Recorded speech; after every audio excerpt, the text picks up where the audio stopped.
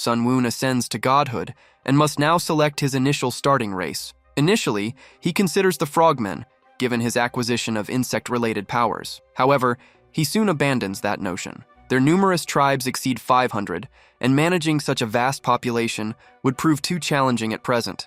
Consequently, he seeks a smaller, struggling race instead. He then spots a contingent of exiled lizardmen. They are ideal. These individuals appear frail, drained, injured, and predominantly aged. Having been expelled from their territory, all hope has vanished for them. Sun Woon considers this an optimal beginning for his world conquest. Prior to these events, Sun Woon had been an unrivaled participant within the strategy title Perished World over numerous years. Then, following a conclusive game, he found himself abruptly transported directly into the game world. Others accompany him too. Elite champions pulled across various dimensions share this fate. They face a straightforward task: governing societies like deities while guiding those followers toward absolute conquest. Whoever survives until the end transforms into the sole deity of the realm, claiming all rewards. Complete annihilation awaits any defeated competitors. Returning focus to the reptilian tribe. Considering their desperate situation, Sun Woon could effortlessly claim the role of their deity. Achieving this merely requires one divine act. He opts to target the most vulnerable and injured lizardmen struggling to remain with his group.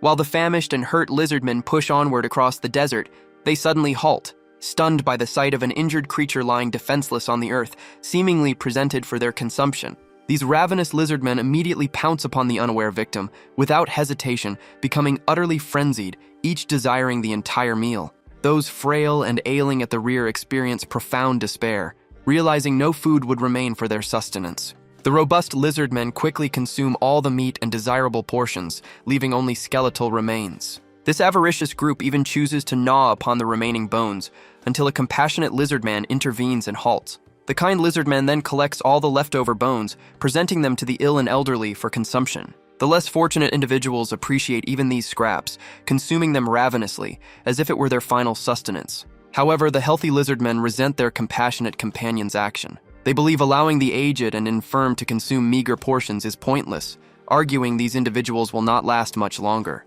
Their injuries have deteriorated, making their current survival astonishing. Yet, the kind lizardman recalls for them a past instance where an injured member, Rockrak, endangered himself protecting them from a saber-tooth. He urged them to show gratitude, not selfishness. Nevertheless, the healthy lizardmen remained convinced that the wounded and unwell would inevitably perish. Their dispute continued until darkness fell, and eventually everyone succumbed to sleep.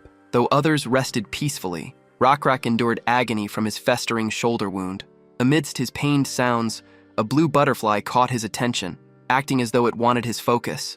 Rockrak finally gets to his feet, trailing after the lovely creature. Spotting his departure, several tribe members figure he is deserting their camp permanently. However, pure intrigue actually motivates Rockrak. Catching sight of a strange detail overhead, he desires to investigate the mystery further. Perhaps his vision is deceiving him, given that nobody else showed any response. Despite the possibility of a mirage, he still needs visual confirmation. So upon reaching that higher elevation, he discovers a massive feast composed of clustered insects. Stunned by this luck, Rockrak recognizes that this bounty will satisfy the entire tribe. Due to this initial epiphany, Nebula edges closer toward gaining his own species. The provided swarm of insects provides sufficient nourishment to sustain the camp for several days. It catches Nebula off guard how smoothly these individuals distribute the food without any arguments, proving the impressive integrity of the population.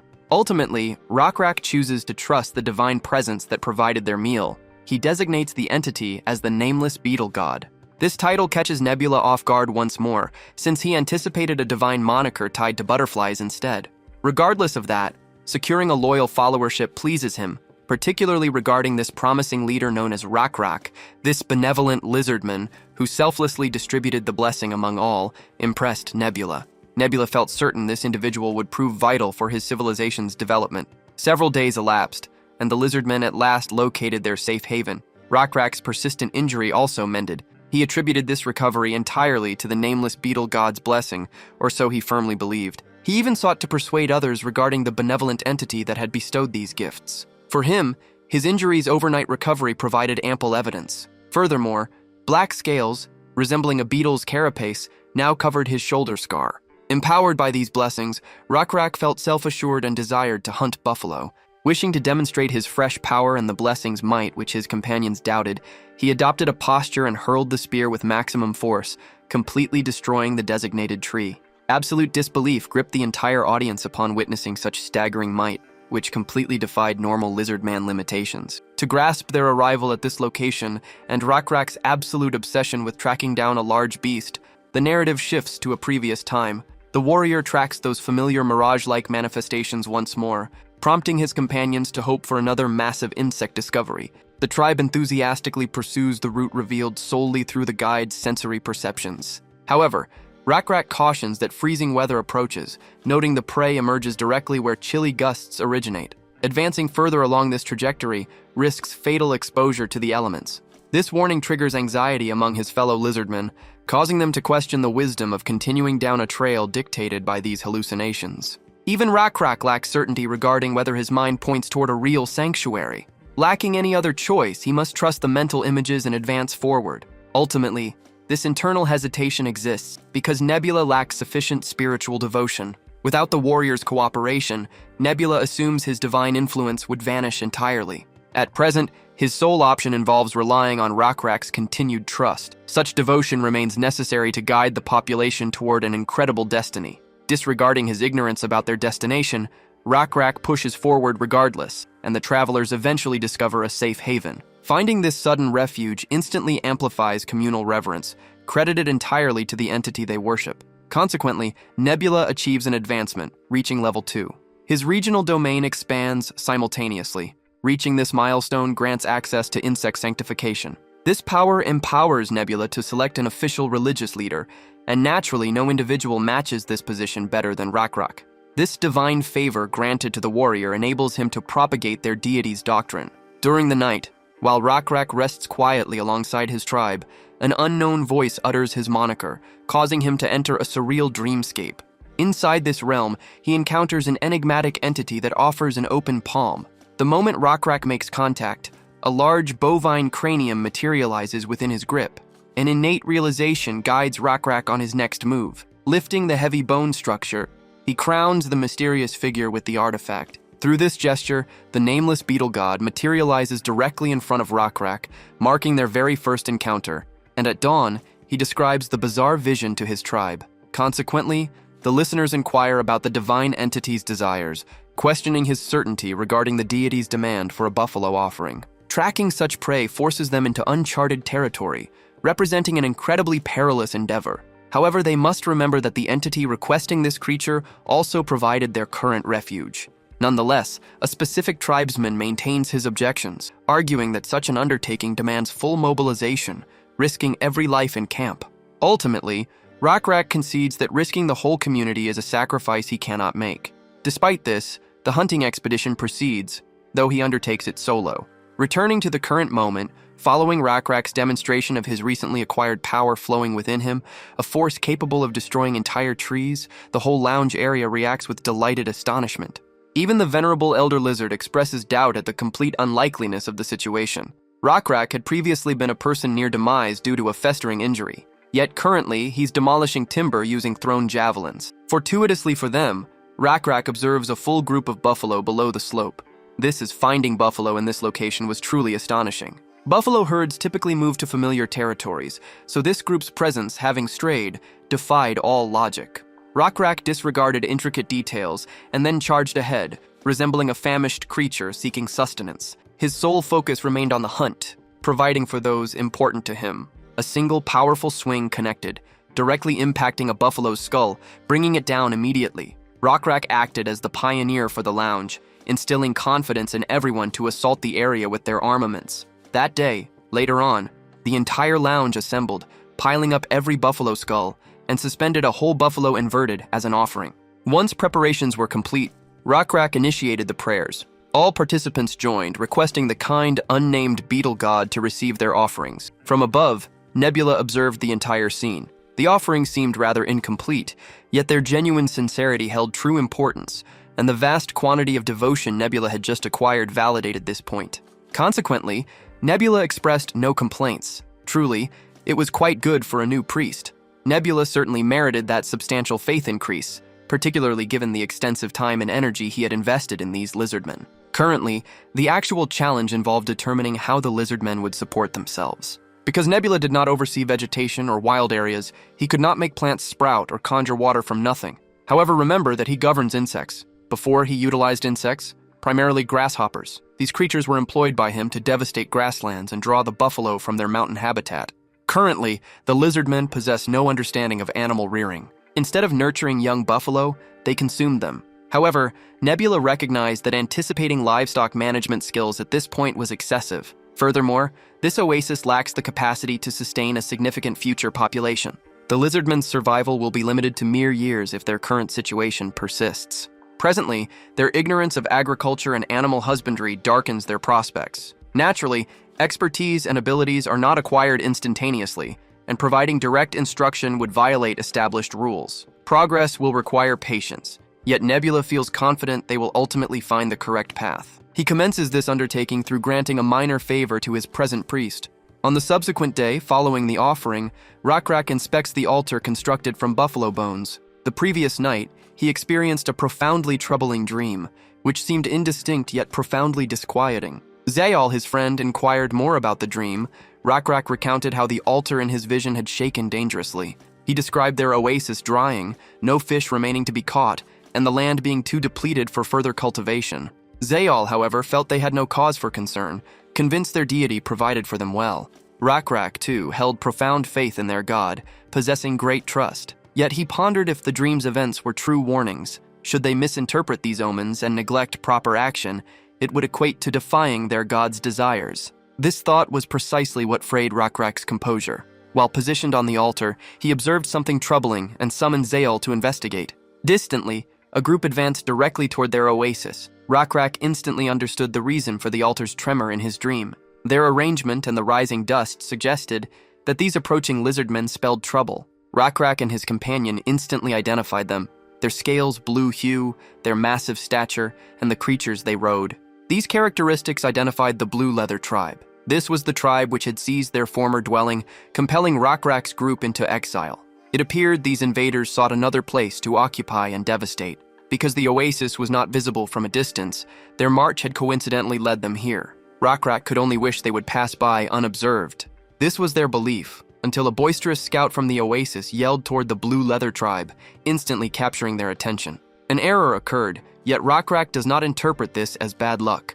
This might prove advantageous. Perhaps their deity wishes them to undertake a specific mission. Its aim is to incorporate the lizardmen seized by the Blue Leather tribe. This task involves merging the Blue Leather tribe with his people. It must be the god's will. Otherwise, their deity would not have driven their old rival directly toward the oasis. And when Rakrak spots those familiar blue butterflies drifting nearby, his doubt transforms into certainty. This is divine will, and he dares not question it. His duty is simple: fulfill his role as the god's apostle. Meanwhile, Nebula observes everything unfold.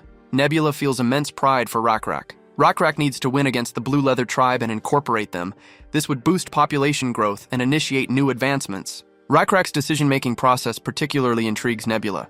Rakrak selected this course independently. This demonstrates Rakrak possesses a strong will. Furthermore, Rakrak has already reached level 14. Despite confronting an opposing group, he considered forming an alliance. Such determination positions him as a leading contender for future leadership.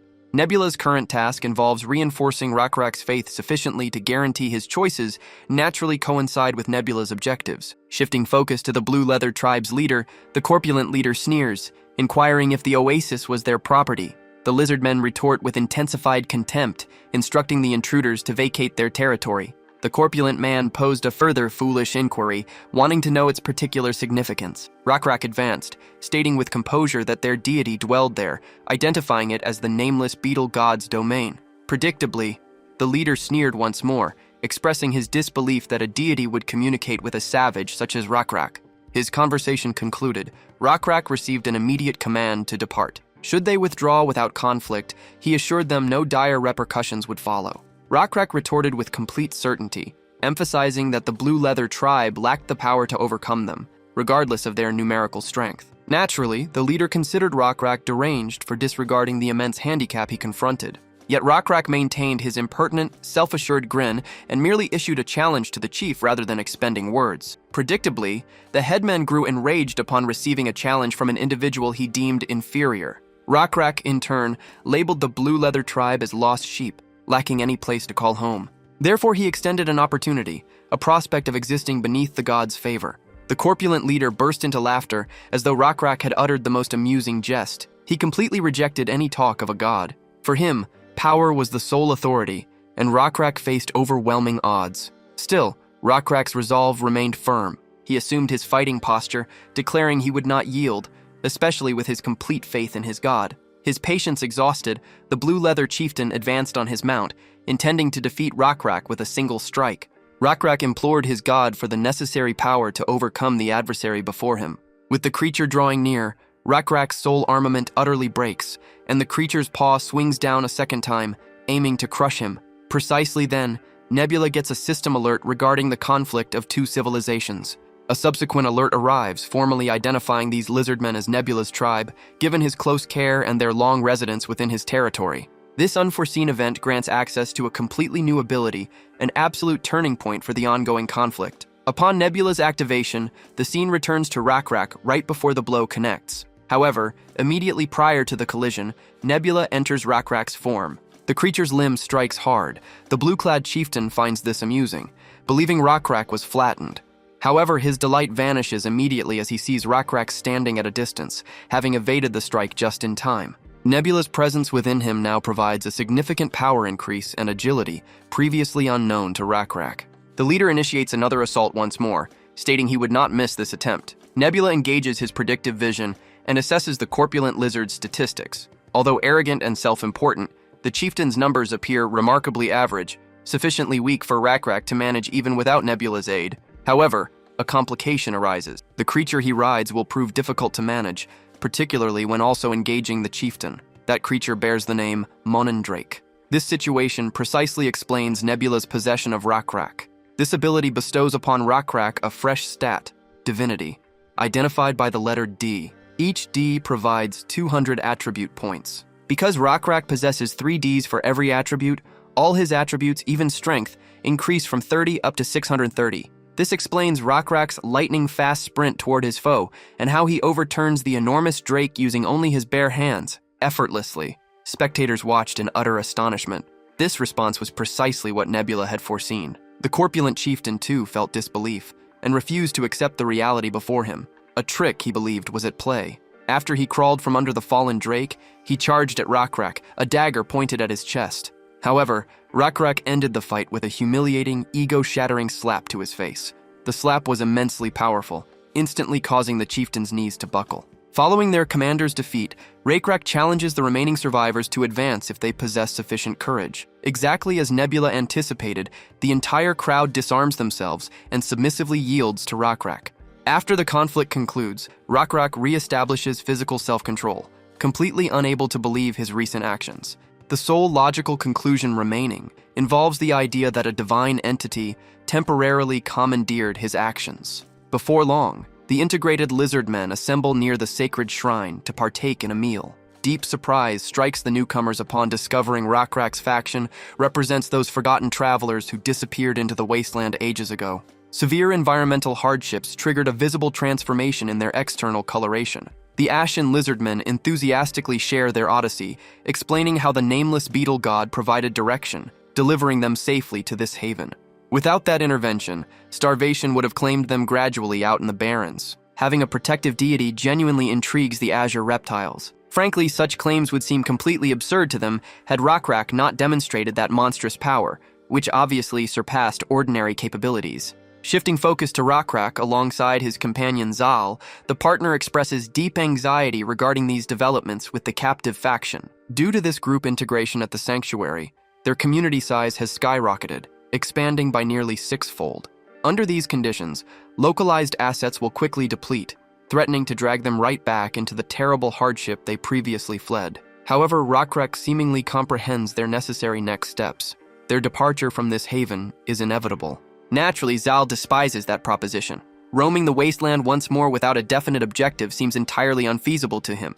Even so, Rockrak remains convinced their deity communicated an explicit directive. This solution to Zal's concerns depends entirely on their integrated kin, who function as the driving force to reveal their path through collective cooperation. Morning breaks shortly afterward.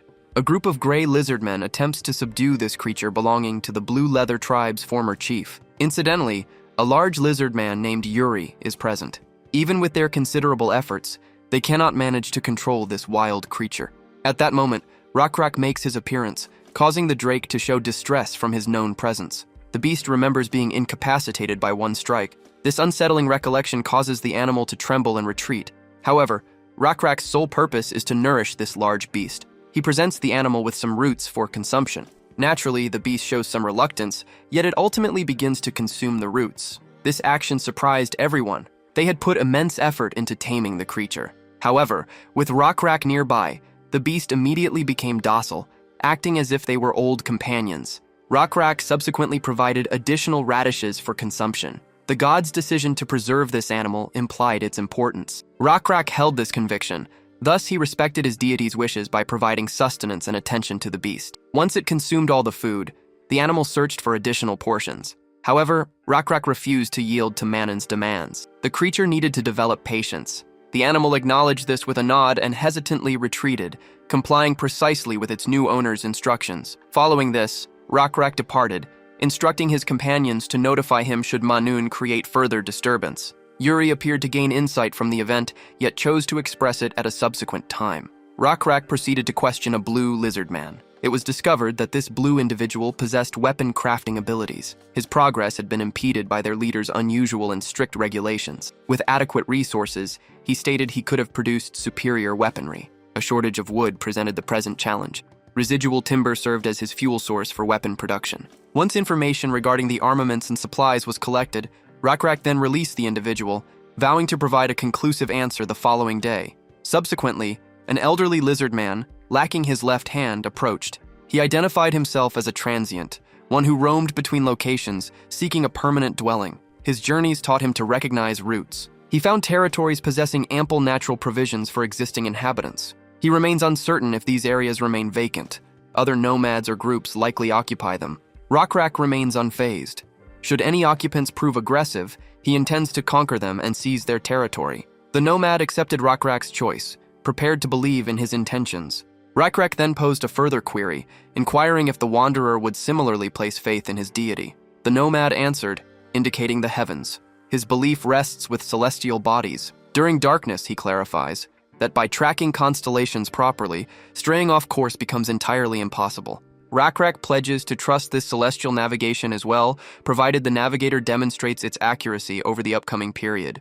Following this, the navigator dedicates hours to instructing Rakrak regarding cordage techniques. After concluding his explanations on stellar orientation, he requests that Rakrak track the night sky simultaneously 24 hours later. At that exact instant, Yuri approaches the commander. An obvious purpose brings him here, causing Rakrak to initially anticipate issues regarding Manun, which proves incorrect. Although Yuri reveals a fascinating detail, noting that while Manun appears displeased with his rations, providing timely sustenance keeps the beast perfectly submissive. Instead, gossip concerning an impending mass departure from the oasis prompted Yuri to seek this meeting. Such an expedition requires stockpiling provisions to avoid starvation throughout the trek. Earlier, Yuri observed the effortless manner in which Rakrak subdued a predatory drake, treating the monster like a common domestic hound. This realization triggered a brilliant concept within his mind.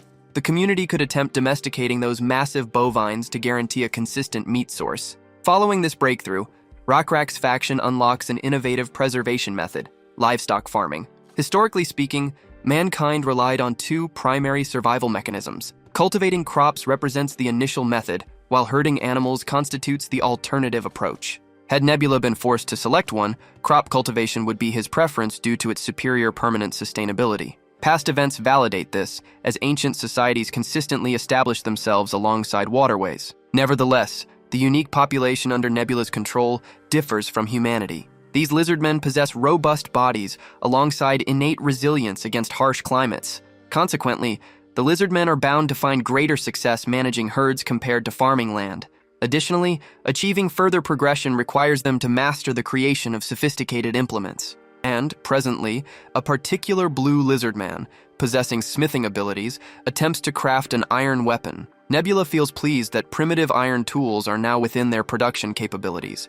Despite its inferiority to bronze, it currently serves its purpose. Indeed, this represents a significant advancement for a tribe which had solely depended on stone materials. Something else that captured Nebula's interest was the individual possessing astronomical expertise. Even though the Lizardman's understanding of astronomy remains rudimentary, Nebula anticipates the Stargazer will significantly advance his expertise. That evening, Rockrak gazed skyward, happily confirming the Stargazer's accuracy. Indeed, celestial bodies truly function as a divine navigation tool. He now fully grasps astronomy's importance and its potential to direct their path forward. Some time passed, all assembled near the altar, as Rockrak shared disheartening information. He began by recalling the duration since the Benevolent One guided them to this territory. Furthermore, the Almighty had also brought together their additional brethren. The Benevolent One opted to rescue their kin, rather than allowing them to perish wandering in the wild. The god recognized power in solidarity, or else he would not have welcomed them to his refuge. Nonetheless, Rockrak considers it now appropriate for them to depart this area and broaden their reach. He then summoned Stargazer and Rockrak present Stargazer to the assembled group, acknowledging his significant assistance in comprehending celestial patterns. Furthermore, Rockrak verified Stargazer's knowledge as genuine. Therefore, the Lizardman chieftain bestowed upon Stargazer the role of their tribal guide. Henceforth, Stargazer would serve as their exclusive leader, tasked with guiding the entire group toward a new settlement. Rockrak then requested Stargazer to inform the populace of their upcoming destination. The sagacious reptilian individual lifted a digit, indicating a specific course. With the first light of day, their southward trek would commence. This expedition would extend for 10 complete days. During this period, they would encounter a putrid body of water, and following an additional 3 days of travel, they would cross barren peaks and depressions. Should they adhere to Stargazer's planned route, he guaranteed guidance to an expansive woodland. This area teemed with feral creatures and housed diverse life forms. In essence, the forest offered optimal conditions for their present numbers to flourish. After Stargazer finished speaking, Rockrak politely dismissed the wanderer before he recaptured everyone's focus. From his position above the altar, he questioned Yuri, asking why they must refrain from slaying every buffalo caught.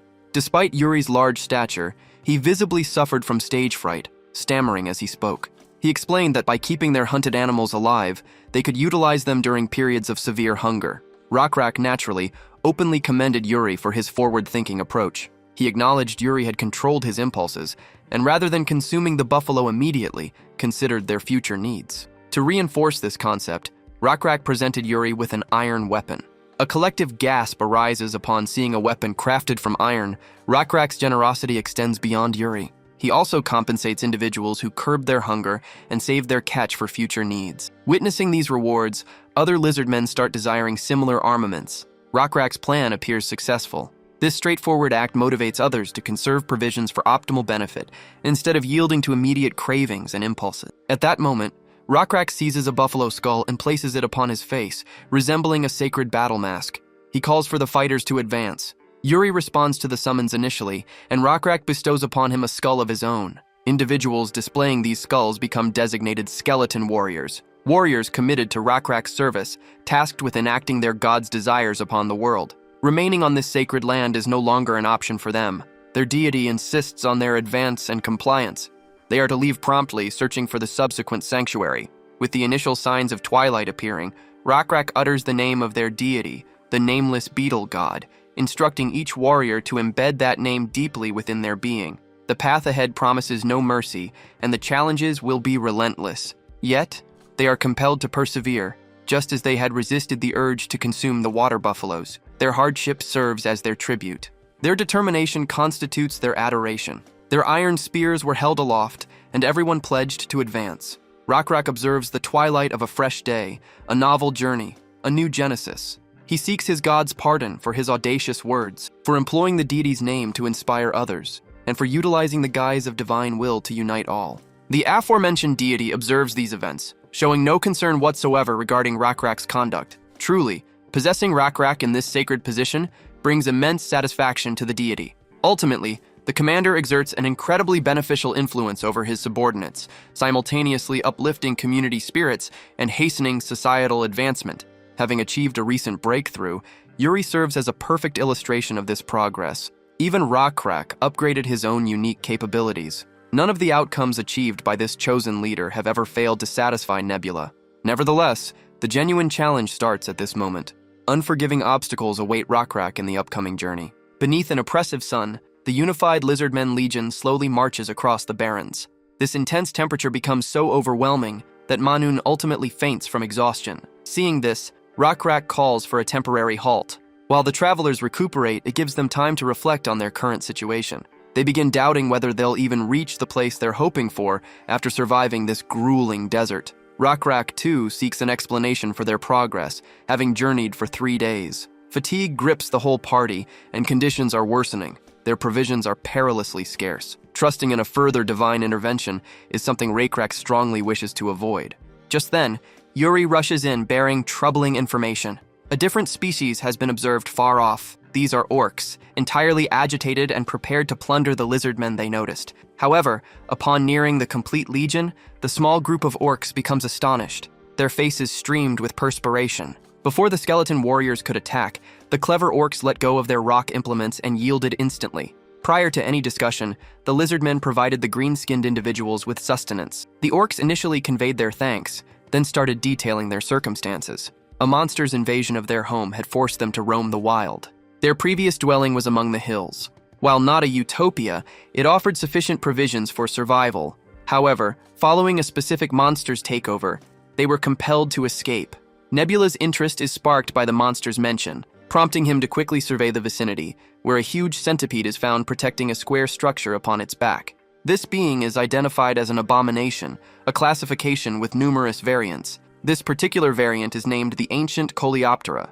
Furthermore, it possesses triple D in all attributes, granting an extra 600 points to each. Further information on these abominations: the game perished. World's narrative mentions beings reportedly created by the deceased ancient gods. With the gods' disappearance, these creatures roamed the planet unguided. These entities are now infamous as abominations. Their distinguishing characteristic? They have poisonous fangs.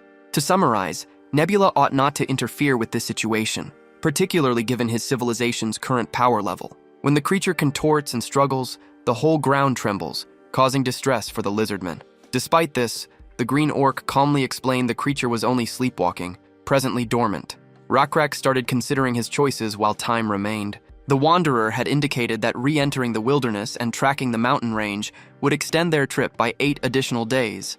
The prospect of consuming 8 days' worth of provisions for a mere diversion caused Rakrak's hesitation. Yet confronting the enormous creature directly appeared equally unfeasible, particularly since his followers were gripped by fear. Rakrak remained suspended, caught within an intricate predicament. Concurrently, Zale observed the towering cliffs and the enormous rocks positioned near their brink. Her intentions were quite apparent. This was precisely her reason for proposing combat instead of the extended path. Zale's suggestion of a confrontation was well considered. Her intellectual capabilities, after all, significantly surpassed those of a typical lizardman in this region. The warrior has already determined a strategy to exploit the surrounding terrain effectively. However, executing her strategy requires that the group discover an efficient method for dislodging massive rocks down the precipice using negligible physical exertion. Memories surface of a specific apparatus previously utilized by the metalworker, a bellows, which forced additional airflow into the forge to intensify the heat. In a comparable fashion, the team needs an ingenious system to displace those immense stones productively. Following careful deliberation, the workers successfully develop a functional fulcrum system designed to launch the stones over the edge. Through unified strain, their endeavors ultimately culminate in shifting the heavy hazards into their designated spots. Nebula commends his society for engineering a straightforward yet powerful tactic to eliminate a massive threat like this colossal insect. Even so, guaranteeing success requires that they release the entire rockslide simultaneously. Before long, the team dislodges the initial stone, which tumbles over the precipice at a lethal velocity. The colossal insect perceives the danger with insufficient time. Striking the target accurately, the heavy projectile impacts the abomination, yet inflicts negligible harm. The fighters have merely fractured its outer plating, an outcome that simply infuriates the creature. Ascending the rock face, the predator rushes toward their position, intent on destroying the attackers. Although ordered to discharge the subsequent payload, the secondary squad of skeleton soldiers falters, missing their window. Nebula finds himself compelled to intervene personally. Entering Rakrak's form, he then propels the stone using his might. As the next rock approaches, Zale insists they release the third, but re-engaging the lever is impossible. Thus, Rakrak, the formidable lizard, exerts himself fully, moving the giant rock through sheer physical power. His physique straining, veins prominent, he forces it from the precipice. Yet Nebula perceives this action may still fall short. At that moment, Rockrak seizes his weapon and jumps from the edge. He propels the weapon downward, resembling a powerful meteor, which then impacts the centipede at a vital location. The creature emits a shriek of pain, and at that instant, a descending rock appears, crashing directly into its skull. Subsequently, the last rock impacts its visage, utterly destroying it. Rockrak returns to firm ground, observing the creature's descent. Seated once more on his throne, Nebula at last breathes a sigh of relief. The system then reports the complete defeat of an abomination. Nebula's faith grows from this accomplishment. Additionally, the system grants him a novel item, Abomination Essence, a substance Nebula had wished for. As is known, Nebula generates unique resources for his civilization using faith points. However, crafting items not found anywhere requires specific components, and Abomination Essence proves essential here. Using it, Nebula may forge sacred beasts. These creatures exist solely to disseminate their deity's will globally. Their statistics can also improve, and advancing them to greater levels bestows new classes like Apostle or Incarnation. Currently, Nebula anticipates discovering the type of sacred beast he can generate. Shifting focus to the lizardmen, they won't permit the monster's remains to be wasted, intending to consume them for nourishment. However, an awful stench emanates. Zale attempts a taste, discovering its flavor resembles actual refuse. To improve the flavor, the group resolves to mix in alternative ingredients to render the meat consumable, despite falling short of premium quality. Zale recommends incorporating aromatic vegetation before grilling the portion. This adjustment eliminates the carcass's foul stench. Implementing her suggestion, Rockrak experiences utter surprise upon sampling the result. The meal proves surprisingly palatable. Zale details this practice, defining it as cooking, where seasoned foliage and open flames transformed the food. Fascinated by the effectiveness of this novel method, Rockrak demands that she instruct him in the craft. Amidst the meal, Zale notes that the orc chief possesses a successor. This observation prompts a suggestion that Rockrak ought to seek a partner as well. The leader's mind freezes completely. Zale maintained a serious demeanor, noting their advancing age. She explained that a new generation was a natural requirement. While Rockrak entered a state of profound thought, Zale conveyed her readiness to become his partner. Before he could give an answer, a gleaming object positioned behind Zale captured his attention. This was an ancient relic. The item had been fastened onto the monster's dorsal structure. Yuri, the playful one, attempted to consume it, but quickly understood it lacked edibility. The Wanderer disclosed that the material was metallic, identifying it as gold. Zale mentioned having encountered a comparable metal previously, as the blacksmith had presented her with different types. Polishing it thoroughly causes it to reflect illumination and gleam splendidly. Moreover, its hue remains constant, and it resists degradation through the ages. This particular metal possesses significant worth among human populations. However, to individuals like Yuri, such metallic objects represent mere hindrances that offer considerable weight without any nutritional value.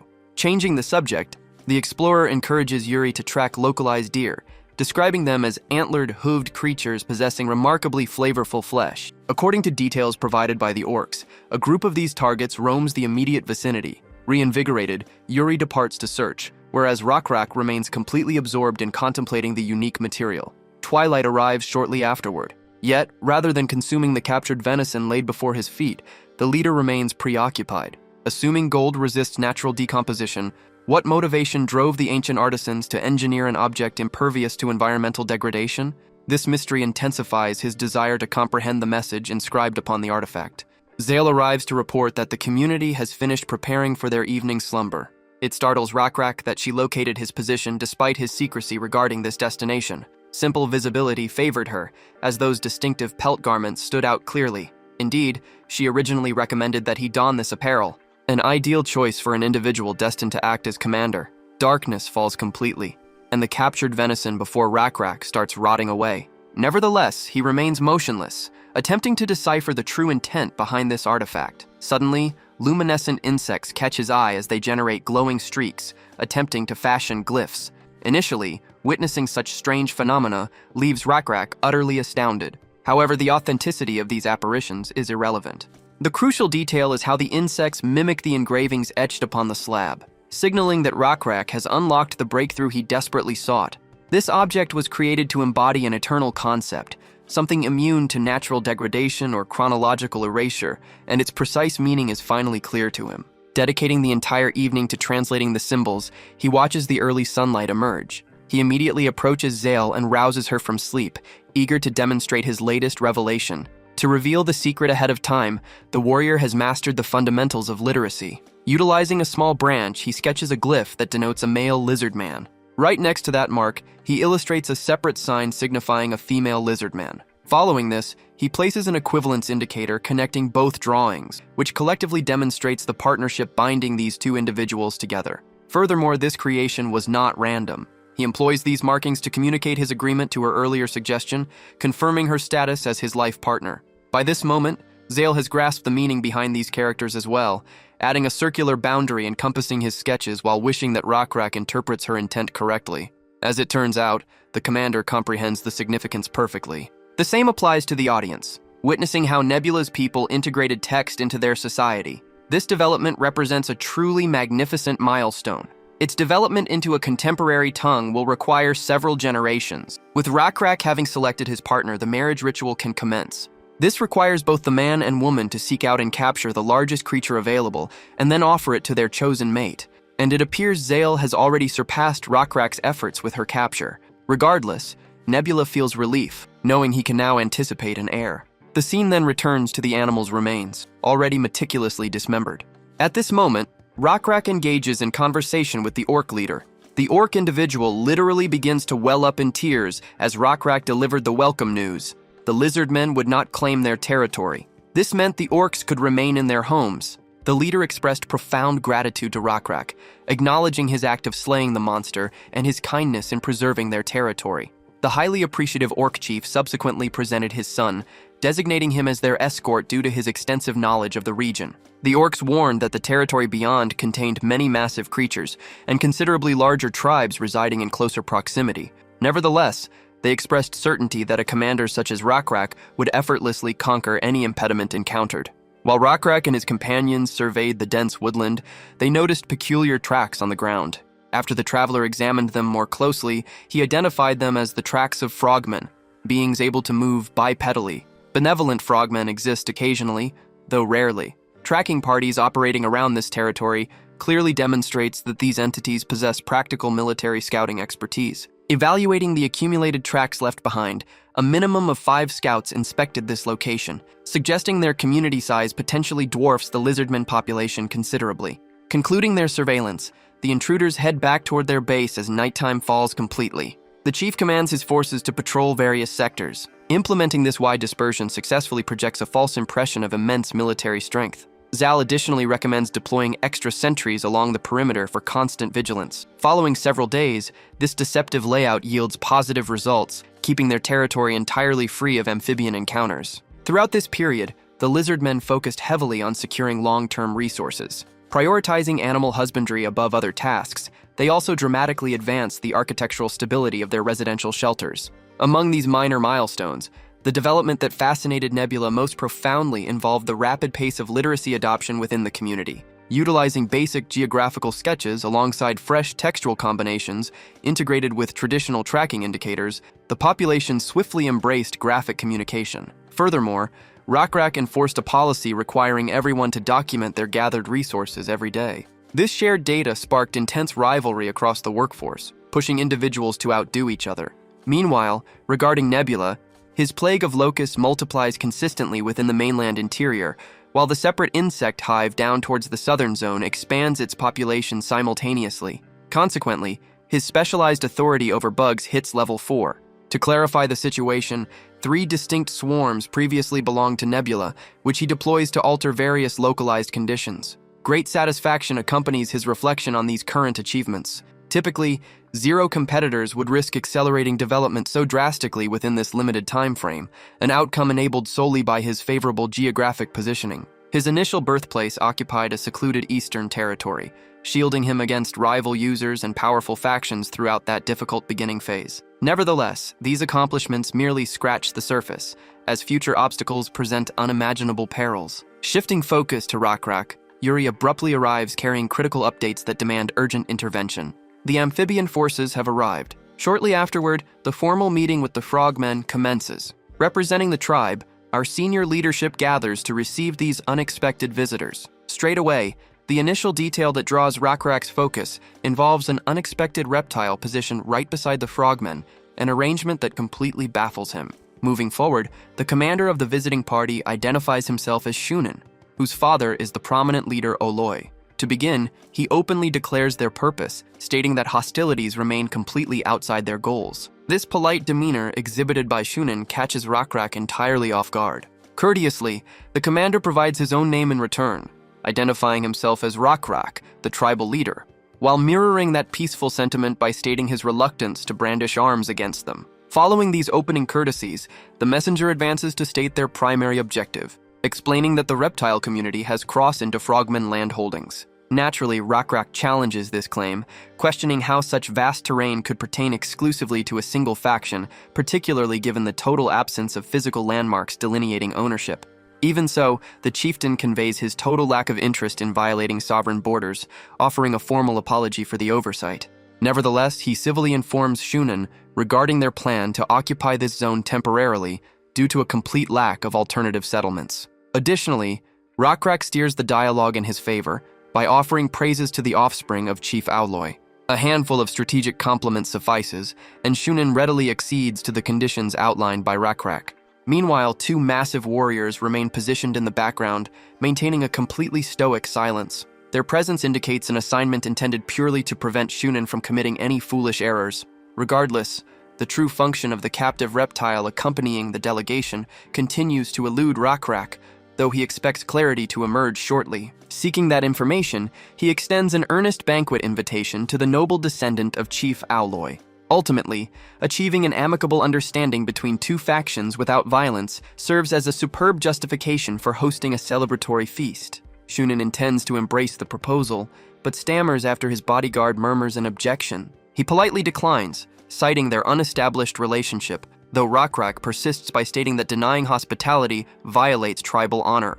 Alternately, he suggests that Shounen consume food right at the border if entering the outpost causes discomfort, a compromise that the descendant accepts once his bodyguard provides an affirmative gesture. Consequently, the commander initiates a dinner composed of grilled provisions alongside the visitor, providing an ideal scenario to investigate the exact arrangement connecting the amphibian delegation with their reptilian follower. Nevertheless, Rakrak avoids raising these pivotal questions immediately, fearing such inquiries might expose his strategic interest. He opts instead to guide their dialogue gradually, starting with an arbitrary query regarding the meaning behind the plumage decorating Shounen's collar. The items originate from a cockatrice. Naturally, Rakrak lacks any familiarity regarding this particular beast. Unaware of the manipulation, Shounen enthusiastically shares information, describing these avians as hazardous predators nesting throughout adjacent woodlands. These creatures are bipedal and enormous. Beyond their immense stature, their venom poses a significant danger. They also possess rapid reflexes. Consequently, the Frogmen tribe frequently dispatches scouts to this location, ensuring no cockatrice approaches close enough to threaten them.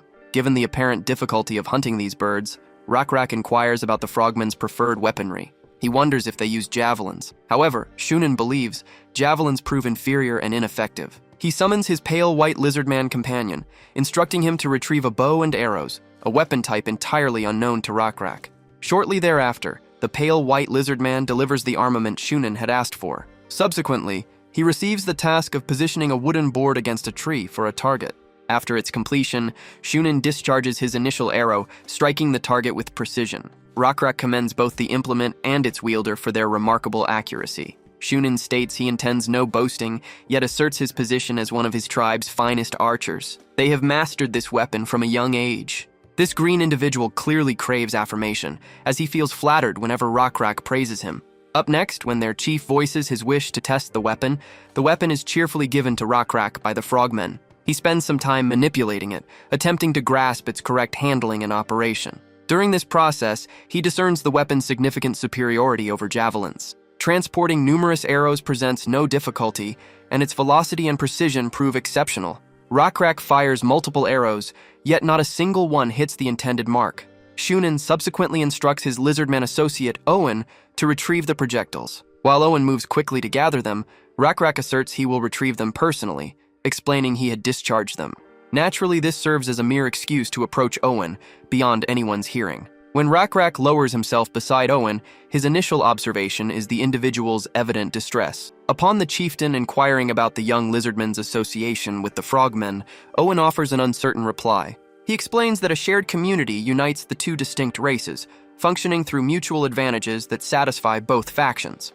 This declaration strikes Rakrak as completely ridiculous, yet Owen reinforces his statement, cheerfully maintaining that absolute peace defines their coexistence. Expectedly, Rakrak demands clarification regarding the mechanics of this partnership, prompting Owen to clarify that the amphibians offer security, whereas the reptiles manage everyday labor. Additionally, aquatic exploration falls to the deep-diving frogmen, while tree climbing and gathering fruit remain strengths of the lizardmen. Trading these exclusive goods simplifies daily survival for both sides. Still, Rakrak maintains that reptiles possess ample combat skills to survive without external preservation, though Owen highlights the severe hazards hidden within the woods. Allegedly, only Aloy's faction, the dominant force around, possesses enough power to endure here, leaving independent reptiles so destitute that basic existence became impossible without amphibian assistance. Having collected the necessary intelligence, the chieftain halts his interrogation for the moment. He rigidly commands Owen to maintain absolute secrecy regarding their dialogue. Soon after, the hosts present seasoned venison cutlets to their noble visitor, Shounen. Sampling the initial piece, his expression shifts to pure, childlike ecstasy. Deer was not new to him, but an herb-seasoned one was. He was thoroughly convinced, and to further entice, Rakrak then offered more temptation by bringing up buffalo meat. Understandably, Shunen's interest was rekindled. Consuming buffalo was a rare event for them. He hadn't eaten it in a very long time, and his previous experience involved only a tough portion. However, joining Rakrak's camp meant access to succulent, new buffalo meat, as they possessed some. However, his large, muscular friend began glaring fiercely, which left Shounen no option but to refuse, given the severe coercion. Rakrak, equally impudent, attempted to intensify Shunen's FOMO further. Shounen maintained that he would visit their camp, but only once greater confidence had been established between them. Fortunately, Aloy's tribe members do not harbor animosity toward lizardmen. Owen, along with other lizardmen residing among frogmen, served as clear evidence. Shounen summoned Owen and requested that he clarify for Rakrak how their respective tribes had provided mutual assistance since cohabitation began. Predictably, Owen commenced reciting the prepared lines he had evidently learned from his superiors, but Rakrak perceived the deception entirely. He perceives that Owen formulated every single remark in advance, specifically tailoring them for this scenario. As the twilight begins projecting an amber glow, Shounen determines it is time to depart, expressing sincere appreciation for their hospitality. Predictably, the visitor civilly declines when Rakrak extends an invitation to tour their settlement in the future. The delegates representing each faction exchange parting gestures prior to moving away. At that point, the prince treats Owen with extreme hostility, an interaction that the watching chieftain observes immediately. He confirms that these enslaved reptiles actually maintain a highly strained relationship with their amphibian masters. Immediately upon reaching his home settlement, Shounen alongside his guards viciously assault Owen. As it happens, the prince detected the previous conversation held with the rival leader, ordering the captive to disclose the entire discussion. The terrified victim stammers helplessly during his failed attempt to fabricate a story. He asserted his sole role was to instruct the chieftain in archery. However, this weak justification only led to further punishment, as he himself lacked archery skills, making his claim of teaching the chieftain unbelievable. Yet Owen persisted, arguing that revealing the truth to the chieftain would have aroused suspicion. Consequently, Owen requested compensation for providing shooting instruction. The chieftain replied that he had no valuable items for payment. Ultimately, Shounen accepted the narrative, beginning to respect Owen for his remarkable negotiation abilities. Given Owen's outstanding performance, Shounen vowed to save his child, whose sacrifice was planned for this very day. It appears these individuals hold numerous lizardmen imprisoned, all designated for ritual offering. This is precisely why Owen readily complies with every order Shounen issues. He intends to deceive Rakrak and his people using all available means. As night fell later, Owen found himself by the pond's edge, contemplating the poor choices that brought him to this point. He wished he had recognized the frogmen's true nature sooner, having enticed them under a guise of kindness. A significant portion of the lizardmen residing there had already been sacrificed. The approximately 200 survivors lacked the courage to rebel against 1,500 frogmen. The frogmen possessed not only greater numbers, but also a creature they revered as a god, believed to be divine, a fearsome two-headed monster capable of consuming anything in one strike. This entity alone held dominion over the frogmen, and consequently, it controlled the lizardmen. Owen felt convinced that the black-scaled lizardman chieftain encountered was undeniably a strong person. However, his tribe numbered merely 600 and lacked the ability to use weapons. Therefore, Owen intended to draw them to this location for an initial sacrifice. This strategy would grant his own people a brief extension of life. He would stop at nothing to extend his son's existence, even if it requires enticing the rival faction into this ambush. Morning breaks, and Yuri flaunts the captured water buffalo outside, driving Shounen completely wild with envy. The chieftain capitalizes on the opportunity to boast about their prize as well. Since Shounen has witnessed the beast firsthand, Rockrak proposes bartering the animal to acquire the weapon known as a bow. At that moment, Owen intervenes, suggesting that mutual outpost inspections precede significant commerce. He argues that establishing familiarity represents the proper approach, pledging that the bow will follow as an offering of friendship.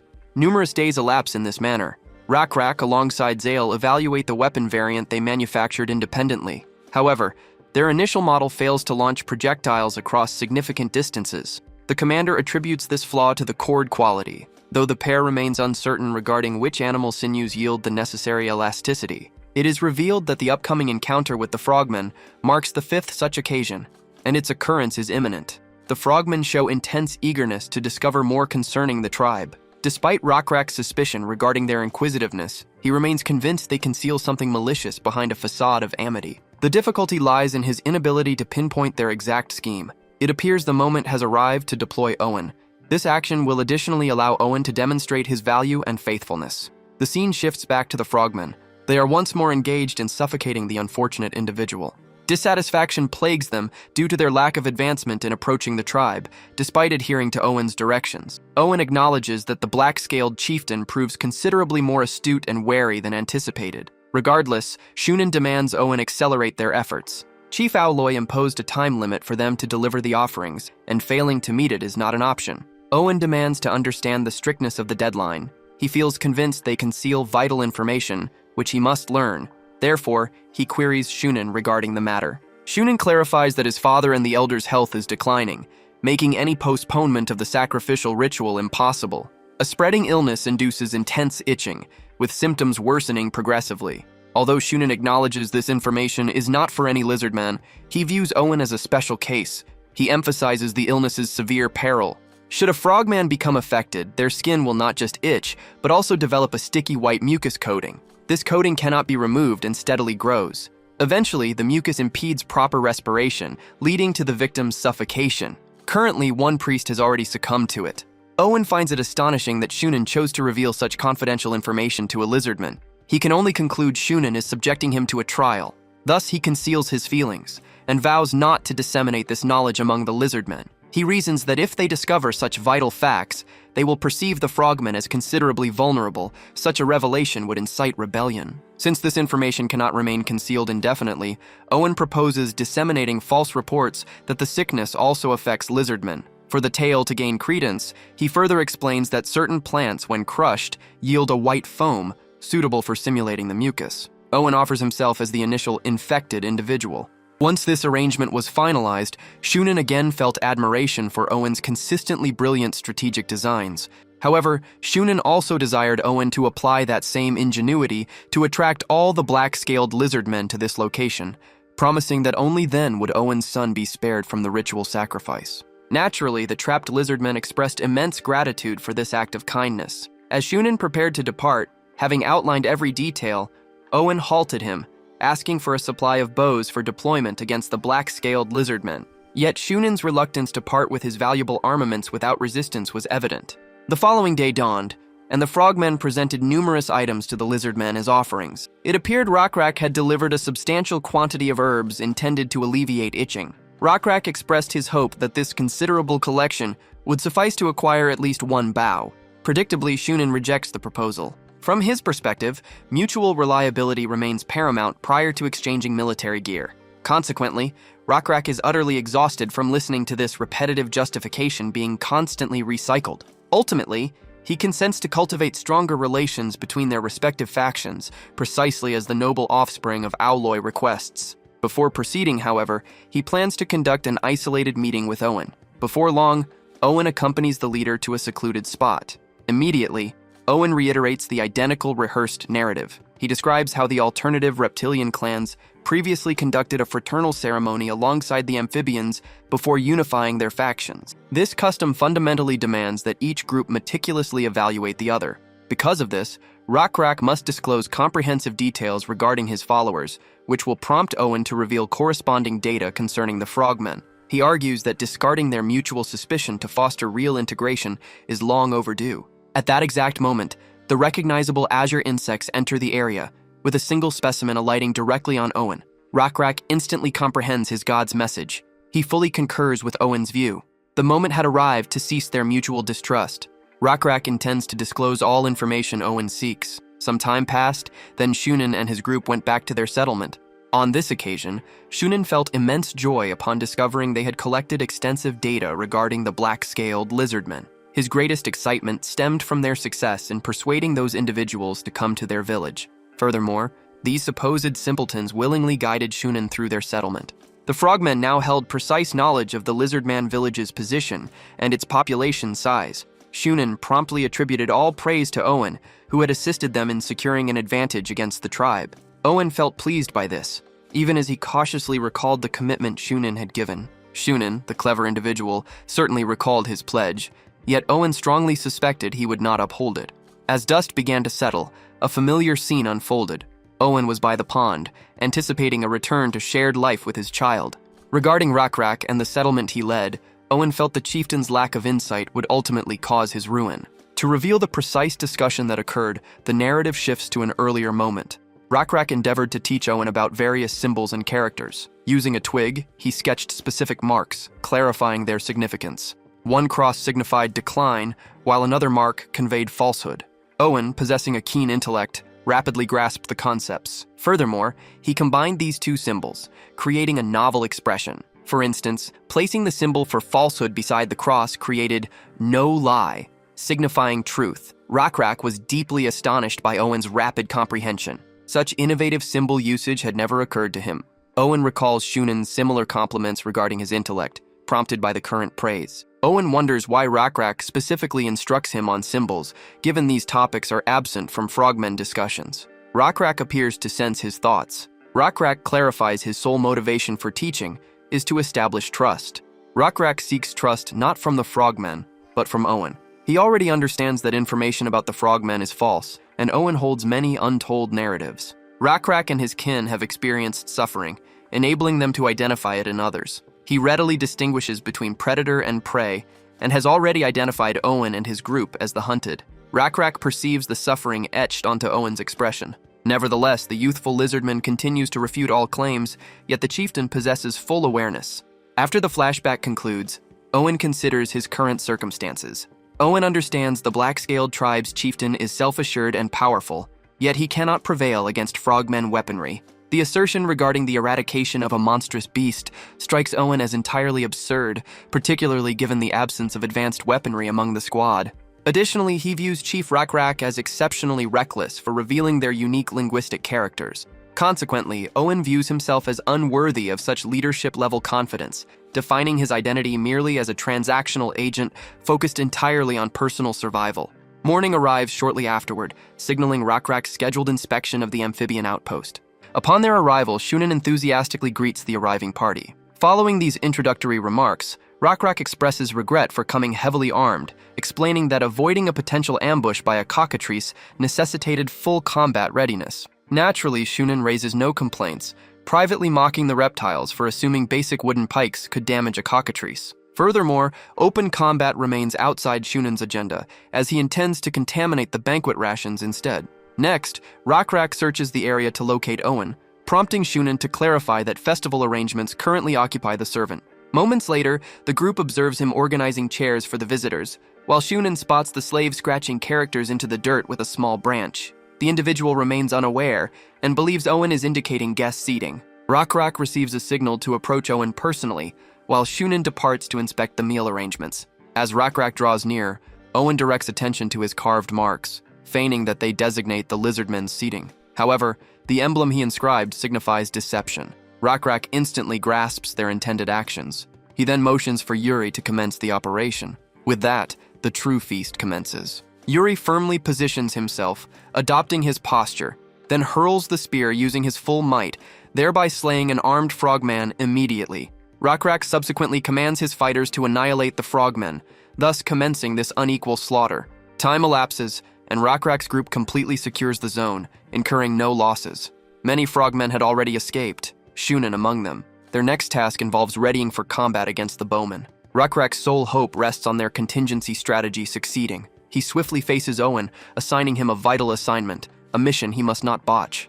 Meanwhile, among the frogmen, Shounen seethes with rage, clenching his jaw, assuming he possesses teeth. He believes Owen orchestrated everything. He instructs his subordinates to assemble all village warriors. An immediate assault on the lizardmen is required. Regarding the captured gray lizardmen, their role involves delaying Rakrak's contingent until the frogmen fighters are prepared. Before long, the frogmen launch a volley of projectiles directed straight at the lizardmen. However, Rakrak anticipated this. Their contingency involved shields. Every lizardman lifts their shield, intercepting the approaching arrows. The flimsy projectiles deflect immediately upon impact.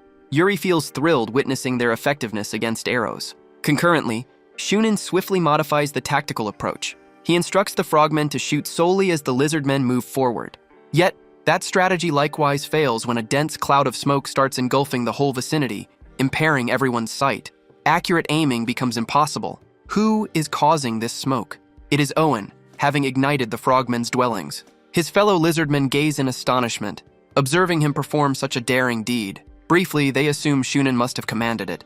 Owen then disclosed the actual situation, stating he was following directives from the black-scaled chieftain. He implored his companions to place their faith in him solely for this occasion, promising them Rakrak would defeat the frogmen. In due course, his fellow soldiers grabbed their torches and began setting fire to their surroundings. When Shounen comprehended the encampment was ablaze, it was past the point of no return. He determined a withdrawal was necessary for the moment, particularly as the lizardmen serving them had already turned against them.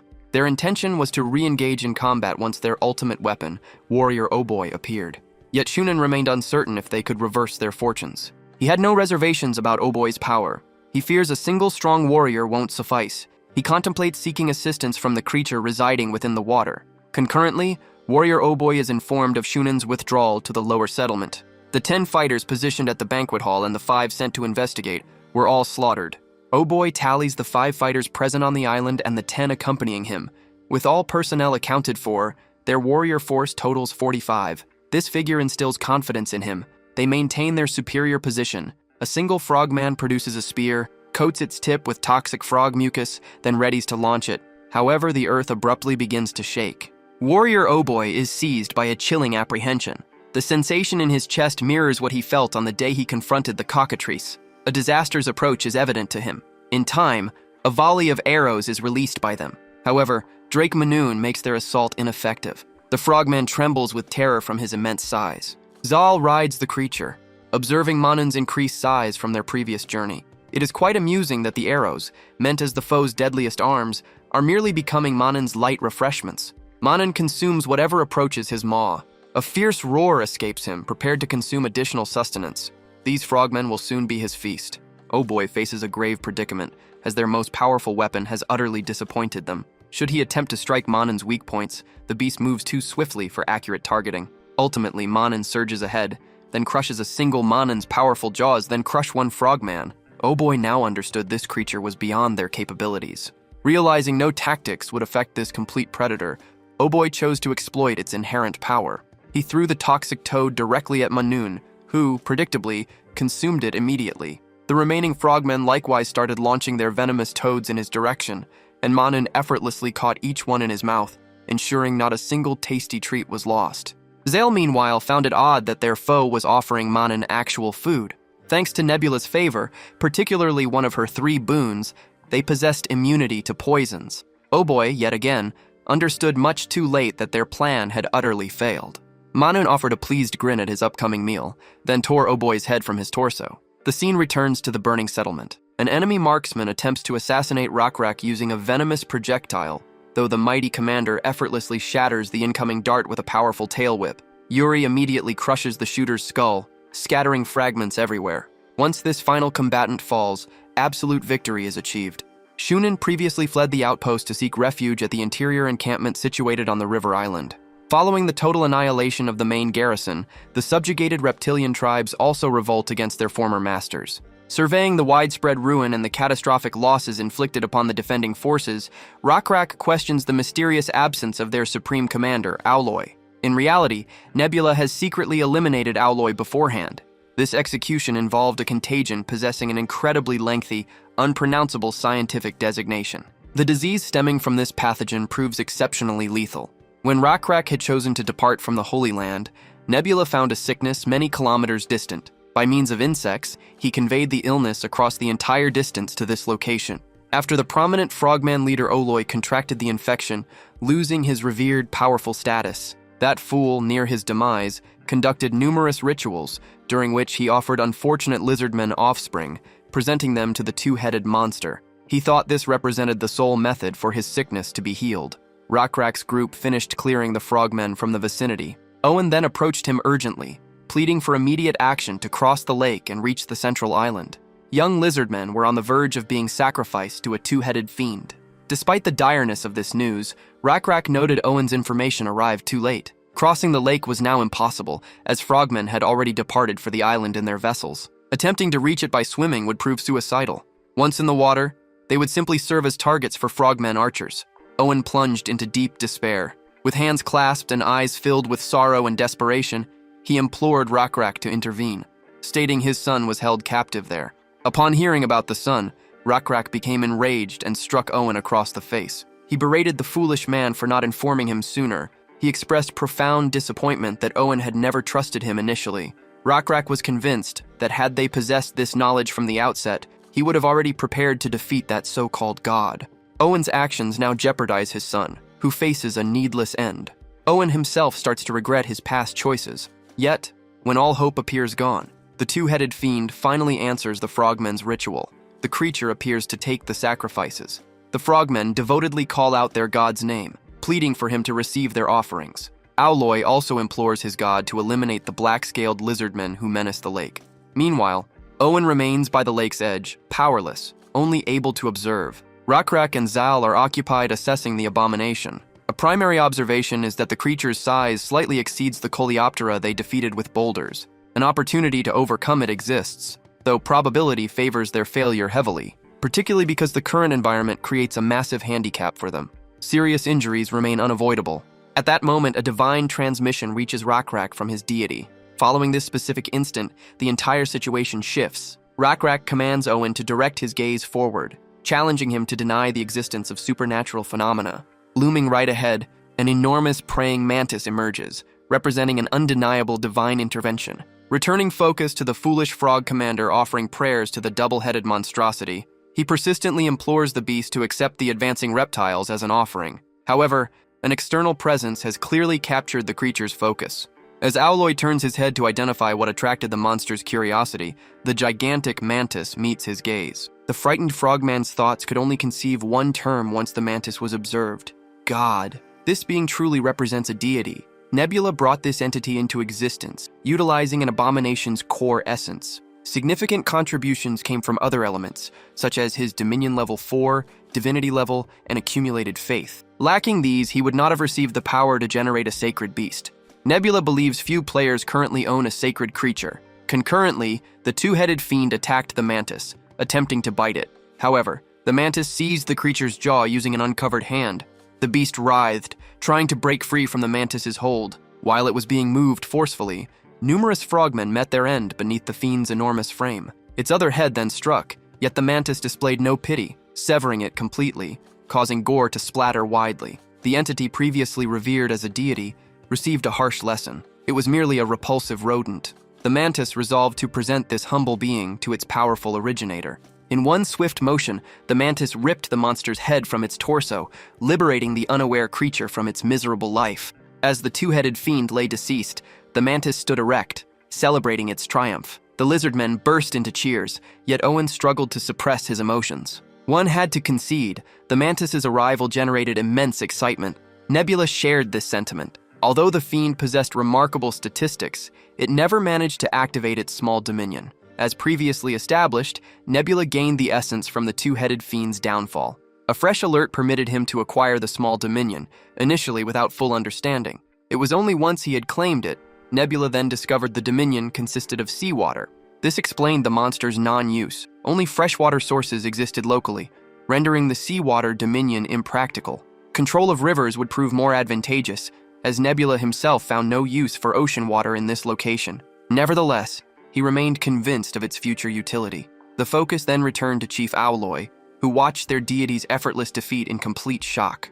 Witnessing his father's profound distress, Shounen started to grasp the actual cause of the frogmen's collapse. He perceived that his father and their people had not weakened from illness, but rather from excessive reliance upon that two-headed creature. The whole tribe grew complacent. Training ceased as they trusted their two-headed god to protect them indefinitely. Consequently, the frogmen became mere cowards, unable to resist their adversaries.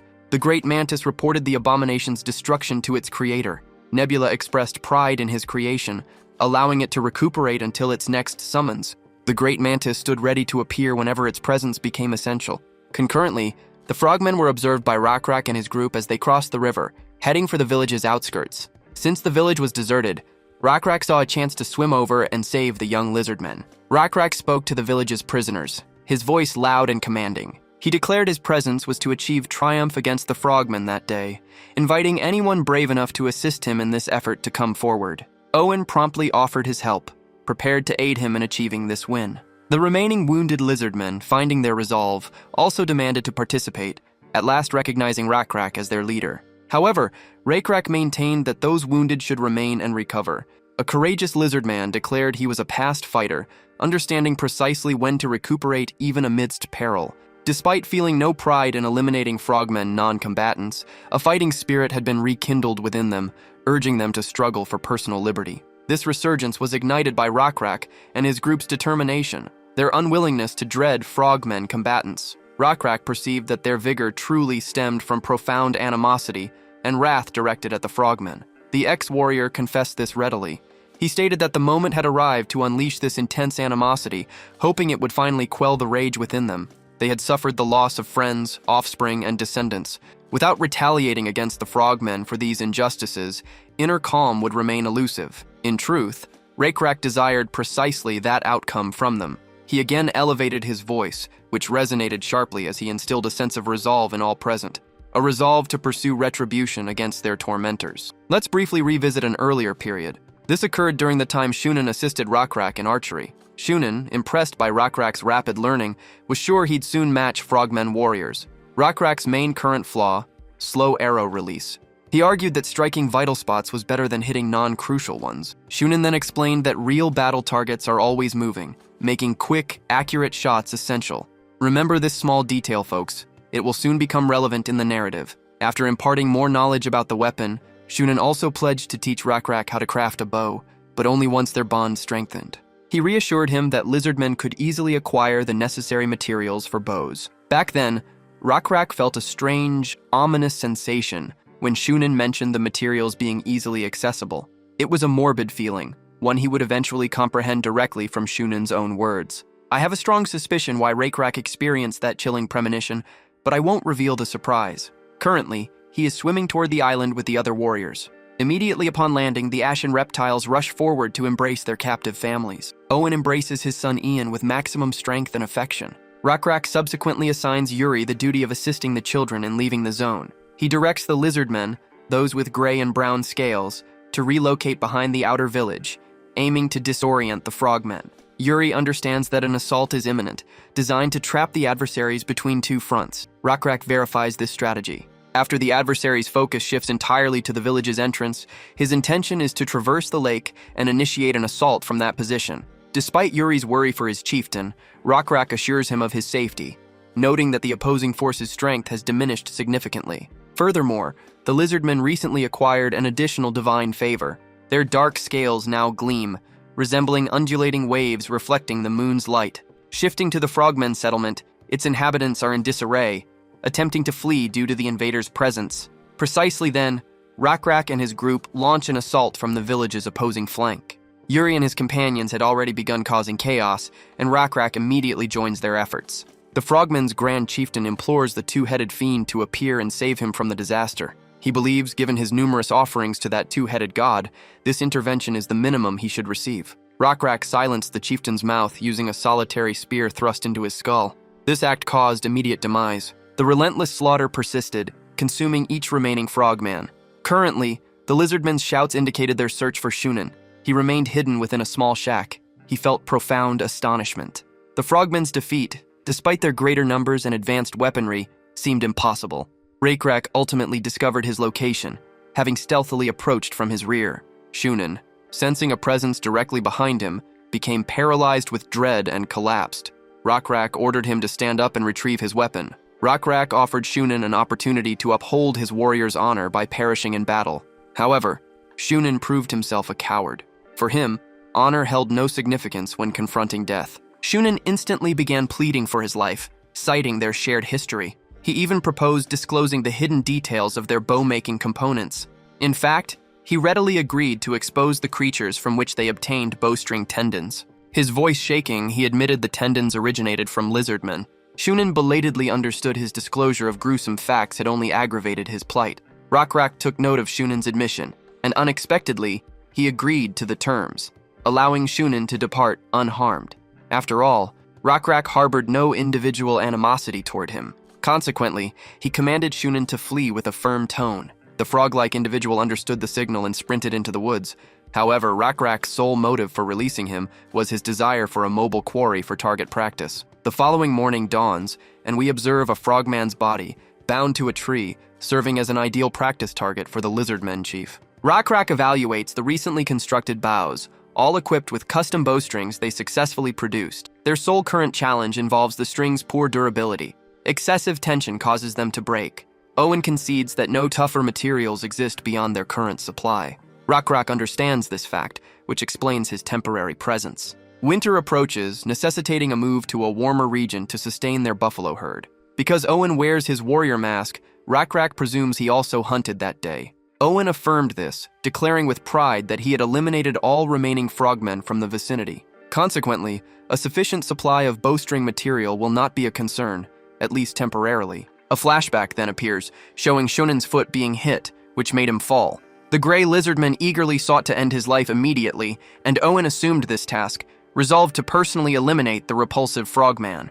Owloy, the frogmen tribe's leader, suffered a fate identical to his son's. Currently, his skeletal remains likely adorn another's head, much like Owen's now display Shunen's bones. Right before Owen could clarify an important point, Zale appears and notices a child attempting to hide behind a tree. She intentionally surprises the child and inquires if he came to speak with the chief. At that moment, Zale observes a tiny wooden figure falling from the child's grasp. Upon seeing the figure, Rockrak instantly identified it as their protector.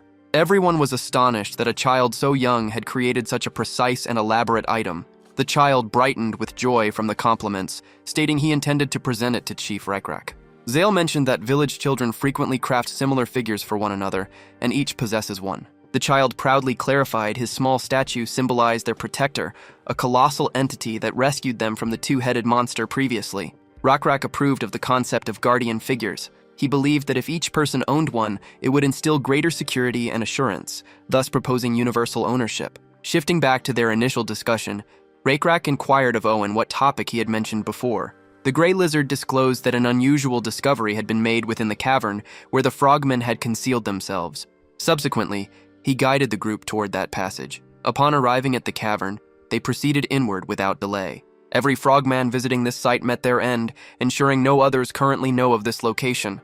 An enormous stone wheel, adorned with complex patterns, suddenly appeared before them. The precision used to carve such tough stones seemed unbelievable. Even more surprising, the boulder's markings mirrored the coleoptera creature they had previously crushed. Nebula himself appeared unsure of its identity. His initial assessment suggested they had discovered an ancient ruin. The perished world is home to diverse ancient ruins. Each one holds unique knowledge or treasures. Should they uncover treasure, they might find items possessing extraordinary abilities or terrifying demonic properties. Yet, in this era, with civilization still in primal stages, acquiring ancient knowledge proves less beneficial than it appears, as primitive individuals cannot comprehend its purpose in the Ongabonga.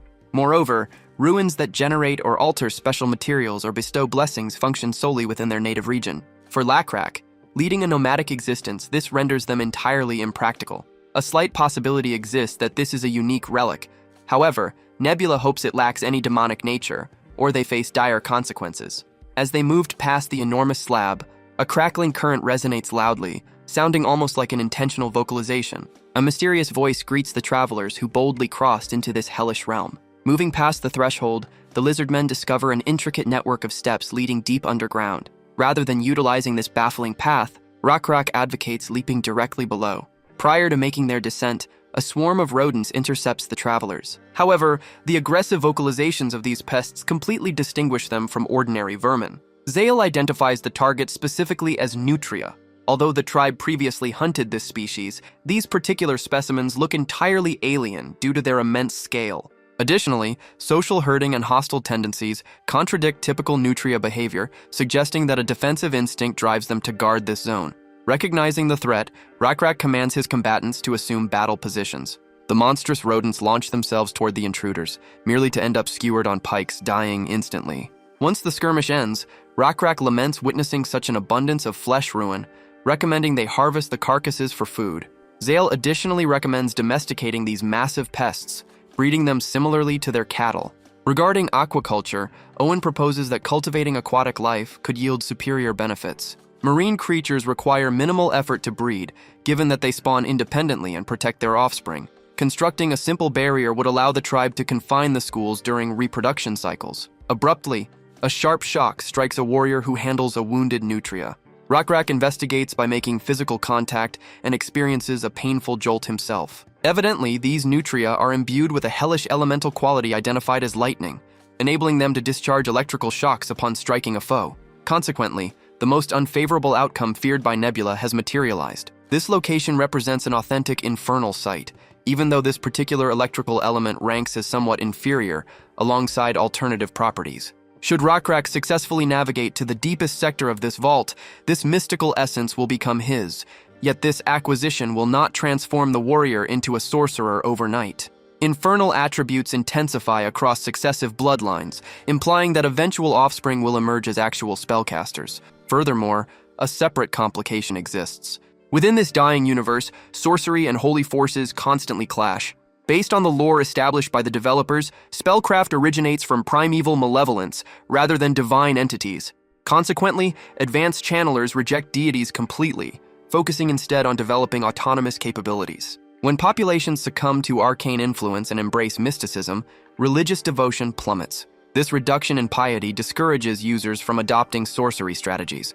Although an alternative workaround can circumvent this restriction, it triggers excessive structural problems. Shifting focus back to Rakrak, the cursed artifact initiates its psychological corruption of the warrior. The unholy presence materializes, projecting its thoughts directly into Rakrak's mind.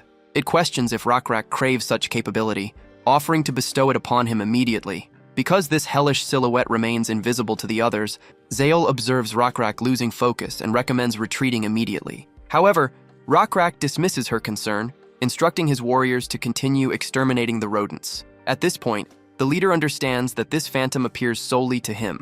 Employing mental telepathy, Rakrak inquires about its true nature, prompting the anomaly to define itself as the protective essence of this vault, noticeable only to exceptionally strong warriors. Naturally, Rakrak demands clarification regarding that supposed strength. Furthermore, he observes that while unvocalized dialogue functions perfectly, their inner consciousness remains locked from mutual inspection. Simultaneously, Nebula debates sending a warning to Rakrak regarding this deceptive magical phantom. He refrains, however, upon discovering a novel trait listed inside Rakrak's status sheet.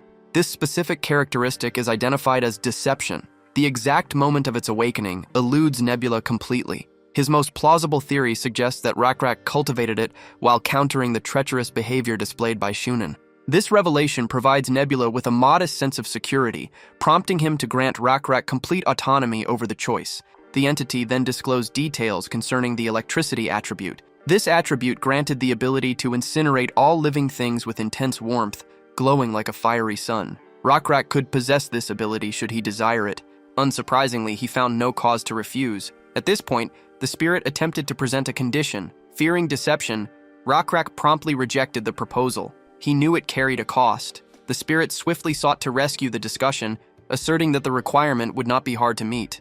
Rakrak, for a second time, conveyed his displeasure. He felt that, if the spirit desired a trade, it ought to have mentioned it initially. Nevertheless, he consented to listen to the term, yet cautioned the spirit against further evasiveness. He demanded complete clarity in the explanation. Should any detail be concealed, further discussion would cease. Just then, Zale broke in to announce their readiness for departure. Rockrak instructed her to proceed with the rest, stating he would join them once he had collected his thoughts. Concurrently, the spirit presented its requirements, asserting its confinement within this ruin prevented free movement. It urges Rockrak to advance downward and slay the sentinel guarding the barrier, promising to bestow its entire essence upon liberation. Prior to agreeing, Rockrak demands validation, questioning if he will acquire the identical ability to shock adversaries similarly to the rodents. The apparition reinforces its claim, reiterating that electricity defines this specific attribute. Currently, it only shows itself through minor currents, but continuous activation increases its potential, eventually granting Rockrak the capacity to materialize actual thunderbolts. Considering this developmental scalability, Rockrak might achieve supremacy rivaling a deity, a force far too massive for a solitary individual. Consequently, the chieftain can distribute this energy throughout the community, or perform a ceremony to secure it exclusively for his own use. Rockrak notes these clarifications, yet a single mystery bothers him, leading him to ask how an entity possessing such devastating capability became imprisoned. The ghost clarifies that this exact dominance triggered its imprisonment. Societies generally perceive immense power as a hazard, causing them to confine whatever terrifies them.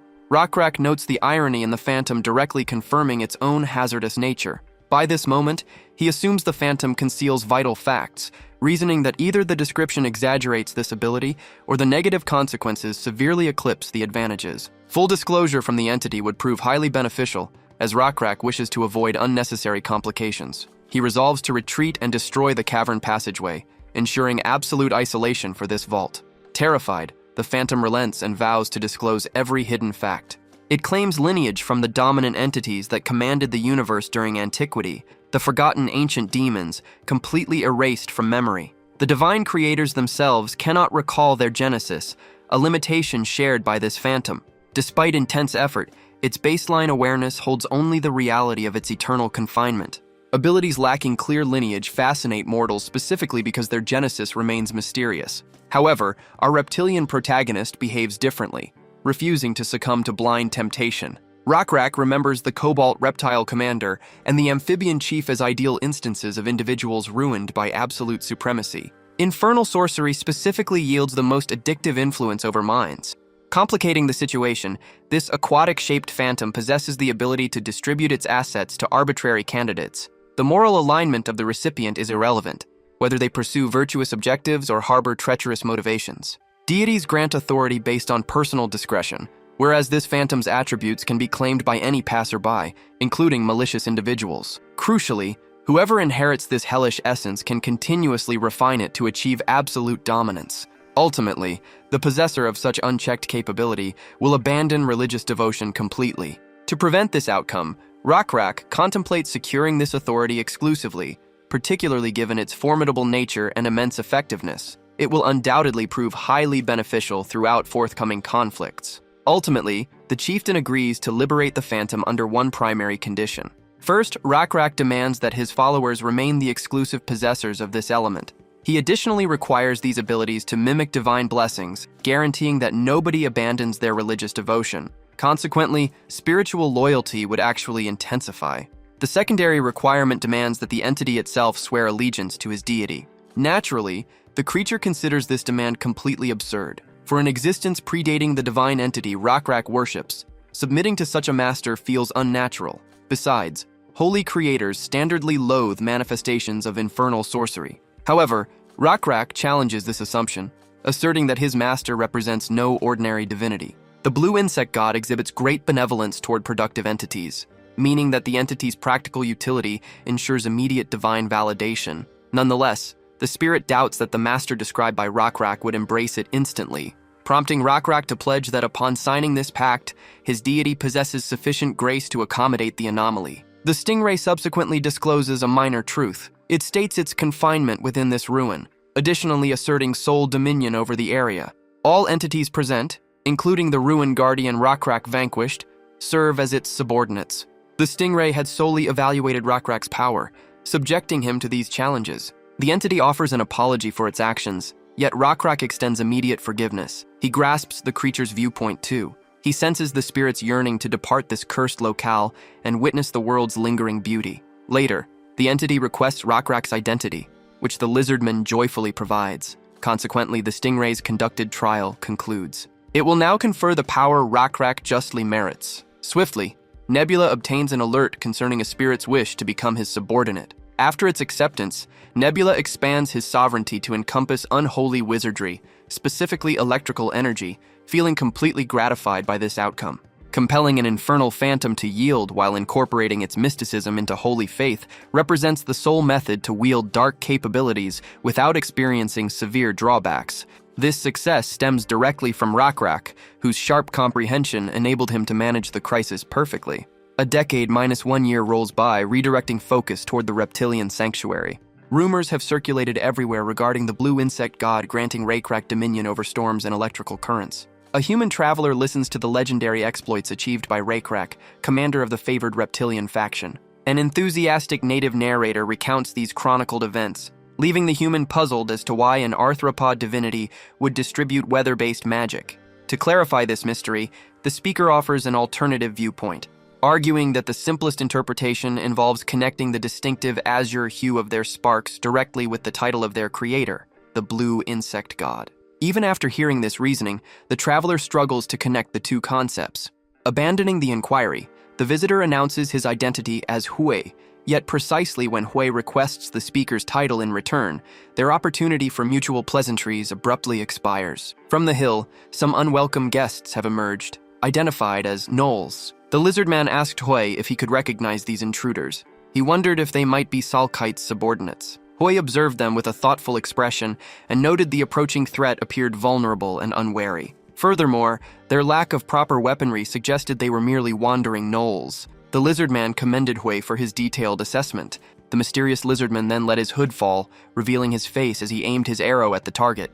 This lizard man was Owen. He released his arrow, instantly electrocuting the gnolls where they stood. This electrical attack served as clear evidence to the bewildered gnolls that their opponent was one of the chosen. The group resolves to withdraw using their remaining moments. Simultaneously, Owen introduces himself, leaving Hui completely astounded. Hearing the identity of Owen, the legendary narrator, represents a deeply profound privilege for the traveler. Feeling drained from channeling his abilities, Owen opts to proceed with the dialogue while recovering his energy. Shortly afterward, the speaker enjoys a traditional smoking instrument. Local lore suggests that the favored individuals always utilize these pipes following an intense manifestation of their gifts. Releasing a few dense clouds, Owen recovers his stamina and re-engages in the discussion. The human initially asks what motivation drives Owen to submit to an external authority, despite controlling such immense capability. To clarify, Hui avoids encouraging any betrayal toward the deity, yet questions the necessity of enduring this harsh, isolated wandering lifestyle across the wilds. Exhaling more vapor, Owen cryptically implies that deeper motivations guide his actions. He confesses to being an offender, a traitor who previously abandoned his kin, yet received an opportunity to achieve absolution and balance his past errors. Utilizing folklore and written signs, his mission demands broadcasting the legacy of the blue insect god and Commander Rakrak across the mainland.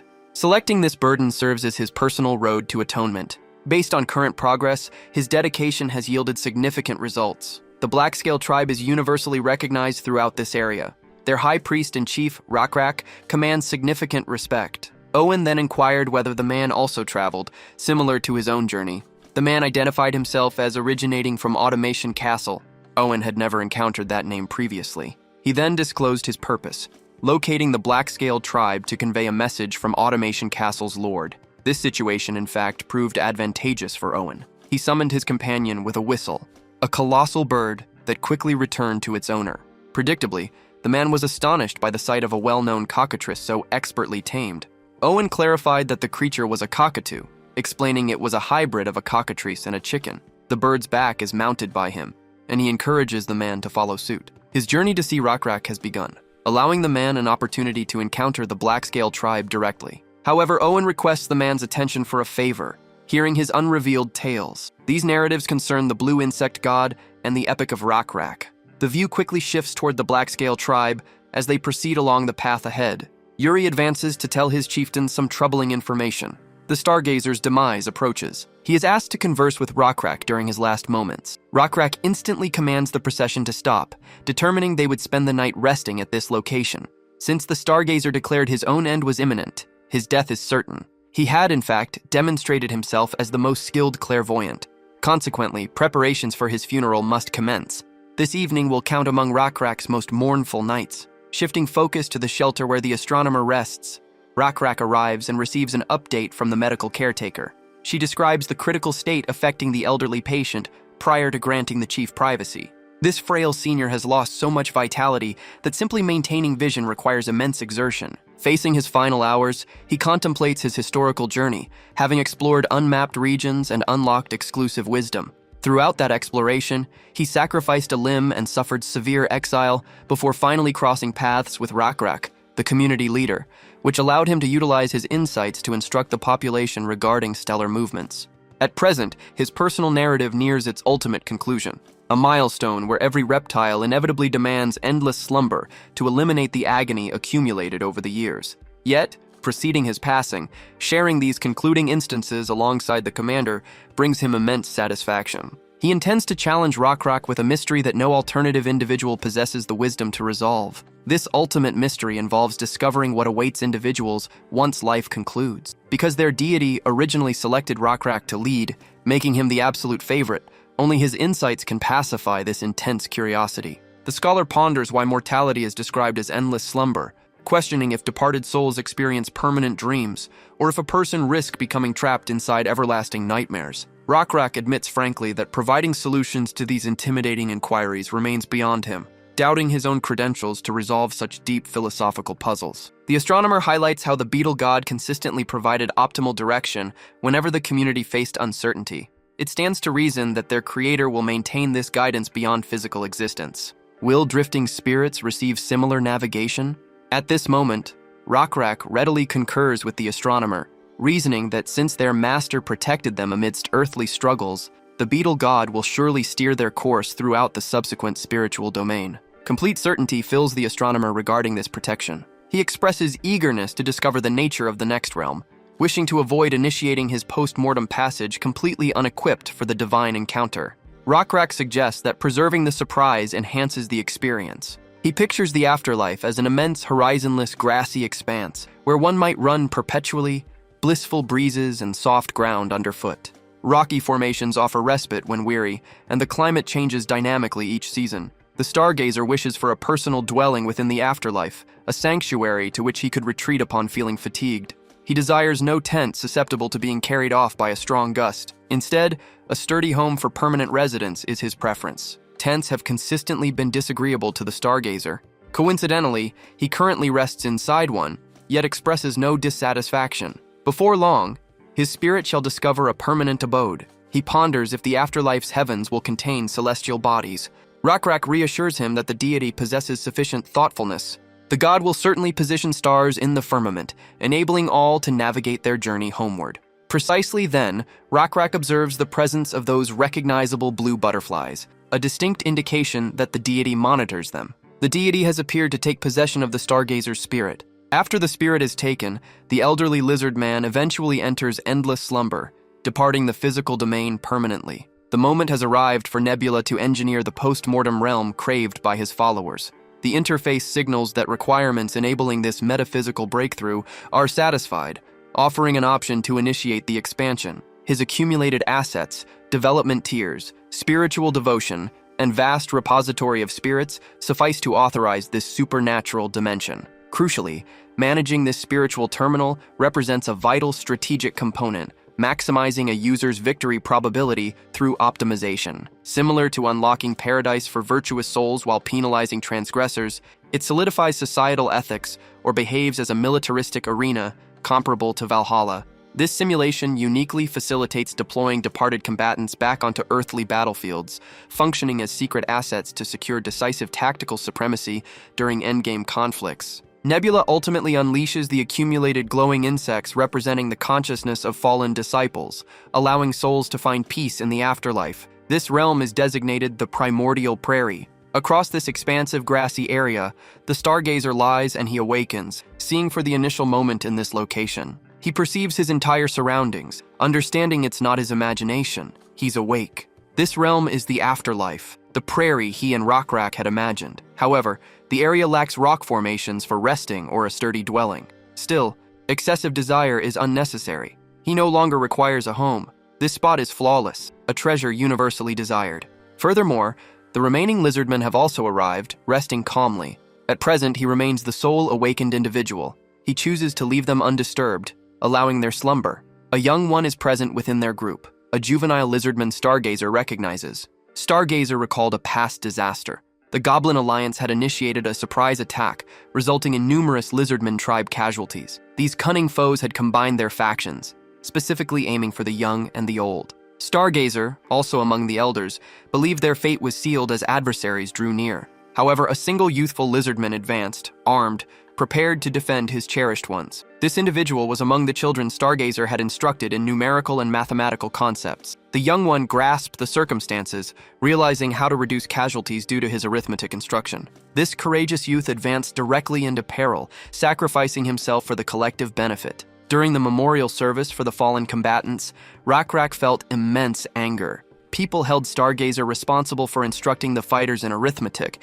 claiming it made them eager to confront hazards, willing to trade a single existence to preserve 2 lives. Rockrak found himself unable to act beyond weeping mournfully. Despite the combatant's sound judgment, his sole recourse in that dire predicament was profound vexation. This youth's self-sacrifice established a precedent, inspiring other youngsters to study arithmetic. Regardless, Stargazer finds joy in reuniting with this courageous spirit. Sometime afterward, Stargazer is observed roaming, pondering the delay in encountering their deity. He then perceives an individual concealing themselves behind foliage. Stargazer commences pursuing the mysterious silhouette, an observation trek that brings him straight to the astronomical observatory. The educated reptile steps forward, countless profound theories racing through his consciousness. He questions the underlying reason for their creator's immense grace, why this specific population received salvation, and what traits separate them from alternative organisms. Stepping across the threshold, Stargazer detects an unfamiliar mechanism resting atop a platform, while shining constellations decorate the overhead vault. The intrigued scholar ascends the steps, validating Rockrak's prior description regarding a sanctuary constructed from rock and cosmic lights. Reaching the apparatus, he peers through the viewfinder and witnesses a massive star cluster firsthand, observing the vast nebula layout. Never before had he examined celestial bodies at such proximity. This discovery entirely alters his cosmic view. Sharing this information with those in the real world would profoundly change everything. At the same time, Nebula observes Stargazer's realization. Stargazer should understand his precise adherence to the designated route. The afterlife serves as more than just a final resting place. A deity's convictions influence its adherence principles. Upon a Viking's death, their community imagines Valhalla, a heavenly realm.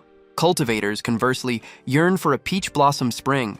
Consider the outcome when a scholar enters their afterlife. It then forms a basis for technological progress. Nebula feels pleased that the afterlife operates precisely as he intended, particularly because the danger draws near more rapidly than before. The Clipped Ear tribe represents their immediate peril. Its members exhibit sophisticated ironworking capabilities and can domesticate powerful Gamche beasts. In essence, their technological superiority and tactical maneuvers significantly surpass the Blackscale tribes. This tribe's considerable power probably stems from external player support.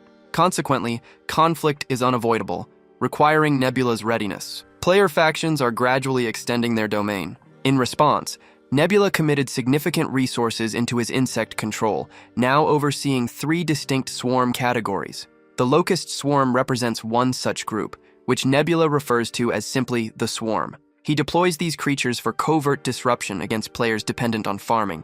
Next is the Virus Swarm, identified as the host, previously deployed by him against the Frogmen. This group of creatures consistently augments its disease collection. Finally, the nest generates various insect species. This faction handles passive experience generation, while Rockrak concentrates on consolidating nearby tribes. Considering Nebula's rapid progress, he anticipates soon dominating the southern peninsula. His initial significant obstacle involves confronting the player leading the Knoll tribe. Shifting focus to the Lizardmen, Owen, accompanied by Hui, reached Rockrak's designated rest area. Owen receives news of Stargazer's death with disappointment. Stargazer's renown meant Hui recognized the name, yet he questioned the timing of their visit to Rockrak. Owen assured Hui that no issues existed. The black-scaled tribe views a traveler's presence at funerals as a positive sign, as it provides an additional individual to share their grief. The funeral rites commenced, Rakrak positioned prominently at the forefront. Owen, alongside his human friend, also participated in the event. Hui instantly recognized the black-scaled tribe's esteemed leader, the chieftain, whose face was openly wet with tears. This sight astonished Hui. He had not anticipated the chieftain's public display of sorrow. Owen's query arose from Hui's response, wondering if humans lacked the ability to show grief. Hui explained that people indeed cry. Publicly, they are merely expected to hold back their emotions. Weeping is seen as a flaw, requiring them to uphold their composure. Owen was familiar with the idea of dignity, yet he prevented Hui from instructing the other lizardmen about it. He felt the lizardmen held something much deeper than mere dignity. Once the ceremony concluded, he advanced to acknowledge his respected companion. Rakrak expressed pleasure at his friend's presence at Stargazer's burial. Subsequently, he observed the human visitor Owen had accompanied. Owen identifies the man as a delegate from the Automation Castle, then formally presents him to the tribe's leader. Owen subsequently approaches Rakrak, discreetly sharing every significant detail regarding the visitor. Moments afterward, Rakrak faces the visitor. Although tradition dictates allowing guests to recuperate prior to discussions, Rakrak desires to proceed directly to negotiations. The human confirms this understanding and initiates the discussion by presenting a small bag, a present from the Automation Castle's lord. Rakrak takes the pouch and finds a rock of salt within. The human states that rock salt represents the Automation Castle's unique product, and this particular rock salt is the initial offering, given without any requirement for reciprocation. Given Hui's precise choice of language, Rakrak comprehends that this is just the initial stone. Further deliveries are expected. The individual verifies this. Rakrak then effortlessly crushed the stone using his powerful grasp, reducing it to fine powder. He instructed Hui to relay a message to Automation Castle. The offering was accepted. However, the man inquired about Rakrak's reason for demolishing the stone. The chieftain asserted that this action served to appease his deity. He explained that scattering rock salt on the ground represented a ritual amusing their god. Naturally, the man understood Rakrak was being facetious. Their discussion proceeded back and forth, making the outcome evident. This demonstrated Rakrak's indirect method of expressing his disinterest in commerce with Automation Castle. Hui also perceived that Rakrak disliked formal diplomatic language, prompting him to be direct. He initially questioned the chieftain about his rejection of the proposal. Rakrak clarified his conditions. He disliked accepting any proposal that another party had already turned down. The offer's worth would be questionable if a different tribe had already refused it. He maintained the Automation Castle had crafted the proposal solely for the black-scaled tribe. However, Rakrak understood the situation differently. Owen's encounter with this individual and his arrival were not accidental. Owen reported Hui originated from the north, not the west. The Automation Castle is situated westward, while the Severed Ear tribe of Salkite inhabits the northern wilderness. This strongly suggested Hui had visited Salkite initially, returning solely post-rejection. Rakrak now desired the individual's honesty. He recognized this person as the Automation Castle's lord, Seo Hui. Prior to proceeding, a brief overview of the Automation Castle is provided. Despite its construction from clay, 5-meter-high walls encircle it. Considering the period's technological advancement, it stands as an undeniable engineering marvel. Furthermore, it represents a lost world enigma, maintained and patrolled by mud soldiers. Within this castle, whose origins remain unknown, humans and diverse tribes live together. Viewing it as an adversary, its geographic advantage makes the castle difficult to breach. The mountain valley where it sits provides the sole gateway to the rest of the continent. Therefore, securing the Automation Castle is essential for continental access. Furthermore, the castle possesses a salt mine, which holds immense value for both livestock and food production. Returning to the meeting, Rakrak stated his disbelief in gifts offered without any cost. He was even more inclined to refuse a gift if it came from someone concealing their identity. This made him even more inclined to refuse. Since the lord of the Automation Castle neither confirmed nor denied his identity, Rakrak's suspicions grew stronger. He understood the man had only revealed his name to gauge the lizardman's knowledge about the castle. Within the Automation Castle, very few individuals know the lord's actual name or appearance. Even among his 4 loyal clans, only a select few are aware of this information.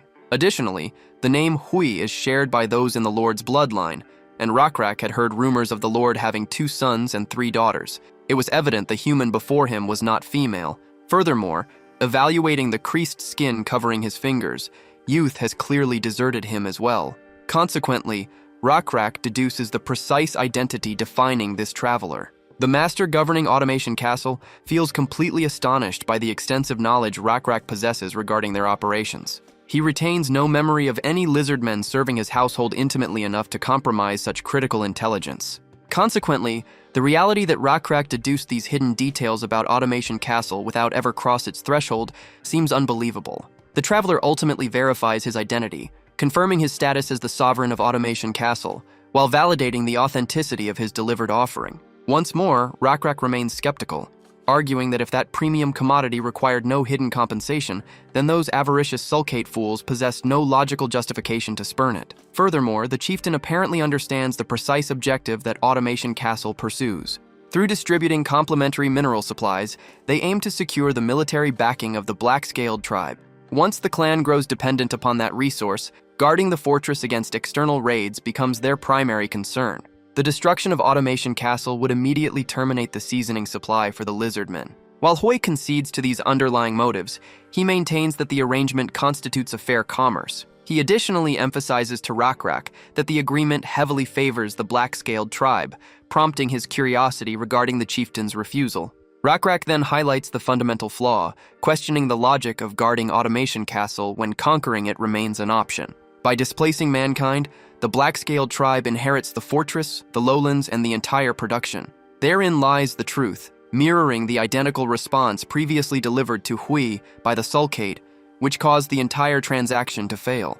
Naturally, Hui attempts to dismiss this stance by framing it as an open declaration of hostilities. However, Rakrak explains that political negotiation contradicts lizardmen tradition, as they merely select the path yielding maximum advantage. Hui tries to cause panic by bragging about the military capabilities of Automation Castle. Rakrak concedes that the Black-Scaled tribe would experience losses, yet maintains that victory remains entirely achievable. Ultimately, complete devotion binds them to the blue insect god. Should their deity choose to participate, the massive fortifications enclosing Automation Castle will collapse like soggy mud, while its defenders face total eradication under celestial authority. Furthermore, the master of the fortress remains entirely unprotected before them, meaning his assassination would render the siege effortless.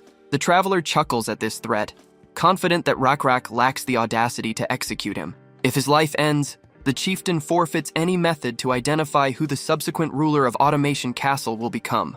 Initially, Rakrak dismisses that intelligence as relatively useless. Therefore, Hui opts to instruct him on the basics of a board game known as Go. This game involves participants positioning black and white stones upon intersecting lines. Its tactical approach remains straightforward.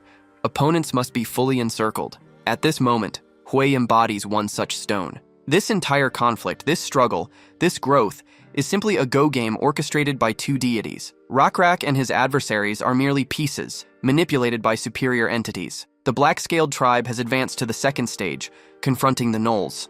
On this occasion, the Automation Castle is the prize. The victor of this stage will become its legitimate proprietor.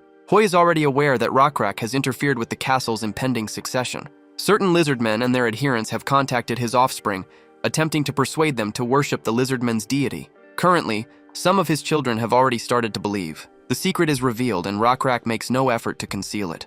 This method offers the optimal and most straightforward path to seize the Automation Castle, a technique demanding virtually no violence. To comprehend how Rakrak accomplished all of this, let us return to 3 weeks prior. Nebula unexpectedly encounters Hegemonia, the second highest ranked participant in Perished World and his regular competitor. Hegemonia attempted to engage him in a friendly manner, but Nebula desired a direct conversation, urging him to skip pleasantries. It was revealed that these two individuals were the chosen combatants for the Automation Castle. The game's initial phase and the top competitor's early clash compounded the issue. This upcoming match represents the ultimate stage, and the defeated participant will be permanently eliminated. Nebula was already familiar with Hegemonia's combat approach. His instincts are exceptional. He manages multiple tasks with incredible efficiency and excels in initial conflicts, precisely the type of confrontation Nebula wished to avoid. Therefore, rather than engaging in a straightforward battle, Nebula opted for an alternative strategy. He initiated the contradictory prophecies. The prophecy mechanism within Perished World functions as follows. Players gain access to this ability upon reaching Divinity Level 6. It essentially represents a self-imposed mission. Completing it grants substantial experience. Failure, however, brings disaster.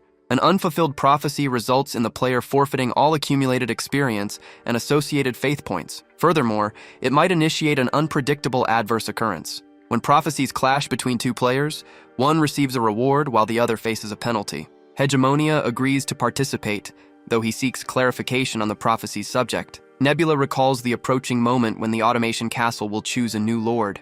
The current lord alone possesses knowledge of the succession ritual's precise timing. Therefore, Nebula suggests a prophecy.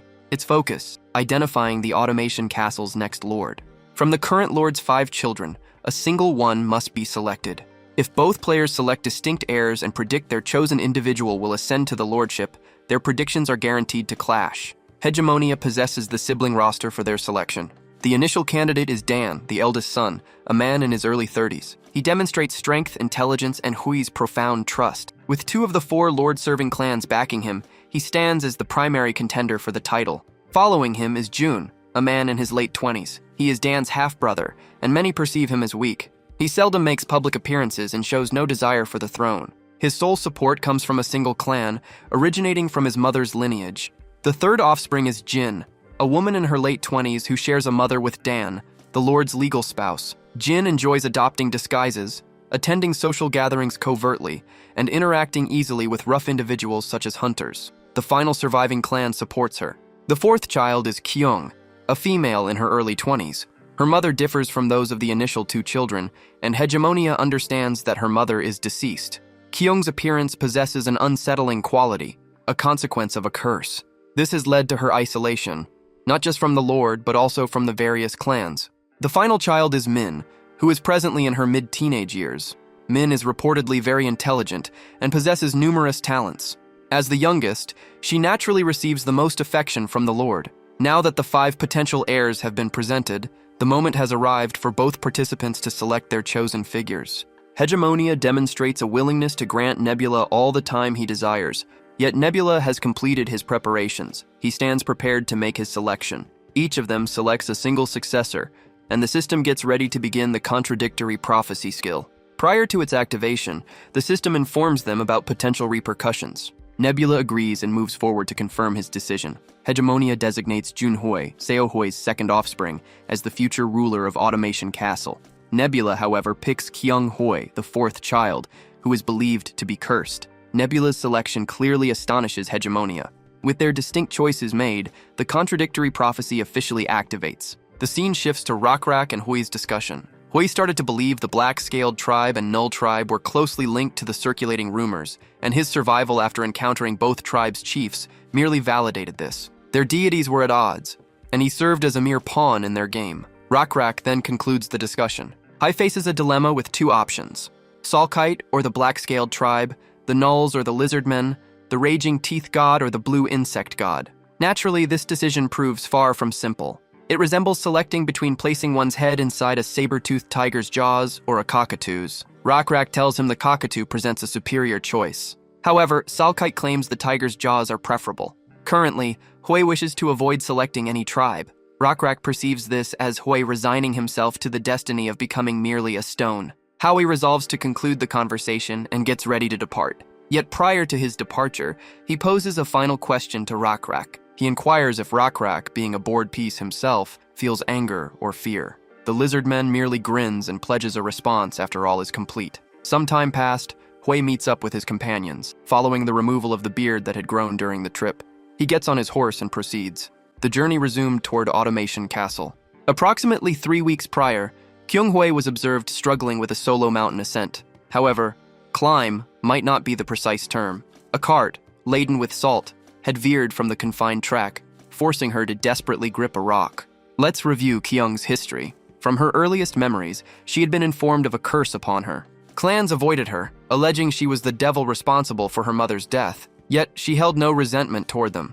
Since her youth, she had consistently found herself amidst numerous bizarre mishaps. When she was 13, a fall occurred on the market stairs. At age 14, she faced accusations of salt theft and endured imprisonment for several days.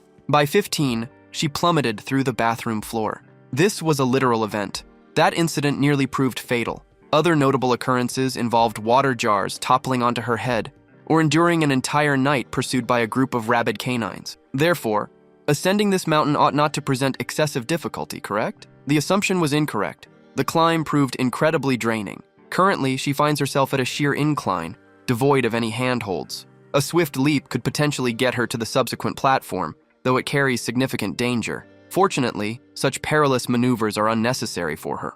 A lizard man stands ready above the precipice, prepared to assist her. The girl appears to be encountering this lizard man initially and requests his self-introduction. Nevertheless, the lizard man believes formal introductions are unwarranted considering her unstable position. He considers her quite audacious for successfully transporting a salt-laden cart along such a constricted landslide-prone route.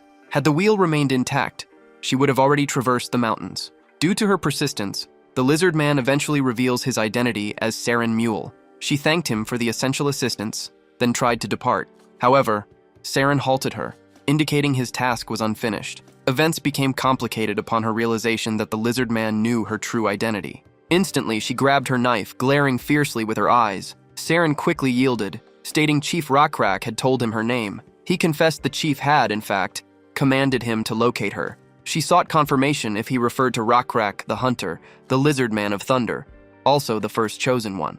Her confusion deepened regarding Rockrak's reasons for seeking her. Saren lacked complete information, but the chief probably pursued her because of widespread rumors concerning her. Kyung appeared unaware of these rumors, having left the automation castle some time ago to purchase silk. Saren reported two main rumors. One suggested the Lord's second child would inherit the automation castle, while the other indicated the Lord's fourth child would ascend. Given these circulating stories centered on her, she easily concluded their falsity. She was, after all, an illegitimate offspring with no interest in the automation castle's governance. It seemed probable that one of her brothers had disseminated these fabrications for personal gain. Therefore, she believed she wasn't Saren's intended target and suggested he seek out her other siblings instead. Privately, however, her circumstances caused her considerable distress. This lizardman was aware of her true identity, a secret all the Lord's children were bound to uphold. Despite his strength, she felt compelled to risk everything and eliminate him. Saren, seemingly reading her thoughts, then disclosed his additional directive to ensure her protection. Naturally, this revelation left her bewildered, prompting the lizard man to clarify the circumstances. Even if she considered the public chatter mere fabrications, the prominent families of the automation castle would not simply disregard them. They would exert every effort to remove her, aiming to minimize uncertainties before the succession ceremony. The woman declined his assistance, asserting her complete ability to defend herself. Saren, however, remained resolute, stating he would fulfill his given orders. Ultimately, she swept her bangs aside, revealing the horns emerging from her head. Though she cut them, the horns will regrow from their foundation. This curse has plagued her since birth, when her horns pierced her mother's womb, causing a sibling's death. She thinks she brings bad luck to people, leading her to choose solitude. Saren expresses sorrow regarding her state, but her cursed status holds no real concern for him. He arrived to fulfill the tribe's will, following the chief's directives. Should she decline, he will have no alternative but to employ coercion. Kyung considers her predicament. Should intimidating this large man fail, yielding becomes her sole recourse. Upon reflection, considering the landscape, journeying alongside this lizard man seems advantageous. He did pledge to safeguard her existence, implying he will assist if she encounters peril. Initially, obtaining the silk is necessary, prompting her decision to descend and then reascend. Saren points out her leg injuries. Rather than plunging headfirst into the danger, she should consider seeking assistance. Embarrassment washes over the young woman. Some time passed, their journey resumed, Saren now transporting the silk. During their trek, she inquires about his method for tracking her down, prompting Saren to reveal his search centered on her widely recognized pseudonym, Mengzi. Furthermore, her companions required no financial incentive to disclose her whereabouts, eagerly surrendering the data without charge. The informants additionally disclosed her aspirations to launch an independent textile enterprise, which allowed Saren to discover that a colleague provided her with a wagon, an asset she failed to restore to its owner. Having essentially defrauded the unfortunate individual, her disappearance spanned several days. Saren expresses amusement regarding her corporate dreams, noting that she simultaneously violates the absolute bedrock of commerce, namely, credibility. Following a brief journey, Automation Castle appears directly ahead. Suddenly, the situation grows highly dangerous. An assailant attempts to strike her using a hurled blade, but Saren intercepts the weapon using his torso, resulting in the steel embedding itself deep within his palm. The individuals coordinating this assassination plot are green-skinned creatures, indicating that the inheritance conflict is actively underway. Without delay, Saren successfully neutralizes the entire goblin squad. Even Kyung feels astonished observing the exceptional martial prowess demonstrated by this lizardman fighter. Regarding this ability, she remembers hearing reports about a legendary lizardman combatant named Yuri, a legacy Saren validates immediately. This master represents the absolute peak of martial prowess within their reptilian community. To be precise, his entire combat repertoire traces back to Yuri's instruction. Regarding his medical expertise, he acquired those skills from Zael while executing tasks as her personal assistant. Zael coordinates domestic administration for the settlement and shares her life as the spouse of Rakrak. Having developed under her direct guidance, his exceptional versatility and diverse capabilities are entirely logical. Additionally, completing martial conditioning under Yuri justifies his elevated status within the clan hierarchy. Securing the protection of such an elite operative could completely alter her fortunes. Abruptly, pure astonishment grips her as Saren surrenders her precious textiles.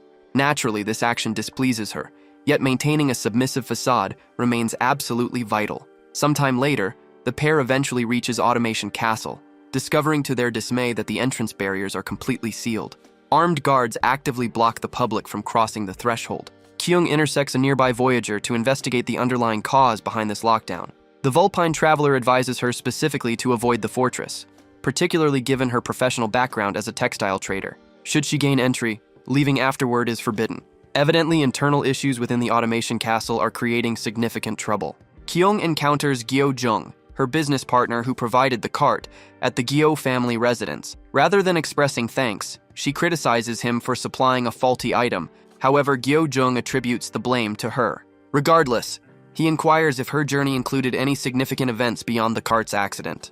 Kyung discloses the assassination plot, from which she escaped unharmed due to this reptilian individual. Saren then presents himself, and Gyo Jung reciprocates, identifying himself as the head of the Gyo family, a prominent group among the Automation Castle's 4 families. Saren expresses satisfaction in reporting that the goblins behind the murder plot stated the Gyo family had no involvement. The Gyo family's head reinforces this assertion, declaring his kin would never resort to such dishonorable acts. Kyung subsequently asks him why the Automation Castle maintains such tight oversight. She expresses certainty that the ambush of the accursed 4th daughter alone wouldn't warrant such extensive concern. It was revealed that an attempt on a life also occurred within the castle. With the castle lord's departure, Hui Dan, a prominent heir of the Automation Castle, and her brother, vanished. Sometime afterward, the trio entered the chamber where the murder attempt happened. Kyung felt a wave of nostalgia in the room. She had been quite close to her brother during childhood, yet their bond weakened over time. Saren then observed blood marks on the ground. These marks plainly indicated that an attempt had been made to remove the blood. Given the size of the blood pool, it was simple to conclude the victim had already perished. The evidence was even discovered by the authorities. However, his body remained undiscovered. Upon discovering these signs, the castle entrances were sealed. This action aimed to prevent the body's removal. The corpse would inevitably decompose and emit an odor, making the perpetrator's eventual capture caught. Kyung, however, found this situation peculiar. The perpetrator surely would have considered such an outcome prior to the crime. She dismissed the matter as irrelevant to her, choosing not to dwell on it further. Unexpectedly, a foreboding presence made itself known to her. A shadowy entity began communicating with her. The entity offered to reveal the perpetrator. While she grappled with inner turmoil, Saren clearly perceived her discomfort. She appeared to have discovered the solutions they had been seeking. She sought information about an individual possessing a pot large enough to conceal a body without raising suspicion. They required an individual who commonly used vessels for storing meat. 2 potential individuals emerged, specifically, a butcher shop owner or a hunter. Should an individual desire to delay the decomposition of a body, curing the remains with sodium chloride represents an ideal method. This points to a figure capable of easily escorting a woodsman throughout the fortress, who simultaneously stores massive quantities of seasoned flesh inside vessels at her residence and routinely enters the administrative quarters. Isolating the perpetrator using these specific criteria leaves only a single matching profile, who also happens to compete for the inheritance. This individual is Hui Jin, the sibling of Kyung. Naturally, the deductions made by Kyung proved entirely accurate. Consequently, despite her disclosing this lead to merely a handful of castle residents, the moment the public discovered the demise of Dan, the community immediately identified Jin as the primary culprit. Deprived of alternatives, the compromised Jin had to escape from Automation Castle to survive. However, her flight was abruptly terminated by her junior female sibling, Hui Min. The younger girl intercepted her own flesh and blood, orchestrating her execution right before the onlookers. Following this, she likewise faced an assault from her sibling and perished by the blade alongside the mercenaries recruited to eliminate Jin. 3 siblings had already perished, so Jin's succession route became largely unobstructed. This individual's sole remaining objective was our protagonist, Kyung. Soon after, Kyung received startling reports of Jin and Min's demise. Dan's remains were also located at the very same place where the previous victims lay. At this point, even the most naive person could discern the orchestrator of these killings, Jun Hui. Jun Hui anticipated Jin's initial move and Min's opportunistic response. Aware of his siblings' malicious intentions, he patiently observed them eliminate one another. She realized her own recent assassination attempt originated from him. Had Saren not intervened to save her, the incident would have merely been dismissed as a simple theft. Kyung now faced genuine danger. She is entirely ready to confront this. Gyeojung subsequently updated them on the Gyo clan's recent assembly. While other families favored Jun Hui, considering his advantage, the Gyo clan opted to take a chance on her. The young woman feels profoundly thankful for this action. Responding, Jung stated their preference wasn't due to their connection. Instead, it was a strategic choice. The whole Gyo clan desired her survival. Before departing, she pledged to exert maximum effort. This time, she truly desires to live and move past it. Finally, someone has emerged who genuinely invested belief in a person like her, and she is determined not to fail them. Over the next few days, Kyung attends a tense meeting. The Gyo clan members wish to fully remove Jun Hui, instead of just avoiding his assassination attempts. However, achieving this proves difficult. Both the San clan and the Tu clan support him. Their only path to victory in this succession conflict requires securing the Su clan's allegiance. As the discussion continues, Kyung observes her antlers expanding with remarkable rapidity. Their growth is now so swift that she dislikes the constant effort of trimming them. Saren would have prevented her attempts if he had realized cutting them caused bleeding. Regardless, she considers her overall present circumstances. Only 7 days prior, she had been occupied with silk trade activities. Presently, she finds herself unexpectedly involved in a succession struggle.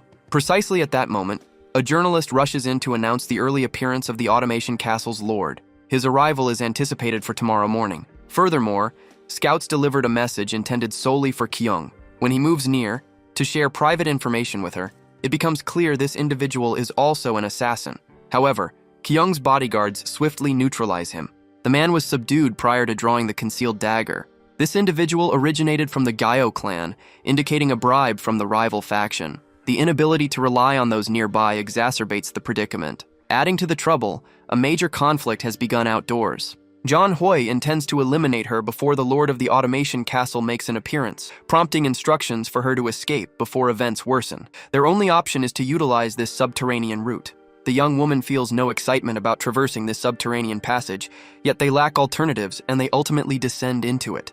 While navigating the foul-smelling area, Saren notes the girl's unexpected resilience. Predictably, she mentions previous personal experience having tumbled into latrines. Her life was nearly lost on that occasion when she plummeted. However, a substantial mass of waste broke her fall. She subsequently tumbled into the sewage system unharmed, though no light penetrated that space.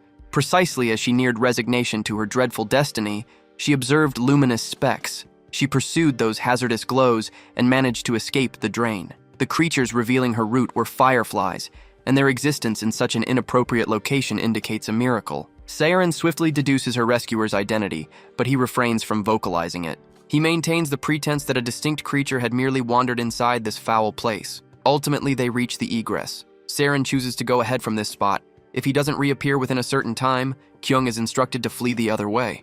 With him now absent, Kyung remains, pondering Saren's true thoughtfulness. Her survival so far is solely due to him. For 3 weeks, she has opposed his wishes, yet he firmly adheres to his promise. Abruptly, disturbing noises reach her ears. It brings to mind his caution regarding retreat.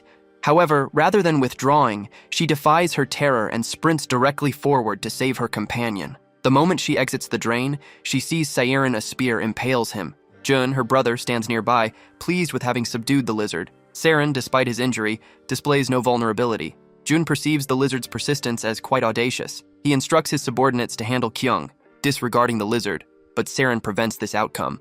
He rushes ahead, felling the troublesome humans indiscriminately. After detaching the spear embedded in his back, he voiced his annoyance at her poor judgment, stating that fleeing had been the best option. Nevertheless, her audacity also pleases him. She chose to engage in combat willingly instead of escaping. His thoughts suggest a similarity between them. Despite receiving orders solely for her protection, not to jeopardize his own life, he acted regardless. With both positioned to confront their foe, Jun commanded his subordinates to eliminate either individual for a substantial silk reward. While the subordinates desired to defeat the lizard man, they also felt apprehension.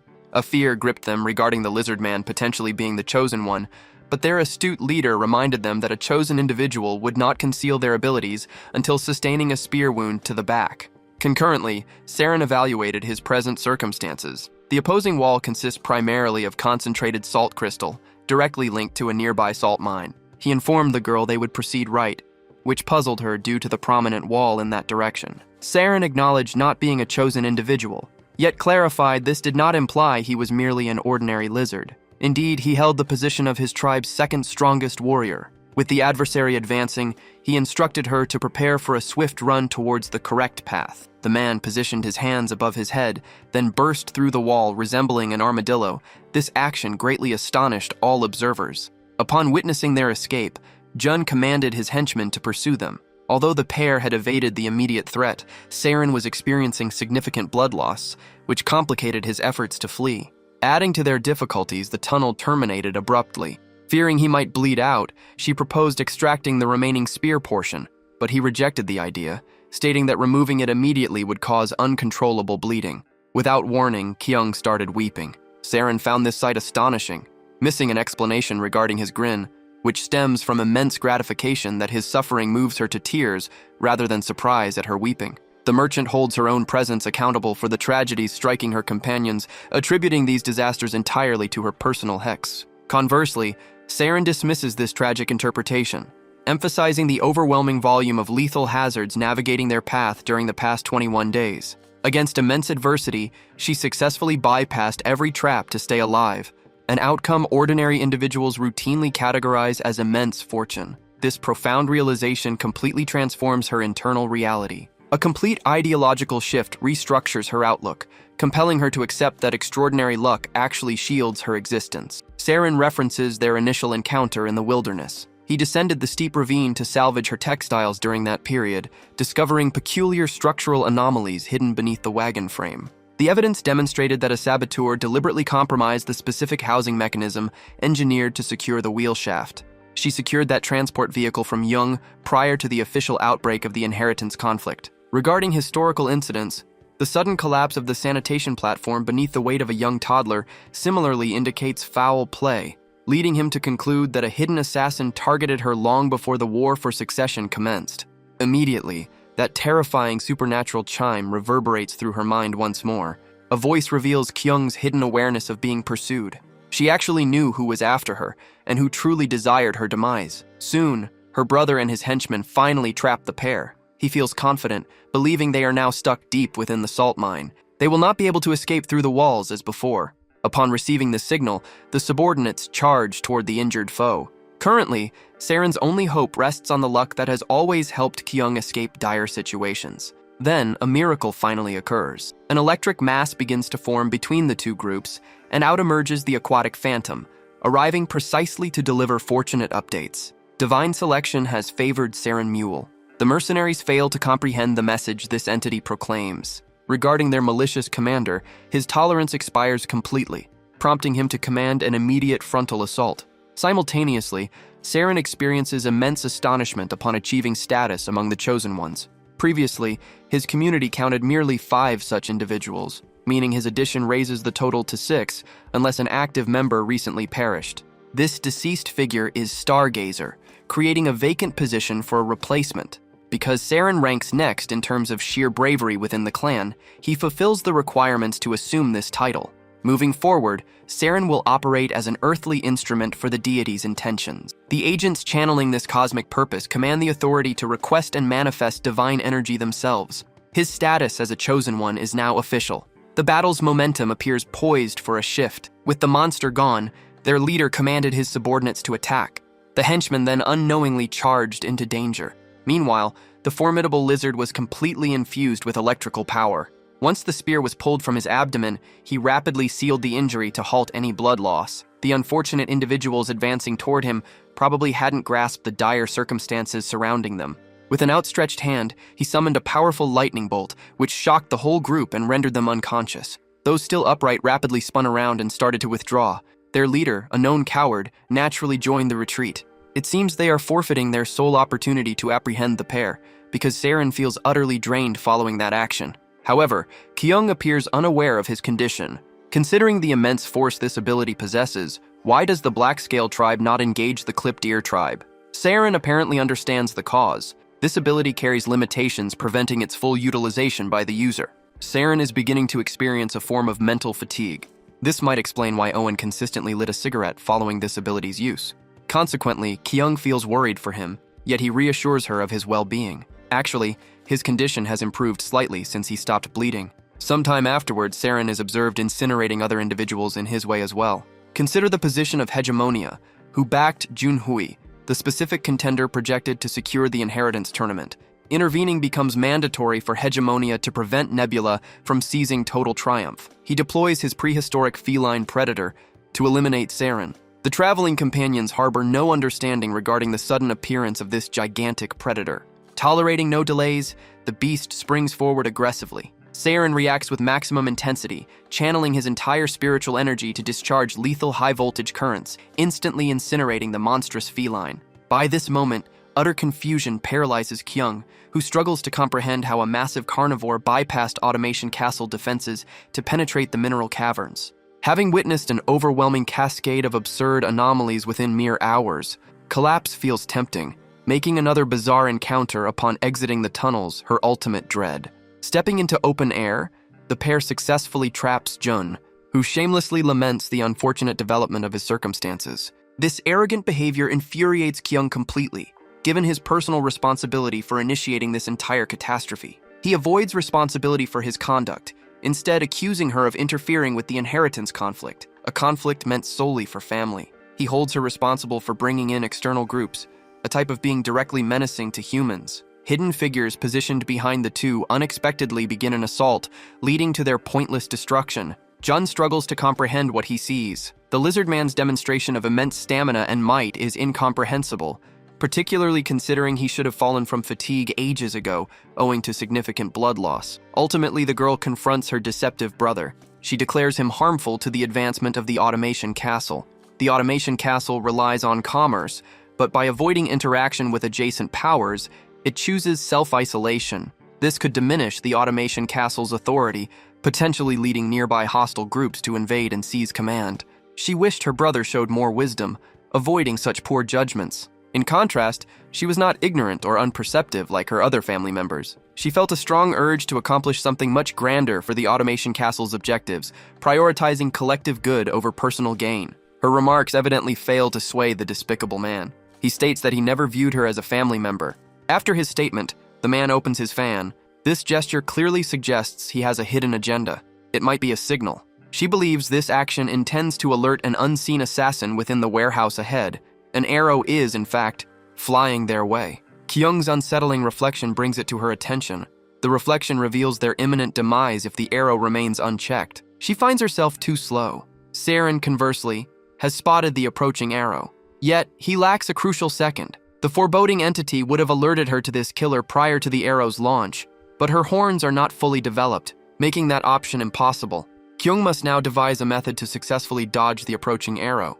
She considers for a moment, realizing that a gust of wind could deflect the arrow's path. The foreboding entity sanctions this approach, and swiftly, a miniature tornado is created, making the arrow deviate from its trajectory. A wave of surprise washes over all present, and Kyung shares their astonishment, pondering the mysterious entity's actual identity. Is it a curse or perhaps good fortune? The entity states it represents neither. It possesses the ability to perceive boundless future outcomes, allowing it to select the most advantageous course of action for any circumstance.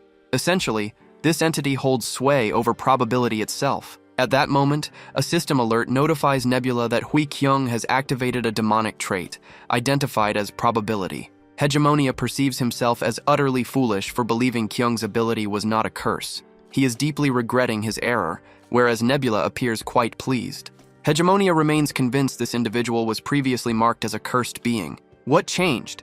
He accuses Nebula of modifying the character's profile. However, Nebula informs her opponent that the description was always thus prior to their arrival in this realm. This raises the inquiry: how did Nebula possess prior knowledge of her demonic attribute? Nebula also lacked initial knowledge. He had considered it a misfortune-inducing hex. However, Nebula then understood a crucial point. The numerous seemingly unfortunate events Hui Kyung experienced were, in fact, attempts on her life. This insight came to him when the washroom floor collapsed. The headmaid had deliberately damaged the floorboards prior to the girl's entry. Yet despite scenarios where she faced potential stabbing or live burial, the young woman emerged unharmed.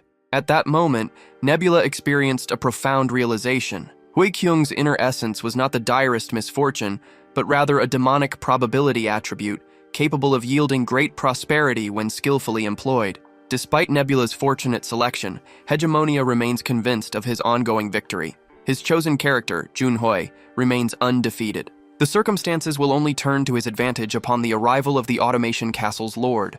The command is given for everyone to halt. With the Lord's return, the family must end its conflict. To resolve the disorder, the Lord intends to name a new leader. Hegemonia firmly believes the Lord will select Hui Jun as the next in line. The political views of both the father and his son are quite similar, which places Kyung at a considerable disadvantage. Nebula, however, holds a strong opposing view to his rival. The decisive moment has at last come. The Lord advances, commanding the conflict to stop, and resolves to name the successor immediately. Yet prior to his choice, Kyung wishes to pose a straightforward query. She questioned his lifelong efforts to assassinate her. This revelation startles the Lord, yet he appears ready for such an encounter. The onlookers, including Jun, are stunned by her audacious claim. The sovereign avoids disputing this accusation, but demands validation regarding the exact moment she uncovered the reality. The young woman asserts that this information has been within her awareness for an extended duration. She simply chose to suppress the thought and disregard the evidence, refusing to accept such a dark reality. Fundamentally, his assassination attempts stemmed entirely from the tragedy of her mother perishing during her delivery. She additionally understands that he deliberately smeared her reputation with the cursed designation, fabricating the entire narrative independently. The parent ultimately acknowledges his transgressions. His spouse possessed a fragile constitution that failed during labor, leading to her demise. That lady meant everything to him, and her passing generated an overwhelming magnitude of suffering within his soul. During that crisis, his consciousness focused entirely on the concept of a hex. The man opted to conclude that the unique horns of Kyung represented the actual curse which triggered her mother, Rio's, demise. Managing the responsibilities of Castle Lord yielded endless grueling hardships, and she had destroyed the solitary treasure the ruler cherished. Following this admission, Kyung grants her parent an opportunity to determine his ultimate resolution. Instantly, his male offspring, Jun, breaks in, demanding to know if remorse will influence the patriarch to select her instead of him. The administrator comforts his anxious successor, clarifying that despite his exhaustion and psychological depletion, his decision will solely benefit the Automation Castle. This represents his final choice made by his own volition, serving as a divine instrument. The Lord pauses, preparing to announce his selection. Concurrently, Hegemonia, a god himself, implores other deities he recognizes to influence events in his favor. Nebula perceives this as deeply ironic. Appeals to higher powers are futile, given that Hegemonia holds divine status. At the same time, Kyung's inherent demonic nature manifests, and simply observing the Lord's mouth movements, it infers Kyung will become the Automation Castle's subsequent proprietor. Yet Kyung appears displeased. Her father's selection stems from unacknowledged remorse. Should she be selected, whispers will quickly circulate, claiming the Lord relinquished his role to his child due to compassion. Jun will actively amplify these whispers. This will cause her self-doubt, leading her to think her selection resulted from chance, not ability. Consequently, the Automation Castle's 4 prominent families will reject her leadership, jeopardizing even her bestowed title as Castle Lord. Remembering this, she informs the demonic entity she does not wish to be chosen as her father's heir. She intends to earn that position herself. Therefore, before her father names her the next lord, she intervenes, declaring her wish to assume the lordship of the Automation Castle. Her bold statement astonishes all present, particularly her despicable brother. To directly request the Lord's position from the current Lord would constitute an act of defiance and a clear challenge to his power. Consequently, everyone wonders how she mustered the bravery to challenge his rule and defy him before all the troops. To subdue those nearby, she signals Saren, and the lizard man unleashes his electric abilities, creating a surge of astonishment. By this juncture, it must be evident to all that Saren is a selected member of the Black Scale tribe. His power might not extend to eliminating all present, but he definitely possesses the means to slay the Lord and remove her. Jun, however, attempted to persuade his father that their display was mere pretense. The lizardman, already injured and weakened, lacked the stamina to resist their forces, yet his father held a different view. During his prior visit to the Black Scale tribe, he had already witnessed the Chosen One's power. He felt absolutely certain that Rokrak was not an individual to provoke. The Lord considered his predicament. Rokrak served as a divine instrument, a strategic piece meant to deter the Lord of the Automation Castle from making unwise choices. Regardless, he cautioned her that should the Lord of the Automation Castle perish without naming an heir, the Automation Castle's families would appoint the next successor from among themselves, thereby eliminating Kyung's prospects. Of course, Kyung was fully cognizant of this scenario and had made preparations. Should that occur, she would simply enlist some assistance from the Black Scale tribe and remove all those within the castle who dared to oppose her. Her contemptible brother then seized upon her statements to berate her, labeling her as malicious refuse. By this moment, the Lord of the Automation Castle comprehended his designated course of action. He advanced, and his official duties were then passed to Kyung. Predictably, the disgraced brother collapsed in complete failure, his legs giving way. Several days passed, and Automation Castle became more vibrant than before, its local economy experiencing rapid expansion. People credited this success to the recent struggle over leadership. The economic transformation and future expansion were remarkable, as increasing numbers of traders arrived. Various races and individuals from diverse backgrounds were all entering. The 4 influential families remained silent despite Automation Castle's expansion. This plainly showed they were not opposing the new lord's bold choices. Predictably, Jun overheard all the favorable rumors circulating about the new Automation Castle lord's beneficial impact. As the defeated, disgraced brother, he found this intolerable and resolved to slip away from the castle under cover of darkness. His intention was to leave his home, seeking another location to accumulate influence and power, ensuring his triumphant return. Just as he prepared to leave, Saren entered the area, halting the man's escape. They had a brief disagreement before Jun proceeded with his departure, as he felt no obligation to inform anyone of his destination. Indubitably, Saren concedes this baseline point. Jun remains completely free of any obligation to justify his actions to him.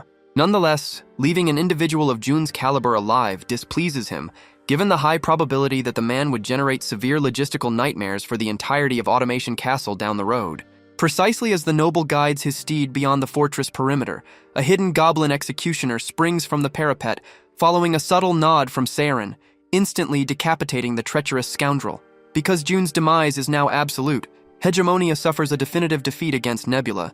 Nebula appreciates the highly dignified manner in which his competitor accepts this failure. Then again, embracing a loss constitutes a fundamental phase that enables an individual to develop into a far superior competitor. Following this admission of defeat, Hegemonia withdrew entirely without initiating further conflict, pledging to guide the Null faction across the mainland until reaching the extreme limits of the West.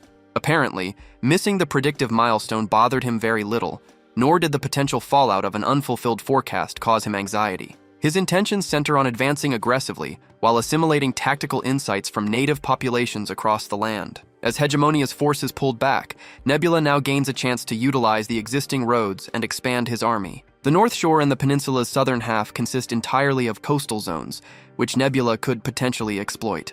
The Frogmen's dreadful deity held power over the ocean. However, because the serpent merely inhabited a lake, it could not employ its aquatic authority. However, with Nebula possessing sea dominion, coastal regions might ultimately prove advantageous. That concern is for another time. Presently, he desires to meet the reigning lord. Shifting focus to Hui Kyung, the young woman drifts off and starts entering a peculiar dream state. When her eyes open, a mysterious presence greets her, a cloaked figure standing before her. She quickly identifies the blue insect god. Immediately, she drops to her knees, showing reverence, thankful for the blue insect god's past assistance and kindness. As a mere human, she considers herself unworthy of the almighty god. Consequently, she wonders how to repay his aid. Nebula abruptly manifests an iron plate in his open palm. This metal is commonly used by merchants for commerce. She confesses her lack of foresight and apologizes for failing to grasp the Almighty's message. She speculates the god might be requesting funds. Saren startles her from behind. His presence there utterly astonishes her. Yet, prior to her posing inquiries, her sight dims. She returns to consciousness. The vision she experienced was more than a mere dream. Yet the blue insect god's message remained unclear. Given the display of the iron plate, a connection seemed likely. While contemplating its significance, a voice nearby praised the market's silk quality. A lizardman offered the silk, and the purchaser expressed unfamiliarity with such exquisite fabric. The purchaser identified himself as a traveler from the western lands, a region of sunrise. The displacement of the Knoll tribe had recently cleared the western route for his passage. The lizardman welcomed the western visitor and indicated an openness to trade. The purchaser, identified as a troll, expressed a desire to acquire the entire silk stock. He proposed offering iron plates as payment. A full pouch of these iron plates was in his possession, which he hoped would suffice for the high-quality silk's cost. The lizardman appeared pleased by the quantity and promptly consented to the exchange. Kyung intervenes in the exchange, instructing the troll to retrieve his funds. The silk had already been acquired by her. The troll appeared displeased by this news and requested the lizardman's verification of the claim. Faced with Kyung's intense stare, the unfortunate lizardman was compelled to affirm the girl's statement. To avoid any conflict, the orc decided to depart. Her sole motivation for halting the exchange was the fact that the lizardman offered it at an exceptionally low cost. The lizardmen asserted that their transport expenses had decreased since the departure of the Knoll tribes, enabling them to sell the silk at reduced rates while still securing substantial profits. Naturally, Kyung Hui was also aware of this. Being a merchant, she understood the situation. However, the crucial point was that only the Black Scale tribe possessed the ability to create such specialized goods. This implied that despite the minimal production cost for these specialized items, there was no actual necessity to reduce their selling price. Any item considered a luxury could command a higher cost. She also wished to highlight another significant detail: the iron plate previously held by the troll. She positioned her own iron plate on one side of the scale, concurrently setting the troll's plate on the opposite side. Through analyzing the mass, the merchant discovers that the orc provided a substandard metal sheet, which lacks substantial heaviness when contrasted with the alternative slab. She instructs her assistant to consistently verify the heft of these metallic components preceding the finalization of transactions. Suddenly, Rockrak approaches carrying a personal metallic specimen. The chieftain admired the balancing apparatus and requests that she evaluate his slab as well. Upon taking the item, the merchant discovers that this specific object exhibits unique characteristics compared to standard supply. Rockrak clarifies that they manufactured this item utilizing an antique item recovered from an ancient ruin. Its structural properties are excellent, but processing proved too challenging, causing metalworkers to abandon the material entirely. For this reason, he traveled to this location, reasoning that Automation Castle possesses the specialized infrastructure required to process this metal into advanced armaments. Instantly, Kyung comprehends the true intentions harboring within the mind of the blue insect god. The deity fundamentally desires her to manufacture weaponry. She confidently stated the Automation Castle could manage the task. Nevertheless, it appears embarrassment awaits her shortly. The blacksmith assigned to this smelting job returned, presenting several issues. Initially, the man expressed full confidence in his ability to complete the work, leading Kyung to consent. Nevertheless, the blacksmith now stated he managed to create merely one spear point, despite laboring intensely throughout the night. Shaping iron, which typically requires about 10 strikes, now demands a minimum of 30 to 40 impacts. Consequently, he cannot continue this task for an extended duration. Should he pause for a break, the bloomery's temperature would drop, leading to an increased consumption of charcoal. Furthermore, instructing a full team solely for smelting this specific metal presents a completely distinct challenge. Ultimately, the blacksmith received his dismissal from Kyung, who felt disheartened. The blacksmith, however, felt relieved to be done with a task far exceeding his compensation. Kyung, conversely, despaired over fulfilling the commitment she had given Chief Rakrak. She had confidently accepted the assignment previously, yet withdrawing her agreement now would portray her as an ineffective collaborator. Nevertheless, Saren remained convinced that Rakrak would not be offended in the slightest. He is, after all, among the kindest individuals present. Rakrak would never utter a word to cause her distress over the task's outcome. Saren's assessment could be accurate, yet Kyung wished to avoid such public embarrassment. Ultimately, she chose to employ her final option. She requested his accompaniment, needing to personally verify a matter. Soon, they moved down a dim passage, encountering a mud creature roaming freely. Such beings possess independent volition, preventing any command over them within Automation Castle. Yet, these mud figures were not the primary focus of their trip. She then unlatched the portal, revealing to Saren its contents. Inside, a water wheel rotated, powered by a cascade. Saren had never before witnessed such a peculiar device. This cascade serves as Automation Castle's water supply. Fortunately, Its placement within the inner palace ensures no adversary can plunder their resources. A crucial element here is the water wheel beneath the cascade, a mechanism generating immense continuous energy. Kyung intends to harness its output for smelting iron plates, but she also seeks to advance this energy source, aiming to transform Automation Castle completely. To achieve this, she requests Seren's assistance, and he readily agrees to help. Several days later, Kyung had already begun developing new schematics for an upgraded water wheel, intended to produce unprecedented energy levels. The waterfall's height was increased, and supplementary wheels were incorporated for enhanced output. She then asked Zale for her opinion on the plans. As expected, Zale endorsed the revised design. Given the ample water flow, she felt confident it could power every wheel. However, executing and constructing this updated design would demand significant labor and a considerable budget. They would, after all, need to acquire durable timber in bulk, as it is not native to the region. Kyung expressed no worries about financial issues, but Zale urged her to consider a different perspective, even if funds were sufficient. The primary concern was whether the extensive expenditure would truly yield worthwhile returns. Kyung's standing within the castle was already precarious, and allocating a substantial sum of money for minimal gain would draw considerable disapproval. Within a few days, Kyung occupies the room solitary, developing innovative concepts. She simultaneously summons her hellish characteristic of probability to analyze the potential outcome. This infernal attribute explicitly states that prescience remains beyond her capability, meaning actual events ahead stay hidden from her sight. Her talent restricts itself to altering present variables to alter mathematical chances to her advantage, indicating that upcoming chronologies escape her inspection. Instead, she alters the unfolding reality actively to ensure the immediate scenario concludes advantageously for Kyung. Nonetheless, Kyung proceeds to demonstrate how her updated hydraulic wheel blueprints will function. When she demands validation regarding its viability, the abstract element declines to respond, having previously emphasized that future foresight eludes its jurisdiction. It nonetheless acknowledges the exceptional merit behind the concept. Ultimately, complete resolve fills Kyung. She intends to transform this blueprint into physical substance. Consequently, development operations commenced. Construction inevitably brought unforeseen difficulties, causing numerous serious accidents. A fraud incident even occurred during the sourcing of necessary components. The experimental stage proved to be the greatest hardship.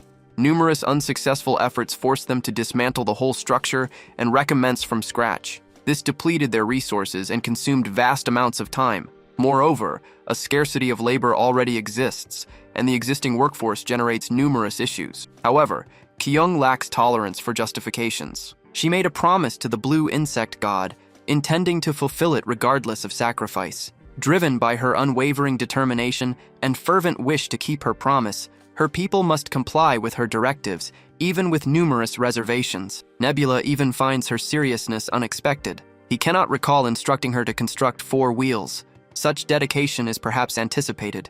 Humanity is driven by objectives, committing their existence to achieving their aims. Lizardmen, in contrast, appear rather unintelligent and clumsy. Kyung's reference to the blue insect god unexpectedly lengthened the building timeline.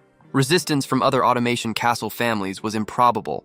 They certainly perceived many advantages from the current construction, given their business dependency. This was because, with laborers remaining and more goods circulating, the commercial zone's size expanded, ultimately aiding families engaged in trade. Building 4 water wheels proved difficult, yet Kyung's strong commitment and persistent work brought this contraption to life. It stood as the peak of advanced construction in this realm, a unique creation developed within the Automation Castle. For the inauguration ceremony, Kyung and all others watched the wheels begin to move. The 4 water wheels' construction finally yielded results. Kyung apologized to the insect god for invoking his name to secure her objective, hoping the Almighty would be generous enough to forgive and understand her intentions. At this point, Nebula received the notification that her iron-making skills had advanced to level 2. This advancement aids his civilization in establishing the means for creating superior iron. Nebula's civilization not only possesses an advantage in crafting iron goods, but they have also created their own monetary system, alongside a script referred to as the Chung letter system. This officially positions Nebula's civilization as the most developed and advanced among all existing factions. Nebula shows no surprise whatsoever. He understands human capabilities perfectly. Their relentless ambition is the precise reason for his selection of them as his second species. Several days elapse within the Automation Castle. Some elves are observed visiting, expressing astonishment at a water wheel operating so far away. This suggests the water wheel's immense size given the loud sounds it produces. A nearby lizardman provides further insight, explaining that water wheels not only process grain, but also supply energy for weapon production. The merchant subsequently draws their focus to the high-quality silk he offers. The elves, upon feeling the fabric, instantly perceived its superior quality. They promptly proposed iron plates for payment, asserting these were the finest grade, unique to their native land. The merchant then weighed the iron plate presented to him. However, the plate proved to be of inferior quality, in the peddler's judgment. The merchant felt profound disappointment, unwilling to conduct business with individuals he deemed untrustworthy. The elves, for unknown reasons, perceived themselves as unjustly accused of deceit. Despite their certainty regarding their iron plate's quality, the peddler directed them to the Automation Castle's central bank to swap them for better ones. The elves, conversely, thought the peddler exaggerated the worth of his own somewhat inferior fabric. Naturally, the merchant became enraged when his skill was challenged. He proceeded to educate them on the considerable effort required for this fabric's production. His shouting ultimately drove the elves away. Concurrently, Kyung observed the merchant from concealment. This merchant appeared to have interpreted Kyung's earlier instruction on value signal pricing with excessive earnestness. Upon noticing the elves, she recalled their infrequent journeys to this location. To understand the elves' business practices, she resolves to observe them. After trailing these individuals, her findings are quite unsettling. It appears these individuals are actively deceiving and manipulating new business owners. Kyung realizes that the Automation Castle's thriving economy has, predictably, drawn in swindlers. She genuinely desires to discover their origins. Meanwhile, Nebula is sent a private message from another player. The player is named Eldar, a god who governs the elven civilization. Nebula attempts to decipher the player's intentions. The elven civilization is situated on the far northern coast, meaning the two civilizations are geographically distant, preventing any potential for conflict or land disputes. Nebula ultimately agrees to the offer. His knowledge of the northern coast, outside the wilderness, is minimal. He anticipates gaining some insights. The individual on the opposing screen presented a refined and elegant demeanor, introducing themselves with equal poise. Nebula briefly considered that the god of elves was embodying their in-game persona to suit the atmosphere. Role-playing players typically fully adopt a character's role within the game, and this elven figure appeared to be one such participant. The narrator admitted difficulty discerning the individual's gender. Nevertheless, Nebula returned the salutations. Eldar expressed pleasure at encountering an articulate individual, contrasting with Hegemonia, whom she viewed as utterly uncivilized. Eldar had ensured Hegemonia's crude faction was expelled from the northern coast. Upon hearing this, Nebula reflected on Hegemonia's predicament. Hegemonia had attempted to interfere with him after Eldar's superior power. This raised the query: was this gender-bending role-playing player truly so formidable, capable of repelling a participant like Hegemonia? Promptly, Nebula inquired about her purpose for this encounter. Again, this deceptively charming individual displayed elegance and goodwill, presenting their conditions. Nebula's agreement was the sole condition for his force's safety. The individual abruptly terminated the communication, offering no response, a bold action. Although he desired to monitor her activities, he could not. The northern coast's frigid environment hindered his insect's migration. Furthermore, he could not travel alone. He needed to oversee the Automation Castle. However, Eldar faced an identical predicament. His identity remains largely unknown to her. This clarifies the presence of elves within Automation Castle. Surprisingly, this elven deity is male. As Nebula remains unaware of this individual's motives, he chooses to prepare for the coming conflict.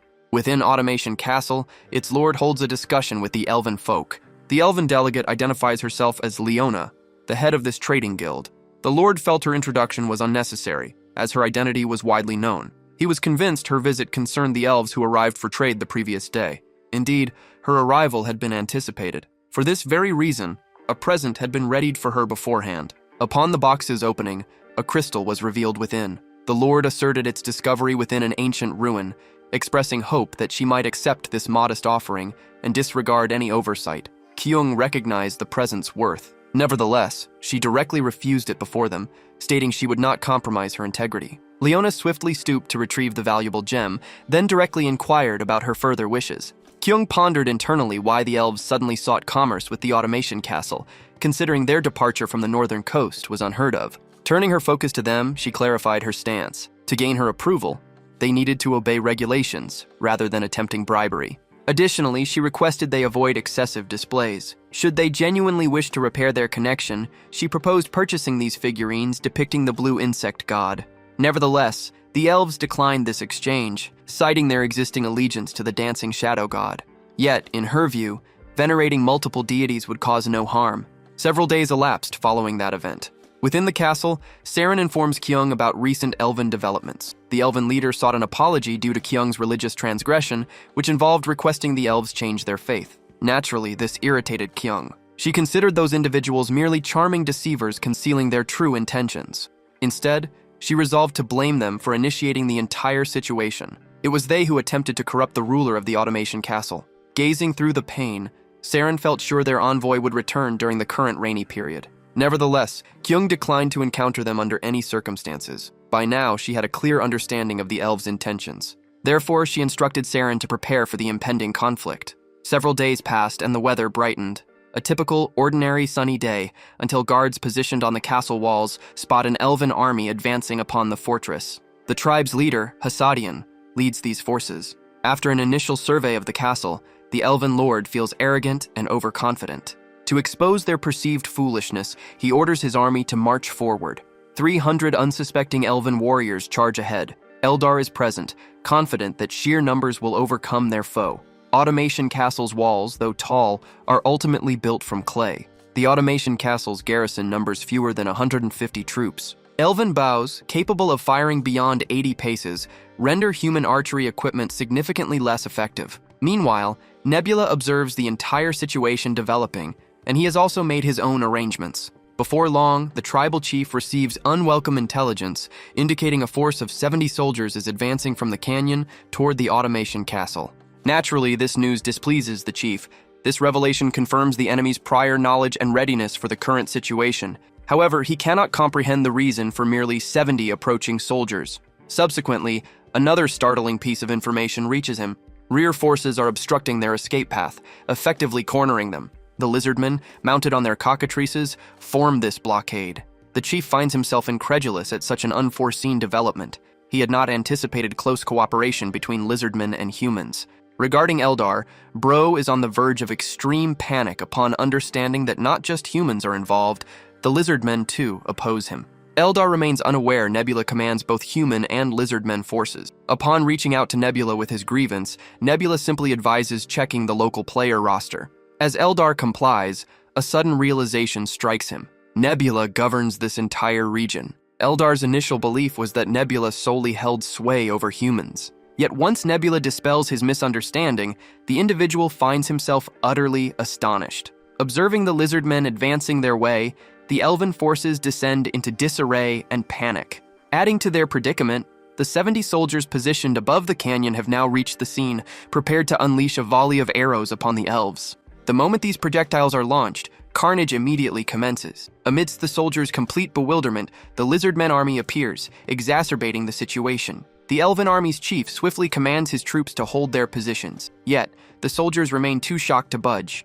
As Rakrak approaches within range, he calls upon his thunder, striking down the soldiers in his way with electricity. Following this first action, he leaps skyward, then plummets to the ground. The remaining troops imitate this, striking and slicing elven soldiers indiscriminately, as if crushing insects. The lizardmen effortlessly dominate these 300 ineffective combatants. The adversaries, gripped by terror, flee away to preserve their existence. A prime chance arises to defeat the foe, and the subsequent assault will conclude the conflict. Stingray has also appeared to fulfill its role. As Rakrak commands his forces for the decisive advance, Eldar ultimately admits vanquishment. Indeed, he even avoids personally entering the fray through a dissent. Nebula promptly articulates his requirements. He seeks intelligence, proficiencies, and also assets. His direct requests resemble outright theft, yet he reassures his adversary that he will not require everything simultaneously. Eldar retains the choice to align with Nebula. The individual starts evaluating available choices. Initially, sharing Northern Territory data seemed unprofitable. However, he currently faces a significant handicap. Having already lost nearly 300 warriors, continuing as a player with remaining forces would prove challenging. Conversely, Nebula already controls 2 species. Should Nebula form an alliance with another player, Eldar realizes his situation would become dire. Therefore, he feigns generosity, as is his custom, and accepts Nebula's conditions. He commits to collaborating and supplying the 3 items Nebula previously sought. Eldar wishes for forgiveness regarding his former arrogance, anticipating a friendly relationship moving forward. With an agreement now reached, he prepares to disclose every significant detail concerning the North Shore. Nebula discovers the existence of an alliance in that area, comprising 3 players. These include Salangos, Lim Chunsik, and Eldar. The Centaur's race is currently governed by player Salangos. Nebula appears to possess limited knowledge regarding this species. Despite their inherent benefit as mounted warriors, this entire race struggles with population growth and resource expansion. Nebula would never have selected such a race. However, it presents an equally formidable challenge in combat. Next, player Lim Chunsik governs the Ogres, an unintelligent species whose only attributes are immense size and raw power. Ogre intelligence typically averages around 10, yet they have successfully elevated their intellect via the small domain's blessing. Incidentally, Nebula similarly bestowed diverse blessings upon humans, his secondary race. Thus, a small domain's blessings could enable even unintelligent beings such as ogres to progress their civilization. He concludes Lim Chunsik ranks as the most powerful of the 2 other players. Considering this, he presumes Lim Chunsik engaged Hegemonia in battle. This, however, proves incorrect. Hegemonia's borders are shared solely with Salangos and Eldar, precluding any direct conflict involving Lim Chunsik. Nebula swiftly grasps the situation. The Alliance's 3 members had planned a joint assault on Hegemonia, but Hegemonia faced Nebula prematurely, preventing their strategy. With Hegemonia now gone, Lim Chunsik has redirected his focus toward Eldar. He insists on a vast quantity of tributes for Eldar to maintain the Alliance's existence. The elven gods struggled considerably to satisfy these requirements, which ultimately caused conflict with Nebula. Nebula understands the Fatas prefers Salangos above Eldar. This partiality probably arises because the Salangos constitute a nomadic people. Both elves and ogres are considered settlers. A settler civilization's strength is defined by its land area. Consequently, Chunsik intends to absorb the existing Salangos region for a territorial benefit. As Eldar offers no utility to him in this aspect, Chunsik plans to cast him aside as worthless. Upon comprehending his desperate predicament he is in, the unfortunate elven god falls into hopelessness. However, his concerns are quickly made irrelevant since Nebula offers a partnership. Briefly, Eldar experiences enlightenment, only to recall his harsh circumstances. His primary troops, along with his high priest, have been eliminated, and he questions his ability to significantly aid the Alliance. Luckily, Nebula appears to have already recognized Eldar's present asset. He reminds Eldar about his divine title, the Dancing Shadow God, which bestows upon him the minor domain of arts. Eldar confirms this, yet remains unsure of its utility. Nebula then shares confidential information directly with the elf, keeping the specifics hidden from observers. Focus shifts toward the northern regions, where the Centaurus general stands on a hilltop. The prophet of the Centaurs informs the general regarding a new prophecy. Soon a king shall arrive in this territory. Upon this king's arrival, global order will shift. Current authorities shall forfeit their positions, and wanderers across the lands will become disoriented. All will show deference to this monarch. He shall govern these territories, second only to the gods. The general proudly declares himself to be that sovereign, insisting that only the gods would rank above him. Nevertheless, his confidence quickly vanishes upon hearing the dire news. He is not the destined individual. Upon learning this, the general swiftly concludes the foretold monarch belongs to the lizardmen of the black-scaled tribe. However, the prophet refutes this belief. He states that the entity emerging from the north possesses significantly greater power. The individual fated to rule is an enormous ogre.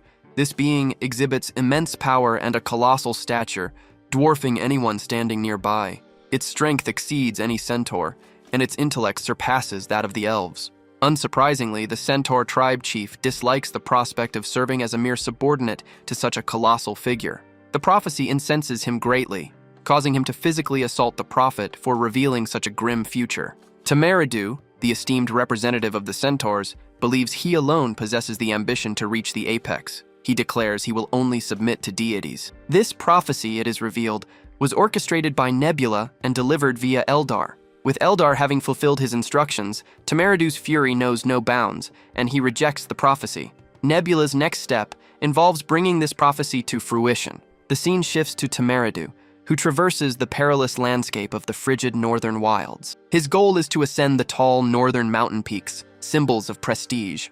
Yet his vigor wanes, preventing further ascent. Adding to his troubles, a rock tumbles down the route, hindering his climb. Fortunately, this was merely a dream Tamaridu experienced. However, his unsettling dreams portend his unavoidable demise. Nevertheless, he remains steadfast in his ambition for kingship. While contemplating his dangerous predicament, a guard arrived bringing information. Someone wished to speak with him. Some time passed, Tamaridu eventually received his visitor. However, This was not a single individual.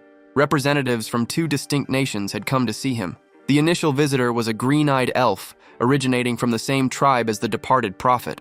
This elf also discussed the prophecy, though his interpretation diverged significantly from the previous prophets. He asserted that Kijin, the ogre chief, was destined for kingship. Nevertheless, he proposed that this outcome could be averted if Temeridu assumed the role of King of the North. Following this, a human arrived from Automation Castle. This individual already considered Temeridu the undisputed monarch and ruler of the North, presenting offerings and presents suitable for a centaur king. Subsequently, the third and last visitor appeared, a lizardman known as Owen, who represented the black-scaled tribe. Temeridu presumed this lizardman had come to recognize him as the forthcoming monarch. However, the centaur's expectation was mistaken. Owen's sole purpose was to advise him against pursuing the kingship. Temeridu sought clarification for this advice. He pondered if his unworthiness for the throne was the issue, or if recognition from various tribal leaders was still required. If the latter was true, humans and elves had already accepted him.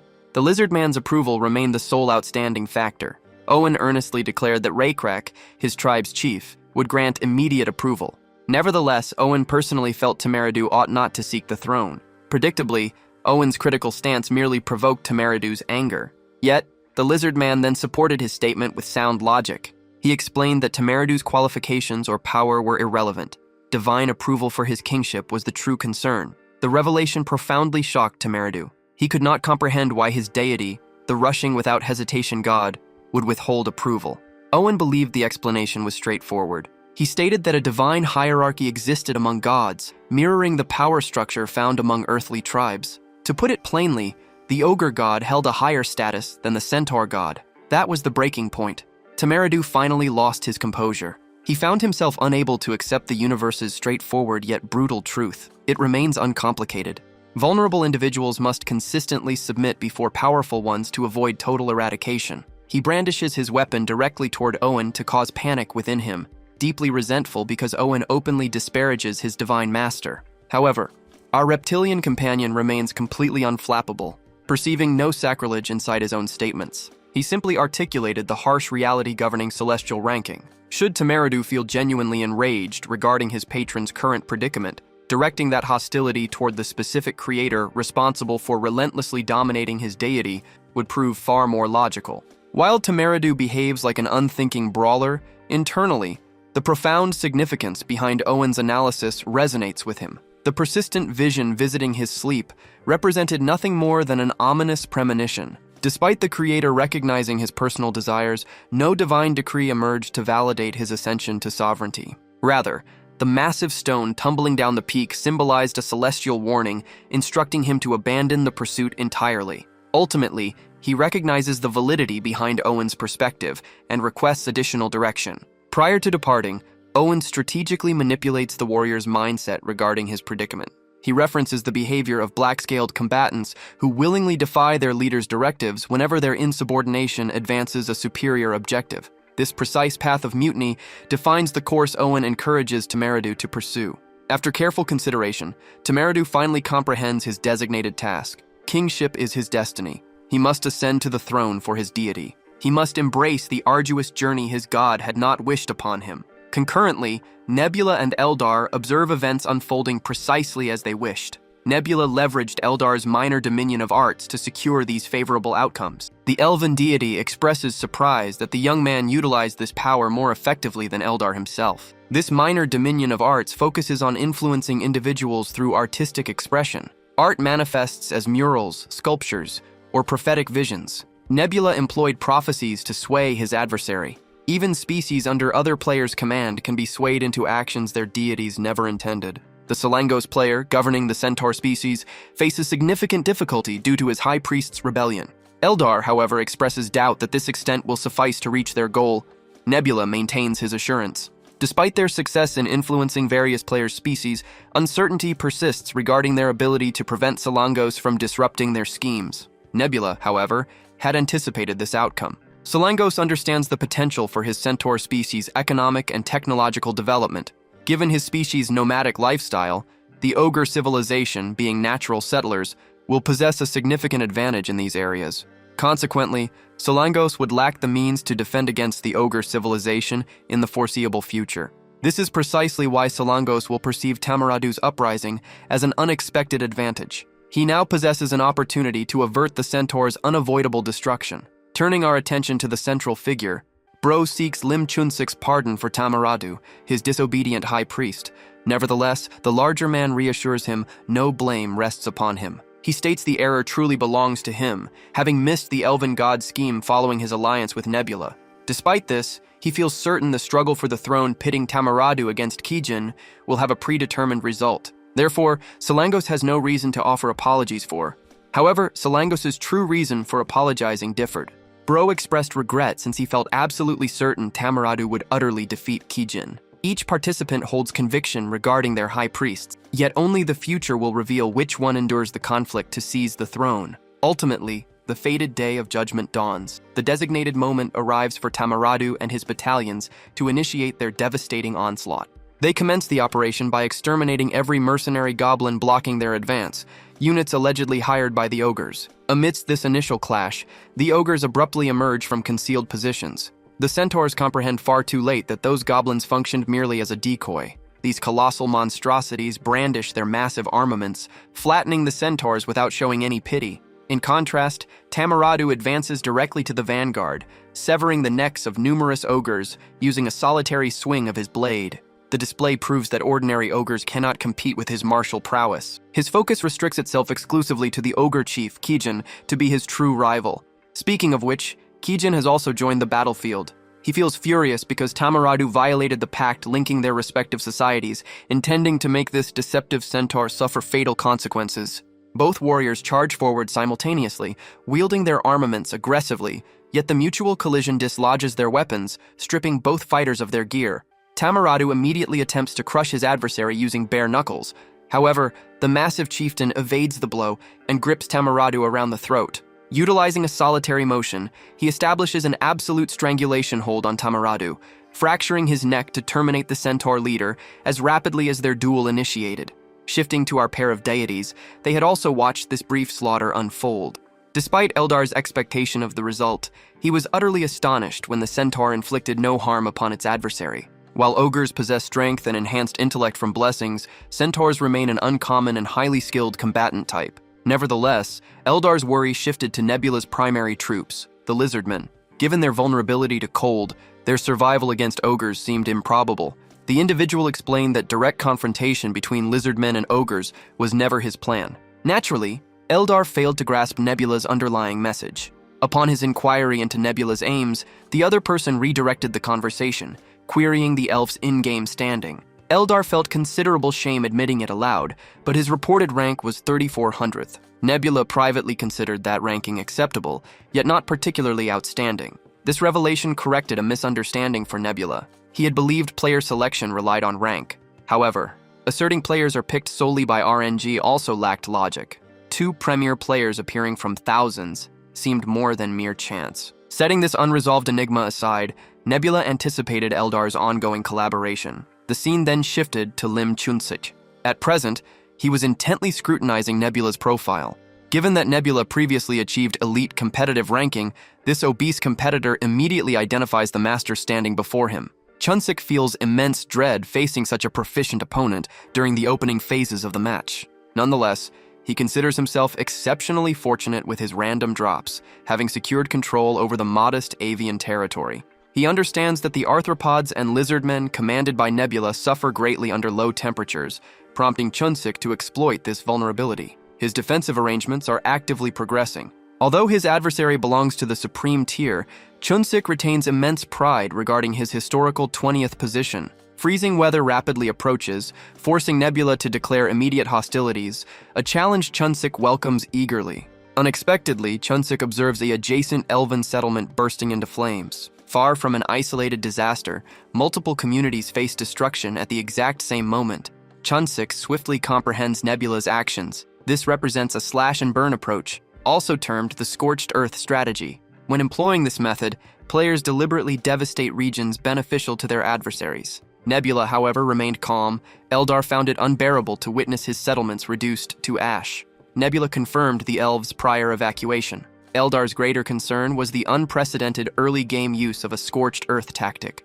Nebula acknowledged this, explaining that deploying such a strategy so early typically fails to achieve its desired outcome. This particular circumstance, however, proved unique. With their adversary currently located on the North Shore, obtaining provisions would be challenging.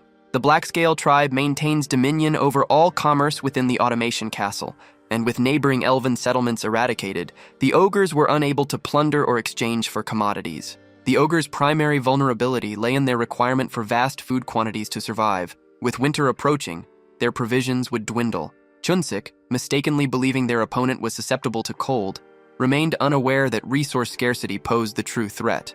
Nebula also acknowledged Eldar's contribution, stating the strategy would have failed without him. Typically, a player would need to devastate their own territory for such a plan to succeed. However, the ogre's presence in the elves' land fortuitously preserved Nebula's resources. The sacrifice proves beneficial. The adversary's defeat is certain once a second winter arrives. Focus shifts towards a goblin village. Complete disorder grips the area as ogres invade.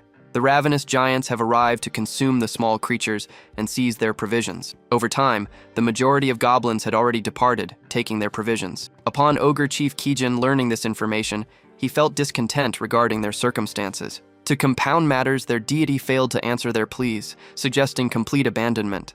Ogres began perishing due to lack of sustenance, and Chunsik found himself powerless, except to observe the remaining survivors' plight. Ultimately, he set aside his arrogance and reached out to his former companion, who was also his adversary, Solangos. Precisely when the player requests immediate military assistance from his old companion, Solangos delivers devastating updates, explaining that the majority of his army faces complete annihilation. Following the brutal execution of High Priest Temeridu by Kijin, losing his legions triggered a massive disaster, which worsened exponentially when lizardmen aggressively annexed the Centaur's territory. Looking at the bright side, Solangos appreciates this unexpected communication from his old colleague due to a specific proposal he intended to evaluate. It appears Eldar approached Solangos, extending a tactical proposition to establish a coalition alongside Nebula, contingent upon Solangos providing military support to neutralize Chunsik. Upon learning this, Chunsik panics momentarily, but his old associate quickly clarifies that he dismissed the pact completely, as serving as a subordinate asset contradicts his principles. Furthermore, he intended to respect the historical relationship he maintained with Chunsik prior to their current rivalry.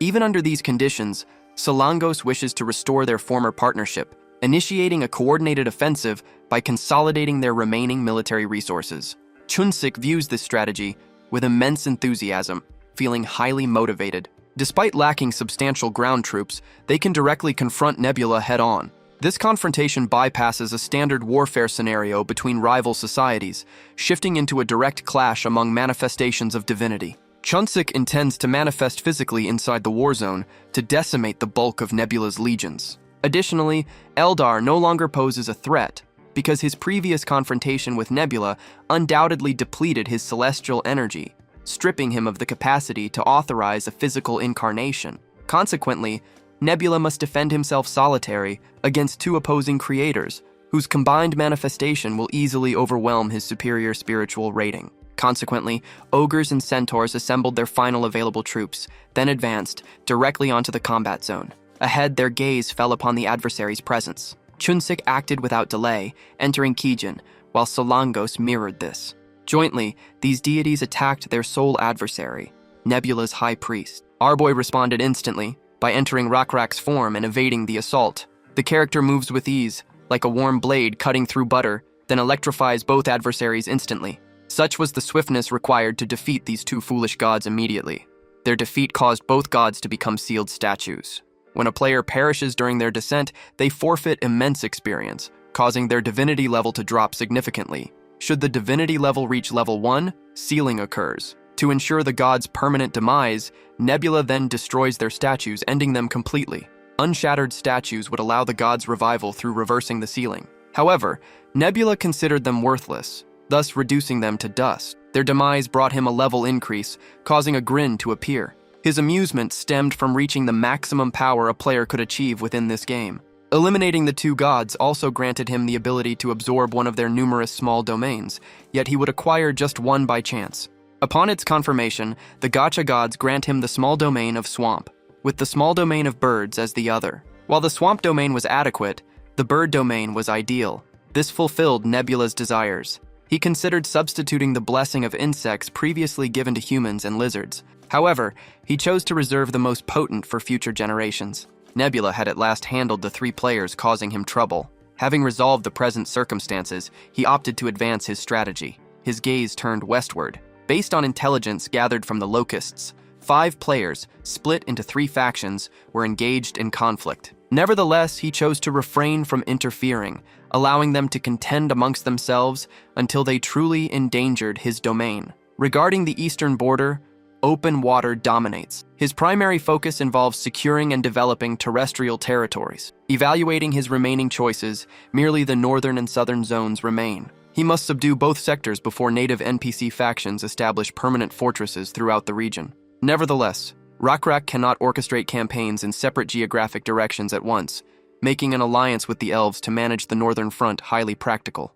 Considerable time elapses before the narrative transitions toward the remote northern wilderness, an environment where freezing temperatures cause extreme hardship. The surviving elves received instructions to resettle within this harsh territory, an arrangement that provokes widespread discontent among them. The local frost persists indefinitely, meaning the restoration of agricultural production requires immense effort. Furthermore, persistent raids by aggressive ogres and goblins endanger their survival daily. The desperate refugees demand immediate solutions from their commander, Linner, who remains motionless while listening to their grievances. He eventually interrupts the gloom by presenting positive information. The divine message revealed that a savior from lower latitudes is traveling to support the green-eyed elf community. Right on schedule, an outpost scout announces that a detachment of mankind is nearing their position. Linnar now understands these individuals have arrived to help them. Without delay, the elves brave the cold outdoors, ready to greet their visitors respectfully. As the humans eventually arrive them, and as they alight, it becomes clear the group's leader is Automation Castle's Lord, Kyung. Having met previously, the 2 lords skip formal introductions and extensive pleasantries. Linnar quickly invites his visitors into his tent, but Saren receives a summons from his mistress. Chad, highly protective, moves ahead and demands the tent be checked for assassins before Gracious, his goddess, goes in. Naturally, Linnar lacks the authority to refuse, prompting Saren to advance directly. Shortly afterward, both leaders ultimately gather inside the pavilion. Maintaining the flow of conversation, Linnar investigates the motive behind their arrival. Kyung expresses optimism that the divine forecast previously informed him. Regardless, she explains that her blue insect god instructed her to support vulnerable and neglected societies like the elves. The skeptical Linnar doubts whether genuine assistance or simple condescension fuels her presence. She subsequently indicates the agricultural implements and armaments delivered by her convoy, alongside crop varieties capable of thriving amid frost.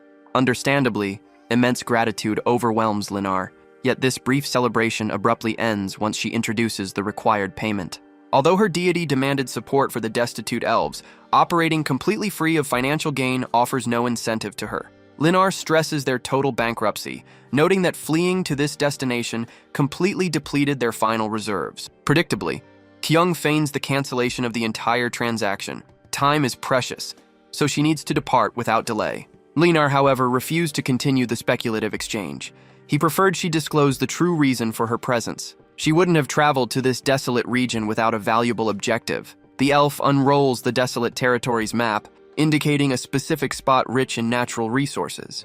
A strip mine containing abundant iron ore was visible, and the surrounding environment appeared lush, with towering trees signifying the land's fertility, suggesting they could begin cultivation. Linnar expressed readiness to exchange any of their yields for a reduced cost. Kyung, however, felt uncertain about exchanging current tangible assets for something merely theoretical. To provide assurance, the Elven Lord made a personal pledge, guaranteeing it as Linnar, the elf. Ultimately, Kyung agreed to the proposal, recognizing its potential, yet she would not simply rely on spoken assurances as a firm guarantee. She desired concrete proof of their commitment. The Elven Lord shows some reluctance. The future worth of the iron ores and trees greatly exceeds the compensation he is presently receiving. He essentially trades away his lineage's prospects. However, without this exchange, a future might not exist whatsoever. This transaction must hold significant worth. Otherwise, his god would not have provided insight into it. Once both sides press their handprints onto the contract paper, the agreement becomes binding. Each party pledges to respect and maintain the agreement. This signifies the initial credit transaction on the third continent's north shore secured by Nebula.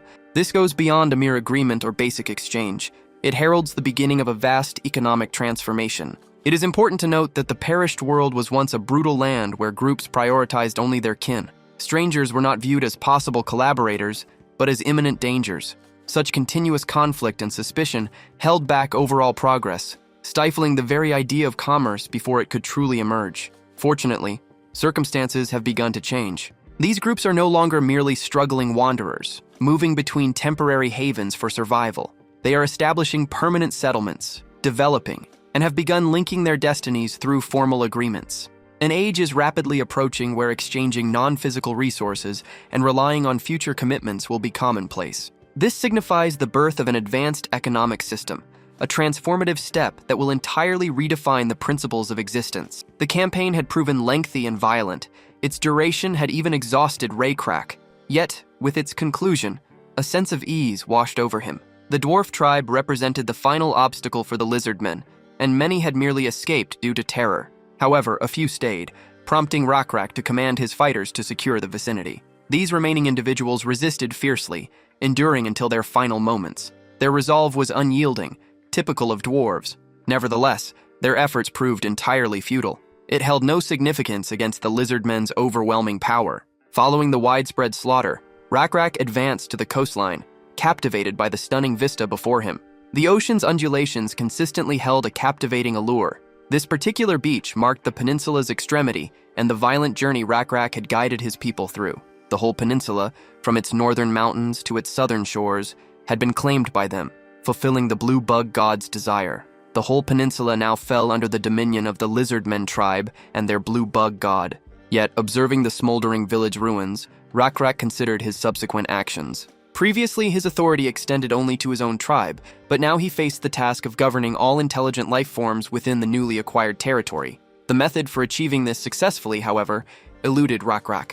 Luckily, Sunwoon consistently observed his subordinate and stood prepared to offer assistance. Sunwoon also harbored concerns regarding the optimal governance model.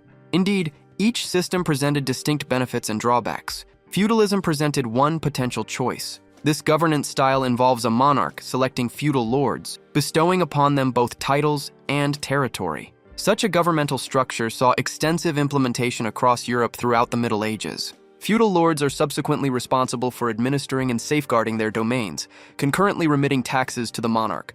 This arrangement alleviates the monarch's responsibilities and enables an expansion of royal authority. Nevertheless, this feudal structure possesses a significant flaw.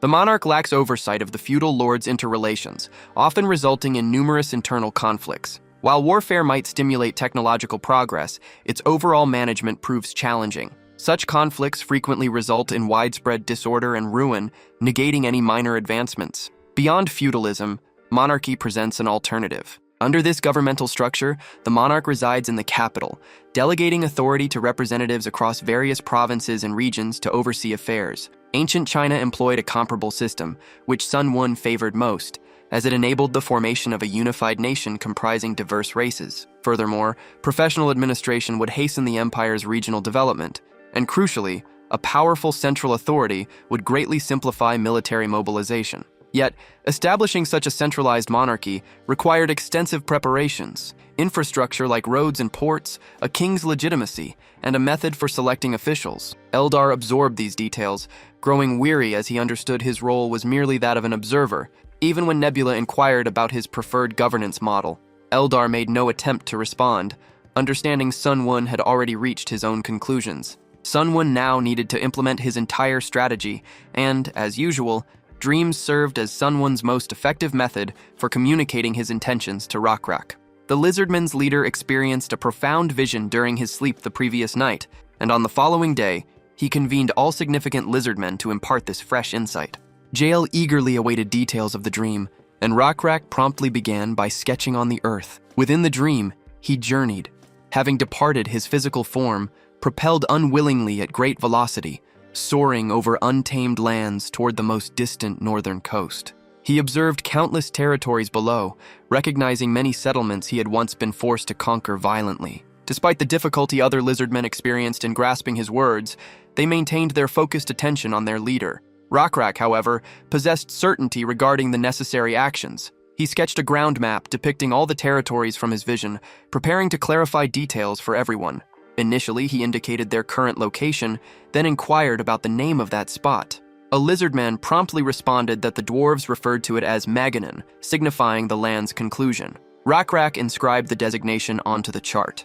Subsequently, he inquired about the name of the site where they had eliminated the red-skinned orcs. Yor recalled the area being named Salmon. However, it became apparent that multiple locations shared that designation. Consequently, Rakrak chose to label it South Saman. This process persisted until nearly all locations possessed their designations. Just a single unnamed site remained. However, when Rakrak sought its designation, no one could provide it. No intelligent life forms inhabited that region. This had clear justifications. The terrain was rocky, lacked fertile soil, and wild cockatrices resided there. Consequently, people generally steered clear of the area. Jael concluded that the land's name was unknown.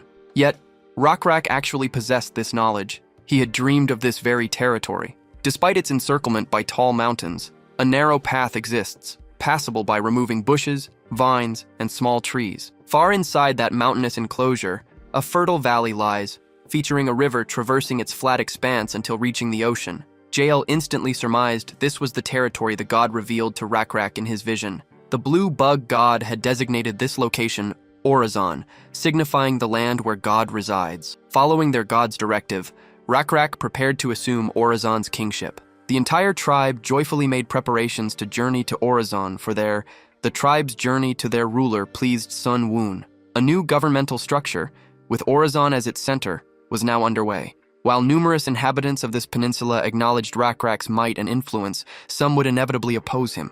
Therefore, bringing all people together under a single nation required significant dedication and labor. Initially, the populace needed to grasp that Orazon served as the capital, and Rakrak reigned over these territories. Furthermore, construction of routes connecting all continental regions to Orazon was essential. To establish a monarchical governance structure, Rakrak was required to select an overseer for every province. He designated these roles as war chief. Yet, paramount to these efforts was the creation of uniform legal codes, applicable across the entire domain, serving as the foundation for war chief's governance. Nevertheless, Automation Castle and the Elven Village, possessing existing feudal rulers and regulations, presented a slight impediment. Rakrak promptly resolved this issue by assigning lizardmen counselors to supervise and interact with these feudal lords. The designation Margrave of the Automation Castle was bestowed upon Hui Kyung, while Laner acquired the title Elf Maripgan. Sun Woon perceived this governance framework as rudimentary and disorganized at this point. However, it represented a step forward, and difficulties found resolution incrementally. This development alone sufficed for the system to inform Nebula that his realm had transitioned into an initial monarchical period. Ultimately, Sun Woon implemented a monarchical structure for the lizardmen, and a feudal one for humans and elves, incorporating both their benefits and drawbacks. Amidst these arrangements, Eldar's sole bewilderment stemmed from his elves' inclusion within our boys' domain. Yet Sun Woon perceived no issue, given that the elves resided within his lands. Eldar discovered himself in a peculiar circumstance. All his possessions were attributed to Sun Woon, while Sun Woon's entire holdings were solely Eldar's. Time progressed, and tranquility settled across Rakrak's kingdom. Constant conflict and victories had previously occupied the warriors, but now they grew restless. Even common pastimes such as angling began to exhaust them. However, the fishing mentioned wasn't for a mere reptile. It referred to a war chief chosen by Rakrak. This individual, named Tatar, previously led an elite lizardmen unit. He struggled to adapt to his current tranquil surroundings. His past existence had largely consisted of warfare. As a former top combatant, he had earned his appointment as a war chief. Protection for this location remained necessary. Despite its dullness, this Maganin was still Rakrak's property. Yet a single issue persisted. This territory lacked any threats requiring defense. Situated in the extreme south, it bordered other lizardmen territories in the sea. The only potential source of danger lay beyond the sea. Unexpectedly, this scenario materialized. 12 vessels emerged far off, carrying peculiar beings. Initially, their identities remained unclear, yet soon their nature was revealed. They were intelligent, resembling crayfish. Their appearance was undeniably unsettling, leading the younger lizardmen to believe them monsters. However, Tatar, possessing greater experience, immediately rejected this idea. These crawfish-like beings utilized boats and likely possessed communication abilities. Tatar chose to approach them directly ashore. His bravery was evident. Standing tall above the crayfishes, He inquired about their identity and reason for arrival. Receiving no immediate reply, he sternly identified himself as War Chief Tatar, then demanded they declare their visit's objective. The terrified crayfishes instantly became paralyzed with dread. They explained they were merely turquoise lobsters, forced to traverse the ocean after a storm disoriented them. Their current desire was to learn their location. Tatar informed them with pride that their current position was within Reincarnation territory, a name signifying black scale in the lizardman tongue. Concurrently, the youthful lizardman remained on edge, prepared to engage in combat immediately upon his leader's order. He felt certain Tatar would not extend clemency to adversaries. Given that these crawfish-like beings represented unfamiliar foes, Tatar would undoubtedly seize and restrain them for interrogation. Alternatively, he might simply execute them immediately. The terrified lobsters sensed Tatar's menace, bracing themselves to escape using their numerous limbs. However, such action proved unnecessary. Rather than initiating an assault, Tatar instructed his subordinate to arrange provisional lodging for the visitors. Assuming their hunger, he further directed that they receive the lizardmen's remaining provisions. This unexpected development astonished everyone. The seemingly bloodthirsty Tatar, it became apparent, possessed a different true nature. The turquoise lobsters expressed profound gratitude to Tatar, vowing to always remember his benevolence and this act of generosity. Having completed their rest and meal, they set off homeward. The young lizard observed their departure. The young lizard questioned Tatar's assistance. He thought if he were Tatar, he would have instantly expelled the lobsters and informed Rokrak about the intruders. The youth struggled to comprehend why Tatar forfeited a chance to earn the king's favor. Tatar himself felt uncertain regarding his choice, acknowledging he might have misjudged them. They could have been adversaries, yet he found himself unable to act differently. This was his reason. Seeking to clarify his choice, Tatar inquired of the young lizardman whether he recalled the loss of his left eye. Naturally, the youth was aware. This tale was widely familiar within the lizardmen community. Tatar had engaged 10 trolls simultaneously, who sought to plunder travelers, sustaining injuries during that confrontation. In fairness, the travelers were merely peculiar halflings, not even allied with the lizardmen. Subsequent to Tatar's eye loss, he encountered Rokrak. The lizardmen's king remarked that confronting 10 trolls simultaneously and sacrificing merely one eye represented a commendable achievement. Nevertheless, the issue stemmed from his eye's loss occurring not through aiding the tribe, but by rescuing a contingent of halflings. Rokrak then questioned if he harbored any regret. Tatar responded by explaining he understood that ages past, a contingent of lizard men under Rokrak's leadership had become injured and depleted from prolonged desert travel. Their situation appeared hopeless, yet during that crucial juncture, Rokrak obtained the Blue Bug God's blessing. The Blue Bug God sought no recompense for his aid and benevolence. He merely felt compassion for the distressed wanderers. Rokrak felt astonishment. Tatar had the audacity to claim his assistance to the halflings mirrored the Blue Bug God's compassion. Tatar confirmed his belief that such actions were necessary at that moment. Rokrak found satisfaction in that response. Tatar's judgment was sound, and his conduct appropriate. Rokrak subsequently desired Tatar to maintain that behavior. Should anyone dispute his actions, Tatar needed only to recount their discussion. He further stated Rokrak completely endorsed Tatar's stance and offered his backing. The future alone would reveal whether Tatar's assessment of the lobsters proved accurate. Before long, the identical young lizardmen entered his office bearing tidings. The crustaceans had reappeared. Tatar promptly went to encounter them face to face once more, seeking details of the events. Rubo, the lobster's chieftain, joyfully welcomed his savior. However, Tatar's mind held a singular query. Their presence's purpose. Had another storm trapped them? Their current visit, it emerged, was solely to acquire the silk and iron Tatar had mentioned previously. Their homeland faced conflict with a neighboring territory, creating a dire need for external technology and supplies. In exchange, the entire lobster contingent stood prepared to offer a chest brimming with valuable white pearls. However, the Tatar found the shiny round pebbles unimpressive. Perhaps the Lord of Automation might find them valuable. Tatar himself was uncertain of the pearls' worth at that moment. He chose not to reveal his hesitation, instead deciding to negotiate for something truly valuable, such as the technology for the boats the lobsters arrived in. The lobsters were reluctant to share their prized technology. Rubo began to explain that manufacturing such boats was a lengthy and complex process. Tatar responded that he did not understand complex matters, but if Rubo disliked his offer, then there would be no agreement. The lobsters could not accept this negotiation outcome.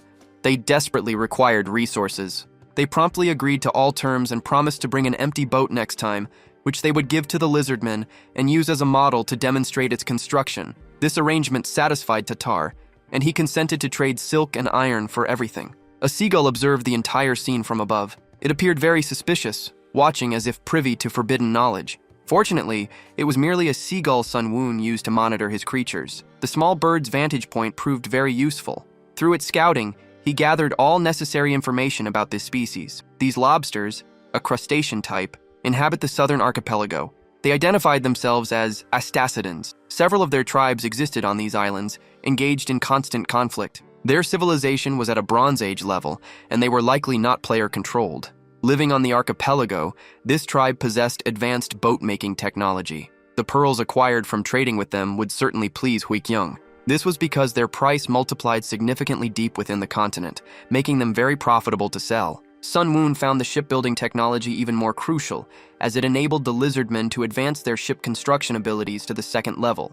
Rockrock, understanding the worth of quality vessels, would undoubtedly attempt to construct comparable ones with Jiol's assistance. Soon, every creature under Sun Woon's command would navigate Hukrin's rivers by boat, presenting an ideal chance to establish waterway trade routes. To Sun Woon's astonishment, the veteran warrior Tatar displayed diplomatic skill, allowing Sun Woon to confidently assign him dealings with the Astacidans. Considering the advanced state of these crawfish-like creatures' civilization, they were destined to become an allied Hukrin nation. Once this occurs, the Sun Woon civilization would gain access to the archipelago's silver mines, utilizing the extracted silver to forge a new currency, replacing iron plates. Ultimately, even the modest maritime region proved highly beneficial for Nebula. Abruptly, Sun Woon's contemplation of upcoming strategies ceased, due to a summons from an unfamiliar entity who referred to him as Creator. This being, named Hongo, received an immediate command from Sun Woon to detail his advancements. Previously, Nebula had assigned Hongo the responsibility for managing and cultivating a locust swarm, with instructions not to report unless a significant issue arose. However, events diverged from expectations. Sun Woon's error and Hongo's oversight led to the revelation of the locust swarm's orchestrator, becoming apparent to the other deities within that region. Sun Woon found himself compelled to undertake such a perilous action because the magnitude of the level 3 locust swarm had started to diminish. Hongo had recently received orders to guide the locust swarms toward other players' grain plants, aiming to impede their civilization's progress. Sun Woon desired Hongo to execute this with precision, ensuring other players remained unaware of the manipulation if possible. However, the swarm unfortunately assaulted a community belonging to an advanced player's civilization, leading to inevitable repercussions. That player understood the locust activity stemmed from another player's actions, controlling a small insect group. Fortunately, Hongo remained unconcerned. Sun Woon had foreseen such an occurrence happening shortly and made ready. Sun Woon's sole current concern was Hongo himself. Hongo was unharmed, even after suffering significant locust losses from other gods' divine interventions. However, it appeared the other gods had not yet grasped that a creature like Hongo existed. This proved advantageous for Sun Woon. Should Hongo's presence become known to others, a far more substantial setback would occur. Therefore, Nebula commanded Hongo to utilize remnants of the locust swarms to generate misdirection and conceal his presence. Now, for Hongo, his continued existence took precedence. Hongo comprehended the directive and acted accordingly. Subsequent to this exchange, Sun Woon discovered he disliked engaging with his creations. They were so devoid of will or substance, in contrast to the NPCs in the perished world. There, the creatures conversed as if possessing souls and distinct personalities, not merely automated responses. However, this held little significance. What truly mattered was Hongo's successful completion of most of his assignment, as the locust swarms had devastated agricultural lands and plant life within the 5 nations' western territory. Should the deities governing those nations uncover Nebula's orchestration of these events, they would undoubtedly launch an assault. Considering the nation's geographical positions, the 2 nearest neighbors were the most probable aggressors, the nations Danim of the Sataros race and Jukwa of the Lenar race. These 2 appeared poised to deploy their forces. The remaining 3 nations currently observed from a distance, yet their military deployment was inevitable. A single combatant facing 5 opponents presented an unfair scenario. Nevertheless, this situation was unavoidable, characteristic of the unfair world. Sun Woon stood prepared to engage all 5 nations simultaneously, as such a confrontation remained within his anticipated challenges. Concurrently, within Demaret, the capital city of the Sataros nation, Danim, Hadi, the Lenar king, questioned the reliability of the 3 nations supporting them. Their trustworthiness appeared uncertain to him. Fav, the Sataros king, concurred on this matter, yet maintained that the individual responsible for the locust swarms could not act unchecked. Divine pronouncements had affirmed that passivity was unacceptable, and the lizard men required eradication. These beings supplicated their malevolent blue bug god, seeking famine for other nations while ensuring their own prosperity. Furthermore, subsequent to acquiring Automation Castle, the lizard men commenced manufacturing superior iron plates through their advanced technology. Their plates established the benchmark, yielding greater advantages in commerce and exchange. Moreover, given their proximity to the Hutrin border, they would inevitably incur damages if the other three nations' armies traversed their territories. Consequently, ultimately, they possessed no alternative but to launch an assault with their own troops. They placed full faith in the five gods' prophecy, which foretold the Satyros and the Leaners uniting to utterly demolish Orizon, the Hutrin capital. Given this, Hattie sought to determine the optimal attack strategy. Fav, however, had already prepared a scheme. Hutrin territory lay encircled by mountains, making Automation Castle the sole reliable entry point. An alternative route existed via the southern coast, yet it teemed with insects of the blue bug god, and its terrain proved excessively challenging. Their only remaining option involved seizing the opportunity to assault Automation Castle, liberating it from Rakrak's control, and subsequently advancing. Two distinct paths led directly to the castle. Satyros intended to proceed straight toward Automation Castle. The Leaners, conversely, opted for a minor diversion, planning to reach the castle from the northern wastelands. An accord was reached, prompting them to devise a comprehensive strategy and assemble their armies for an assault scheduled in 1 month. Following a month's passage, all preparations concluded, and the forces began their advance. Naturally, their divine overseers observed these movements. Among them was Krampus, who governed the Satyros nation and held the title of the life-sacrificing god. Having attained rank 1430 within the game, he pondered the allied deity's actions regarding army provisions. Her intention was to utilize personal provisions until the troops traversed the wilderness area. Subsequently, upon the Leaners' arrival at the northern coast, they would be compelled to plunder the settlements encountered en route. This was Runda, the god of Leaners, also recognized as the supreme fruition god. Despite her persistent efforts, she found herself unable to reach Nebula, who had intentionally blocked her. More than a month elapsed without him unblocking her or the other five gods. Runda remained perplexed by his motives. Krampus shared her confusion. Had they been able to communicate with Nebula, they might have readily discussed reparations for the locust swarm devastation. However, Nebula had isolated everyone, denying any opportunity for peaceful resolution. Furthermore, he conspicuously intensified his military drills and expanded reconnaissance patrols. Consequently, negotiations were no longer feasible. Krampus and Runda jointly commanded more than 1,100 Leaners and 800 Satyros, making their combined force the largest across the entire third continent. Runda felt certain that Nebula's downfall was merely imminent. For clarity, Runda was genuinely female, contrasting with Eldar. An unexpected alert appeared. It signaled a communication request. Krampus instantly thought Nebula initiated it, however, his guess was incorrect. Eldar was the caller. The Leaners' army had just passed the elf colony, and a discussion was imminent. Runda sensed Eldar desired negotiation, but also harbored ulterior motives. Krampus understood Eldar and Nebula maintained a fragile alliance, implying mutual betrayal was always possible. He recommended Runda act as if she were alone and pay close attention to Eldar, as his proposed terms could prove advantageous. Eldar manifested in his characteristic manner, embodying an elf god, a role-playing persona he consistently maintained. This might have been intentional, given his minor domain in the arts. Runda's initial encounter with him left her utterly astonished by his presentation. He not only resembled an elven female, but also exhibited peculiar conduct. Eldar persisted in portraying himself as a blameless casualty, seeking assistance. Runda, still processing the unusual meeting, cautiously inquired about the specific nature of his required aid. He promptly recounted his unfortunate tale, claiming the treacherous Nebula had compelled his unwilling submission, subsequently exploiting him for personal gain, and subjecting him to various indignities. Eldar found himself compelled to accept all terms, once Nebula had vanquished Solangos and Lim Chunsik. Nebula's power far surpassed theirs, and his combat approaches were irresistible. Runda expressed astonishment upon learning Eldar had not aided in their defeat. Considering the circumstances, it seemed remarkable that Nebula had overcome such formidable players by himself. Eldar, however, felt no astonishment. He wondered if they were unaware of Nebula's renown, given his history of battling countless deities across innumerable realms and achieving the top rank. Nebula was indeed a genuine terror. Krampus and Runda exchanged glances. Their situation was undeniably unfortunate.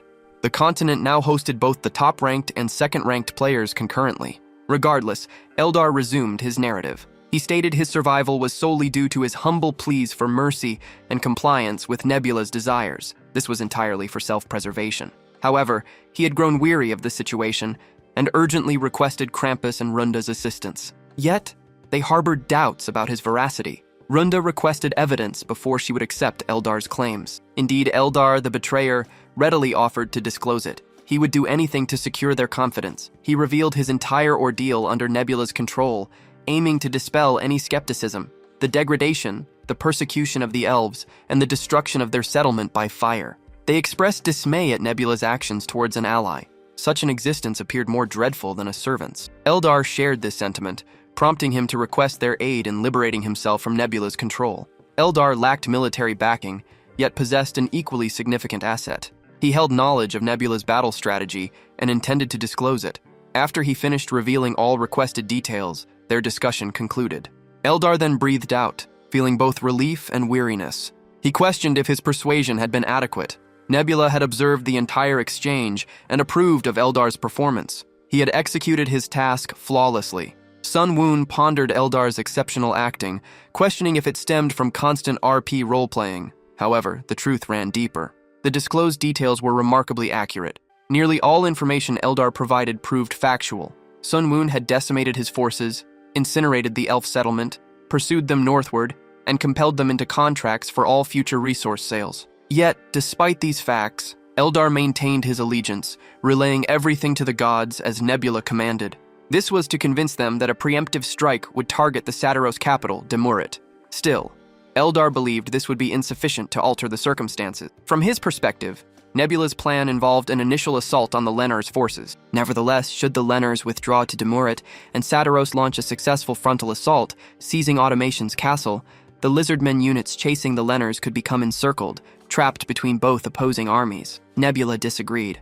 Eldar's assessment contained errors. Nebula intended to engage the Lennars' forces several days sooner, preventing their retreat and securing victory. Incidentally, Eldar provided immense assistance regarding this outcome, despite his own ignorance of the matter. He transferred a portion of his provisions to the Lennars to demonstrate total capitulation. This development perfectly aligned with Sun Woon's strategy as well, since those specific rations underwent secret manipulation. Meanwhile, the forward progression of the Lennars battalions decelerated dramatically, an impediment caused by a deliberate factor. Toxic substances contaminated the military rations, throwing their commander Hattie into pure rage upon receiving the update. The logistics officer explained that the ingredients suffered severe spoilage, leaving him entirely powerless to rectify the situation. Driven by anger, Hattie prepared to execute him immediately. However, his strategist intervened, requesting a brief delay to present an observation. The advisor found it highly questionable that the sustenance remained perfectly safe until the previous day. Crucially, their most recent meals consisted entirely of materials distributed by the elves. Hattie doubted this theory, having personally inspected the elven cargo without discovering any decayed items. Yet the strategist maintained that despite a wholesome external appearance, the goods harbored hidden toxins within. Such deception matched the reputation of the Lizardmen's deity, who commanded filthy parasites. Consequently, the intelligence gathered from those elven sources lost all credibility.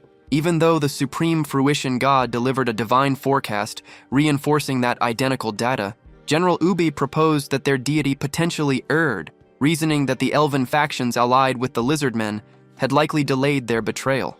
The corrupted rations served as clear validation, indicating a calculated deception designed to mislead their leadership. Abruptly, a messenger sprinted toward the command tent bearing critical intelligence, having spotted the advancing Lizardmen legions positioned a mere few hours from their encampment.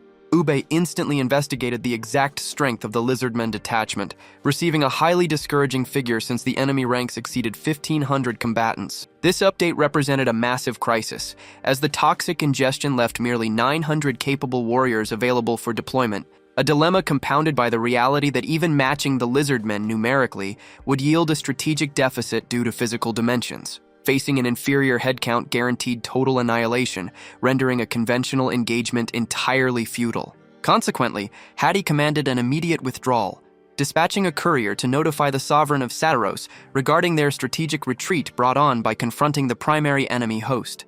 Ube advised falling back directly toward the highland woodlands to initiate irregular combat operations, a strategy offering a legitimate path toward victory. The combined forces of Lenners rapidly abandoned their positions. Hattie anticipated that irregular operations would leverage their diminutive stature effectively, prolonging the conflict to maximize delays. Should the Sadaros legions successfully capture Automation Castle during this window, the Lizardmen would face an unavoidable pullout. Regrettably, these strategic calculations faced immediate collapse, as a catastrophic barrier intercepted the retreating Lenners. A colossal predatory arthropod, Sratus, obstructed the escape route, declaring that they had blindly trespassed into a forbidden sanctuary reserved exclusively for followers of the blue bug god. Panicked Lenners instantly started retreating to escape the beast. Escape, however, remained impossible, as Sratus intended to make the invaders compensate for this transgression using their lives. Hattie commanded his battalions to discard their gear and disperse in different directions, despite Ubi desiring to remain and confront the creature. Hattie rapidly clarified that this entity was no ordinary beast, but a sentinel serving the malicious lizardmen under their deity's commands, making this an inappropriate conflict for them. The Supreme Fruition God had to deploy a personal champion to salvage his forces, sending the massive rodent Neji. Both behemoths clashed violently in an intense duel. Runda observed the entire engagement, feeling completely overwhelmed by the disastrous development of her situation. That formidable mantis possessed incredibly elevated attributes. Never before had she witnessed a single organism with the trait monstrosity absorb such a massive concentration of essences. Sratus displayed exceptional scores across power, agility, and cognitive capacity, establishing a threat that Neji could certainly not defeat solitary.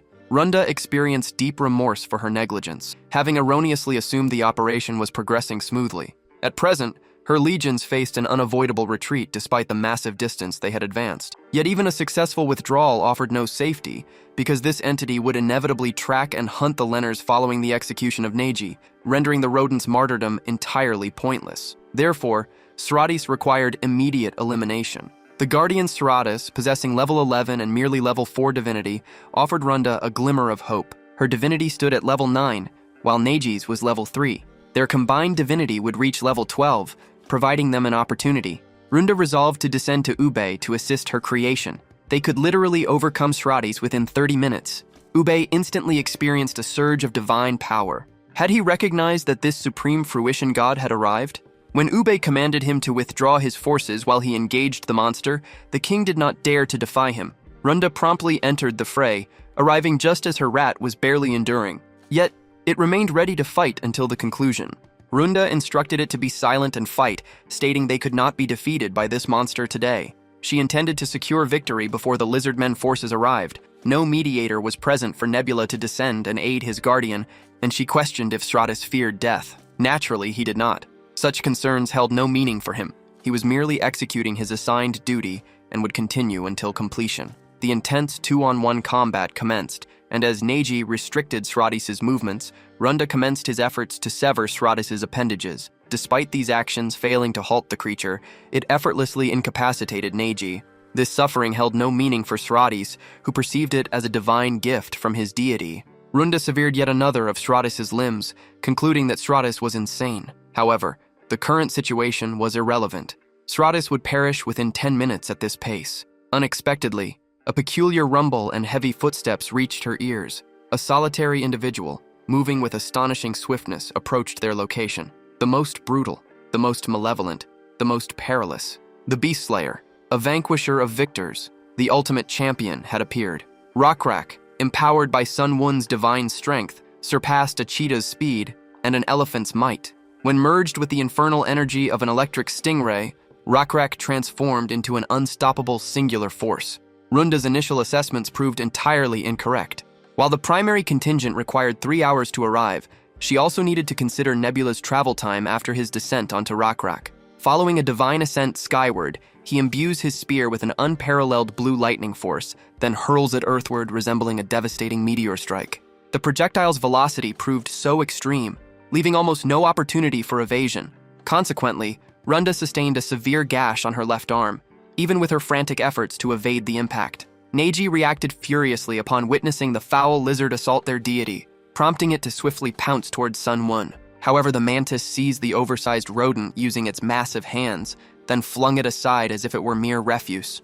Sunwon requested the stingray to bestow some of its abilities, stating his intention to deal with the bothersome rodent immediately. Pointing a finger toward the plump rodent, the individual issued an order, and the stingray readily agreed to obey. Consequently, the albino rodent experienced the most powerful electric discharge it had ever encountered. Despite its mental state being severely impaired, the single electrical strike failed to silence it.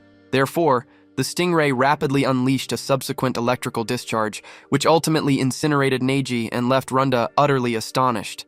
However, little opportunity remained for her to mourn her lost creation, as the stingray instantly began launching electrical attacks toward her. Runda swiftly evaded the assault, leveraging Yubei's rapid reflexes for self-preservation. She now understood that maintaining her position was impossible, prompting her decision to retreat. Regrettably, despite her attempt to halt her downward movement, a 9-second cooldown period must elapse before she can return, posing a significant disadvantage. Should she perish within this interval, an extra penalty will be incurred. Consequently, she began creating space from her adversary, focused solely on enduring these final moments. Her survival became significantly more challenging, having already lost a level following Neji's demise, and she could not risk Yubei's death as well. Precisely then, she noticed a fruit and commenced consuming it to regain a portion of her stamina. However, her gaze broadened upon observing a multitude of insects encircling her. She quickly understands the insects aren't truly attacking, but rather a diversion intended to obscure her vision. Therefore, she steels her resolve, choosing to endure a little more. Merely 2 seconds remain, and as the colossal mantis attempts to crush Runda, she begins leaping clear. However, to her misfortune, Sun Woon seizes her neck from the rear. Prior to any attempt at fleeing, he pulverized her windpipe, causing blood to spray widely. Due to her imprudence, Neji was already gone, and the majority of her troops. Yet the most significant setback, her divinity level suffered a severe decline, falling from 9 to 5 because her descent failed. A timely descent would have limited the drop to 7. Krampus subsequently contacted her, expressing his displeasure regarding the battle's outcome. He inquired about her current level, and she immediately lied, stating it remained at 7. However, Krampus appeared worried, viewing this as a significant defeat. This startled Runda. If he considered a 2-point loss so critical, she dreaded his reaction upon learning she had truly lost 4 points. Regardless, Krampus felt that a level 7 would prevent her from managing internal matters effectively. Runda attempted to reassure Krampus, claiming full control. Yet, the truth was, if the orchards sustained by divine miracles were ruined, she would gain nothing. Her followers' faith would consequently diminish further. Additionally, her high priest Yubei's death had exacerbated the situation. Runda inquired whether the Sataros were readying an assault, which Krampus affirmed. Since discovering Eldar's deception, his army had begun a rapid advance. His cavalry was expected in roughly 2.5 days. The automation castle was likely vacant, making its capture relatively simple. To confirm, Runda asked if her sole task was to hold back the primary lizardmen contingent for 2.5 days. Krampus concurred, reasoning that Nebula likely expended his faith during combat, thus prioritizing the automation castle's defense and returning with his troops to protect it. Runda found this information troubling, as concentrating on her own responsibilities would prove challenging. Engaging in guerrilla warfare with her remaining cavalry might sustain her for 2 days, yet she hesitated to disclose her complete circumstances to Krampus. Ultimately, she chose not to, concluding that if her fate was sealed, she would ensure he shared her downfall. The following day, Krampus reached out, notifying her that lizardmen forces were moving towards his position. Her assignment had been to delay their advance. Her mission's failure became apparent, primarily due to insufficient Lenar cavalry to impede them. Yet the most significant problem stemmed from inaccurate Eldar intelligence. The initial strategy called for combat on Hukrin's favorable ground. However, since the confrontation occurred several days prematurely, they had to fight in an exposed location, devoid of any tactical benefit. Krampus shows clear irritation, foreseeing impending defeat. Lacking a suitable stronghold for defense, he must divert his troops and establish a base within the capital city. Runda conversely recognizes their dire predicament. She struggles to comprehend how Krampus intends to battle 17,000 lizardmen using merely 800 satyrs. Furthermore, Sratis, the enormous mantis, functions as a mobile siege engine. Although her pact with Krampus currently endures, she doubts its continued viability. Indeed, she is already devising strategies to change allegiances. She contemplates forging a partnership with Wisdom. Despite his irritable disposition, his reasoning is sound, potentially making him a more dependable associate over time. Krampus subsequently asks for her assistance, suggesting that initiating the siege with a two-pronged assault on Nebula's troops would prove very effective. She attempts to sidestep this proposal due to clear concerns, proposing instead to assault Automation Castle. However, Krampus indicates that reaching it promptly would be impossible for her. She grudgingly concedes his accuracy. He subsequently acknowledges her concept holds some merit, particularly as Automation Castle stands vacant. Consequently, he puts forth an alternative strategy. Her cavalry would advance toward the castle, concurrently with her infantry supporting him. They would divide their contingent into 200 cavalry and 300 foot soldiers. Given a reduction of 400 adversaries, they would confront merely 1,300 foes. Combining his 800 Satyros with her 300 Lenners, Krampus anticipates they can withstand the lizard men and even achieve triumph. However, Runda's expression reveals the plan won't unfold as Krampus expects. Her fabricated stories are now cornering her, leaving her without an escape. She had falsely claimed to have dealt with Nebula's creation, the colossal mantis. She understands that if he uncovers the deception, their potential alliance will vanish. Therefore, she promptly chooses to deceive once more. At that moment, Krampus receives a private message request from Nebula. Although Runda advises him to decline the invitation, the individual proceeds to link up with their comrade. Nebula initiates the discussion by inquiring if they have at last chosen to yield. Predictably, Krampus finds Nebula's vocal arrogance irritating. He cautions him against overconfidence simply due to a single victory, and assures him their general circumstances remain advantageous. Sunwoon quickly comprehends the unfolding events. A single look at Runda's worried, perspiring face dispels any remaining uncertainties, and he finds himself unable to suppress a laugh. The idea of Krampus being deceived by his ally, the deception proved too amusing for him to suppress his mirth. Concurrently, Krampus's impatience and irritation mounted. He remained angry that Nebula had prevented his whispers for so long. Now, with their connection established, Nebula's sole contribution was a condescending remark. Sunwoon quickly apologized, stating his words were not intended to cause offense. Nevertheless, Krampus resolutely declined to yield or contemplate any notion of defeat. This merely intensified Sunwoon's subtle smirk visible beneath his skull hat. He ended the communication without further comment. Krampus appeared utterly vexed, muttering that he couldn't comprehend the other individual's intentions. Runda then recalled her earlier counsel, explaining this was precisely why she had warned him against accepting Nebula's communication initially. Her anxiety intensified as a troubling idea occurred to her. Did Sunwoon realize she had been untruthful? Devising a swift pretext, she informed Krampus of her need to inspect her forces, subsequently ending their communication. Immediately afterward, she dispatched whisper requests to Sunwoon. At this moment, Sunwoon remained relaxed in his chair, observing events unfold as if overseeing subordinates. Suddenly, his display illuminated with numerous alerts from Runda, each request arriving in quick succession. As Sunwoon lacked any cause to decline her requests, he promptly granted them.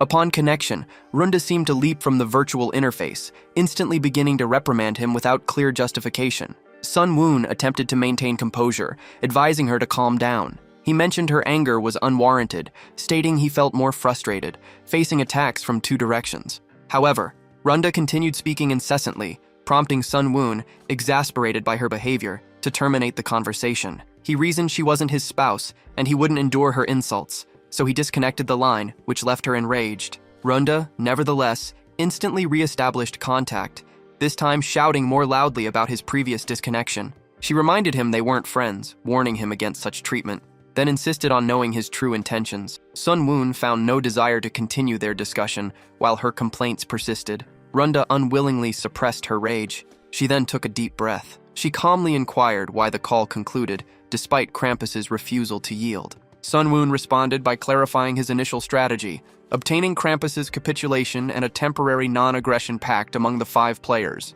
Nevertheless, considering the current situation, he had determined that destroying and seizing both Krampus's and Runda's territories could prove more effective, despite requiring additional exertion. Runda, however, argued that his current civilization level meant he lacked the necessary populace to safeguard all his frontiers. At that point, Sunwoon outlined his tactical approach. He intended to claim the Satyros land for himself, while distributing the Lenners' domain among the remaining 3 players. He felt certain they would readily welcome unearned territory, avoiding any conflict. She retorted, however, that neither she nor Krampus would remain passive should he attempt to seize their civilization's territory. Sunwoon had, in fact, anticipated this. He harbored no desire for either her or Krampus to survive, thereby guaranteeing no obstacles would impede his strategy. The revelation visibly unsettled Runda. She inquired whether his statement constituted a form of intimidation. Sun Woon, nonetheless, maintained his composure, asserting that their elimination merely represented one potential course of action at his disposal.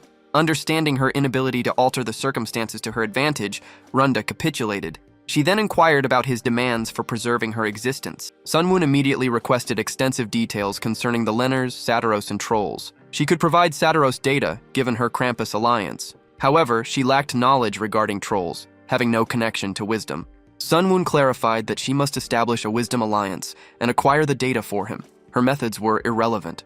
Naturally, the woman grew angry, unwilling to act as a double agent. Frustrated, she began striking the display and uttering incoherent words, but Sun Woon simply disregarded her. He pointed out her Krampus alliance would soon dissolve, particularly as this assault would severely impact Krampus, leading to the collapse of her final army. He issued a threat, detailing repercussions if he informed Krampus of the battle's status. Having already deceived him, she would forfeit her connections with the 4 other players, finding herself isolated and fixed at level 5. Her expression hardened with rage and she retaliated once more, declining cooperation. After the communication ceased, she leaned back, contemplating the situation, attempting to devise an escape from her predicament. She observed her Lenner population. Some Lenner individuals enjoyed a life without worries, while others implored her to halt the conflicts and battles, ensuring no one suffered injury. However, her expression conveyed uncertainty regarding her ability to grant those requests. Having no alternative, she reached out to Nebula, and the man smirked as if anticipating her call. He inquired if her deliberation was complete, and she affirmed, albeit with some reluctance. The man maintained his knowing grin and opted to begin by discussing the intelligence she possessed regarding Satiros and the Lenners. Subsequently, hostilities involving the allied nations concluded, and Krampus appeared to struggle with comprehending Nebula's proposal for a ceasefire. Yet Runda succeeded in persuading him, culminating in a formal truce. Concurrently, within Automation Castle, Hui Kaiyung's joyful expression is visible. She appears to be hosting a meeting attended by various racial delegates, where she suggests forming a merchant alliance. She recalled that constructing a 4-wheel necessitated assistance from multiple skilled traders, with all participants gaining from their exchanges. Therefore, she advocated for these gatherings to persist. She asserted that mutual information sharing, proactive resource acquisition before cost increases, and tax-free trade among members would prove advantageous for everyone. The unnamed white-haired individual added that covertly exchanging nationally prohibited goods was possible. They could stockpile these items ahead of time, then resell them once values appreciated. He even suggested acquiring entire product inventories to manipulate pricing at will. The troll delegate posed a pertinent query. Given their diverse species and origins, how could enduring mutual trust be sustained? Hui Kaiyung responded by stating a single method existed, establishing trust through shared belief in one deity. Predictably, the troll showed no interest, unwilling to forsake his own divine faith. He challenged her, asking why she wouldn't abandon her god and align with him instead. At that point, Hui Kaiyung produced a die, opting to resolve the matter with a toss. The guideline was straightforward. They would adopt the deity of the person rolling the highest number. The outcome of that particular throw is widely known, and a system notification confirmed all details. Under Hui Kaiyung's guidance, the Merchant Alliance, rebranded as the Fifth Wheel, was formally established, designating the blue insect god as its primary divine figure. This coalition offers advantages to all participants by facilitating illicit market transactions and simplifying monopolies and price manipulation. Operating as a clandestine merchant group, they can now accumulate earnings without incurring any taxation. Sun Woon considered that such a clandestine group's emergence seemed premature, yet he had anticipated its arrival. He admired Hui Kaiyung's use of her demonic property, probability to achieve this feat. Her accomplishment was exceptional on this occasion. Now that hostilities had ceased, each nation needed to prioritize internal matters and address recent occurrences. Consequently, significant territorial changes would not occur soon, potentially causing some standstill. Meanwhile, Sun Woon resolved to ready himself more extensively for upcoming international disputes. The narrative has progressed considerably, so a concise summary of Nebula's civilization's advancements follows. Rockrak's expulsion from the Blue Leather Lizardmen tribe marked the initial significant event. Nebula then selected him, and he subsequently assumed leadership of the tribe. The second major occurrence involved overcoming the Abomination, an ancient coleoptera. This victory allowed Sun Woon to acquire the Abomination essence, leading to the creation of the sacred beast, Sratus. Next, the Frogmen tribe and the two-headed abominable god were vanquished, granting Nebula the demonic property of lightning. A clandestine operation and conflict for the automation castle, facilitated by Saren, constituted the fourth pivotal moment. Nebula's prophecy proved accurate, as Huika Young ultimately ascended to the throne, surpassing her siblings. The fifth incident saw the defeat of the elves, who had attacked the automation castle. Following their defeat, Nebula also brought Eldar under its control. Nebula subsequently overcame Salangos and Lim Chunsik, relocated the elves to the north shore, and seized the dwarves' Maganin village on the land's southern border. The founding of Hukrin, with Orizon designated as its capital, represented another notable accomplishment for Nebula. To date, the participants encountered have been Nebula, Hegemonia, Eldar, Lim Chunsik, and Salangos. Season 2 commences with an energetic camera perspective receding over Orizon's vibrant marketplace. Within a particular stall, Rakrak and Zyol, a lizard in a red gown, proudly display a new item to their leader. The item revealed is paper. Rakrak asks more details, and Zyol clarifies that a surviving Lennar identified as a paper craftsman. Through his help, they discovered paper production, noting its lightness and lower cost compared to silk. Rakrak questions the difficulty of the manufacturing process, but Zyol assures him of its simplicity, particularly as Orizon's created wheels aided its making. With a consistent paper supply, they can more often send letters and maintain improved records, signifying a major advance for their civilization. Thus, documented history will endure. Rakrak appears to have something he also wishes to present to Zyol. Despite the paper's quality, damage by someone renders it irreparable. Rakrak states he possesses brave warriors and astute companions, Zyol among them, supporting him. Provided their deity remains present, he feels they are capable of vanquishing foes. Yet, should adversaries split into two groups, even their god cannot simultaneously be in all places. Therefore, Rakrak devised a strategy. He draws a line over the map, disclosing their intention to construct a barrier. Zyol accepted the concept, but cautioned Rakrak that constructing a barrier of that scale would demand considerable time. Its height must surpass the automation castle's walls for it to serve as an effective defense. Given their lack of automation castle dolls and the scarcity of required stone, its completion would require a minimum of a century, even with full resource allocation and available labor. Rakrak expressed surprise upon hearing this, not due to the extended time frame, but because his initial estimate had been 200 years. Nevertheless, Zayle's argument remained valid.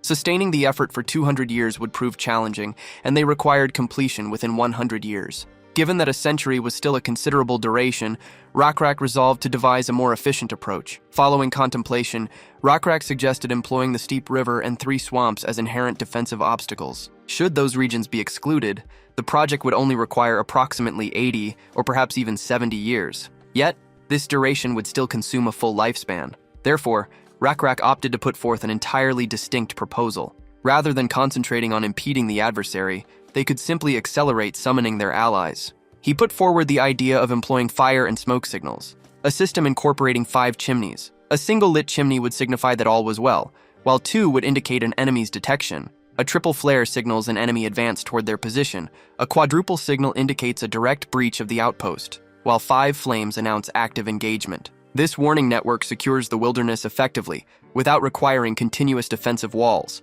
The massive peaks inherently function as defensive blockades, meaning that constructing fortifications within gorges alongside signal towers atop summits yields identical results to standard frontier outposts. Having detailed the comprehensive strategy, Rakrak requests an approximate construction timeline from Zal. The assistant immediately estimates a 5-year window for total execution, demonstrating an impressive reduction from their historical 2-century projection down to a mere 60 months. A 36-month period elapses rapidly, relocating the narrative to Orizon. Deep within an estate, Rakrak remains solitary, deeply absorbed in contemplation. The ruler considers nation-building more challenging than its initial establishment. Internal unity among his people is as crucial as their defense against outside threats. However, all other species excluding humanity dread the lizard men. Although instilling fear simplifies gaining compliance, governance becomes arduous when solely dependent on it. A lack of accord means individuals will either unwillingly comply or openly revolt. Furthermore, he cannot compel universal devotion to the blue insect god. He wished for a method to unify all their spirits. While he recognizes his prowess as a warrior, he concedes his mind isn't suited for genuine kingship. Nevertheless, he possesses sufficient insight to grasp that simply sharing territory and existing together falls short of real cohesion. Rakrak's musings are affirmed by a recognizable voice, and, unexpectedly, it is Stargazer, who astonishingly enters the mansion.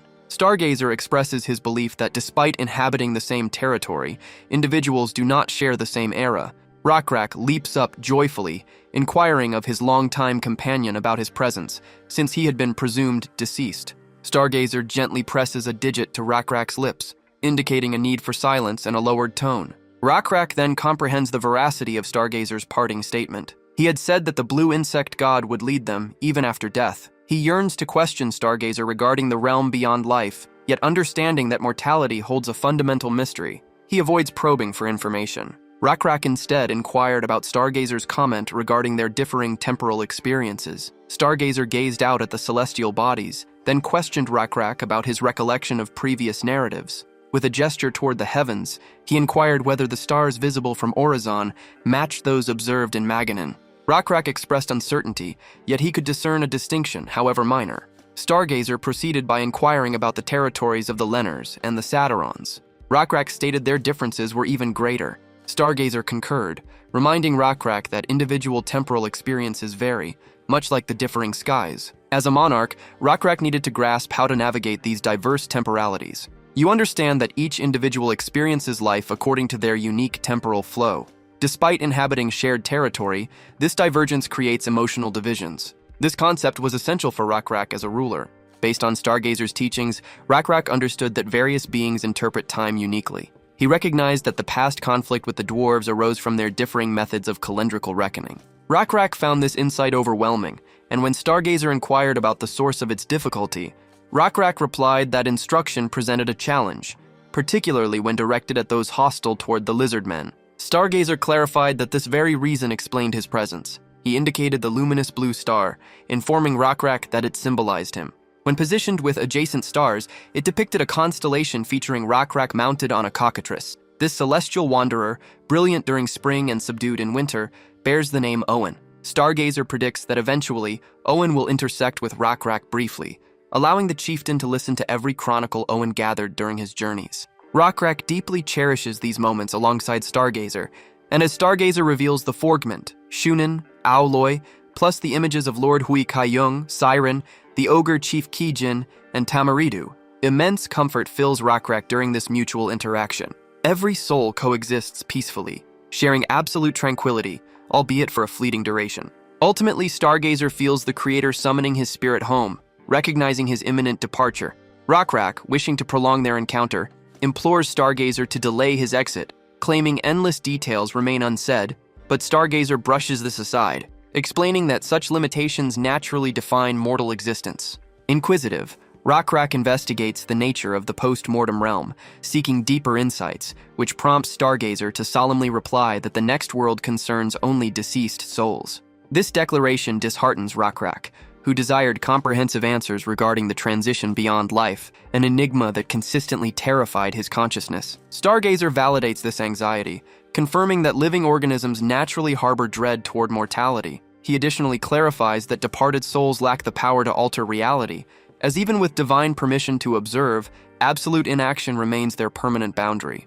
Rakrak must always remember that only those alive possess the ability to enact change. Upon seeing his deity's constellation, Rakrak quickly drops to his knees with reverence. Yet his name is suddenly called out. He awakens from his dreamlike state, seeing Zael standing before him. The current moment is crucial, with all his vassals gathered to discuss highly important matters. Rakrak instructs Zael to retrieve a large sheet of paper and charcoal, specifying that he needed enough surface to depict the entire sky. Concurrently, the system window reveals a major accomplishment, the Hunting Star Calendar's creation. This calendar, the inaugural one for Green Cityac, uses constellations as its foundation, defining months by stellar positions. The Hunting Star Calendar gains recognition for its precision, accurately reflecting the true orbital period with 99.8% exactness. 3 nations have adopted it, acknowledging it as an almost flawless method for time management. Nebula watches this announcement with a sense of pride. He remembers sending Stargazer to establish the foundation for this specific achievement. Despite the high price paid, Stargazer's disclosures caused faith value to decline. Obtaining knowledge from the afterlife came with a cost, yet it proved to be an essential expenditure. He appeared to be speaking with Runda, pleased that the Lenners would also gain from this calendar. However, Runda's displeased expression indicated no gratitude. Nebula elaborated that it was a solar calendar, incorporating leap years, not solely lunar-based. He thought she might at least feign some happiness. Rather, her demeanor suggested happiness, though it was evidently feigned.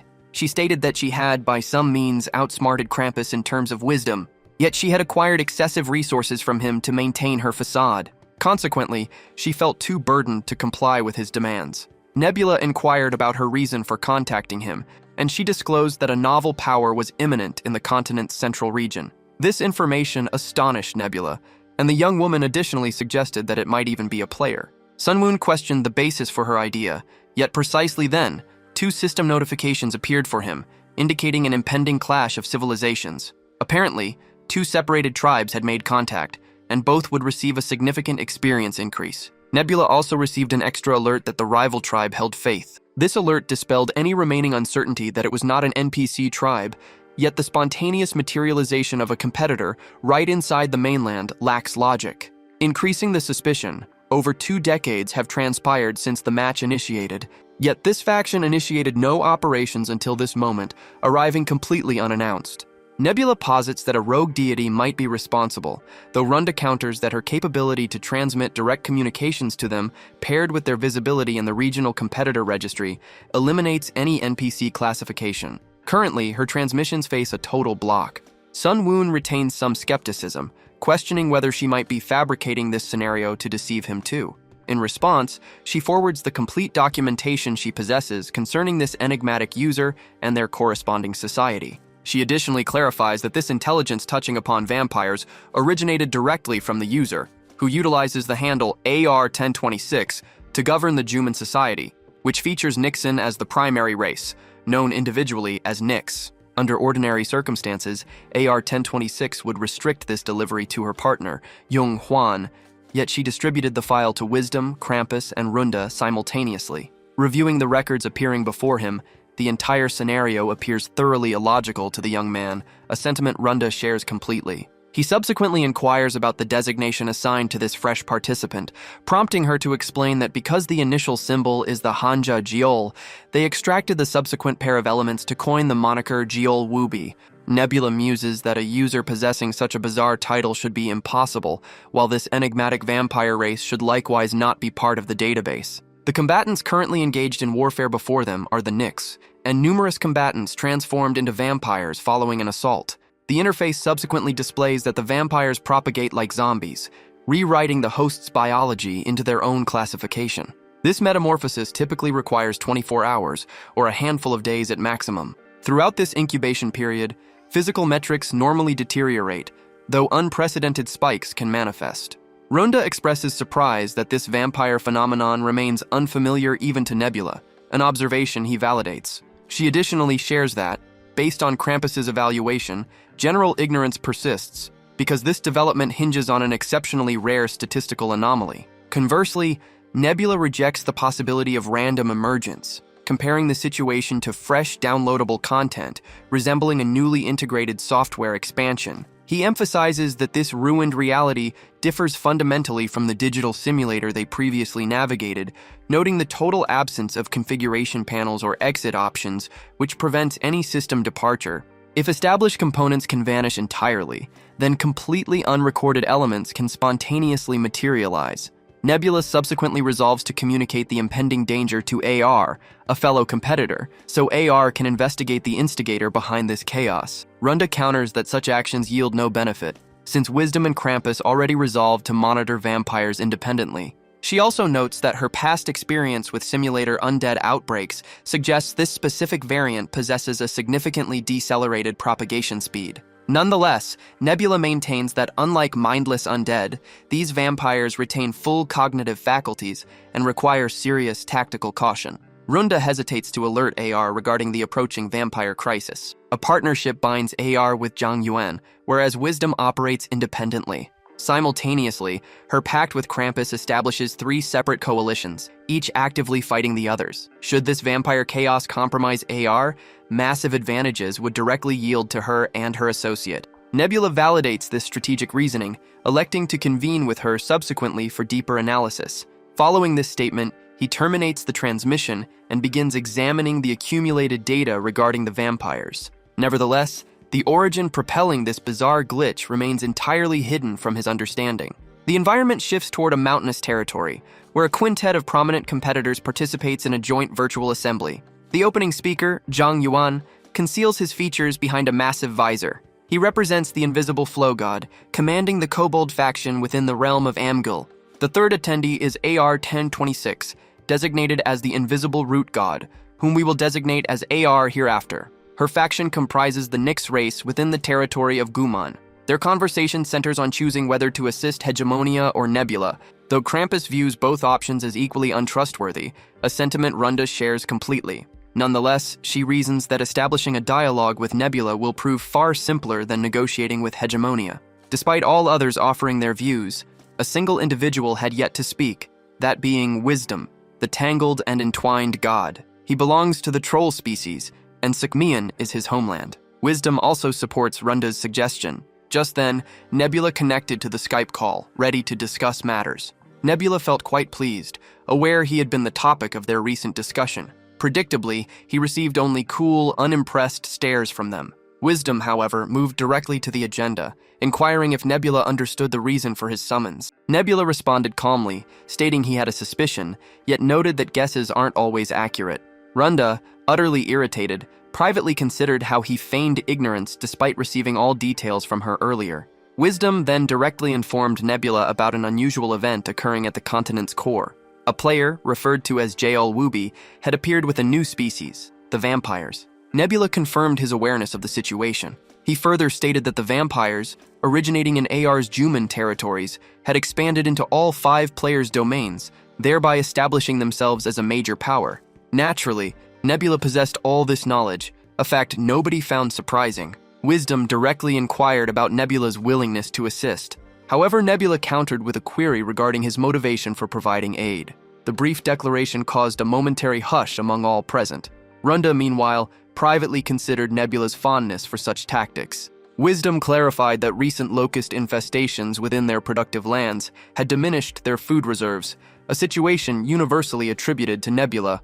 Nebula, however, dismissed the claim, asserting that prior assaults by Krampus and Runda had settled their score. Zhangguan reacted with exasperation upon hearing this, contending that the prior conflict lacked true warfare status. Observing Zhangguan's presumptuousness, Nebula issued a direct challenge. He declared that if they felt such anger, they could confront him whenever. To prevent further escalation, Wisdom swiftly attempted to pacify Zhangguan. He expressed his conviction that Nebula's arrogance was deliberate, cautioning that allowing their rage to hinder obtaining his assistance would lead to an uncontrollable crisis. Zhangguan questioned the intentionality of Nebula's conduct, yet Wisdom confirmed its deliberate nature. Once hostility decreases slightly, Wisdom steers the assembly back toward the primary agenda, suggesting that a unified front gives them a solid opportunity to crush the vampires independently. Conversely, should their efforts collapse, the vampire legions will expand unchecked, ultimately forcing every participant to implore Nebula for salvation down the road.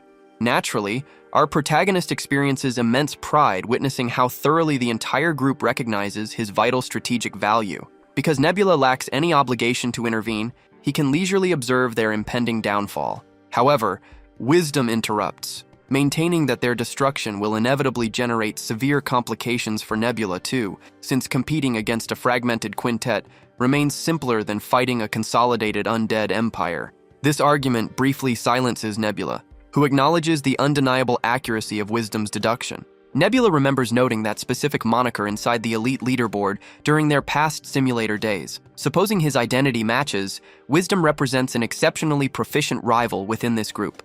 Nevertheless, Nebula refuses to capitulate based solely on reputation, countering that eliminating a solitary unified faction presents fewer difficulties for him. Runda subsequently inquires if a lack of incentive prompts his non-cooperation, an assumption Nebula immediately refutes, explicitly clarifying that securing his strategic intervention requires substantial compensation from them.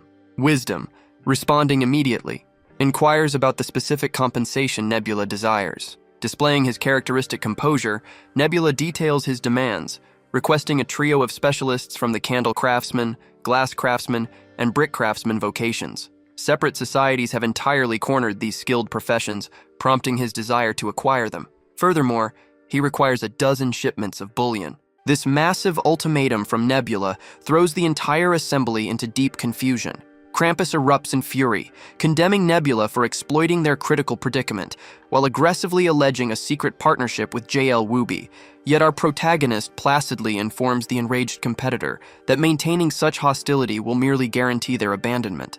Prior to any further deterioration of the climate, Wisdom intervenes to restore order, proposing a temporary recess for deliberation, while guaranteeing a follow-up transmission once a consensus forms. Following this statement, the connection terminates. Shortly afterward, Nebula detects an incoming visual communication alert. He answers the notification without delay, discovering that this time, Wisdom announces that they've accepted his conditions. Wisdom promises that they'll send the craftsman tonight and will progressively deliver gold as they collect it. In return, they want Nebula to share his plan for defeating JL Wooby and the vampires. He is confident that Nebula must have a strategy in mind if he was bold enough to demand such a hefty reward. But Nebula subverts everyone's expectations by casually stating that their assumptions are wrong because he's already put his plan into action. We then see this unknown Nyx appear on Nebula's display, and it would not be surprising if this turned out to be the Lord of Vampires and faithful follower of JL Wooby. The scene transitions into a flashback. We see Juman engulfed in flames. Amidst the destruction, a lone woman escapes the gruesome scene alive, and this woman appears to be same lady we just saw. The tragedy unfolded due to a sudden attack by the Null tribe. During the assault, the Juman tribe's chiefess, her mother, was sacrificed. Her mother fought valiantly, putting her life on the line but ultimately perished. Following this disaster, the invisible root god chose a new chief from another family, marking the downfall of the original bloodline. Now, the newly appointed chief is ruthlessly hunting down the survivors of the former ruling family in order to purge the original power. She can't believe this is the result of being loyal to their god. She wants to know the reason why they got abandoned by their god. How could the invisible root god could not grant her even the smallest miracle? She starts to wonder if they were nothing more than disposable pawns to their god all along. Desperate and broken, she begs the invisible root god to answer her prayers. Her desperate calls found no answer when a shadowy, unknown being materialized before her. Confused, she gazed at the unfamiliar form, questioning if this deity intended her demise. With nothing remaining to forfeit, her fate held no significance. Gathering her final reserves of energy, she requested a single drink of water from the being. The creature tossed a blood-filled bag and some decaying flesh onto the ground near her. Yet, in her perception, the repulsive refuse transformed into refreshing, cold water and warm, new bread. Gratitude overwhelmed her, directed at the entity, with tears flowing as she consumed a piece of the bread. Having consumed the spoiled meat and the blood, she fully submitted to the being, vowing to fulfill any command. Then, the entity presented her with a sword. As soon as she grasped it, her hand started moving independently. In an instant, the blade was aimed directly at her. She desperately pleaded with the entity for salvation, and soon, her hand ceased its movement. Overcome by what seemed the entity's kindness, she resolved to worship it as her new deity. She promised to fulfill its every wish, naming it the Blood and Rotten Meat God. A system alert appeared, indicating the Blood and Rotten Meat God selected Chief Shaven, thus bringing forth the initial vampire. Focus shifted back to Nebula, who watched the vampires' swift expansion. Their numbers surged to 6,000 in only half a year. Before a full year passed, the vampire army reached 4,000 members. Using this force, they initiated an assault and seized Guman's capital city. AR, a player, died during Descent's activation, forfeiting her existence and her creation. Her level likely fell to 4. Had someone assisted AR when the vampire threat was minor and eliminated them early, this outcome would have been avoided. However, every player chose against providing assistance. At present, this reality emerges, establishing the bedrock of the vampire dominion. This empire bears the name Baika Whitefang, while the supreme commander of the undead claims the title of Vampire King. Defenseless outcasts discarded by rival territories comprise his command staff, all united by a burning desire to retaliate against the deities who deserted them. Nebula pledges to reveal the tactical solution to vanquish these monsters, yet uncertainty remains regarding their capacity to execute such a strategy under current conditions. Fundamentally, 3 critical vulnerabilities compromise vampires. However, Krampus interrupts the explanation mid-thought, expressing sheer astonishment upon learning this fact, having previously calculated merely a pair of flaws. Nebula subsequently requests that he detail these known liabilities to verify his accuracy. Krampus notes universal consensus dictates that daytime radiation repels them, and silver armaments inflict severe damage. The final vulnerability he posits involves a progressive degradation of power across subsequent lineages. Nebula counters this assumption immediately, clarifying that this mechanic functions as an advantage rather than a defect. The dynamic operates as follows. Elite ancestral undead command phenomenal physical attributes, yet solar exposure and silver weapons still neutralize them completely. While subsequent bloodlines experience a reduction in raw muscular capability, a proportional decrease occurs regarding their vulnerability to solar rays and silver metal. Wisdom then steers focus back toward the tactical maneuver Nebula cited previously. Based on observations collected by reconnaissance units Wisdom deployed throughout the sector, the vampire battalions currently maintain static positions. However, Nebula clarifies that Baika is already advancing. To avoid any confusion, Baika designates the specific vampire civilization. Nebula subsequently discloses that their undead nature itself constitutes an intrinsic flaw, representing the final vulnerability he mentioned. Krampus requests a deeper explanation regarding this third liability, prompting Nebula to examine the movement records of the Baika army over recent days. He demonstrates that a host comprising 4,000 combatants split into detachments of 1,000, fanning out toward all cardinal points from the mainland's midpoint. Overcoming them appears uncomplicated initially, yet equilibrium exists because every individual empire possesses roughly 1,000 soldiers, creating a balanced confrontation. Runda inspects the quartet of charts displayed by Nebula, noting their identical appearance. Nebula clarifies that these records represent distinct dates, indicating the battalions remain entirely stationary. Runda suggests that a temporary pause for restructuring occurred, but Nebula rejects this, arguing that such a reason would not halt all 4 divisions simultaneously. He deduces that an alternative factor obscures their movements, a phenomenon he attributes directly to this third vampiric vulnerability. Wisdom ultimately demands to know the exact nature of this final defect. Nebula prompts them to recall their initial inclination to categorize vampires as zombies. A major distinction separates the two groups, specifically the fact that vampires possess cognitive intellect. Essentially, zombies merely represent hosts compromised by contagion, lacking unique personal choices. Conversely, vampires operate differently. Vampires maintain a strict hierarchy, and transformation is coerced upon certain individuals. Lower-tier undead must obey intermediate figures who answers to supreme ancestral masters, yet this absolute compliance degrades within the lowest echelons. Runda finds Nebula's words confusing. Wisdom then intervenes, offering clarification. He explains Nebula's point. Lesser vampires lack the dedication or allegiance seen in their higher-ranking counterparts. Nebula clarified that vampire unity stemmed from innate obedience. Initially, vampires killed for survival or compliance, but this also made them targets. Thus, they needed to unite for safety, with weaker ones submitting to stronger ones. However, after the vampire nation Baka was established, they found an environment allowing survival without bloodshed. Consequently, vampires lost their primary combat motivation. Only a faint sense of deference to their leaders persists. This loyalty, however, is diminishing. Certain generals avoid risking significant casualties. With their basic needs satisfied and no longer starving, their thoughts extend beyond mere survival. They are making future plans, devising strategies, and observing which general initiates action. Afterward, General Junor, a vampire general, is observed within his private chambers. Frustration consumes him as he considers how to secure continental control before their opportunity disappears. The inaction of the other generals puzzles him. Unexpectedly, a door's creak reaches his ears. A figure stands in the doorway, deflecting intense solar beams directly onto him utilizing a reflective surface. Immediately upon contact with the solar radiation, his flesh commences blistering. Reacting instantly, Junor hurls a throwing blade with lethal accuracy. The projectile strikes the enigmatic assassin, identified as a female, squarely in the forehead, causing her immediate collapse. Evidently, she deliberately manipulated the glass to project day beams indoors, fully aware of the lethal vulnerability vampires possess against solar exposure. The subordinate of Junor rushes into the chamber, expressing regret for disrupting his slumber. He clarifies that an individual from their livestock supply executed an escape to instigate this disturbance. Junor, nonetheless, placidly counters that the female infiltrated the premises, preceding his attempt to rest. The attendant inquires regarding his delayed bedtime, prompting Junor to clarify that deciphering the true intentions of the alternative military commanders occupies his mind. He subsequently requests his subordinate's perspective on the matter. The underling attributes the friction to the reality that a portion of their kind refuses allegiance to the blood and rotten meat god.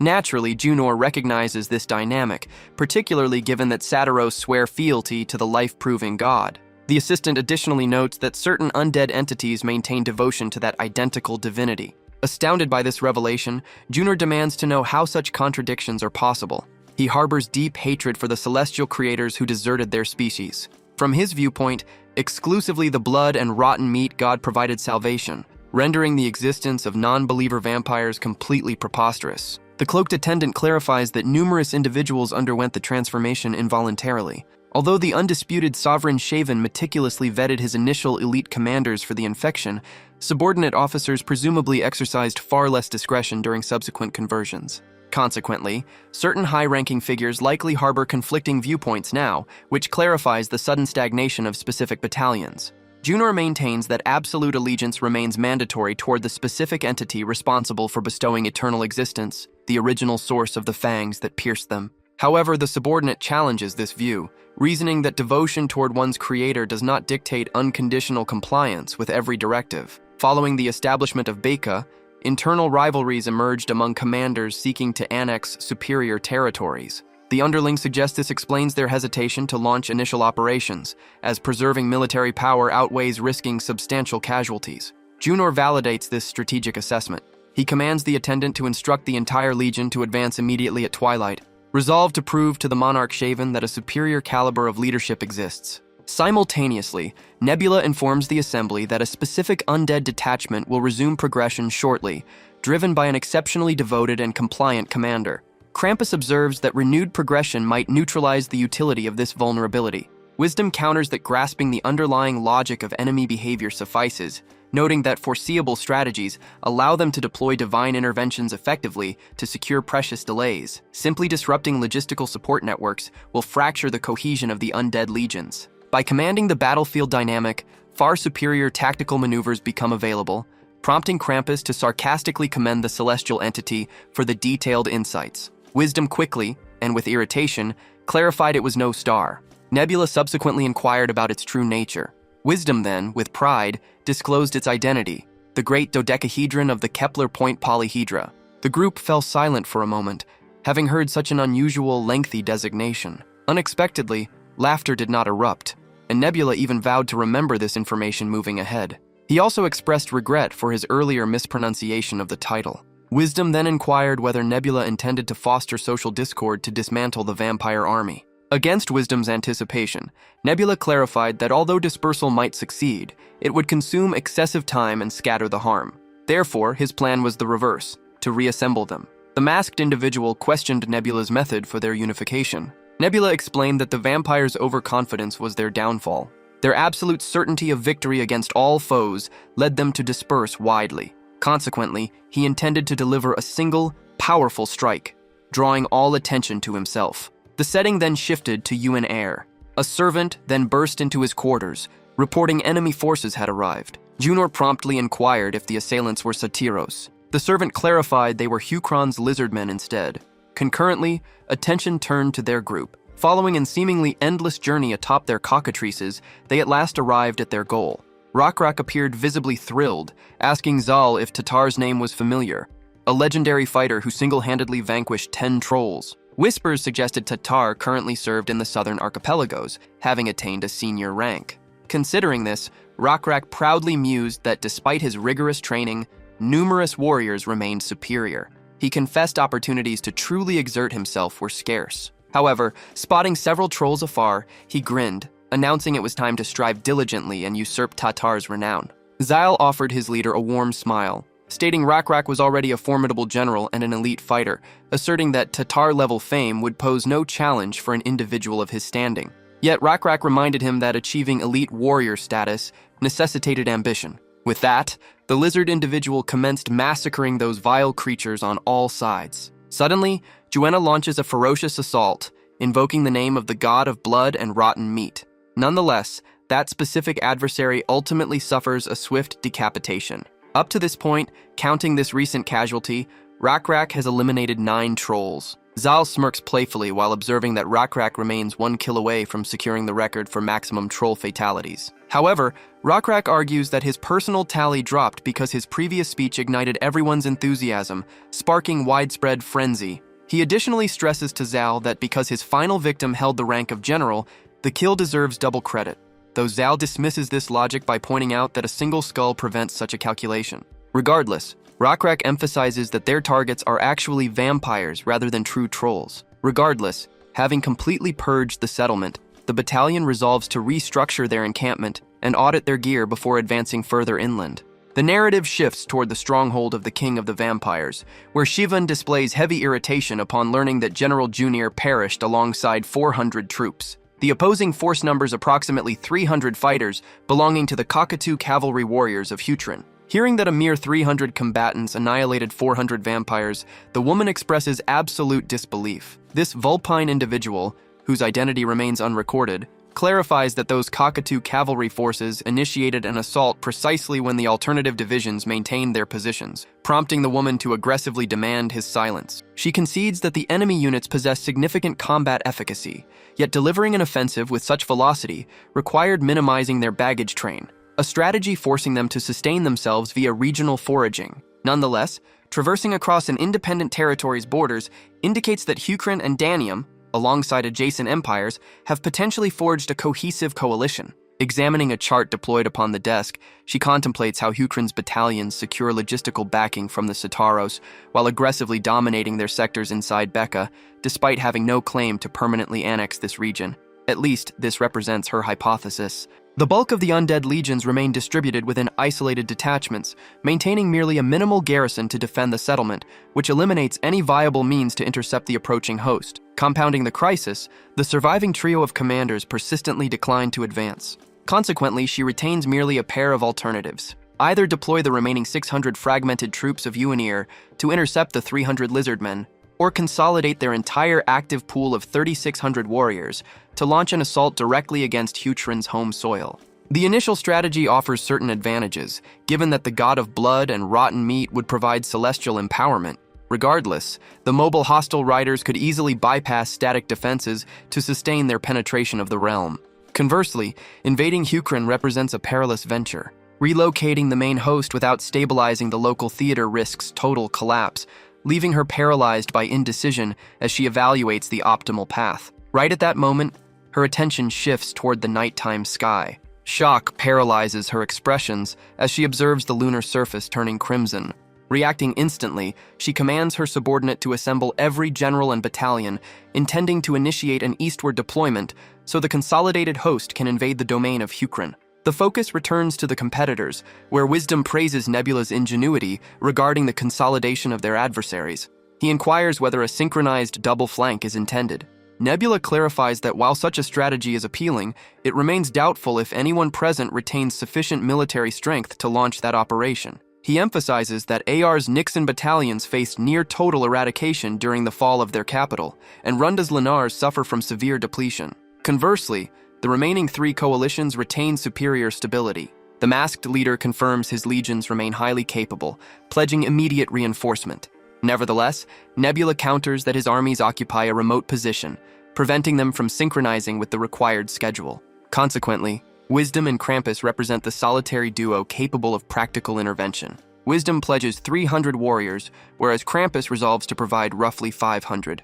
Nebula accepts these terms, concluding that this collective headcount will suffice. He subsequently anticipates that should the vampires initiate their offensive against Hutrin, their path requires either traversing the open Badlands or besieging the Highland stronghold guarding the route to Automation Castle. He declares with absolute certainty that the undead will select the fortress route. From their viewpoint, avoiding solar exposure across open wilderness proves impossible, whereas the high ravines offer abundant shadows. This enables attacks on nearby villages for blood replenishment. Nebula intends to pursue the vampire forces from the rear, deploying his 3,000 cavalry alongside Wisdom and Krampus's troops, maintaining a safe distance. Wisdom expresses his agreement with the strategy, but he voiced worry that pursuing the vampires too distantly from Becca's rear scouts might leave Hukrin's mountain fortress vulnerable to an assault by over 3,000 soldiers. Nebula responds with a playful smirk, inquiring why Hutrin would be unable to manage such a situation. Witnessing his companion's assurance, Wisdom becomes convinced everything will proceed smoothly.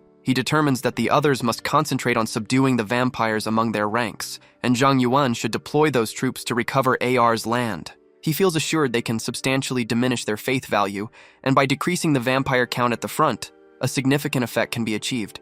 What troubles him, however, is Jiol Wubi's minimal use of faith resources, only employing them for descent during the capital's capture. Afterward, they remained unused.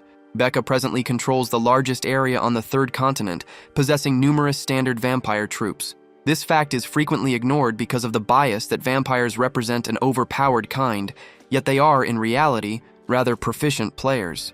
With these thoughts, Nebula speculates that Jeol Wubi's present divinity level could be considerably elevated. Should he factor this in and estimate their maximum potential level, they might have reached level 17. In such an event, the dignity skill acquired at level 16 might pose an issue. Regardless, Nebula remains convinced a viable strategy exists, despite the massive difficulties involved.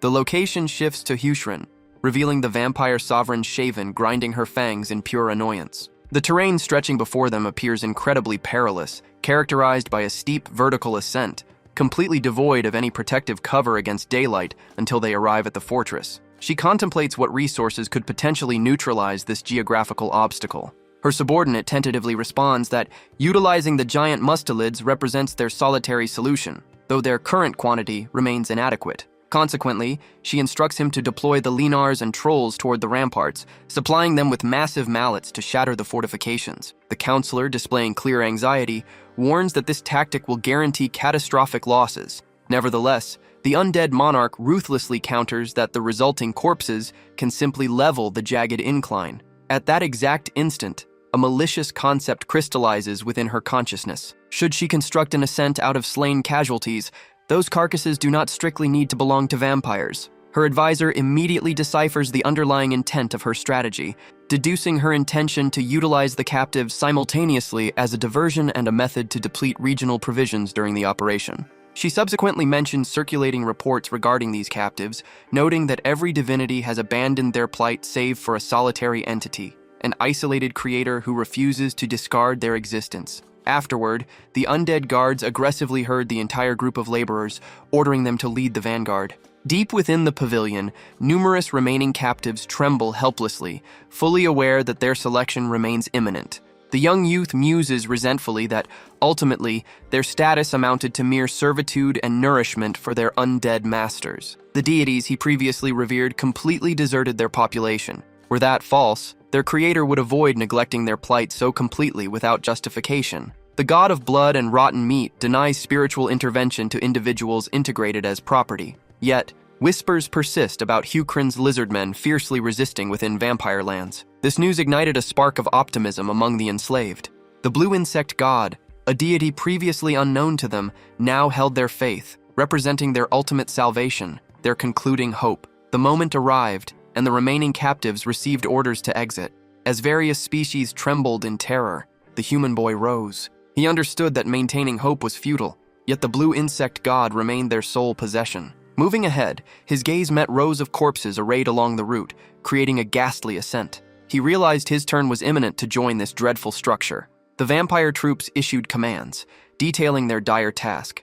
They instructed the slaves to advance toward the lizardmen's castle doors. The lizardmen would open the gates only if they chose to rescue them. A terrified crowd flinched, propelled onward, compelled to move. Before them lay a perilous route to the castle, featuring 3 turns ascending the incline. Not a single person had ever progressed beyond the second turn. The vampire officer began the final count. Upon reaching the count of 5, the command was issued. All were compelled to rush toward the fortress. The boy found himself with no option except flight. The final count was nearing its end. Inaction meant certain death. As his sprint began, another captive suffered decapitation from the vampires, with the others quickly following, eager to avoid an identical, gruesome fate. The boy moved with maximum speed, however, at that moment. A single arrow flew his way. However, it wasn't merely one projectile, but a volley, prepared to strike everyone. The Vampire King's strategy was straightforward: eliminate any lingering hope among the slaves. This action would boost her force's morale and cut down on costs, achieving dual objectives. Her assistant inquired about their response if the lizardmen truly opened the gates and welcomed the slaves, but Vampire King Shaven icily questioned if he failed to notice arrows were being fired. She was convinced that the lizardmen's commander must be insane to open their fortress gates. Yet, should they choose to open them and feign rescue, it would still benefit her. An assault could then commence. In her view, the slaves had been forsaken by the gods. Even adherents were mere instruments in the gods' perception, to be utilized and cast aside at will. She asserted that solely the blood and rotten meat god represented their genuine deliverer, and only those rejecting him faced abandonment. She intended to demonstrate this conviction to all present. The boy, concurrently, sprinted with maximum effort, miraculously evading every arrow. He surveyed his surroundings, observing no nearby corpses, which indicated he had progressed further than others. Nevertheless, he ultimately halted his sprint. The vampires observed him with interest, questioning his pause and the lizardmen's cessation of fire. The boy, conversely, felt assured the gates would not open. Advancing toward them served no purpose. It had been evident from the outset that opening the gates would invite a direct attack from the vampires. His pursuers yelled for him to maintain his pace, warning of a potential shot from the rear, yet the boy stood motionless. He had at last accepted the fact that his demise was certain, irrespective of his journey's outcome. Their divine protectors had forsaken them, eliminating any motive to persist in their flight. Grief welled up, causing tears to stream, as he pondered why existence was granted in a world where their deities had deserted them. The boy, seeking a reply to his urgent appeals, then caught sight of blue butterflies making a graceful entrance. Their otherworldly aura took him by surprise. His fervent hopes were answered, the main portal unsealed.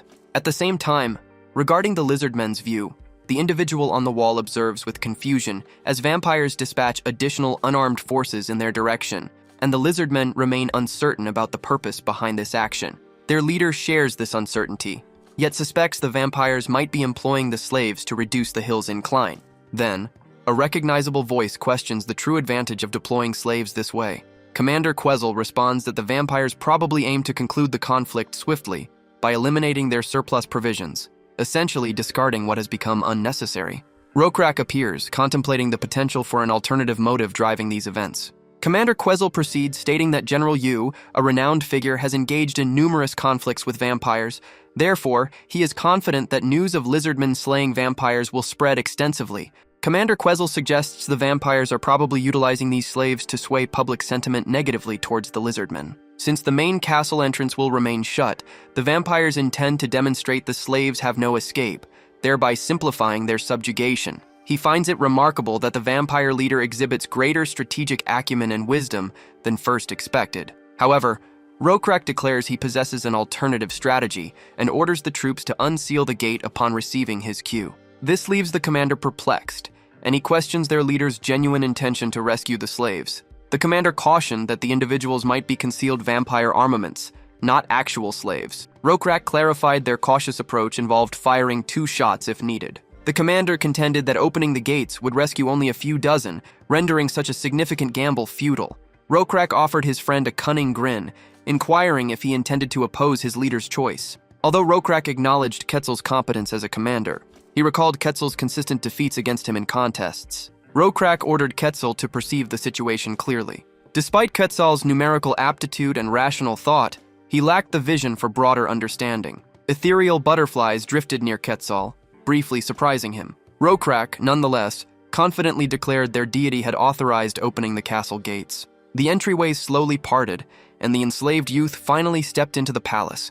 He felt utterly drained, then fell to his knees. Concurrently, Rokrak positioned himself at the main entrance, urging all to employ silver weaponry against the vampires. He advised vigilance and rescuing wounded slaves while repelling the vampires. Wall-mounted soldiers reported the approach of vampire cavalry. Immediately after the gates opening, these forces rapidly advanced through the slaves.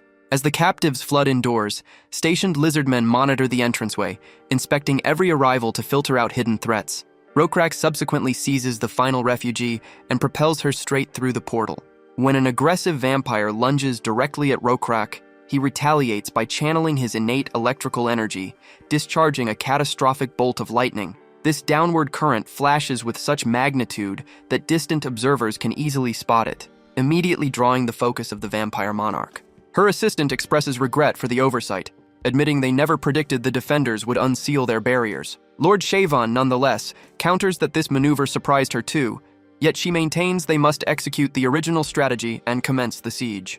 Having received these commands, the advisor prepares to assemble the military forces. Simultaneously, Shavon muses upon a singular advantage characterizing her undead legions, specifically their diverse racial makeup. The Leaners display great velocity and armaments proficiency, whereas the Kobolds possess diminutive, agile frames that allow them to effortlessly evade incoming projectiles. Trolls can endure several assaults, while Nixon and Satiros prove to be versatile combatants.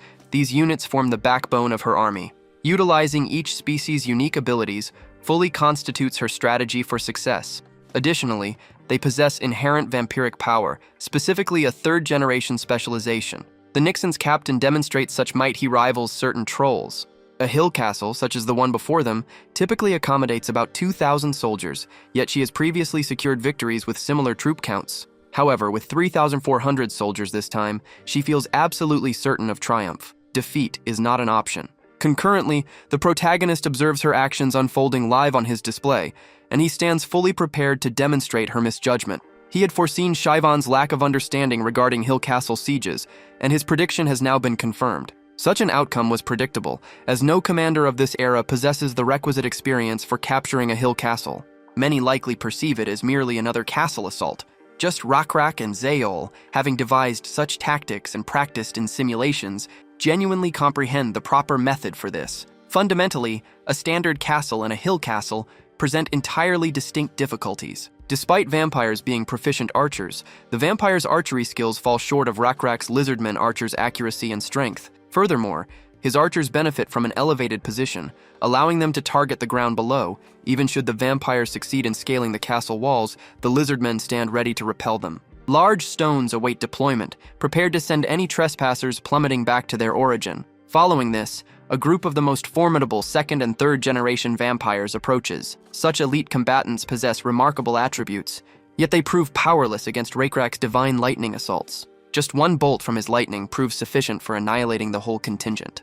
Rakrak, holding his pipe, calmly puffs as he obliterates these adversaries from the combat zone. Shortly after, the hill castle's front became strewn with vampire bodies, their demise a consequence of their misguided belief that assaulting such a stronghold was prudent. An attendant informs Lord Shaven of the dire situation. 600 warriors perished during the recent assault. Shaven, clearly irritated, bypasses deliberation and promptly commands readying a fresh attack. Her assertion is that the stronghold's capture is imperative, regardless of the price. Shaven fervently implores the blood and rotten meat god for additional power. Concurrently, the hill castle maintains its barrage of arrows, as all personnel frantically seek an exit. A high-tier vampire swiftly eliminates a fearful individual attempting to run, and he urged the others not to surrender, asserting their capability to still seize the hill castle.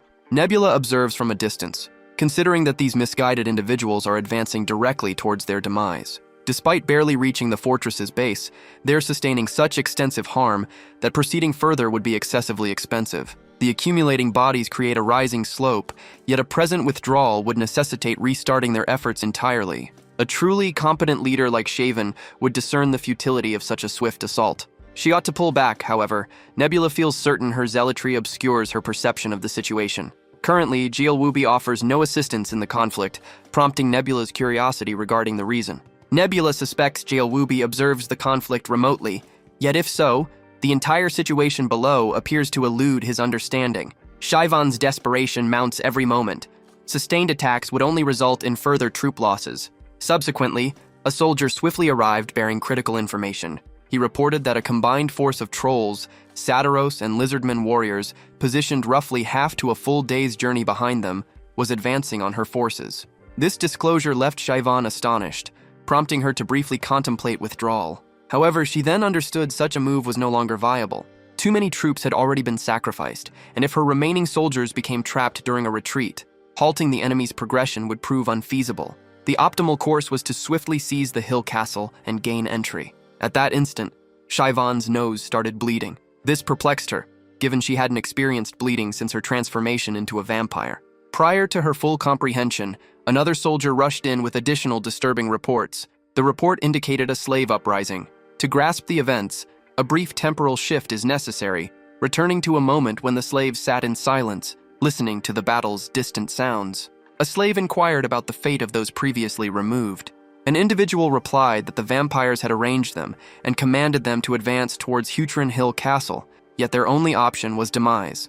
However, a different slave disagreed, stating the fourth human child taken away remained living. Blue butterflies appeared. These blue butterflies floated over the castle, and the entrance swung open. The lizardmen provided access, allowing the human boy to step inside the fortress. Disbelief filled the tent's occupants.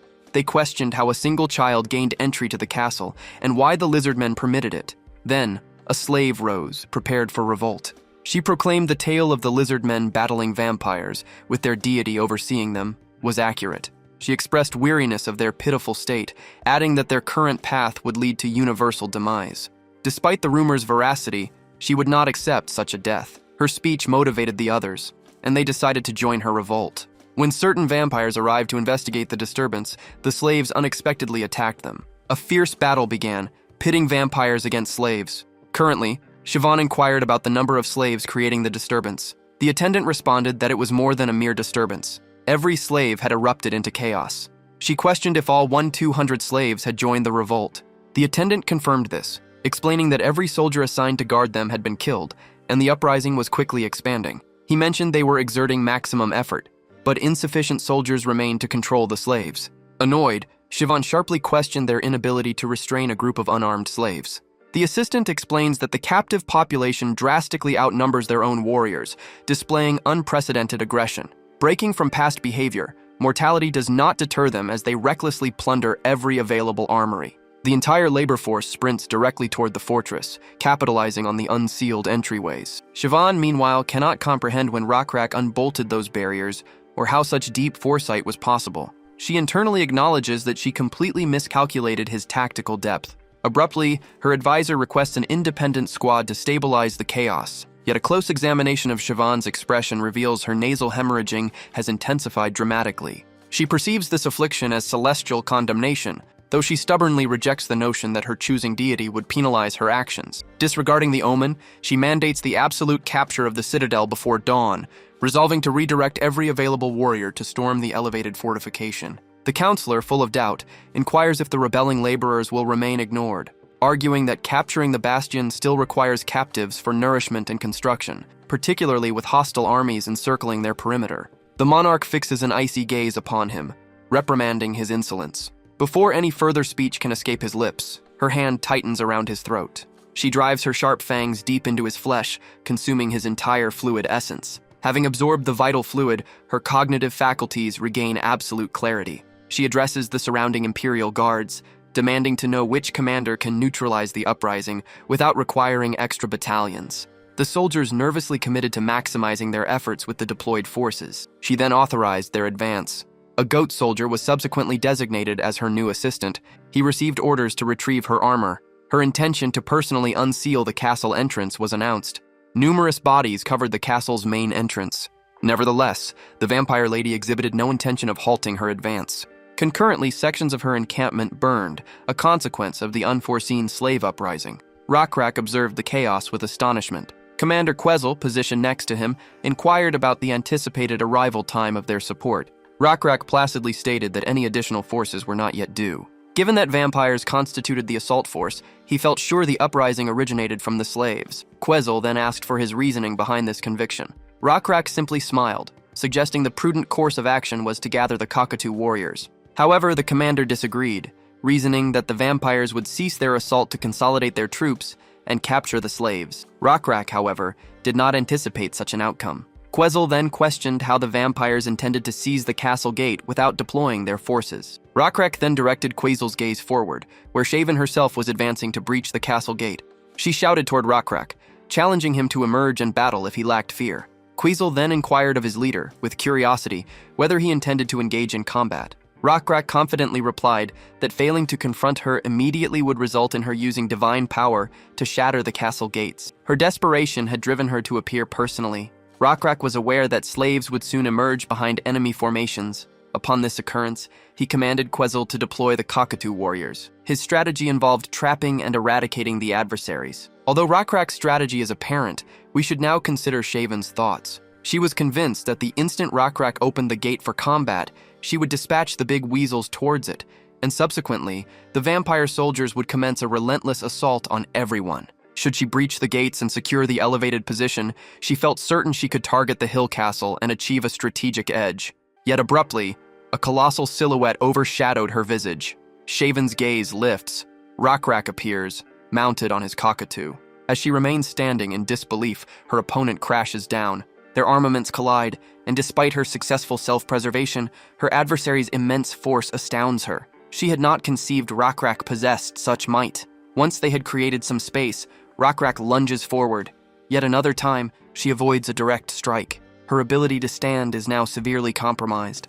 Merely 2 assaults caused her knees to give way, yet she persists, continuing the struggle. Concurrently, Nebula observes the unfolding conflict. He was amused by her underestimation of Rakrak, viewing him as a mere cavalryman. This formidable individual was, in fact, a level 21 hero entity, and Anaxi, a cockatrice, eluded capture by even 10 hunters. Rakrak already held a significant advantage. Furthermore, the enslaved individuals had successfully defeated the vampire general, making it reasonable to conclude that triumph was nearly achieved. However, an unexpected sight captured Nebula's attention, which turned out to be Jiel Wubi, who had sent a whisper request.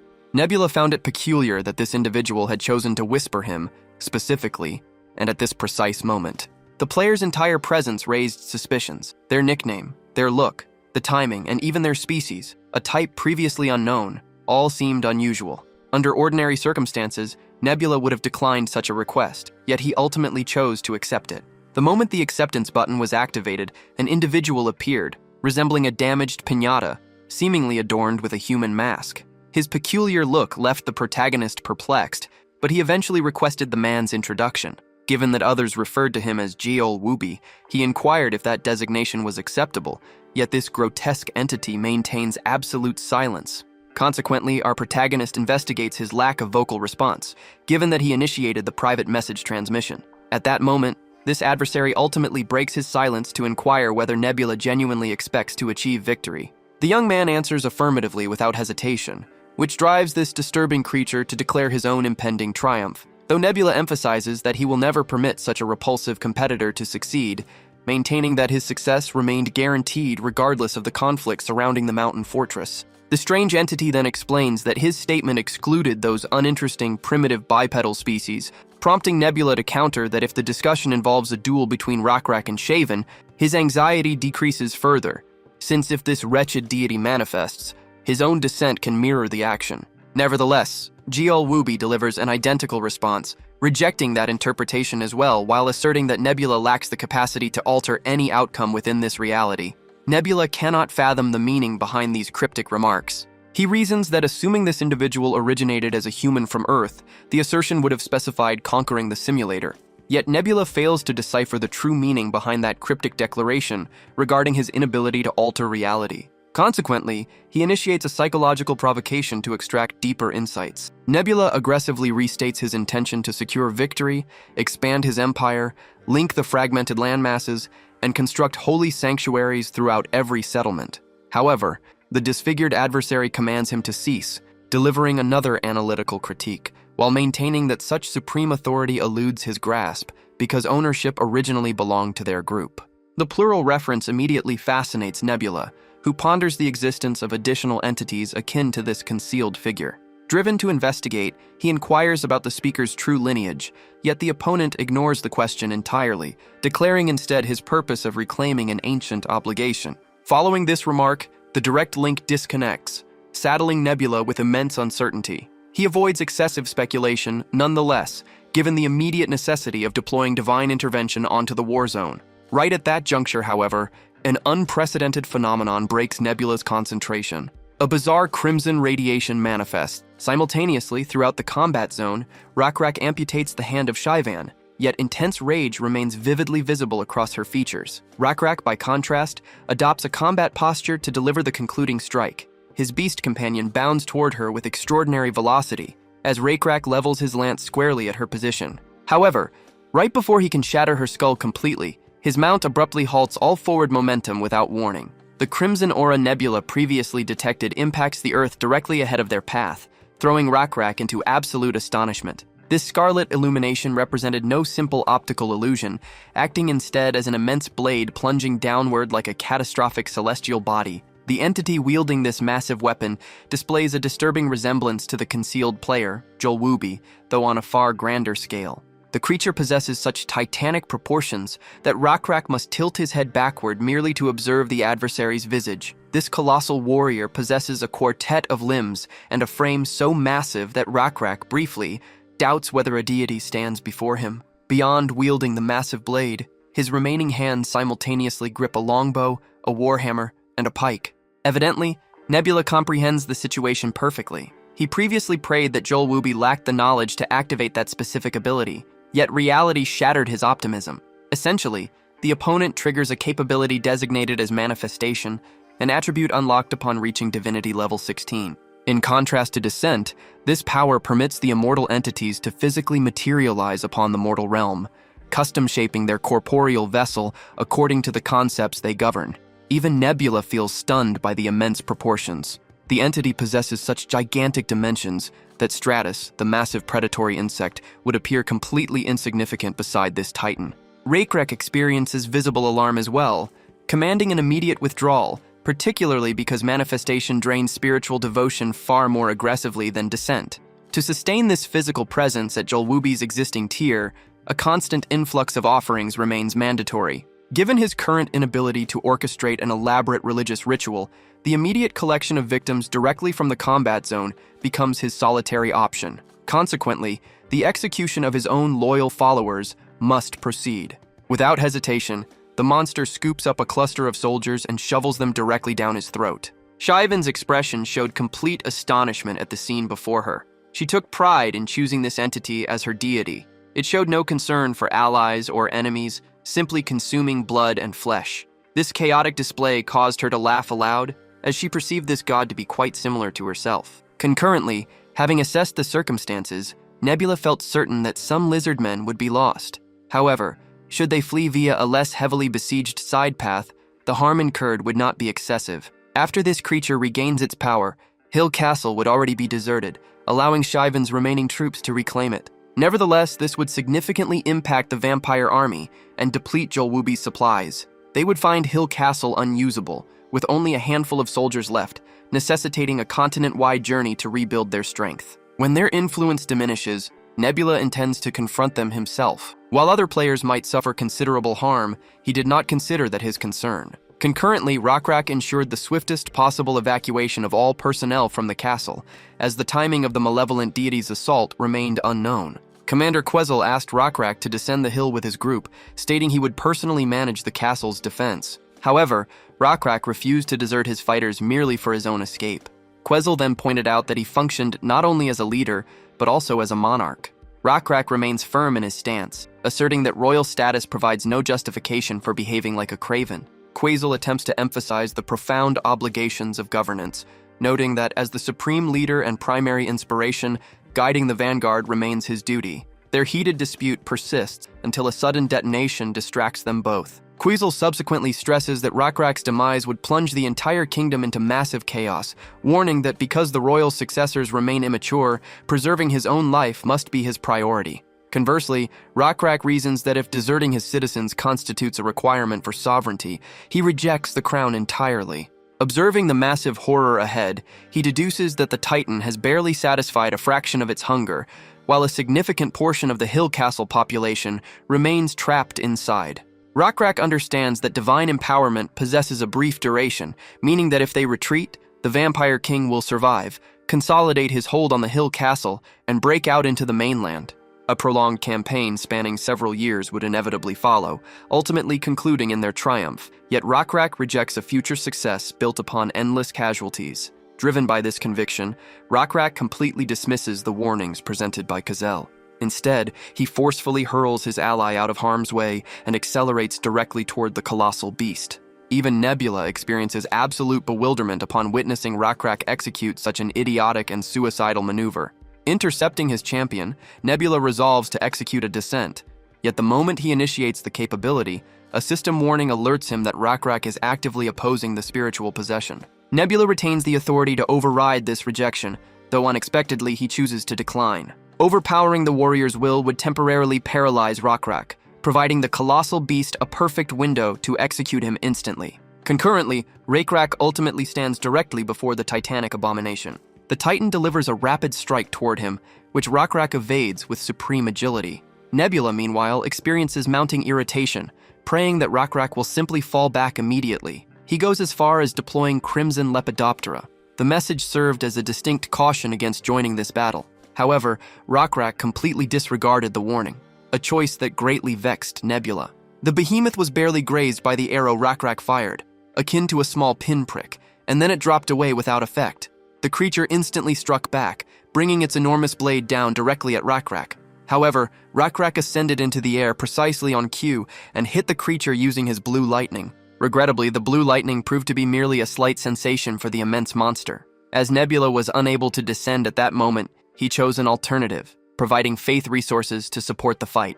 After this action, Rakrak succeeded in hitting the enormous monster with a similarly immense light bolt, severely damaging the creature. Throughout this period, Rakrak persists in opposing the descent skill, and this behavior infuriates Nebula. Nebula understands that certain black-scaled tribe warriors would defy their chief's directives to rescue Rakrak, a fact which undeniably confirms Rakrak's genuine warrior spirit. However, Nebula doubts Rakrak's decision to oppose the god's will. He recognizes the faulty reasoning Rakrak employs, attempting to preserve additional lives by risking his own on the line. Rakrak apparently believes that engaging this monster will shorten its manifestation period. For him, preserving lives holds greater importance than a superficial triumph, thus he commits his full effort. The moment Rakrak nears the monster's head, he requests Stingray's assistance. The azure lightning entity assents, infusing Rakrak's spear with electrical energy. Rakrak hurls the spear forcefully towards the monster's head. Following this action, merely a dense cloud of ash remains visible. Yet inside that haze, the Leviathan's crimson glare ignites, signaling that absolute destruction approaches. The Titan brandishes its massive mallet, and delivering a singular catastrophic strike, neutralizes Rakrak permanently. Regarding Nebula, this event constitutes an agonizing spectacle. The system provides an obituary honoring the fallen: Rakrak, the combatant, the Hand Hunter, the Lizardmen of Thunder, the First Chosen One, the Chief of the Black-Scaled Tribe, the Founding King of Hukrin, the Great Thunder Dragon King, the paradigm for entire generations of Lizardmen, the pioneer who cleared the journey, and a sovereign unmatched by any alternative leader. Rakrak, the High Priest, has perished. This defeat strips Nebula of proficiency score, yet the psychological devastation registers far more intensely. The primary impact falls not on Nebula, but upon the entire community of Rakrak enthusiasts. The deceased form of Rakrak forcefully impacts the terrain, as that colossal abomination brandishes his cleaver, executing a final strike to completely pulverize the remains, guaranteeing total obliteration of the warrior. Nebula remains paralyzed, forced to witness the scene. From his perspective, this represented the ultimate tactical catastrophe imaginable. Granted, sustaining the destruction of a premier asset during such a vital juncture creates severe complications, yet Nebula historically anticipated this precise outcome unfolding. His strategy now involves elevating Hui Qiong to assume the vacant position left by Rakrak. Regarding the deceased champion, Nebula intends to guide his spirit toward the spiritual realm, though preceding any disclosure of his subsequent objective, an incoming system bulletin flashes. The message announces that Rakrak, a personality universally venerated, has departed, triggering widespread collective grief across the populace. This sight greatly irritates Nebula. The system seems to be mocking him by highlighting the obvious. However, something else captures his attention. The notification states Rakrak was declared an apostle, achieving divine status. This completely surprises Nebula, since he had never anticipated such an event. It seems almost unbelievable. Apostles serve as divine assistants. They are appointed when a god's creation expands, or when unique entities like dragons join the faith. Occasionally, even common individuals achieve this status, termed ascension. Apostles gain divinity levels immediately and propagate faith by leading, not merely obeying a god's directives. However, Nebula is troubled because neither of the requirements for Rakrak's ascension appear fulfilled. The prerequisites for apostle ascension are as follows.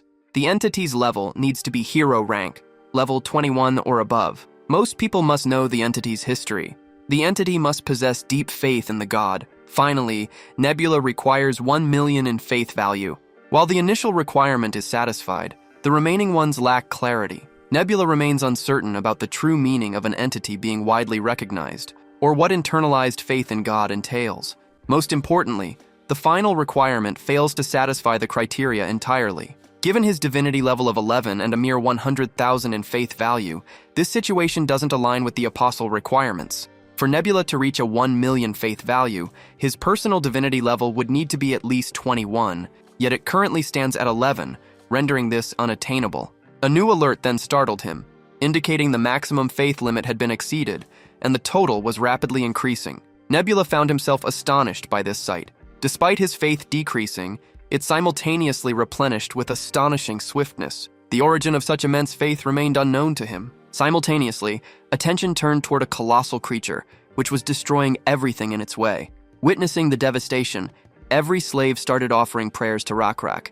Not only the slaves and lizardmen were involved, even the vampires were offering their prayers on his behalf. Yet, Nebula considered that the number of individuals praying for Rakrak seemed insufficient to produce such a high faith value. This contradicted the game's established regulations. Nevertheless, Nebula's assumptions might prove incorrect. He experienced profound astonishment upon contemplating the notion that this reality might in fact not be a game. Essentially, the destroyed reality functioned as a simulator, whereas the current domain appears to operate under entirely different mechanics. The interface merely applies a digital aesthetic over everything. Assuming his hypothesis proves accurate, individual emotions, devotion, and core values represent concepts that the database cannot easily calculate. Nebula observes a phenomenon transgressing the boundaries of the digital network, representing a divine event that eclipses software values and parameters. The unified devotion and determination of the populace resonate with such intensity that they activate an unprecedented anomaly. The interface subsequently alerts Nebula, announcing that Rakrak desires immediate manifestation. Nebula views this development with great fascination, marveling that immediately after perishing, the warrior seeks to engage as an apostle. Initially, Nebula pauses, lacking the necessary attribute points to maintain Rakrak across the combat zone. However, a vital realization strikes his memory. The renown Rakrak achieved alongside the designations he accumulated throughout his existence will dictate his combat efficiency upon transforming into a legendary entity. Operating under this logic, Nebula selects the affirmative option, bidding Rakrak success during this newly granted phase. Concurrently, back upon the terrain, Commander Quizzle supervises the withdrawal of the surviving lizardmen. Absolute shock paralyzes the entire host following the destruction of their monarch. Although Commander Quizzle desires nothing more than to give in to grief, current circumstances forbid it. He understands the absolute necessity of honoring Rakrak's sacrifice, recognizing that their sovereign's final stand guarantees a safe withdrawal for the survivors. Nonetheless, Quizzle worries about the impending reaction from Zal when news of their monarch's demise reaches him. Until this moment, numerous factions across the mainland clashed out of pure selfishness, seeking to hoard valuable assets. Yet Quizzle senses that Lord Rakrak's martyrdom will alter the global dynamic, convinced that this loss triggers an immense shift, even if achieving total victory over that malicious deity remains uncertain. While Quizzle ponders these heavy consequences, a phenomenal event unfolds. A sudden acoustic roar of electricity echoes through the atmosphere, followed by an electrical discharge plunging from above like a falling star. The absolute intensity of this illumination forces the entire crowd to a complete standstill. The flash radiates with such blinding power that even the enormous creature loses its vision for a moment. Panicked, the beast directs its immense hammer toward the bright origin. Yet when the weapon approaches, the creature's implement is flung away, as if it were merely a plush plaything. Afterward, the beast detects a known entity and rapidly begins to lose control. This is no mere common individual. It is Rakrak, recently ascended. His transformation is evident. He appears as an immense force, a formidable lizard, clearly operating at an entirely new tier. The entire lizardmen contingent erupted in joyful cheers after spotting their monarch on the combat ground. Concurrently, the vampires appear utterly bewildered that Rakrak lives, or instead, has reappeared in a fresh, sacred state. The enormous creature, conversely, seethes with rage. The idea of a mere human defying him feels utterly demeaning. Driven by vexation, he lifts his immense weapon and gets ready to... The weapon was poised to strike again. Rakrak, however, would not tolerate such an assault. He adopted a ready position, beginning to focus his thunder power. As the enormous hammer started its downward motion, Rakrak propelled himself forward, swift as a lightning bolt, impacting the creature's right shoulder precisely, which caused it to groan in agony and briefly lose balance. While Rakrak prepared for his next offensive move, his updated stats appeared on the display. He was now a level 6 warrior and also a king, yet his new role as an apostle elevated him to an impressive level 13. A variety of additional statistics were shown, highlighting his remarkable change. However, one fact was undeniable. Being an apostle was a serious matter. Rakrak had not merely returned, he was more powerful than before, ready to shift the battle's momentum. Nebula, too, watched Rakrak's updated statistics with great interest. He observed that Rakrak's previous high priest levels had smoothly transitioned into his new apostle status. As divinity is inherent to apostles, these levels now incorporated the D state, indicating divine power. Nevertheless, Nebula understood that this power by itself would be insufficient against the level 16 manifestation of Jiol Wubi. That colossal form possessed a 16D divinity level, surpassing Rakrak's by 3 ranks. Yet, Nebula grasped a crucial insight.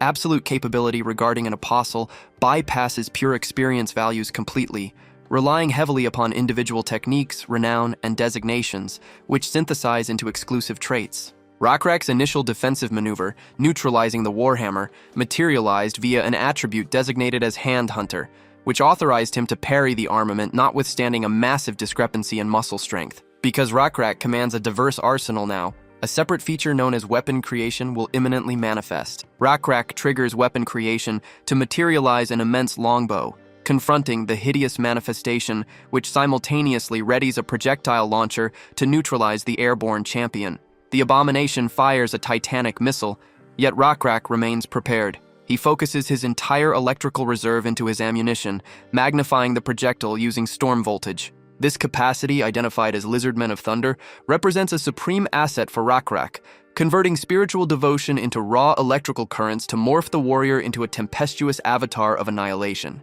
Immediately upon discharging that massive electrical blast, the current annihilates the approaching projectile and surges forward toward the massive monstrosity, inflicting unparalleled trauma upon its colossal form. Even so, despite confronting such a monumental electrical offensive, this titan refuses to surrender. Defeat by this recently divine apostle is unacceptable to him. Consequently, the colossal foe hurls its enormous armament toward the lizard champion once more. However, Rakrak swiftly glides above the projectile. Having ascended further skyward, he readies his personal divine spear, poised for descent. The Lizardmen tribe's populace applauds, extending full backing and good fortune. Their favorable disposition towards their monarch results in the system declaring a 4-point divinity boost for camaraderie, plus an additional 4 points from his connection with Hukryn's populace. Furthermore, a 4-point divinity gain in camaraderie occurs because of the freed slaves Rakrak aided, who now recognize his identity and pledge allegiance. At present, Rakrak accumulates an apostle's faith, derived from his fellowship and charm. Incorporating the skill, the first chosen one subsequently elevates his attributes in proportion to the faith resources recently acquired. In essence, increased prayers directed at Rakrak enhance his power. The immense power Rakrak had accumulated, he descends rapidly upon the creature, directing his full electrical force. Quizzle observed his king's return to battle with immense pride and assurance. He urged his monarch to eradicate the wickedness permanently. The populace witnessed an exceptionally brilliant star, moving straight for the creature. Its emitted light proved so powerful that all present shielded their vision. However, a particular slave boy observed the entire scene with unblinking eyes and witnessed the colossal monster's enormous head utterly destroyed by the illumination. The illumination resembled a guiding symbol of hope, vanquishing the creature and filling all observers with profound wonder. Every lizard man and enslaved person experienced immense joy, witnessing the beast's ultimate demise, which brought its reign to an end. Quizzle hurried to his king, immediately dropping to his knees. He bowed his head, awaiting a reply from the monarch. Rakrak then declared his immediate departure, though Quizzle expressed confusion about the statement. Rakrak clarified that he had certainly perished, explaining this was the path ordained by the heavens. Quizzle, however, pleaded for a return to the palace, requesting to bid farewell to his family. Rakrak gently cautioned that defying the will of the heavens was not permissible. Naturally, Quizzle wept, heartbroken by the realization his cherished leader would soon depart. At that moment, Rakrak extended the spear he carried, instructing Quizzle to accept the weapon responsible for slaying the evil god in Hukryn. He emphasized its divine nature, urging careful handling. Quizzle reverently reached out with both hands.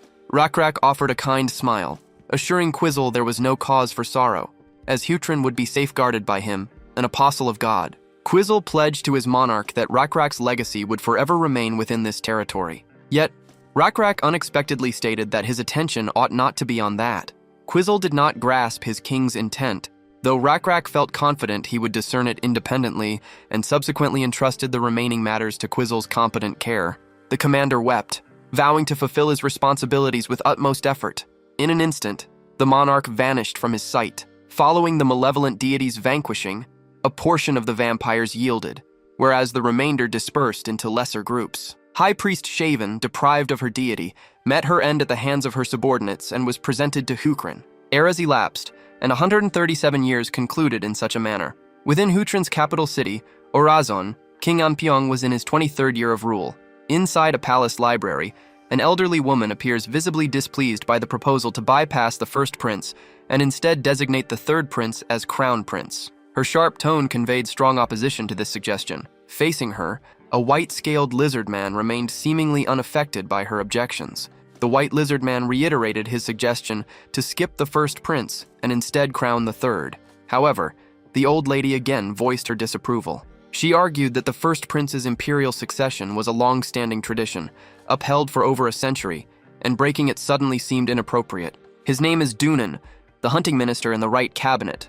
Dunan reminded her that Hukran's history included exceptions, questioning her current opposition. She conceded the first prince was lazy and not studious, preferring fun and a relaxed lifestyle, but deemed this insufficient reason to remove him as crown prince. This woman is Hui Mun, leader of the left cabinet. While she dismissed the first prince's unserious conduct as minor, Dunan held a contrary view. He cited rumors of the first prince hunting with Orazon street thugs shortly after learning to hunt. He argued that if royal heirs remained so detached, constantly partying and neglecting duties, no minister would serve such a ruler. Hoimun, however, believed the first prince had been ill for an extended period and wished to avoid any pressure that might worsen his condition. She even advised Dunan to speak more sensitively. The white lizard acknowledged his lack of empathy in presenting the matter, but maintained his stance against the first prince's ascension. He suggested Hoimun subtly convey his opinion to his majesty beforehand. He aimed to avoid shocking the king with a blunt announcement of the first prince's ousting. This naturally infuriates the woman, observing the reptile's cold-blooded nature. The narrator then inquired if the reader noticed the pun. Meanwhile, the lizard urges her to nominate the third prince as crown prince and to persuade any potential objectors. Huimun clearly disapproves of his approach to this sensitive matter, so she pursues him, urging reconsideration. However, her viewpoint appears insignificant to him. He completely disregards her. Her only option is to complain to Dunan, lamenting the man's persistent obstinacy. For insight into this crown prince succession issue, here is the background. As previously established, a century has passed since Hukran's great king, Rakrak, died. Rakrak's lineage has maintained the royal family. Each subsequent monarch achieved success in their own right. However, none approached the unparalleled greatness Rakrak embodied. Although some kings were unremarkable, the reigning monarch, King Anpyeong, is widely regarded for bringing peace to the country, despite his limited accomplishments over the last decade. Now, internal royal family tensions are escalating regarding his succession. The focus now shifts to an aged lizard woman, reportedly the prince's instructor. Her name is Ravine Quez. Before her sits third prince Kyle Lark Orazon, age 12. Given that Kyle has essentially read every book in the library, encompassing all fields and subjects, his teacher asks which branch of study he desires to pursue. However, Kyle finds it difficult to select only one field. He considered many of them captivating. Therefore, he inquires if choosing multiple is an option. Ravine proposed he briefly detail the books that captivated him most, along with his reasons. His initial selection was Owen's travel diary. He expressed his fondness for it, citing its descriptions of numerous unseen places and species. This particular travel diary was authored by Owen, a lizard man from Rakrak's time. Owen journeyed widely, compiling 9 travel journals prior to his later westward journey. With no subsequent records, the 10th volume became known as the Book of Illusions. Ravine felt pleased by Kyle's initial selection, noting it reflected a common childhood fondness for adventure narratives. Her surprise grew, however, as he listed the subsequent books, Zale's algebraic theory and Orazon's architectural design. Kyle explained that Zale's writings made logic seem delightful, and her compassion for people was evident within them. Zale, a mathematician and architect of her period, compiled her era's mathematical knowledge, establishing herself as a unique historical figure. She also oversaw the 4 water wheels construction and conceived the capital city of Orazon. All her accomplishments and innovations are thoroughly documented in the books. Considering Orazon's architectural design contains intricate numbers and floor plans, it's astonishing that a child like Kyle could discern the architect's emotions simply by reading it.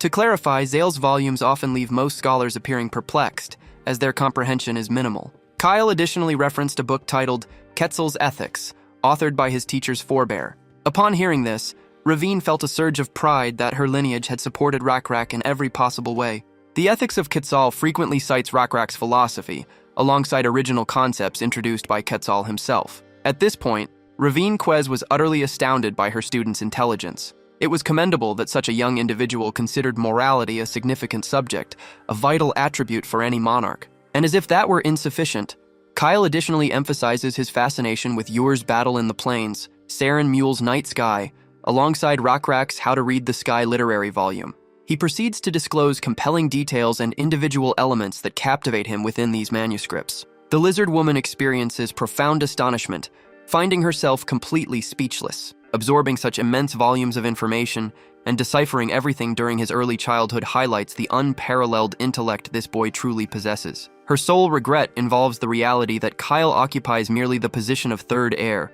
rendering his prospects of governing the realm highly improbable. Incredibly, she even confesses that his expertise eclipses her own across multiple disciplines. While praying he leverages this wisdom to elevate civilization, she simultaneously worries that his structural rank will eclipse his potential.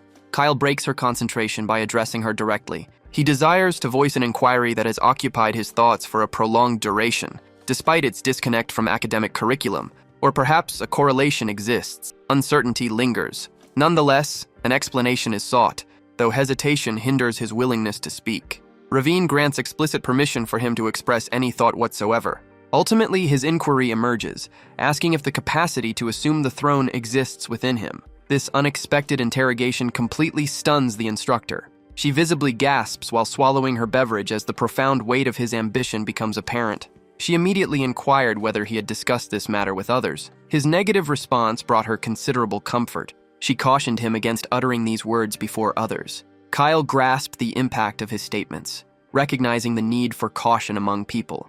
She was the sole individual he had consulted on this, seeking a truthful assessment of his eligibility to become the future monarch. The lady paused before responding. Indeed, Basin Lak Orzan, the initial prince, had already been chosen as the crown prince. Kyle's path to kingship would only open if Basin were removed. Any individual opposing the first prince faces immediate branding as a traitor. Such an act, in dire circumstances, might result in one's demise. Consequently, she felt uncertain about providing a response to the challenging query Kyle had presented. Rather, she returned with her own inquiry, asking if he desired to ascend to the throne. Kyle also expressed uncertainty regarding that. However, he felt confident about one aspect.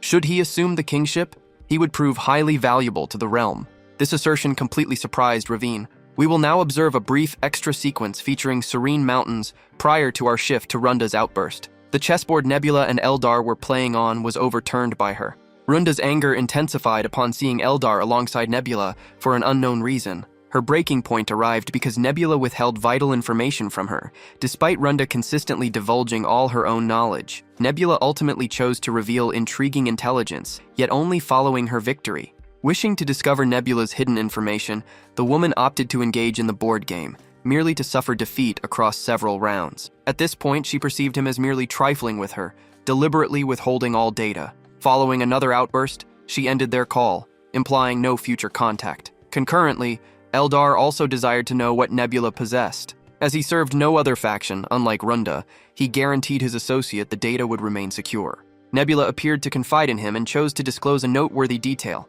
The third prince of Hukrin was indicated by him on the display. His uncommon statistics are what distinguish this young individual. Although spectacular or thrilling techniques elude his repertoire, his cognitive value registers at a staggering 107, granting him supreme intellect. Predictably, profound shock grips Eldar upon observing that Kyle retains level 0 while commanding an unparalleled mental rating, an exceptionally scarce phenomenon. Securing a mental attribute of 60 guarantees a reputation as an absolute prodigy during the current era, meaning a score eclipsing 100 borders on the impossible.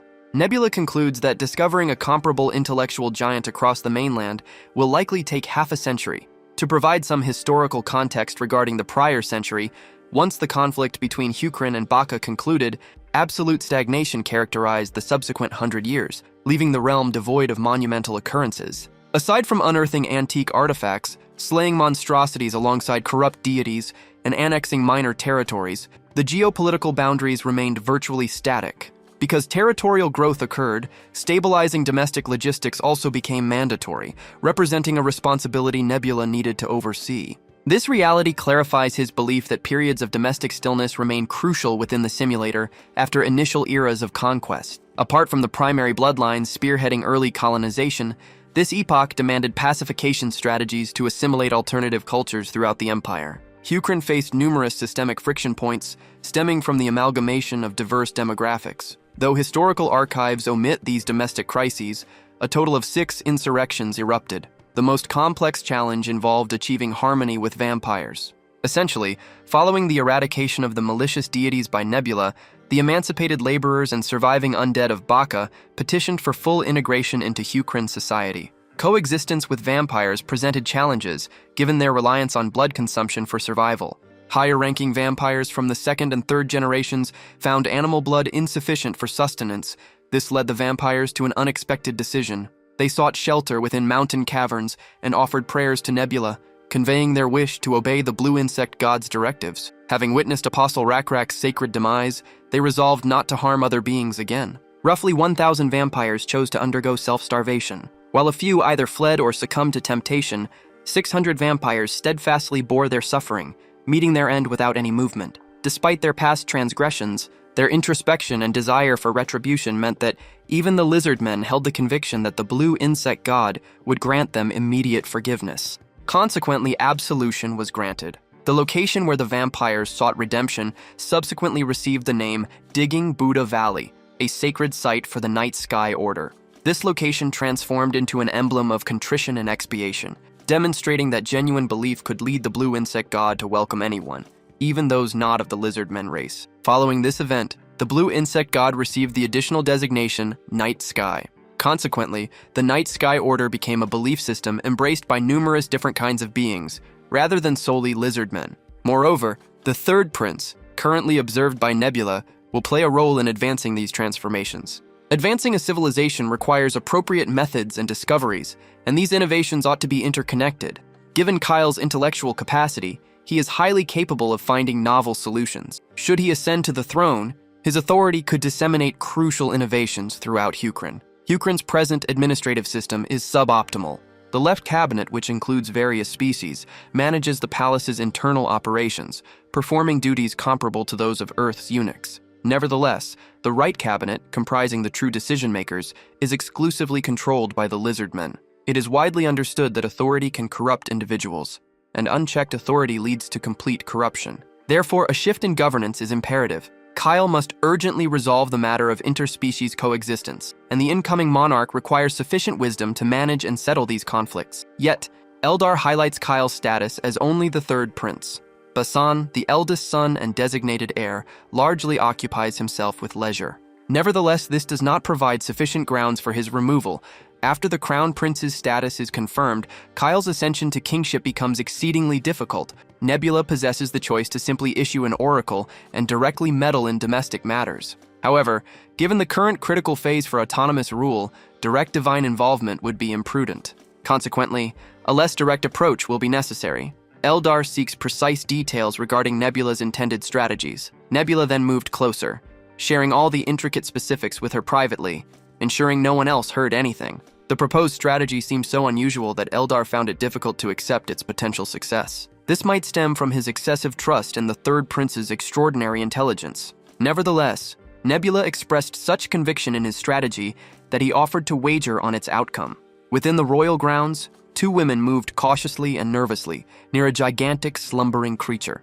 This being is Orizon's protective dragon, named Manun. Manun, a drake, was previously managed by the mighty Thunder Dragon King, who established the country. As legends claim, drakes do not perish from advanced years. Manun's development phase extended over many decades, reaching an enormous scale.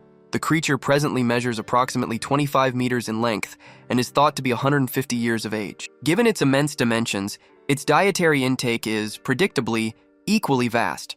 A substantial diet also results in significant waste, which the palace staff must dispose of daily, rendering this demanding creature a considerable liability. There is also concern that the enormous beast could rampage, causing widespread destruction within the royal residence. Proposals include moving Manun to a quieter settlement, while some have even advocated for his use as an offering. Because Manun embodies the continuous legacy originating from the Thunder Dragon King, sustaining his presence remains mandatory despite the heavy logistical toll. Fortunately, the creature has maintained a tranquil routine of resting and feeding. This piece, nonetheless, reaches its conclusion when the monster detects recognizable glowing azure Lepidoptera. This sight instantly fills the animal with joy.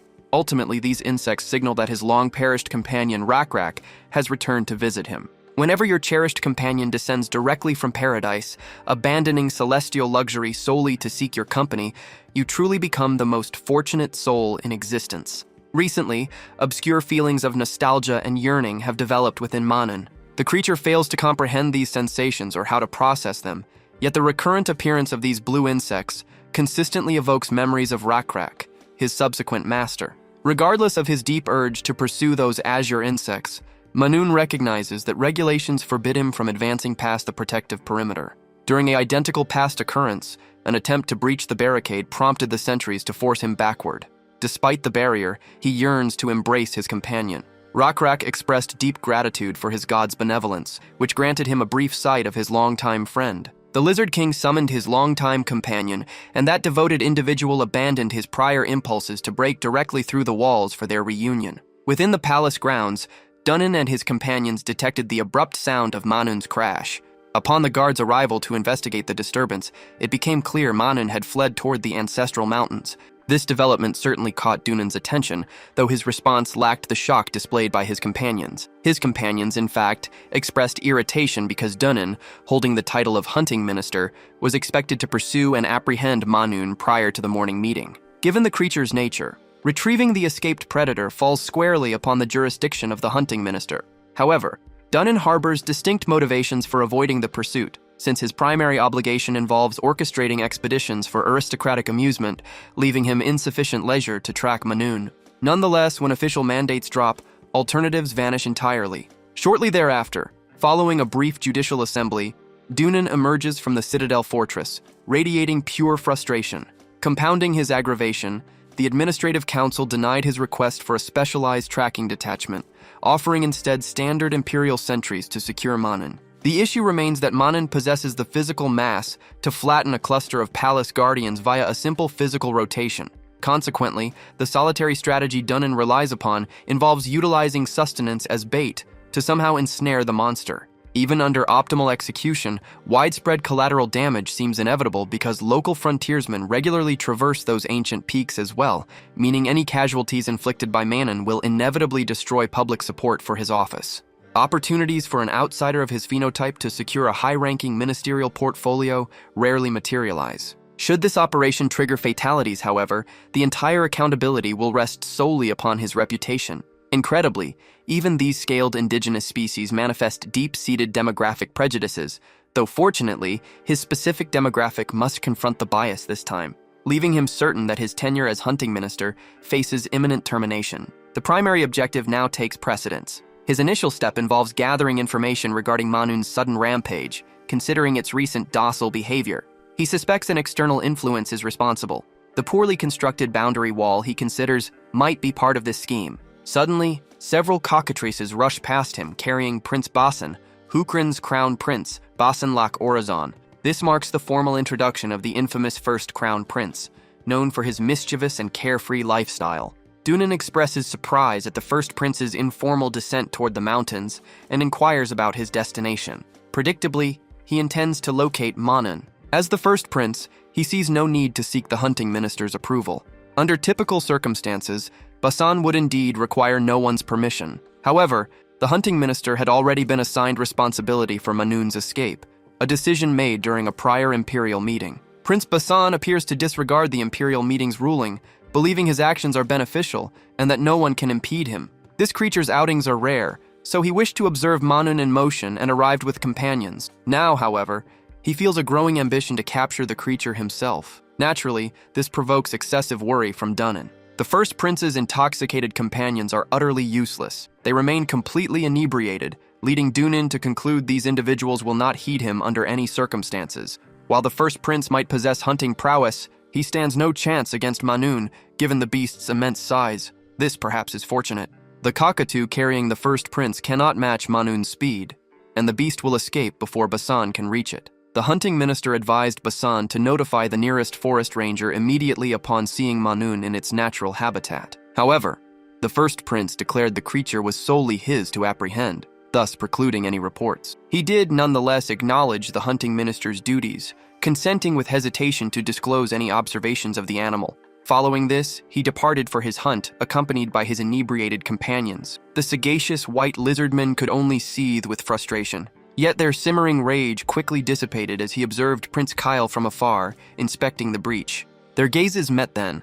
Just prior to Kyle then clarified his presence, stating he was investigating Manun's vanishing. He further noted Basan was already actively searching. He conceded the first prince possessed hunting proficiency, yet apprehending a creature as enormous as Manun demanded abilities beyond mere hunting expertise. Nevertheless, Dunnan's primary concern lay with any information Kyle had collected concerning the incident. Kyle's initial observation concerned the unusual nature of the wooden bar.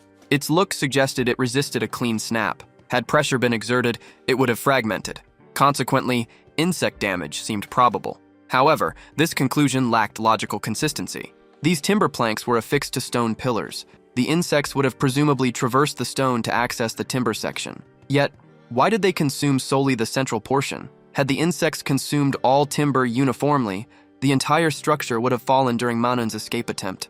Instead, only the central section was compromised by the creatures, conveniently allowing Manun to break free. This seemed too precise for a random natural event. Even if specific fence parts were coated with honey, insects would need several days to chew through them. The first prince then made a connection, revealing the night sky god's ancient name, which had been in use a century prior. That name was the blue insect god. Tracing history further back, historical records indicate the night sky god was once known as the nameless beetle god. During a time when the Hutran tribe faced starvation while roaming the wilderness, insects provided guidance and sustenance. Kyle's implication suggests the blue insect god, also known as the night sky, orchestrated these events. However, Dunnan remains unconvinced. Kyle concedes this is merely a theory he developed. He intends to verify it by inspecting other wooden bars for similar insect damage. Even if the night sky is responsible, Dunnan earnestly seeks to understand the motive. Yet his immediate concern lies with the repercussions rather than the perpetrator. Although hunters and rangers patrol the ancestral mountains, Manun's immense size ensures it is visible from a distance. This makes it simpler for individuals to evade direct encounters with Manun, thereby minimizing potential casualties among them or civilians. Nevertheless, some individuals might feel compelled to pursue and capture this powerful creature. Upon Dunnan's mention, Kyle suggests that whoever hunts the beast could be the night sky god's true objective. Coincidentally, that individual is none other than Prince Basan. It appears Dunnan has at last deciphered Kyle's precise implication. The night sky's existence and its desire for national prosperity, with the third prince as king, could mean the night sky god will attempt to take Basan's life. This situation is grave, so Dunnan insists Kyle keep it secret. The youth agrees to secrecy, yet he requests a favor. Given Dunnan's intent to pursue Basan, Kyle wishes to accompany them. The white lizard is surprised by this plea. He perceives Kyle's determination to join isn't mere obstinacy. A specific reason exists. Kyle's presence would likely improve Basan's survival prospects. The night sky god solely desires Basan's life. Should Kyle suffer harm, it would benefit no one. Basan and his inebriated companions are now tracking Manun. Following a brief trek, they observe the creature nearby, resting on the ground. Its effortless discovery seems quite unusual. Manun had conveniently left a distinct path, simplifying their pursuit. Given Basan's lack of insight, he presumes the creature felt stifled and yearned to roam, having been confined to a terrible garden for over a century. Basan even feels some pity for the unfortunate creature that spent so much time dormant. As the beast slumbers peacefully, his intoxicated companions propose rousing the dragon and escorting it to the palace. However, the beast's frightening rumbling, audible even in slumber, causes the fools to abandon their scheme. They began offering various solutions to a situation beyond their comprehension. Ultimately, they agreed to entice the creature using a deer as bait, something it could consume. Basan then resolves to implement this strategy, dispatching his companions to retrieve the lure while he remains to ensure Manun stays asleep and still. It appears Basan employed this tactic to dismiss the fools. Primarily, their proposed scheme lacked any sense. Secondly, had they remained together, Basan would not receive recognition for Manun's return. Regarding accolades, Basan's past is explored, revealing details about his life, such as how he once received acclaim for all his accomplishments. Yet, he quickly understood that this was insufficient. He once questioned his instructor, Ravine, inquiring why, despite the night sky god being all-knowing, all-powerful, and ever-present, conflict, suffering, sorrow, and adversity persisted globally. He genuinely sought explanations. Ravine appeared to lack answers. On that occasion, she struggled to devise a credible reason. Ultimately, the lesson concluded. Basan then understood that the praise he received lacked genuine recognition. He believed authentic recognition emerged solely from actions so remarkable they rendered all observers silent, much like the night sky god. Basan had never experienced such a form of recognition throughout his existence. He understood that numerous individuals doubted his suitability for kingship, Yet he found himself unable to change this, having been born as he was. Unlike his younger brother, Kyle, he possessed no inherent talents. Therefore, he aimed to gain esteem and influence popular sentiment through tangible achievements. This represented a rare opportunity for him to demonstrate his worthiness for the throne. Unexpectedly, his brother Kyle appeared at the location. When Kyle dismounted from his avian companion, the fall causes an ankle injury. His older sibling, worried, and the hunting minister appear stunned. The prince immediately helped Kyle, simultaneously reprimanding the hunting minister for leading a child into peril. He subsequently instructed Dunan to retrieve medication from a small dwelling located on the mountain's crest. Consequently, the white lizard departed to acquire the salve. However, no salve was actually required. This was because Kyle remained completely unharmed, astonishing his elder sibling. It seemed Kyle's ankle injury was feigned, a mere ruse to dispatch Dunan and secure a confidential discussion with his brother. Basan remained perplexed as to why Kyle would jeopardize his existence by approaching Manun so perilously for a simple conversation. Everyone was aware that this being posed extreme danger, though not to Kyle. He ultimately informed his older sibling of all the significant information he had collected. Sometime afterward, the third prince's gloomy expression betrays his deep anxiety, following the realization that the night sky god potentially plots his assassination. Granted, Kyle concedes this remains purely his personal theory, though Dunan surprisingly concurs with the hypothesis. Even assuming its accuracy, Basan fails to comprehend why Kyle traveled such a distance to rescue him. In reality, Kyle needed only to remain passive and observe the crown prince's demise, which would elevate him as the subsequent successor. Their middle sibling previously pledged vows as a cleric for the Night Sky Order. Consequently, should Basan expire, Kyle would spontaneously acquire the heir apparent status. Prompted by inquisitiveness, Basan investigates whether his sibling genuinely lacks ambition for the throne. Naturally, Kyle's long-standing aspiration for sovereignty remains no secret, representing the precise motivation for his arrival. Yet instead of orchestrating fratricide, he requires his elder sibling to abdicate the crown prince designation voluntarily. Basan stands completely bewildered, paralyzed by indecision. Kyle, meanwhile, intensifies his demands, emphasizing that historical records demonstrate the night sky god maintains an unblemished record. While alternative divinities stumbled during crucial trials, the night sky god consistently achieves total dominance. This pattern underscores the immortal entity's rigorous precision, micromanaging every minuscule variable to guarantee flawless execution of his designs. Therefore, Basan faces inevitable doom unless a voluntary renunciation of his heir status occurs. Kyle remains absolutely convinced that the night sky god will manipulate identical vulnerabilities during subsequent eras. Even without knowing all the deity's schemes, he commits to notifying Basan of any discovered omens. Such warnings would ensure the kingdom's and its people's security. Upon hearing this, Basan cautioned that defying a god's wishes equated to resisting divine decree. He emphasized the need for prudence and apprehension, not rebellion. Kyle, conversely, asserted his deep understanding of the deity and his lack of fear. He would, at a minimum, guarantee no one suffered injury. The night sky god's present course endangers Basan's well-being. To avert catastrophe, Kyle intends to steer occurrences onto another route. This alternative was willingly presented by the deity, guaranteeing Basan's protection. Gathering his resolve, Kyle then audaciously reiterated his demand for Basan to relinquish the crown prince role, thereby ensuring adherence to the deity's wishes without incurring any detriment.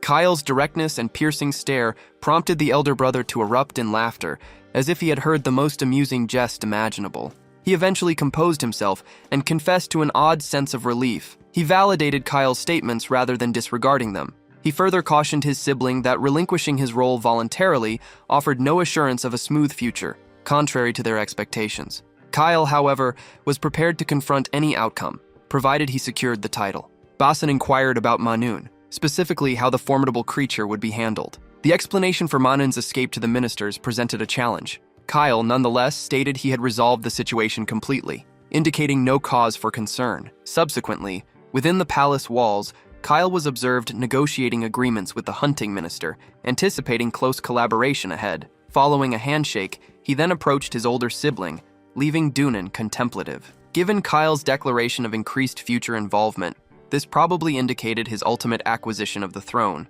Close by, Nebula and Eldar were also observing the unfolding events. Eldar expressed uncertainty regarding the current trajectory. While acknowledging the third prince's intelligence, he worried about potential complications if all actions stemmed solely from his personal interpretations of divine communications. Despite his interpretation proving largely accurate on this occasion, its future reliability remained questionable.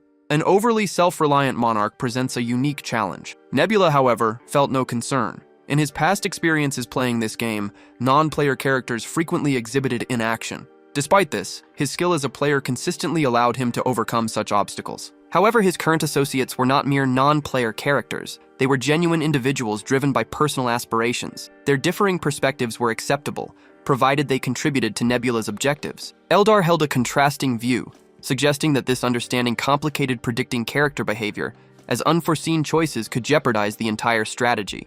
Nebula, conversely, saw this as an advantage, citing Reincarnation's sacrifice as proof. Reincarnation had defied Nebula's directives, fighting independently, yet achieved an ideal result. The circumstances involving Kyle likewise progressed favorably, solely due to his independent choice rather than adhering to divine guidance. Should events ever turn unfavorable, Nebula intended to proceed with extreme caution. Fortunately, Basan's rescue meant he could provide significant assistance during the third prince's ascension to kingship. The setting subsequently changed to the royal court, where prominent figures were gathered debating Manun's evasion. Administration Minister Salistan expressed considerable annoyance that the Minister of Hunting had not yet apprehended Manun, fearing public detriment if the pursuit extended. Dunan comforts his superior by confirming they already traced Manun's coordinates, noting that because the creature remains slumbering, immediate danger is averted. The elder receives this update positively and relaxes. Nevertheless, he highlights the profound anxiety this situation inflicted upon the monarch,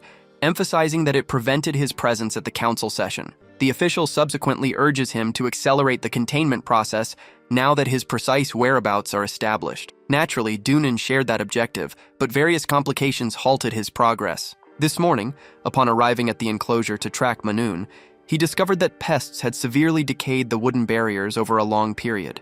Granted, someone might dismiss the insect damage as mere happenstance, considering Manun possesses the raw strength to demolish such boundaries anyway. Yet the third prince highlighted an intriguing detail. He hypothesized that the night sky god deliberately directed those parasites to hollow the timber, orchestrating the creature's breakout. The reality that the infestation systematically compromised only a specific section of the framework strongly validates the intervention of the night sky god. Later that day, Dunan revisited Manun's habitat alongside several clerics, and a thorough inspection of the perimeter led them to endorse that exact deduction. The individual responsible for the investigation arrives personally. The Night Sky Order's cleric, Second Prince, Sean Lack Orison. He arrives to validate directly that this occurrence constitutes a holy manifestation ordained by the night sky. Given this official declaration delivered by the High Priest, Dunan lacked the authority to defy the decree and recover Manun. The topic caused quiet discussion among all present. Ultimately, the priest's confirmation left them no option but to acknowledge the reality. Dunan, with the situation clear, worried Manun could not stay outside unattended, fearing a serious future accident. For this reason, he requested an expansion of the hunting expedition team. The court members were taken aback by his uncommon demand. The senior official, unable to conceal his irritation, inquired about the precise number of individuals required. Dunan's initial request was for a cow and wagon, ensuring sufficient food transport for Manun. His second demand involved additional funds for repairs, necessitated by the harsh mountain routes. Given Manun's potential for erratic behavior, Dunan further sought authority over civilians, labor, and the deployment of palace guards during crises. Observing the senior's expression, it became evident the hunting minister's demands were excessive. However, without these provisions, their only recourse would be to defy the night sky's miracle and retrieve Manun. Dunan expressed willingness to transfer this duty to anyone confident in managing the difficult circumstances more effectively. Nevertheless, he explicitly stated he would not bear accountability for any harm Manun inflicted, despite his role as hunting minister. That evening, later on, Dinan was observed solitary within the palace corridor, deep in contemplation. The recent news of Kyle's selection as the new chosen king occupied his thoughts. Kyle presented a detailed strategy to Dunan, which could significantly enhance the hunting team's influence and authority within the royal court. Dunan intended to implement Kyle's proposal to solidify his own position within the royal court, thereby gaining sufficient influence to advocate for Kyle's succession to the throne. Dunan was prepared to do whatever was necessary, even confronting other ministers if required. Consequently, over time, Dunan gradually accumulated influence for the hunting expedition team, causing the distribution of power to increasingly favor them. Half a year elapsed swiftly, and King Anpyong then deposed Basan Lak Orasan from his position as crown prince, appointing Kyle in his stead. Merely 3 years subsequent, King Anpyeong succumbed to a fatal disease, and Kyle Lak Orasan ascended to become Hutrin's 11th monarch. What's notable is that he was merely 15 years of age, likely establishing him as the youngest ruler ever. Soon thereafter, Basan was observed saluting the new sovereign with profound deference, which brought a flush of discomfort to Kyle, as his elder sibling used such a ceremonial address. Kyle urged him to forgo such etiquette when they were alone. However, Basan maintained that the paramount ruler of the continent's foremost realm merited no less than this level of reverence. The next day marked the initial royal assembly of Kyle's rule, and Basan anticipated that his expulsion from the palace would be proposed by all. This concern was precisely what burdened Kyle at this moment. Hutrin functioned as a nation where ministers wielded significant authority. As most were lizardmen nobles, power often leaned heavily to one side. These cunning lizardmen ministers would undoubtedly attempt to remove Basan from his royal standing, aiming to gain greater control and diminish the new king's power. However, Basan felt little concern regarding his potential exclusion from court. Instead, his greater fear was hindering Kyle's progress by remaining within the court. Furthermore, no official court position truly suited a former crown prince such as himself. He intended to broaden his experiences and venture further afield, seeking more significant challenges.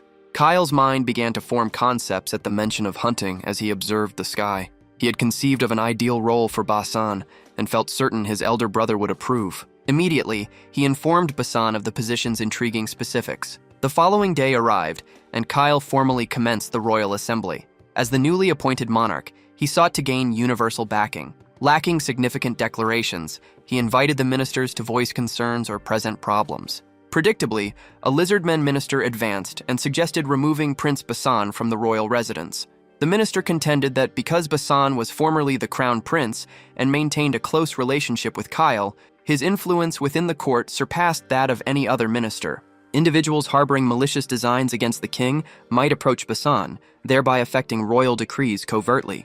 To everyone's astonishment, Kyle concurred with the fundamental point of their proposal. He comprehended their apprehension. Ministers from different races also appeared perplexed, particularly as they had anticipated Kyle would completely reject the idea. Encouraged by Kyle's reaction, the lizardmen pressed on and proposed relocating Prince Basan away from the capital city, Orazan. However, on this occasion, Kyle unequivocally declined. He felt genuine irritation that any minister would propose an action solely within the monarch's authority.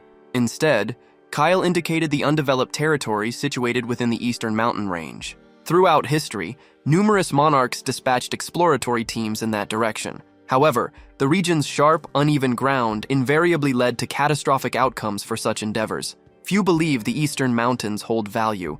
Nevertheless, with 5 nations posing a threat from the west, Kyle recognizes that he cannot overlook any prospect for expanding their domain. Consequently, Kyle's primary objective involves deploying Prince Basan to the eastern mountains. This greatly surprised the minister. Basan is undeniably an exceptional hunter and a formidable fighter. His solo pursuit and capture of Minnan merely reinforces this assessment.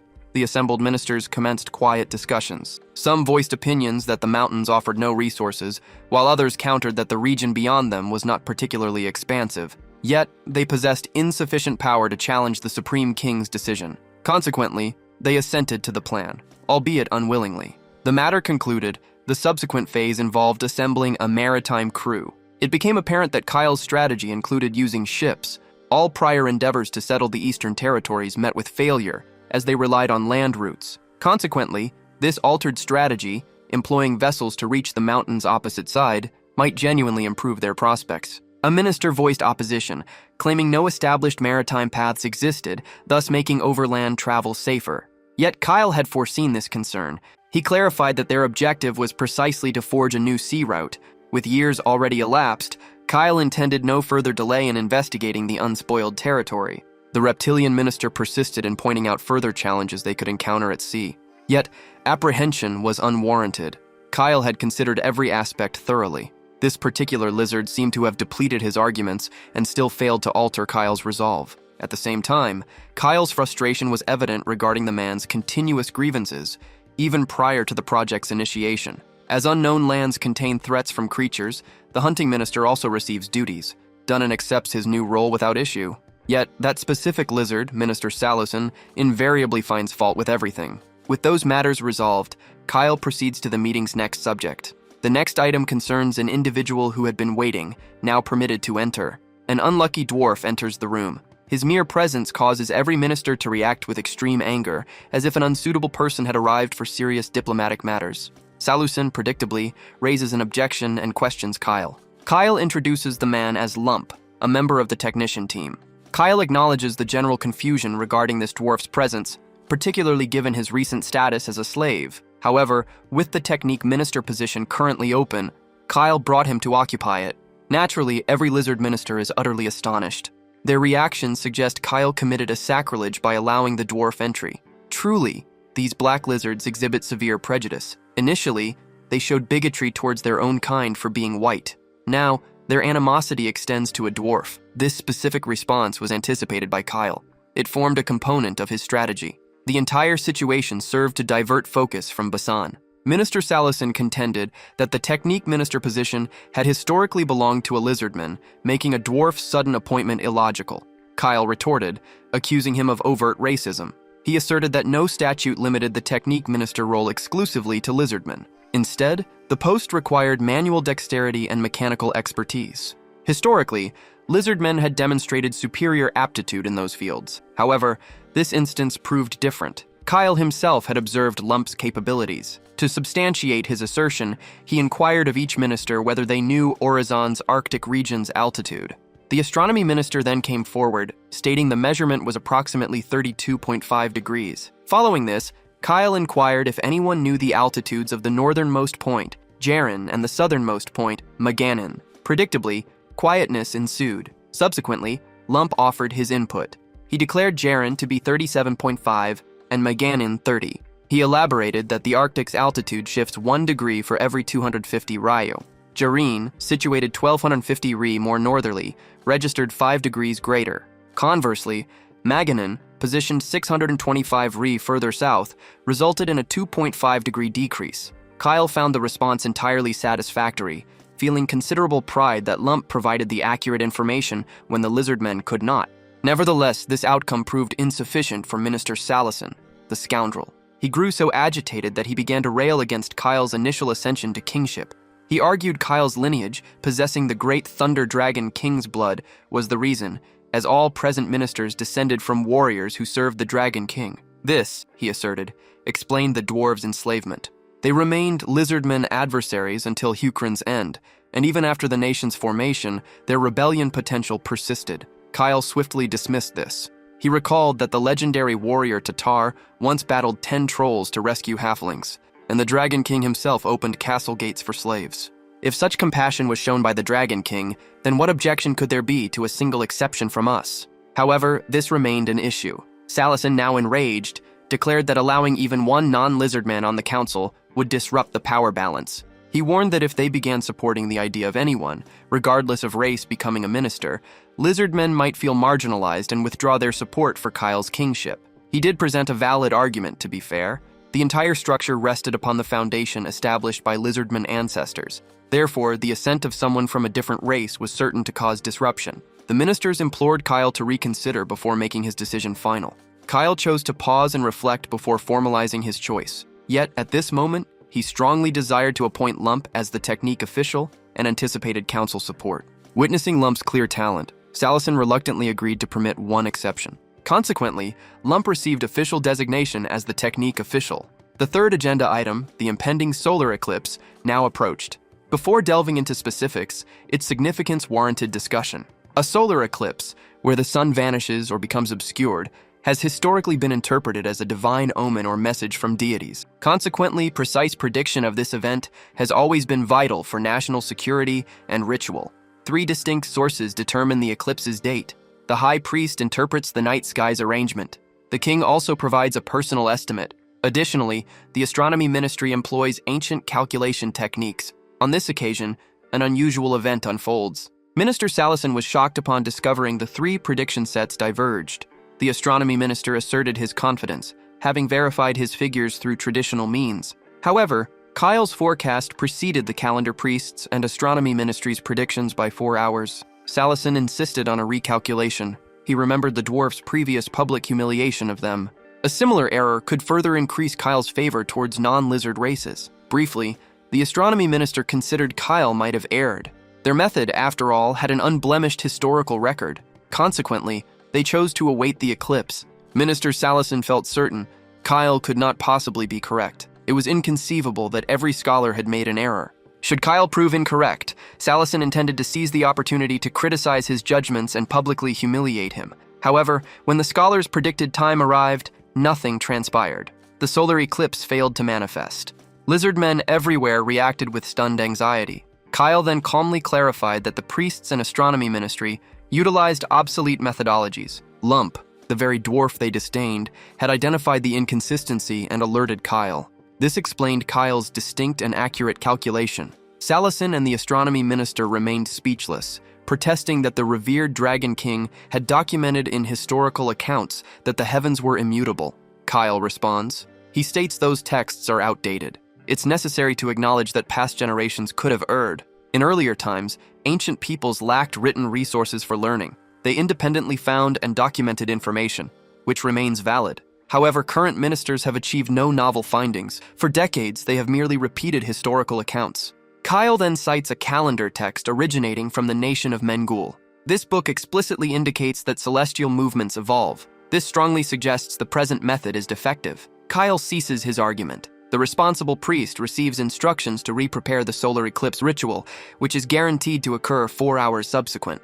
As expected, the eclipse manifests precisely at Kyle's predicted moment. Several months afterward, Basan embarks on a vessel for his inaugural significant voyage, a task to investigate the unexplored eastern regions. Past the eastern mountains exists an area requiring development, and Basan's departure from the palace is crucial for Kyle's rule to extend.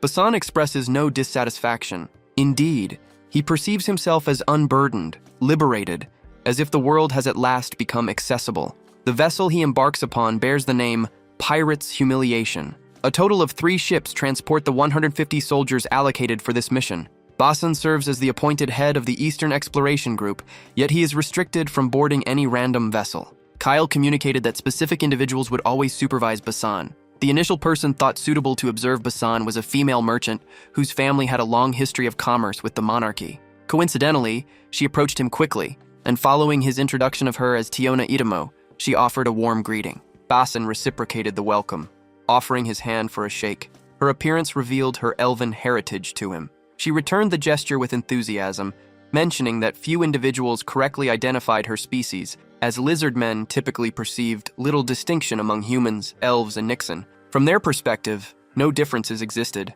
Basan then resolved to foster a positive relationship, understanding they would spend considerable time together.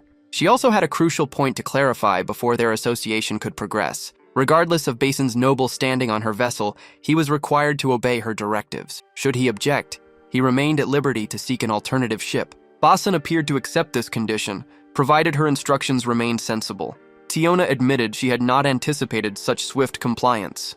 Nevertheless, she vowed to show consideration, given his status as both her guest and the expedition's leader. Basan observed his personal items were missing. Tiona confirmed Mate would deliver his effects promptly. Basan appeared unfamiliar with this individual named Mate, yet he considered the name quite charming. However, before the girl could elaborate, the individual they discussed entered the area, casting a large shadow over Basan, who seemed small in comparison. The man appeared irritated by his summons and inquired about who had called him. Tiona clarified that Mate was not a personal name, but rather a designation, as he served as the ship's first mate. Because this large man appended matey to every sentence, everyone simply referred to him as Mate. While Basan felt a slight surprise in this imposing presence, he experienced no fear. Oh, it became clear this was not his initial encounter with an ogre. He had observed many within the palace. Basan then extended a greeting to the large man and introduced himself. The large man reciprocated the greeting, identifying himself as First Matey. When questioned about lacking a proper name, Matey disclosed his dislike for his previous name, leading him to discard it entirely. Honestly, Basan had never encountered an ogre among a ship's personnel. Typically, smaller crew members required fewer provisions. Matey acknowledged this point, but asserted his contributions matched his consumption, thus creating equilibrium. Matey's origin from Jaren on the North Shore indicated he belonged to the more intelligent ogre lineage. These North Shore ogres were essentially remnants of a vanquished god. Yet their intellect progressively declined with each successive generation, rendering them less intelligent in the present day. Even in Hukran, Intelligent, clothed ogres were highly sought after and proved to be effective laborers. Basan finds it highly unexpected to encounter a clever ogre aboard a vessel. Meidi subsequently lets out a loud roar, demonstrating his power and fearlessness. He had left the land, considering its inhabitants feeble next to himself. His current objective involves dominating the seas, aiming to be the inaugural ogre to accomplish this.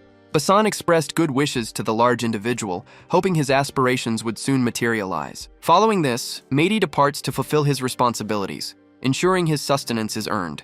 Basan, for his part, felt quite certain this individual was not his supervisor. Tyone recaptures his focus by addressing him as Prince, a title Basan dislikes, prompting him to suggest she forgo honorifics and just use his name, Basan, although Tyone remained uncertain about such an informal address. Therefore, he proposed she refer to him as Captain, given his role as the expedition team's head. He concluded that Captain would be suitable. Subsequently, their conversation shifted to their initial stopping point. Basan understood their route involved passing Maganin while traveling south, then proceeding east and northward along the shore. Tyone affirmed this as their overall trajectory, yet their initial port of call would be Bavrin. This location, in fact, represented Danium's largest port city, second only to Orizon. This information surprised Basan, who felt they had no reason to visit an unfamiliar urban center. Tyone pointed out that this vessel was a merchant ship, necessitating ongoing trade to maintain their financial well-being. She assured him she would provide full particulars subsequently, but at present her intention was to reveal their accommodations. While the vessel traverses the boundless ocean, Basan passes his hours lost in thought. Tyone quickly captures his focus, expressing astonishment that Basan showed no signs of seasickness or complaint. Regardless, Basan inquired about a long-standing question. As a merchant, why would she accept the burden of an expedition team? As a shrewd merchant, she considered it a highly profitable venture, explaining that the Hutrin royal family always offered generous compensation for their commissions. This time, she had even obtained a glass artifact as an initial payment. Basan appeared unaware of these objects' worth. He recalled shattering several glass pieces during his youth. This lack of awareness was unsurprising, given his elevated social standing. She reminded him that in Hutrin, the intricate glasswork commanded high prices internationally, and they intended to sell these particular items in Bavrin. Conversely, she planned to acquire unique merchandise from Bavrin, mentioning that the palace had also provided a procurement list. Basan, with his inherent inquisitiveness, inquired about the specific items the palace desired. The woman then became flustered, realizing she had divulged too much information, as the requested items were meant to remain confidential. However, considering it was Prince Basan, she understood that maintaining secrecy would be futile. Therefore, drawing nearer, she quietly revealed niter, the substance she was tasked to procure. She mentioned hearing of its abundance in Mangle, and despite her limited knowledge, understood its reported benefits for agriculture. Regarding cultivation, Basan remembered a small ritual where the Chosen Ones summoned thunder to determine a field's soil fertility. Tyone had also witnessed such a ceremony, though her youth prevented her from fully grasping its significance at the time. Basan struggled to understand Kyle's reasoning for requesting Niter's clandestine acquisition. Focus returns to Hutrin. Subsequent to the solar eclipse occurrence, Kyle formally took charge of the kingdom's internal operations. Opponents of his rule formally stepped down. He contacted Basan's allies, providing them with comfort. A lizard minister, present in the king's chamber, bowed his head, thankful his position was secure. Initially, he had assumed Kyle intended to replace some existing ministers. Given this individual's humble origins, lacking a family name, his dismissal would have been simple. However, Kyle appeared unconcerned by the absence of a surname. In fact, he expressed curiosity regarding the importance of last names. The minister explained that lacking a family name signified his ancestors did not contribute to Hutrin's founding, leading him to believe he was unworthy of the ministerial title. Kyle offered the lizard man an alternative viewpoint. Since this individual did not originate from an influential lineage, it clearly demonstrated his ascent to the ministerial role through personal merit. That alone rendered him highly capable. Therefore, Kyle expressed his desire for the minister to continue his service and assist in improving the kingdom further. Upon hearing this, the official sheds emotional tears, deeply touched by the absolute confidence his sovereign places in his capabilities. Overwhelmed by sentiment, he pledges to dedicate his entire existence to his lord and exert maximum effort.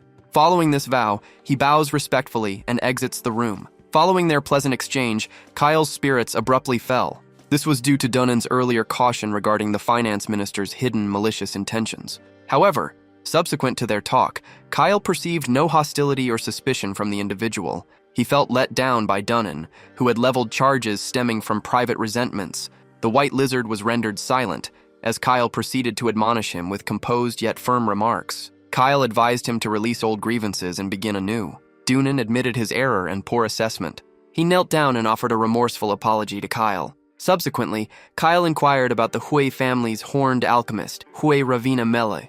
Dunnan confirmed her prior arrival at the palace. The scene shifts to Hui Moon, a family elder, exiting the palace, deep in contemplation regarding Ravina Muela.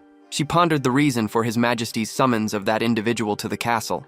Our attention turns to the Hui family. This noble lineage governs the Automation Castle and holds the inherited Margrave title.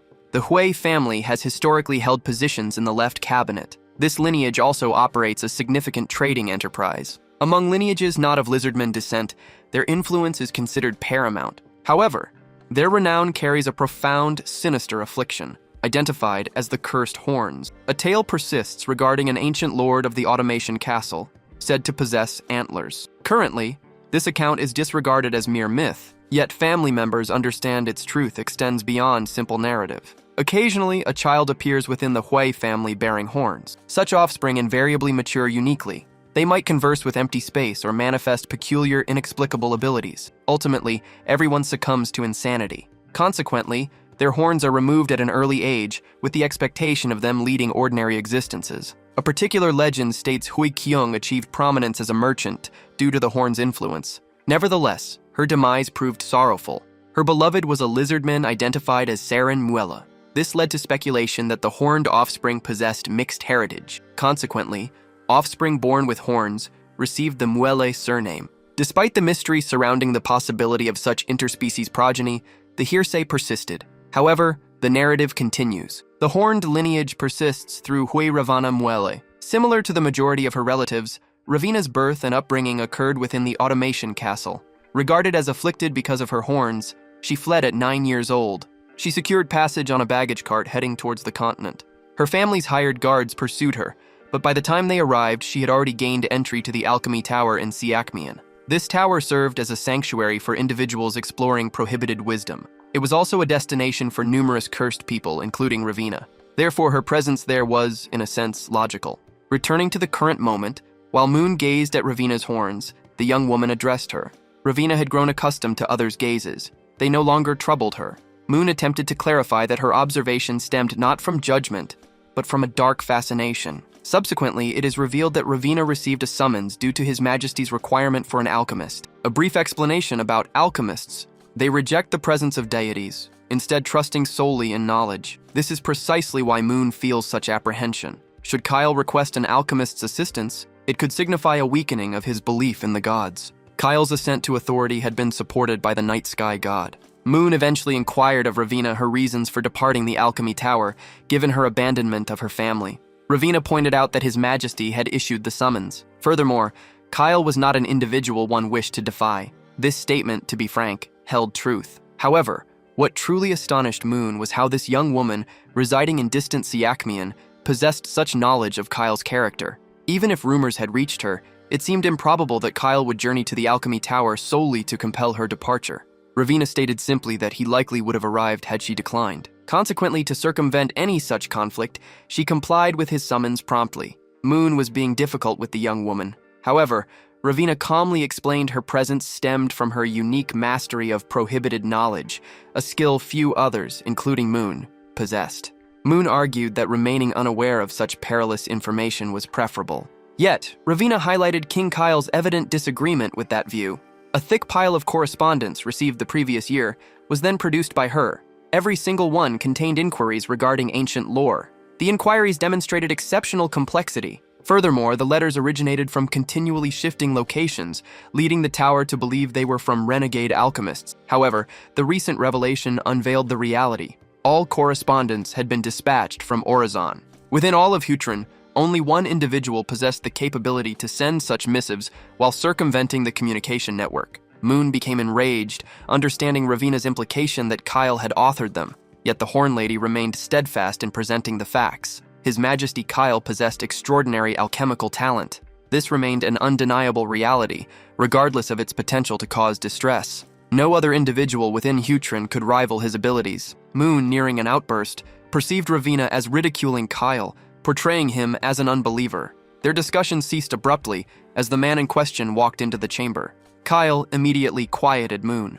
Meanwhile, the woman sought Kyle's confirmation regarding Ravina's statement. Kyle subtly replied that merely perusing alchemy texts did not signify a decline in his faith. He instructed them to be seated before she could inquire more.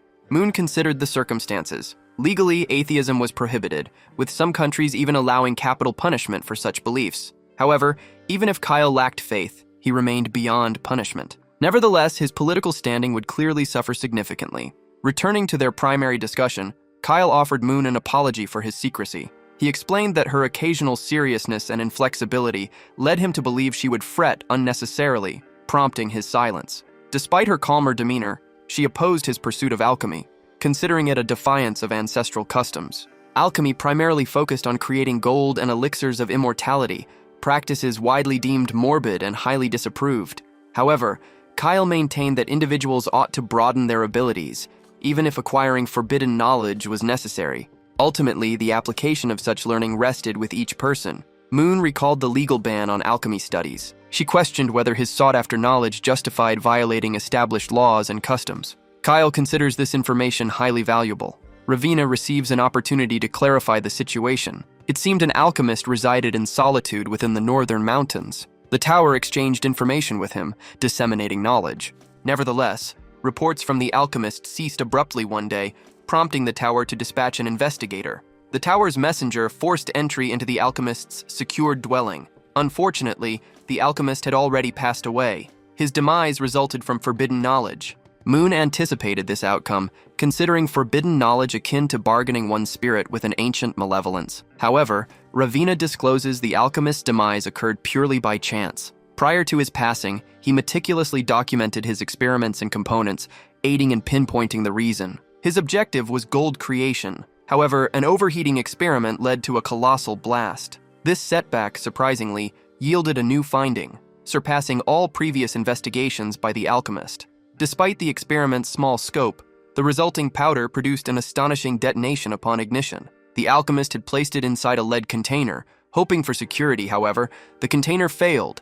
It disintegrated, and fragments struck his neck. Considering the outcome, the alchemist had essentially created a weapon. Regrettably, this discovery remains no profound secret, and Kyle is not its initial discoverer. Those alchemists residing within the tower are exiles, having escaped numerous locations, such as Ravina. A few remain subject to their home country's control, with those countries expecting them to retrieve the tower's accumulated wisdom. Conversely, other countries seek to halt alchemy's dissemination. Indeed, Ravina encountered ambushes over 10 times during her journey to this location. Within Siakmian, the site of the alchemy tower, she believes their military has fully secured control. Superficially, the present era appears tranquil, yet closer inspection reveals otherwise. Specific ingredient costs have dramatically risen, and every nation operates covert sites performing trials to create a weapon known as gunpowder. Kyle highlighted the importance of this kind of weapon. This weapon could eliminate adversaries effortlessly. It possessed the power to sink vessels and demolish fortress walls. Even an ordinary combatant using it might alter the course of conflict. Their victory would be assured if their efforts bore fruit. After a brief pause for thought, the woman replied. Although she remained opposed to the concept, she expressed readiness to support Kyle's plans, believing his decisions were sound. Should he require assistance, she would gladly provide it. Kyle certainly needed assistance. The hunting expedition team had funded the project, yet those resources were insufficient. Additionally, he wished to access the monarch's private finances. As the finance manager, she oversaw these accounts. But given their royal ownership, she could grant an exception for his use, particularly due to his polite request. However, she desired information on his intended use and methods for the money. A system alert appeared before Nebula. Black gunpowders. This displayed every component needed to produce this black gunpowder. It appeared that all events were unfolding precisely as Nebula had planned. The path of alchemy and improving elixir creation abilities proved challenging. Greater societal belief often correlated with a diminished view of scientific approaches. The alchemy tower located in Sakmion stands as the most remote country known relative to Hukrin. Consequently, ill luck might impede one's ability to gain this information. Hui Ravin, a mule, who commands the fiendish trait of probability, might enjoy excellent prospects of staying alive, yet no guarantee exists regarding her capacity to master these methodologies.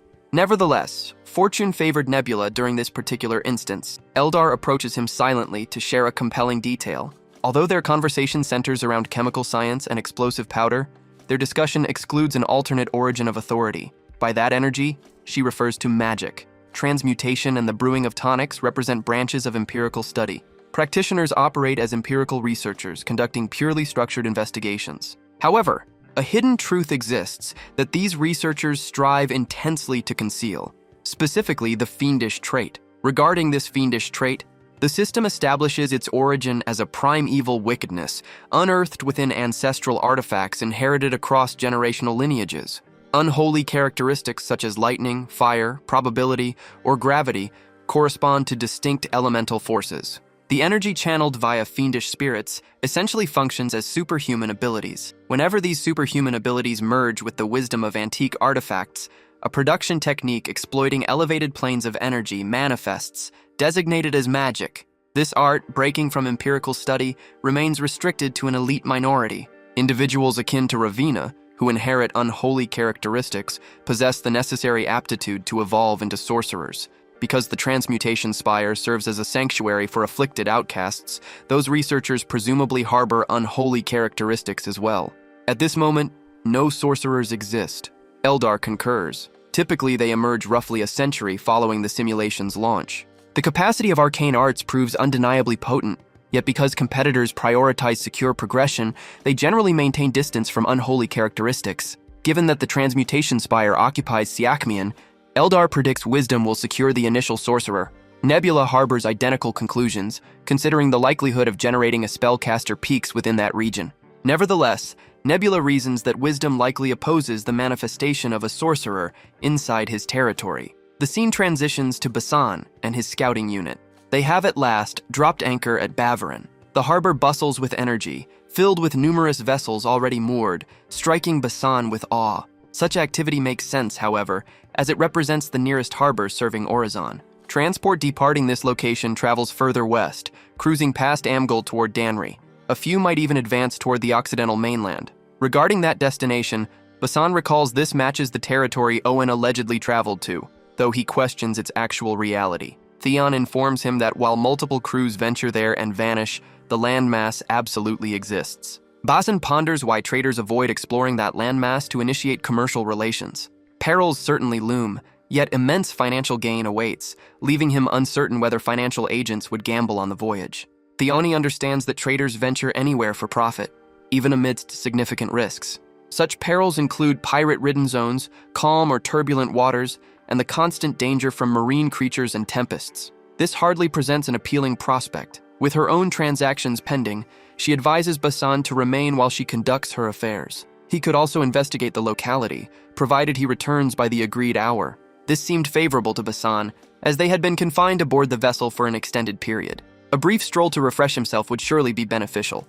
or so he thought. Consequently, he departs to wander. He observes diverse individuals engaged in various activities, encountering vendors attempting to market their wares. Throughout this, he remained vigilant for any watchers. Eventually, he discovers a vendor offering merchandise originating from Hukran. The seller cheerfully mentioned receiving numerous articles from that region. Observing Basan's recent arrival via the vessel moored at the dock, the vendor cautioned that anyone intending to journey back to Hukran Post Exchange should implore divine protection against encountering pirates. A faction maintains dominance over the Bavarin territory, typically preying on departing vessels. This group is identified as the Deep Night Pirates. Basan later questioned Tion regarding this faction, yet she appeared to lack any information. Perhaps recent pirates had emerged, their presence exaggerated by port merchants without cause. While reviewing her return item list, she discovered certain goods would not be ready until the next day. Despite Basan's expectations, she chose to depart rather than remain. Remaining warships would transport the remaining provisions. Basan worried about losing their defense if the warships lingered. However, she pointed out the significant amount of cargo needing unloading and provisions requiring loading at Sasin. Every moment aboard the vessel represented an expense, particularly for water, food, and crew wages. By now, Basan hoped they would avoid any pirate encounters, prompting Tione to erupt in robust laughter upon witnessing his apprehension. She reassured him that no pirates had ever been encountered on their voyages, a fact that held true only until this moment. Immediately after setting sail, they observed pirates approaching their vessel. Predictably, she felt immense frustration. To evade the pirates, she commanded the crew to reduce the ship's weight. They began discarding sandbags, provisions, and water overboard. Concurrently, all aboard equipped themselves with available weaponry. Basan questioned their ability to escape these pursuers. Typically, pirates employ merchant vessels constructed from lighter timber, featuring expansive sails to maximize wind capture. Their current ships share these characteristics, and furthermore, they generally carry minimal freight. Simply put, evading them would prove difficult. The pursuers gained ground continuously. Their sole recourse involved discarding all possible items, beginning with the cornerstones. However, Tion declined to discard them. She would prefer to leap into the sea herself over abandoning the cornerstones. As capture seemed imminent, Basan resolved to gain time until their naval vessels appeared. He had received word that more cornerstones would be delivered by dawn, implying the naval fleet might overtake them within 12 hours given good fortune. Adding to their troubles, the air was completely still. Tione brought her hands together, knelt, and began to pray. She then instructed Basan to participate. The adversaries are rapidly closing the distance. The raiders celebrate because the targeted vessel advances sluggishly, indicating an immense cargo of valuable plunder. A massive payload awaits their grasp, an outcome they credit to their devotion toward the white spider god. Our crew prepares to discharge a volley of projectiles to prevent the attackers from advancing further. Simultaneously, Basan recognizes that these marauders serve the white spider god, a deity previously mentioned in his travels. Discharging a single accurate projectile, he neutralizes an opponent positioned directly before his eyesight, quickly dropping a subsequent target. Basan observes that their vessel possesses a tactical edge, significantly towering over the hostile crafts. This height discrepancy complicates the raiders' accuracy and targeting capabilities. Furthermore, a hidden trump card remains at their disposal. The vagrants remain oblivious to the impending catastrophe while launching tethered iron claws to initiate an intrusion. The instant they move forward, a colossal figure emerges before them, poised for total devastation. The initial pirate falls, then the rest. Meidi naturally stands as this imposing individual, prepared to thoroughly defeat those adversaries. He swiftly dispatches all the ruffians. An ogre's appearance could startle these thieves, however. Their chief reassures them Meidi is not a fighter, merely a crew member. Therefore, eliminating the ogre would leave no opposition. All assailants aim their arrow volley at the large individual. Despite Meidi's resilience, he begins weeping like a frightened child, despite possessing sufficient durability to deflect arrows, as if constructed from metal. Basan himself cannot comprehend this absurdity. He asks Tion why the individual behaves like a complaining infant. She explains Meidi recently sustained an injury, making his response understandable. However, everyone witnessed the arrows being repelled. Ogres possess unique constitutions, prompting the question of why. Tione reiterates that ogres are also individuals. Meidi's complaints appear excessive. Considering his physique, a genuinely unconstrained individual would not be aboard this ship. He would instead command a general's position. Resigned to the situation, Basan prepared his bow and arrows, determined to fight the assailants as vigorously as possible. He then suggested Tione soothe Meidi and secure some delay. Tione, however, found issues with this strategy due to clear concerns. Should Basan sustain injuries, she would bear the responsibility. She had no desire to face such consequences. Yet, remaining on the ship offered no safety if the pirates overpowered them. Basan felt action was preferable to idleness. Tione then brought up his princely status. She stated that if he revealed his position as a prince of Hukran, his life would be preserved, as the pirates lacked the foolishness to provoke an entire country. Her argument held merit, yet he refused to desert the others. He needed to devise a strategy before the remaining pirate vessels arrived and overwhelmed them by attacking from the opposite flank. Even though Meidi was an ogre, he could not manage such a large number of pirates, particularly if he was fearful. They had to conquer one front before reinforcements arrived. She persisted in opposing his strategy, but he remained resolute. Their sole opportunity for success lay in her ability to rouse Meidi from his emotional slump. Driven by exasperation, she confronted Meidi, recalling his aspiration to dominate the sea. Yet, he was now faltering because of a handful of pirates. The unfortunate individual appeared too shaken by the innocuous arrows to stir. Concurrently, the young man moved stealthily, observing the adversary intently. Meidi had captured everyone's attention. A prime chance exists to ambush these foes, yet his landings create noise that will certainly attract notice. What actions is Meidi performing? It appears Meidi's fighting spirit has returned, preparing him to devastate the adversaries by launching barrels with extreme velocity. As Meidi propels a barrel at maximum velocity, Basan leaps to meet the force. The barrel strikes, rapidly bursting and inundating the deck. The pirates scatter, avoiding it as though a toxic substance had been cast upon them. A single individual, urging his companions to remain upright, is then ambushed from the rear, much like a ninja executing an objective. Concurrently, Matey shows no restraint. He accelerates his actions, launching additional barrels. The shrimp pirate boss proposed firing arrows at Matey to intimidate him. Similar to earlier, the water-laden barrels crashed onto the enemy deck, creating forceful impacts. Having no alternative, the scavenger elects to scale the rigging personally to access the opposite vessel. However, the strategy collapses because Basan blocks his path immediately, having neutralized the remaining raiders. With the hostile crew thoroughly incapacitated, our hero demands that the maritime marauder capitulate. The crustacean warrior expresses absolute astonishment that a standard commercial transport harbors a combatant of Basan's caliber. Even so, he reasons that Basan merely benefited from a surprise rear assault, believing a fair duel would yield a different outcome. He remains confident about overpowering Basan, assuming the human lacks combat experience against his particular race. This adversary completely overlooks the most critical element of the situation. Naturally, it involves his companion recklessly hurling heavy containers. Within seconds, the ally totally subdues the shelled raider, flattening him via another blunt object impact. The warrior radiates intense enthusiasm after receiving encouragement from Tion, feeling prepared to dominate the open waters permanently. Shortly afterward, the enemy commander slowly awakens. He overhears Basan and Tion discussing how lizardmen frequently refer to Asticidians as simple crawfish, which drives Tion to investigate their terminology for the actual marine creature.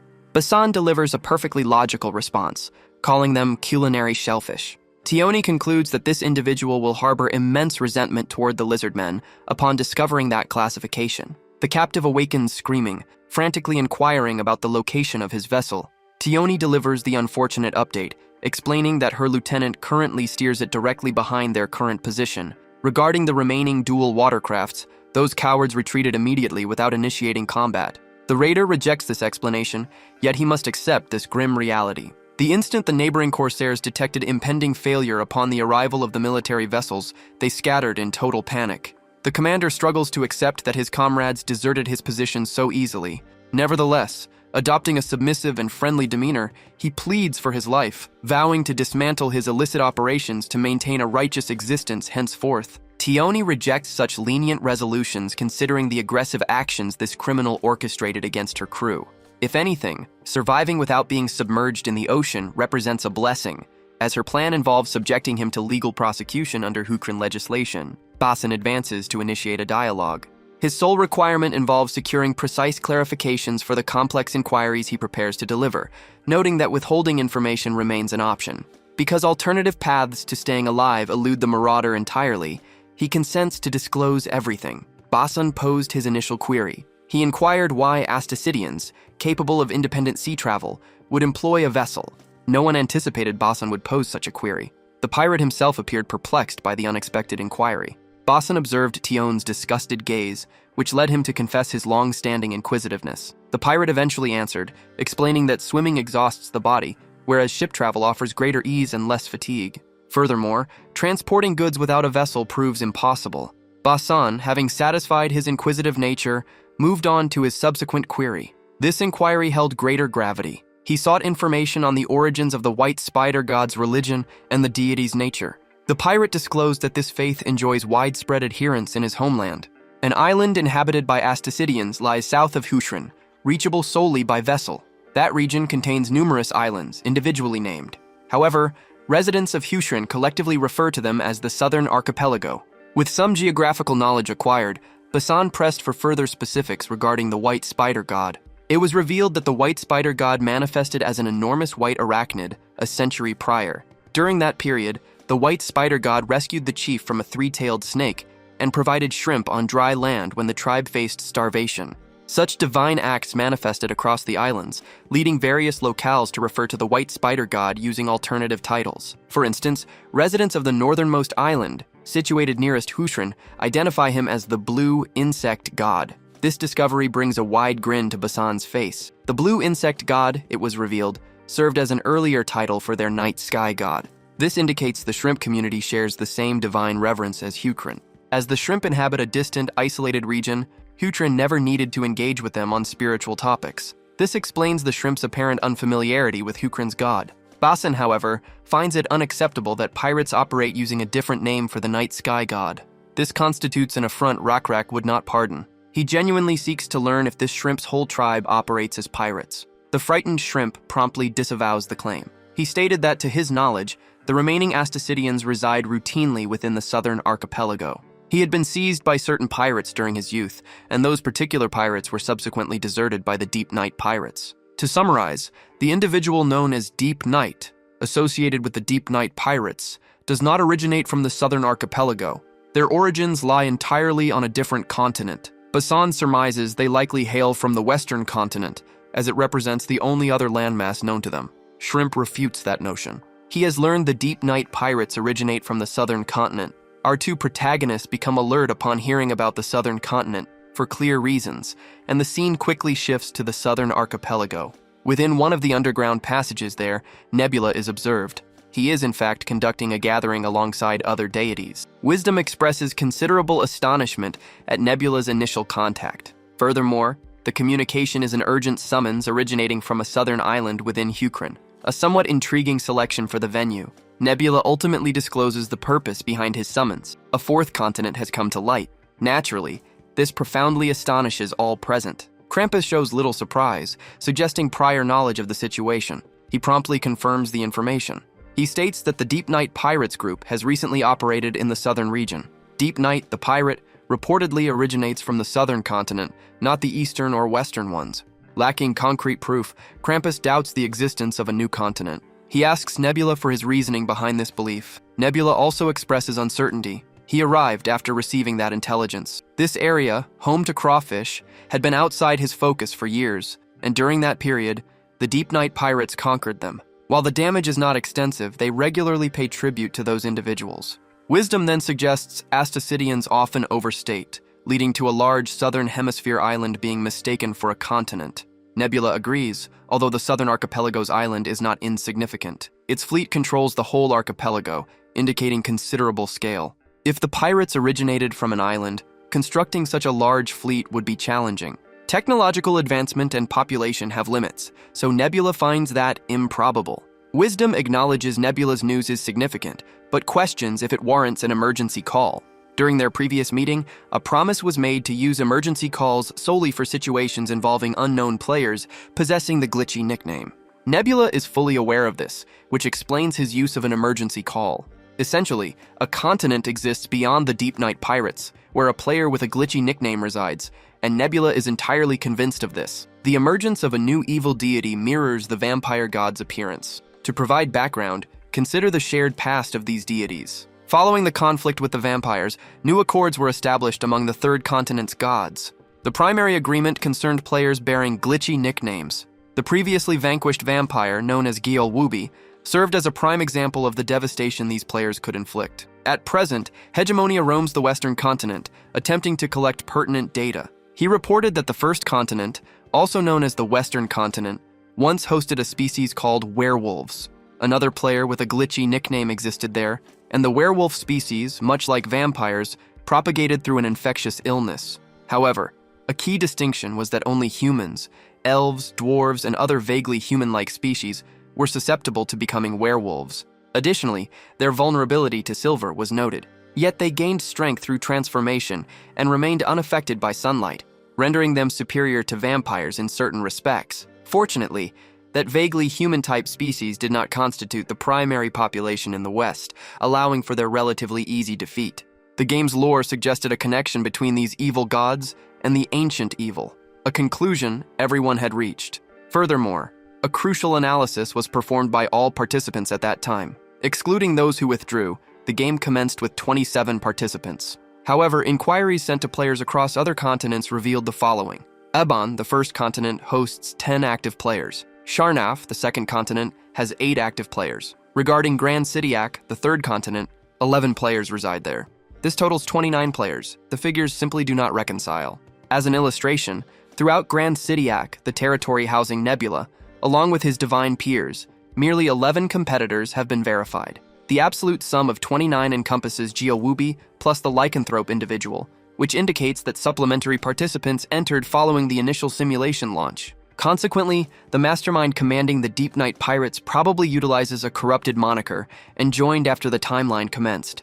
Under these circumstances, Krampus undoubtedly detected the anomaly as well. Whenever proximity brings interaction with an alternative competitor, the regional user registry documents their presence automatically. Krampus discloses that the entity he encountered belonged to a subsidiary Corsair faction associated with the Deep Night Pirates. Furthermore, Astasidians predominantly comprise the leadership tier, preventing him from establishing direct contact with those individuals. Because Nebula presents his deductions with such certainty, AR deduces he commands supplementary proof to confirm the orchestration of a rival divinity. Nebula instantly validates this assumption. The moment he engaged with that unfamiliar military power previously, a system notification materialized before his eyes, declaring a cultural collision and stating that the rival faction maintains spiritual devotion. This occurrence verifies that an active participant guides the opposition. Additionally, Nebula displays the corrupted designation that materialized inside the regional user registry. Wisdom identifies a portion of the characters, noting that a specific glyph translates phonetically as Sha. Given this development, Nebula elects to label this anonymous participant Sha-Cha. At this point, Seong feels convinced a malicious divinity exists in their midst, considering this ominous moniker. Next, they must identify the specific race this entity governs. It appears Nebula has previously encountered that lineage, and he prepares to reveal it. Absolute shock grips Runda upon witnessing the massive arachnid looming behind Nebula. In reality, this beast functions merely as Nebula's companion, a colossal pale tarantula. Nebula identifies the creature as Hylof, praising the multi-legged organism for its exceptional service. The arthropod experiences deep pride serving Nebula, demonstrating absolute devotion toward its master. Such behavior remains perfectly logical, given its status as Nebula's personal invention, designated as Hylof. Ultimately, Nebula displays the population that the anonymous competitor Sha-Cha commands. Both Runda and Krampus express profound astonishment. The organism standing before their eyes represents a male aquatic humanoid, rather than a siren. Their lineage bears the designation of Deep One. Upon learning this, Eldar's memory immediately connects with an alternative concept, specifically, dragon or Cthulhu, drawing inspiration directly from Lovecraft's literature. Although Nebula dismisses analyzing arbitrary pop culture as redundant given their immediate circumstances, Eldar adamantly maintains that this detail warrants serious documentation. The characteristics of the vampires encountered are generally understood. Similarly, First Continent's werewolves resemble Earth's legendary tales. Eldar explains that species names are not arbitrary. They provide clues regarding their characteristics. This connection probably stems from this world's strong influence from Earth civilization. Alternatively, Earth might have been influenced by this game world.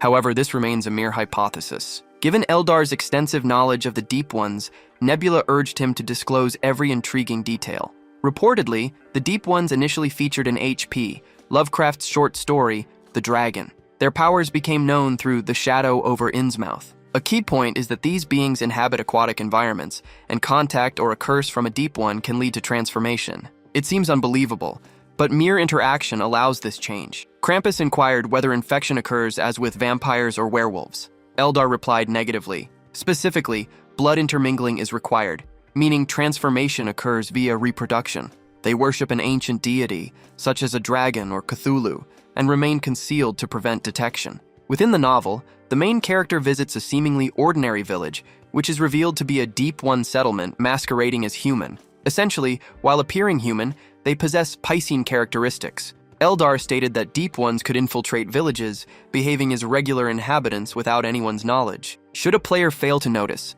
the Clash of Civilizations event will not activate. They specialize in coastal habitation and cannot venture far from the sea. Upon receiving this information, Nebula instructs all participants to explore their designated coastal regions. Prior to ending the gathering, Wisdom indicates a wish to discuss a particular matter. The discussion concerns the restricted player count permitted within this game. The Perished World's player limit is commonly understood to be 32. This game also has a 32-player maximum, with 27 originating from Earth. 2 fresh participants emerged and were subsequently removed, whereas a third has now surfaced. Consequently, aside from Cha-Cha, 2 additional individuals are still expected. Alternatively, they might have already arrived without anyone's knowledge. Their presence on the newly uncovered 4th continent is a possibility. If it genuinely constitutes a continent, its scale would be substantial. However, current assessments cannot confirm this. The landmass may have already amassed considerable influence. Perhaps an alliance has formed. In that scenario, a provisional coalition among all attendees would be beneficial. Nebula, however, clearly disapproves of this proposal. Despite the southern continent's precise whereabouts remaining unknown, it likely lies nearest to Hukrun. Unpredictable and disorderly conduct might arise from others under the guise of an alliance. Such internal discord could lead to universal ruin. Krampus alleges that Nebula intends to conquer Cha-Cha independently and shape the new continent according to his own discretion. Although this isn't precisely Nebula's hidden agenda, he concedes his choice to oppose an alliance stems from prejudice. As Nebula's position is firm, Zhang resolves to allow Nebula to manage the difficulties at the forefront independently. AR holds a similar view, yet offers assistance whenever Nebula requires this. Krampus, situated near Hukrun, faces potential pirate incursions into his domain. Thus, he too will need external assistance. The discussion then ended. Nebula faces this unfamiliar species solo. As Hegemonia engages in a major conflict on a different landmass, Nebula assigns Zhang the duty of conveying the meeting's details, given Zhang's proximity to Hegemonia. Following this, all participants departed. Nebula subsequently considered the collective demeanor, noting how they appeared prepared for him to battle independently, even if no one directly stated they would not get involved. Such behavior strongly suggested that each individual intended to exert maximum effort to secure this unexplored landmass. Nebula then disclosed this observation to Runda, who struggled to accept it. Based on her understanding, she believed no one truly felt concern for this, yet the young man held a different opinion. He emphasized the statements made by all. No individual declared an intention to avoid involvement. Krampus specifically mentioned his desire for external assistance, implying a clear readiness to cooperate in any intervention. The group issues a polite caution to Nebula. Nebula believes the others are currently assessing potential gains and formulating strategies. Krampus, moreover, is likely already in communication with those players. Eldar remains uncertain about Nebula's approach to this unfamiliar foe of unquantified power. Combat against those vampires had been savage. Nebula asserts the current circumstances differ from the past encounter involving Jill Wooby. The players are now prepared, making them less susceptible to deception. Furthermore, the opposing forces currently possess only pirate-level strength. This adversary is likely manageable for him, though their numbers remain unknown. However, he had not been idle for a century. Moreover, Nebula highlights the two primary armaments now at their disposal. These will emerge within the game shortly. Naturally, these refer to mages and gunpowder. Should he obtain gunpowder while the foe cannot, success becomes attainable. For this precise reason, Nebula plans to confront the adversary personally. Other players view Hukrun's southern islands as strategic entry points to the fourth continent, a perspective also held regarding Cha-Cha and the Deep Night pirates. Rival players will likely contend to prevent his sole control. Runda considers it illogical for other players to launch an assault lacking proof. Nebula points out that fabricating evidence is possible. For instance, an attack could be justified by claiming a need to reclaim the southern archipelago from the Deep Night pirates. Such an event would culminate in an outcome resembling a coalition. Fundamentally, all parties will eventually engage in conflict, a reality Nebula understands profoundly. The terrain has simply shifted from land to ocean, with the additional factor of Cha-Cha. Regardless, confrontations are inevitable now that gunpowder exists. Combat against this evil god involves Krampus, another player, and Cha-Cha, with Nebula, Runda, and Eldar forming one side. This will result in a three-sided conflict. Such a setup ensures naval combat will occur.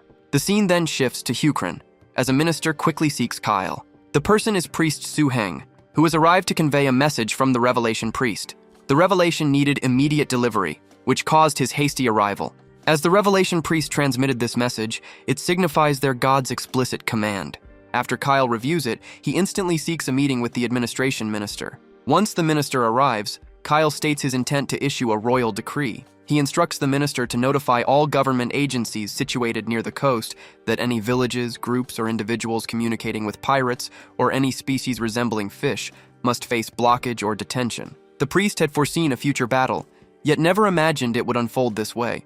A new demonic king looms, despite this period being designated for tranquility. Kyle feels some apprehension about the disorder, yet he thinks overthinking is unnecessary. Shifting focus, Hukrun's military personnel now differ greatly from their predecessors a century prior. Hukrun's greatness was widely assumed. Other nations faced disparagement. The extended period of peace has now subtly corrupted Hukrun. Still, the presence of this blight does not mean everyone is tainted. At least, that is Kyle's conviction. Although the new demonic king appearing in the south is certainly concerning, several indicators of a potential conflict were already present. This development might actually be beneficial. Without the demonic king, Kyle would not know where the conflict would erupt or what to monitor. However, the objective is now clear. The issue is that preparations were only made for northern combat, and a battle in the Southern Ocean remains unaddressed. While Hukrin's vessels still surpass those of Danyam or Amgal, they do not match Danri's. Fortunately, Danri is en route to the western continent, so Kyle believes they will not intervene here. Yet excluding Danri, should the remaining 5 realms form a coalition to assault Hukrin, the Empire faces severe strategic encirclement. Kyle has already engineered a countermeasure, calculating that Ravina has presently arrived at Sazian. The cleric questions whether the sinister methodologies of that occult researcher possess the capacity to preserve global stability. He clarifies a point. Alchemists are not scorned by him. Ultimately, all events align with the night sky's decree. Should an alchemist be involved, he raises no objections. Kyle then reveals a fascinating detail, known solely to him. It appears Ravina stands as the continent's nearest equivalent to a mage. Her survival of the trip from the alchemy tower serves as concrete evidence. A system will certainly dictate when nations acquire gunpowder, though it will ultimately become universally available. Yet, concerning mages, this conflict's outcome will heavily rely on their allegiance and actions. Within the dense forests of the snow-covered peaks, an avian resembling human-like being is encountered. Accompanying him is an odd, unsettling creature, asserting itself as a spirit. The eagle-like individual and the spirit appear to share an uneasy relationship. His research indicates this spectral entity functions as a simple tool, having once served an old malevolence. The spirit frequently boasts of its abilities, implying the avian creature's inadequacy without its influence. The spirit further ridicules the eagle's acquisition of wings, deeming them nearly ineffective. This avian-like individual is, in fact, a scarce species called Gerudas. From the spirit's perspective, Siakmian's deity appointed trolls to govern, while this avian kind served as expendable assets. Once positioned as a frontline defense in conflict, the Garduas suffered heavy casualties, and their god cruelly deserted them. The spirit intensified the insult, pointing out to the eagle that a different destiny awaited the Garudas if a deity had selected them. However, the eagle instructed the spirit to cease speaking immediately. Initially, he had no requirement for a deity. Ancient tales of the Garudas recount that long ago, they held the title of imperial beings, capable of flight. Even amidst the ancient malevolence, the Garudas maintained their dignity, battling fiercely as was their custom.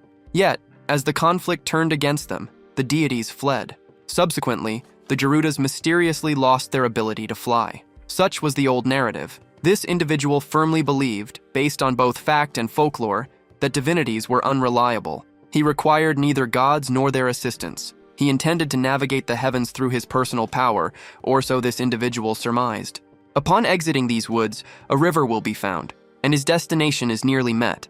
The frozen river is soon located. Elk knights are capable of crossing it, allowing them to maintain their pursuit, so the eagle resolves to thaw the river, preventing anyone from following. However, the spirit doubts the eagle possesses sufficient power for such an undertaking. Abruptly, his way becomes obstructed by large, tusked figures, trolls, naturally. His decayed left hand is instantly observed by them, a clear indication that he is Mazdari. Mazdari, nonetheless, expresses surprise at their presence, given that his pursuers were anticipated from the rear. It appears everyone seeks him due to the information he carries. Therefore, Mazdari simulates ignorance and feigns panic, asserting he has no idea of Mazdari's identity. He presents himself as Yaharan, stating he was raised within a Garuda clan village. He asserts his left arm's appearance resulted from a childhood fire, not from decay. The trolls plainly perceive the absence of any burn scar. The eagle-featured individual contended that burn marks and decaying tissue were dissimilar, much like trolls and Garudas. He then sought to shift their focus, inquiring about their search for a Garuda named Mazdari. They affirmed their quest, expressing conviction that even a seemingly insignificant individual like him would possess knowledge of the alchemy tower. The eagle-featured man acknowledged his comprehensive understanding of the alchemy tower situated past the Sky Mountains, identifying it as the abode of deceptive alchemists. The troll then stated his knights had entirely encircled the tower. However, several alchemists had vanished. Thus, following His Majesty's directives, he was attempting to pursue the vanished alchemists, aiming to halt the dissemination of their malevolent insights. The eagle-featured man promised they would locate that Garuda alchemist, particularly given the limited number of Garudas present locally. He additionally vowed to notify them upon encountering any Garuda alchemists close by. Nevertheless, the tusked men ordered him to draw nearer, explaining they would not release him until his non-alchemist identity was verified. Having no other choice, the individual lifted his hand in resignation, prepared for an examination. Afterward, they instructed him to surrender his pouch. This constituted the pivotal moment. Masdari lost his composure, understanding his true self would inevitably be exposed. The tusked individuals counterattacked once they detected his aggression. A potion is quickly seized by Masdari, which he hurls directly into an enemy's eyes. This causes the foe's entire face to ignite and liquefy like melting wax. News rapidly circulates about the individual with the decaying hand's presence, and his pursuers quickly arrive. Masdari possesses a single sulfuric acid, a smokescreen, and 2 remaining gas bombs. Deploying these now would leave no means to dissolve the river, yet he has no other choice. The potions are then hurled directly at their faces. A tusked individual deflects the incoming liquid, unaware it is a liquefied gas, a substance Masdari then ignites using his flame, incinerating the foe completely. The individuals shrieked in pain as they were consumed by flames. Their commander quickly departed, mounting their creatures. Masdari wished to prevent their escape, determined to eliminate them entirely. Regrettably, his fire lacked the necessary range, as he declined assistance from the accompanying spirit. Before long, the prominent figure among the tusked individuals appeared, expressing great satisfaction at locating Masdari. Masdari received instructions to loosen his belt and relinquish his possessions. Clearly, Masdari was unable to engage them in this state, a sentiment echoed by the spirit.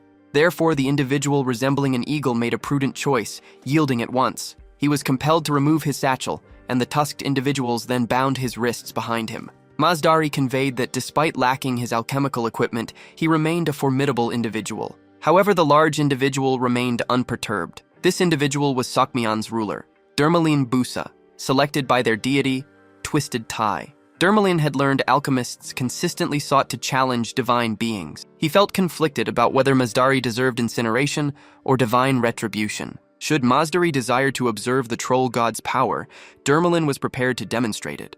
The spirit enthusiastically endorsed Dermalin's proposal to challenge divine strength. However, Masdari understood their deity observed this location. Should the deity be observing, its verdict would arrive quickly. If Masdari faced the judgment of Twisted Tai, the complex and interwoven god, he would instantly fragment into numerous parts. Masdari could not comprehend why, among all alchemists, a monarch personally targeted him. Previously, Dermalin had disregarded the alchemy tower. Dermalin, however, fully understood the alchemists' attempts to conceal their wisdom. Their neglect of the tower stemmed solely from the deity's prior disinterest in disrupting their studies. The god had consistently awaited this information's full development. While alchemists might lack faith, this did not alter their capacity to create astonishing inventions. To be direct, Masdari offered to instruct the monarch in gunpowder creation, provided he gained his freedom. Nevertheless, the king appeared to seek more than just gunpowder from him. Masdari remained uninformed, yet an alchemist within the tower had been in contact with Dermalin. Consequently, Dermalin possessed prior knowledge of gunpowder's manufacturing process. At this point, Masdari lacked any understanding of these individuals' precise demands. The monarch eventually clarifies his intentions. Magic is what his deity seeks. The courageous eagle attempts to reason with the large individual. Magic cannot be simply acquired by desire. The man asserts his objective isn't magic acquisition, nor does he care about Masdari's identity. He merely requires power. His informant states magic possesses the ability to alter this world's order, similar to a deity. Masdari contends it is merely a myth, ancient tales hidden in history. However, the large man persists. At that moment, the eagle finally understands these individuals desire a mage, not magic. A mage prepared to follow their commands. Dermalin expresses satisfaction that Masdari possesses sufficient intelligence to grasp this, thereby avoiding the need for an explanation. The other alchemist, conversely, lacked such intelligence. That young man disclosed nothing beyond the fact that Masdari was the finest alchemist present. The individual, identified by the eagle, now comprehends their desire for him to transition into a mage. The monarch expressed readiness to provide Masdari with the entire compilation of mage-derived knowledge gathered until this point. Should Masdari assimilate that complete body of lore, he could transform into a mage, wielding its inherent power. Employing such formidable strength, the king desires Masdari to propagate Sakmian's renown extensively. Regardless of their specific plea, Masdari's intention was to finalize his understanding by locating alchemists across the entire continent, thereby achieving mage status. His goal was nearly reached, lacking only a single component. However, the accumulated wisdom held by Sakmian's kingdom would significantly simplify matters. Despite this information being obtained exclusively through the torture of alchemists, Dermalin pledged to ensure Mazdari received the utmost respect and care due to him. Indeed, Gerud had significantly aided the trolls in establishing their country. Nevertheless, Mazdari faced rejection from his own kind due to a supposed curse upon him. Therefore, it would be invigorating if Mazdari could restore his species' prestige. Despite the appealing offer, Mazdari requested more consideration time. Dermalin agreed to grant the delay, yet worried about a prolonged wait, particularly as another mage hopeful, similar to Mazdari, had recently departed their nation. Mazdari was taken aback by the news of a mage candidate. An alchemist's successful escape astonished him. He yearned to discover their identity. While he remained unaware, the audience knew it was Ravina. Afterwards, Mazdari was observed within his cell, pondering the identity of the fortunate alchemist who breached the blockade. The entity tormenting him proposed he pursue becoming a mage, subsequently addressing the challenging inquiries occupying his thoughts. Alternatively, he could seek an escape route. Although the window was rather small, the spirit confidently asserted its ability to effortlessly melt the iron door. Mazdari considered it pointless, reasoning that deities possessed the power to observe anything they desired. The spirit continuously pressed him to take action, declaring its extreme boredom. He lowered his gaze and resumed his contemplation. He lacked understanding regarding his current hesitation. Previously, he believed he would undertake any measure to achieve mage status. Should he attain magehood, his aspiration would materialize, despite potentially serving as a deity's thrall. While he continued to ponder, a figure approaches the cell's window bars stealthily. Grasshopper is the one, who wishes to converse briefly with Mazdari. He enters the cell effortlessly. Mazdari promptly raises his guard, but Grasshopper reassures him, stating he serves as a deity's envoy, and there is no cause for concern. He identifies himself as Hongo, a creation of night sky. The eagle, upon hearing this, understands Hongo speaks of the god worshipped by Hukrin's lizardmen. Mazdari promptly inquired about the night sky god's purpose concerning him. Grasshopper asserted his awareness of all events, having observed everything that transpired. Mazdari noted the irony. The twisted tie god contacted him through Dermalin, yet the night sky god dispatched a guardian, despite this area not being his domain. Grasshopper reassured the eagle that Twisted Tie was not observing them at present. His certainty stemmed from his night sky god's guarantee, who would not convey misinformation. Next, Mazdari inquired about the reason for his presence. Grasshopper stated his arrival was to convey a prophecy. Mazdari, he declared, would attain the status of Siakman's mage. Naturally, profound bewilderment grips Mazdari's expression for apparent motivations. In his estimation, executing an immediate breakout right now would instantly invalidate that prediction, exposing it as entirely fraudulent. Grasshopper explains that divine influence facilitated his entry into this dungeon, meaning Mazdari cannot abscond via conventional methods. Furthermore, the prediction contains subsequent clauses. The remaining portion of the decree states that Mazdari, following his transformation into a sorcerer, will commit treason against Siakman. The raptor laughs, noting that the message resembles a direct directive from the night sky rather than a vision of the future. Yet Grasshopper emphasizes that this remains an unadorned revelation.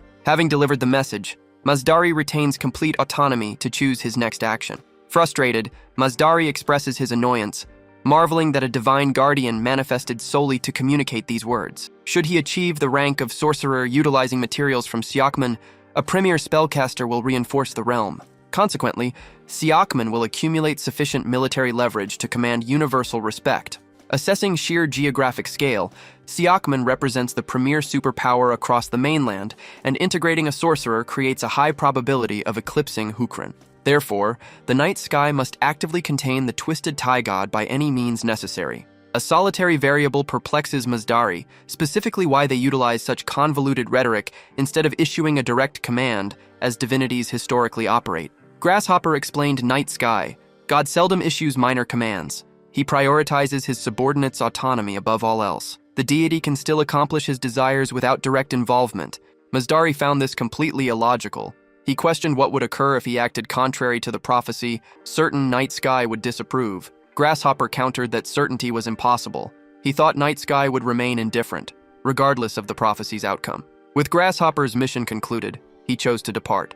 His only duty involved prophecy delivery. Before leaving, he advised Mazdari to conceal his thoughts deeply, as the Twisted Tie God might perceive them. Should the Twisted Tie God detect his thoughts, his betrayal scheme would become unfeasible. Following that, Grasshopper disappeared, leaving Mazdari to ponder his circumstances. The spirit suggested fleeing, as the Twisted Tie God was not observing him. However, Mazdari had already altered his plans. He might have detested gods previously, but currently he intended to follow the prophecy's dictates. Masdari considered the broader implications. He truly sought vengeance and aimed to destroy those who had imprisoned and tormented him. He also wished to avenge all the alchemists, whom those villains had killed. He had finally decided on a path of betrayal. It would be ideal if his betrayal occurred after he achieved mage status. It was apparent that the night sky god had anticipated Masdari's decision to pursue this route, post-prophecy. Nevertheless, Masdari showed no signs of worry. Soon after, he rose decisively,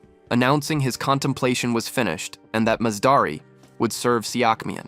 A solitary ship then appeared, navigating the wide ocean. The vessel had finally arrived at Sashin, with Lump and Ravina aboard. Regarding Sashin, it was a minor harbor positioned between Hutrin's Orazon and Maganin. Its vast plains and rich soil made the port famous for agriculture. Otherwise, it was a common location, indistinguishable from other coastal settlements, which explained its prior lack of notice. This location concealed Hukrin's covert arms manufacturing facility, positioned by the sea to readily manage the flow of goods from ships. Lump indicated it served as more than simply a weapons fabrication area. Fundamentally, it represented a hub for the collective wisdom of non-believers. The item carried on their vessel likewise originated from this shared expertise. Lump advised Ravina against openly discussing the object, but Ravina reminded him the night sky god had ordered its creation, implying no issue existed. Nevertheless, Lump cautioned that the foundation was an unholy artifact. Thus, he wished to avoid misfortune before confirming its proper activation. He expressed hope for the night sky god's protection. Incidentally, the subject of their discussion was a weapon, and their current presence served to test recently manufactured units. This specific purpose explained their chosen site. Ravina found Lump's profound devotion to God quite surprising, considering his membership in the most persecuted species. Furthermore, this individual proved to be an exceptional artisan. She had merely shared the principles of gunpowder, yet he had independently fabricated a prototype. She now felt certain Lump possessed the necessary skill to execute their subsequent strategy. Should any complications arise, she could readily employ her demonic abilities.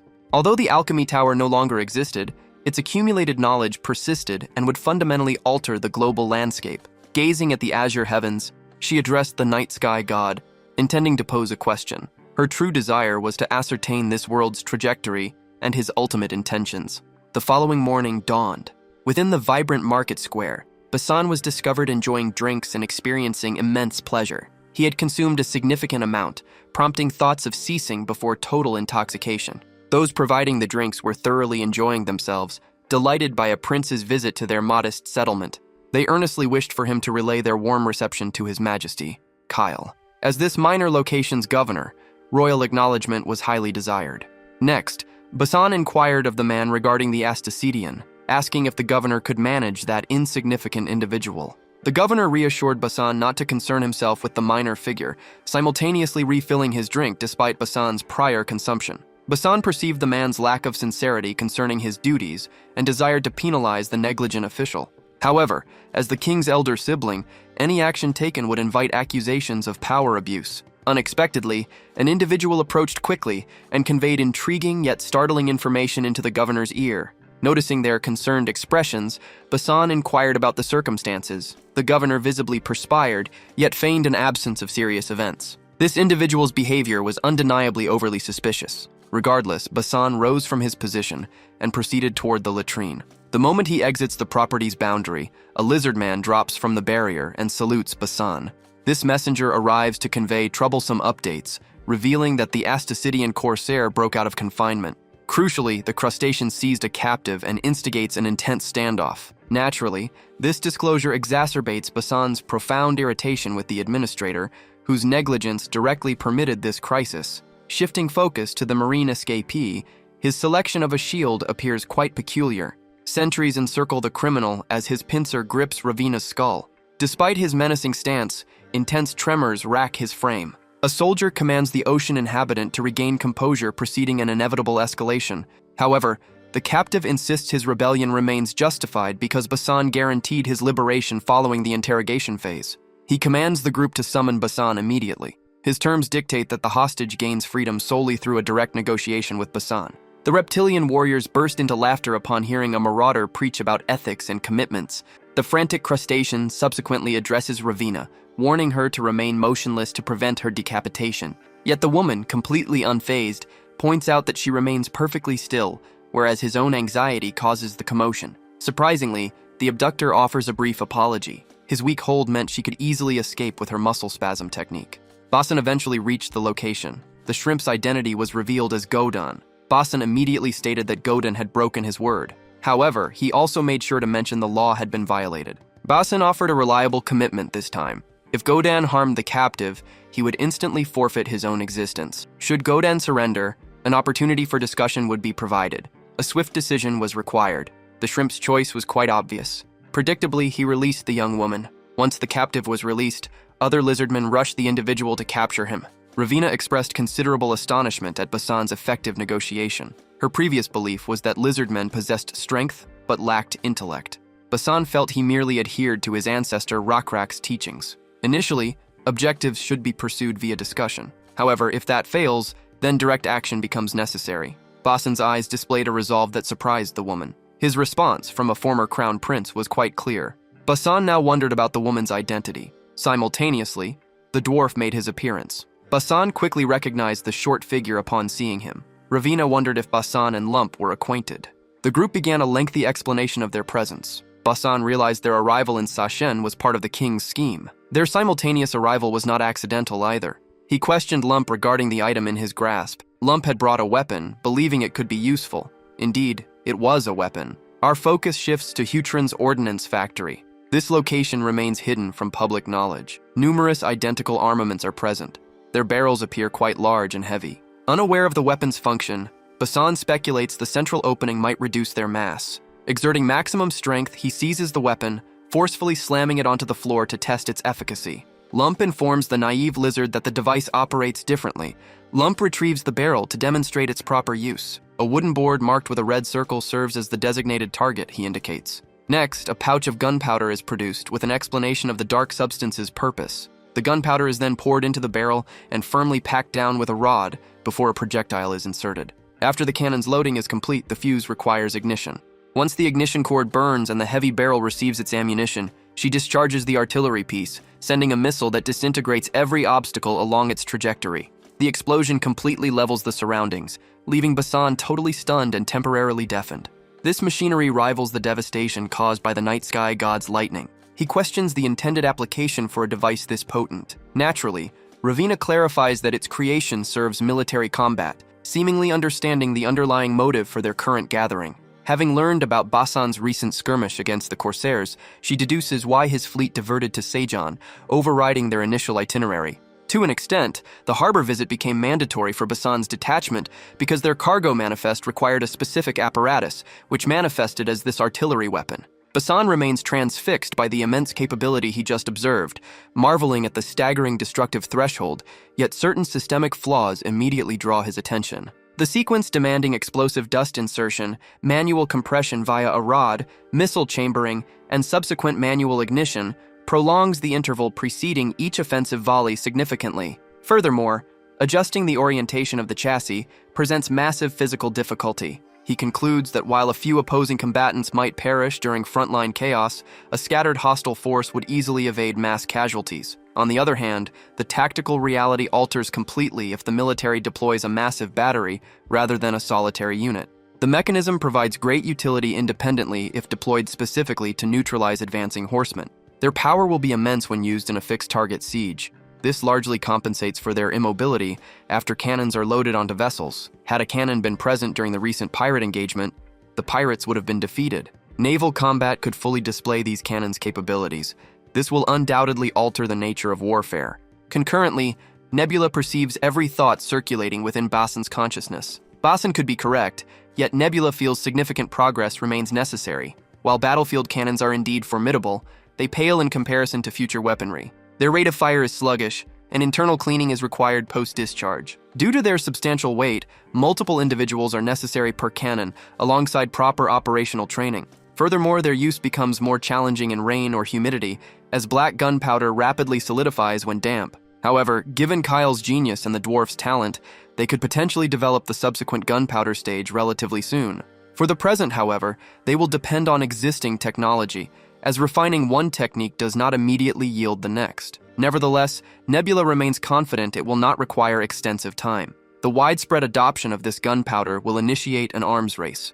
Nebula is quite certain a conflict will erupt, which surprises Eldar. Currently, Wisdom presents Nebula with the greatest concern. The reality that he amasses military assets with such staggering velocity creates deep concern. On the other hand, Nebula avoids passive behavior during this critical period. The capabilities emerging throughout this domain continue to expand, which guarantees that the impending theater of conflict will dwarf prior historical engagements. Nebula maintains absolute confidence that upcoming events will expose which faction engineered the superior strategy. The narrative subsequently transitions to highlight Tion's irritated expression. She harbors significant suspicion regarding Ravina, perceiving this horned female as a source of impending danger. Conversely, Besson dismisses any potential danger from her, reasoning that as a member of the mortal race, her capacity for malice mirrors Tion's own baseline. Tion, maintaining elven pride, experiences severe irritation because he equates her with a human. In retaliation, she mocks his perspective by asserting that lizardmen and frogmen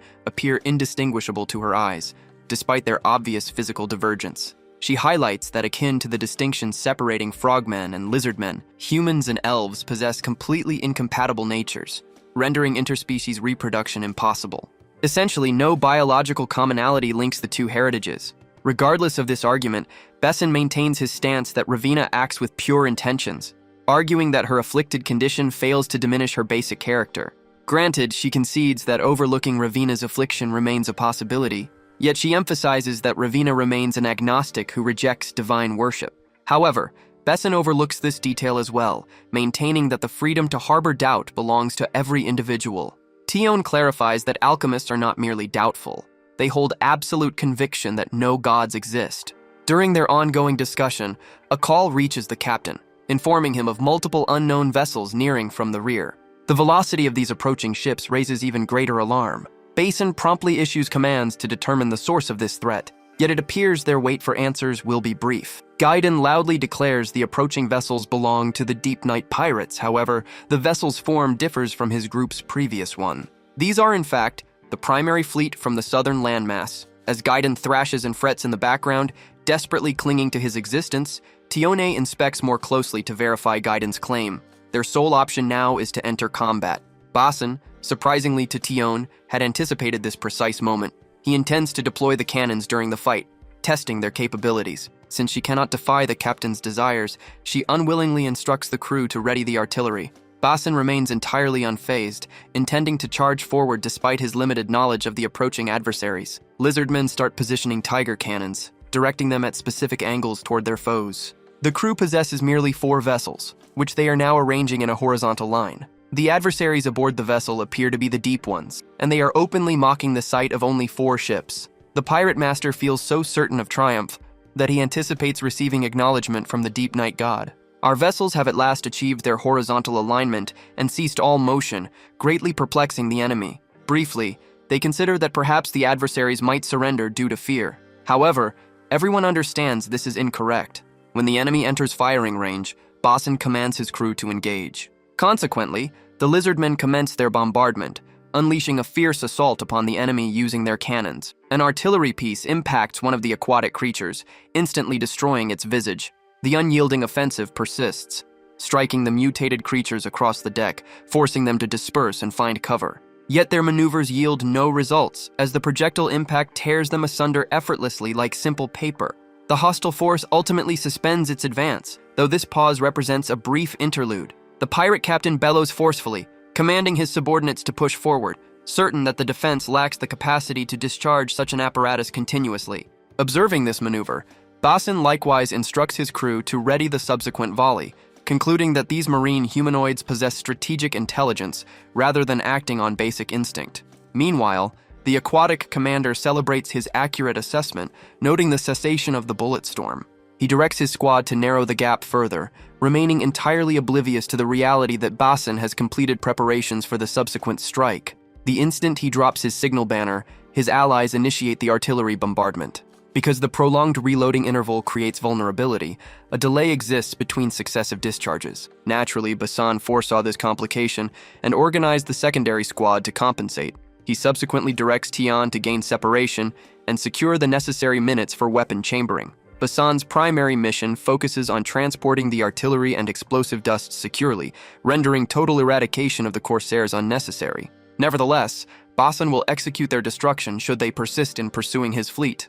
Aboard the Marauder vessel, the survivors struggle to regain their footing. The commander orders every functional hand to adjust the canvas and steer the craft, eager to pursue danger further. Despite the immense impact of those weapons, the hulls remain intact, convincing him that closing the distance guarantees a tactical opportunity. Basan anticipated this precise behavior, recognizing that these humanoids possess basic combat reasoning. Indeed, fracturing the hulls proved impossible utilizing the initial artillery volleys, prompting him to deploy the heavy piece. Immediately upon his command, the lizardmen unveil the superior artillery model to vaporize the opposition. As the cylindrical muzzle targets those vagrants, our protagonist activates the ignition mechanism and unleashes the explosive sphere, puncturing a monumental cavity directly through the vessel, rendering it entirely unserviceable. Those aboard the damaged ship were forced to abandon the rapidly sinking craft. Concurrently, from above, Nebula observed the entire situation develop. He appeared quite content. Luring the pirates to this location had been a beneficial action, enabling them to assess the cannon's power. The pirates had been repelled with minimal casualties on their side, and given Ravina's presence, a failed test would not have presented a significant problem. He had to admit, Basan surpassed his expectations. It was surprising Basan acquired a skill.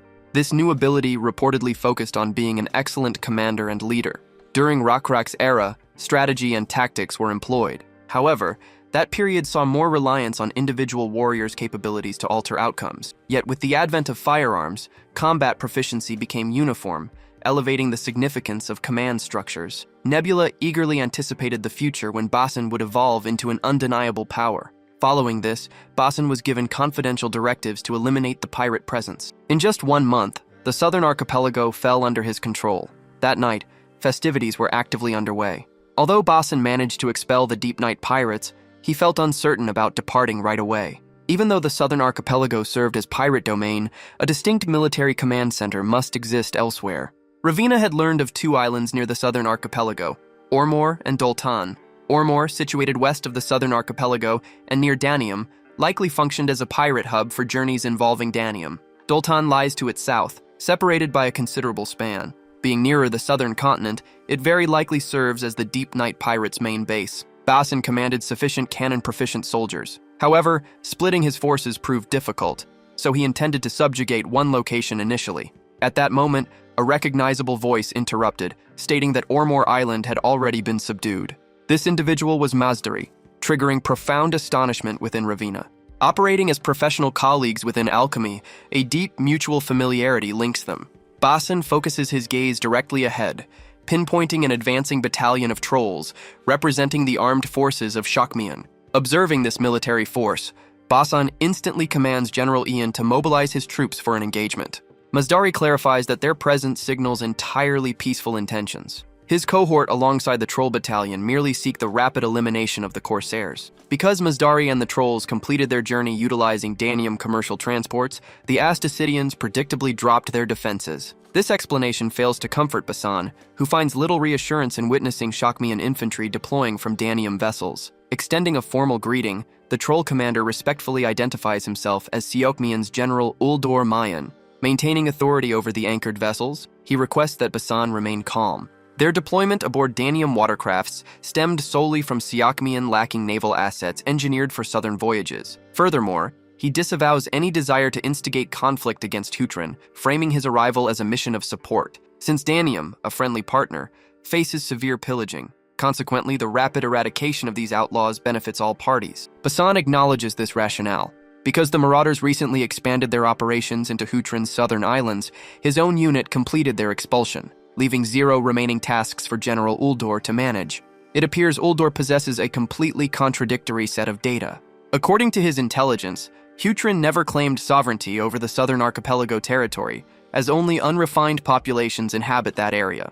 Basan counters by explaining that he merely honored the independence of the Assasidians because they consistently provided offerings and deference to his realm. Crucially, the divinity that the Assasidians revere mirrors the night sky god. However, if the commander remembers accurately, the title of the deity worshipped by the Assasidians contrasted with Hukrin's traditions, resembling something akin to the white spider god. Basan corrects this misconception, validating that the white spider god embodies the exact same entity as the night sky. Additionally, an ecclesiastic from the primary sanctuary travels here to ratify this reality immediately. Silently, Basan recognizes the primary objective driving this commander's deployment. Had our hero delayed his arrival slightly, Uldor intended to annex the southern archipelago into their empire, absorbing Ormur as well.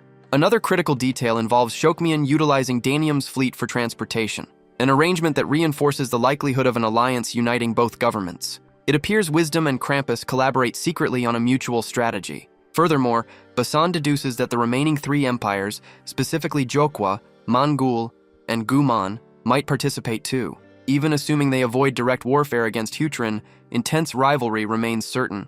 The ultimate objective involves securing a gateway leading to the southern continent. Consequently, a massive geopolitical confrontation over this territory has become unavoidable. Basan subsequently asks whether the officer intends to navigate toward Dalton Island. The large-fanged warrior confirms this assumption, stating his readiness to advance deeper if circumstances dictate. Learning this causes Basan to smirk softly, having fully anticipated that exact reply. Regardless, he resolves to partake in the local celebrations until the following morning. The maritime voyage resumes once more, with the Siakmian forces sailing alongside them. Surprisingly, naval vessels belonging to Mangul have likewise integrated into the fleet.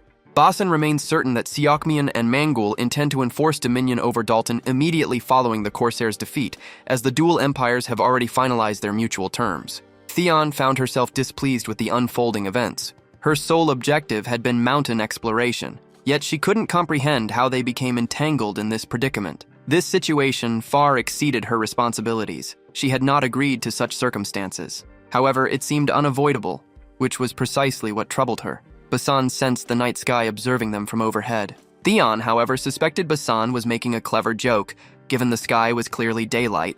Next, the crew spotted pirates. Yet, an even greater worry emerged. Numerous pirate vessels were approaching them. Their sheer number rendered even Nebula silent.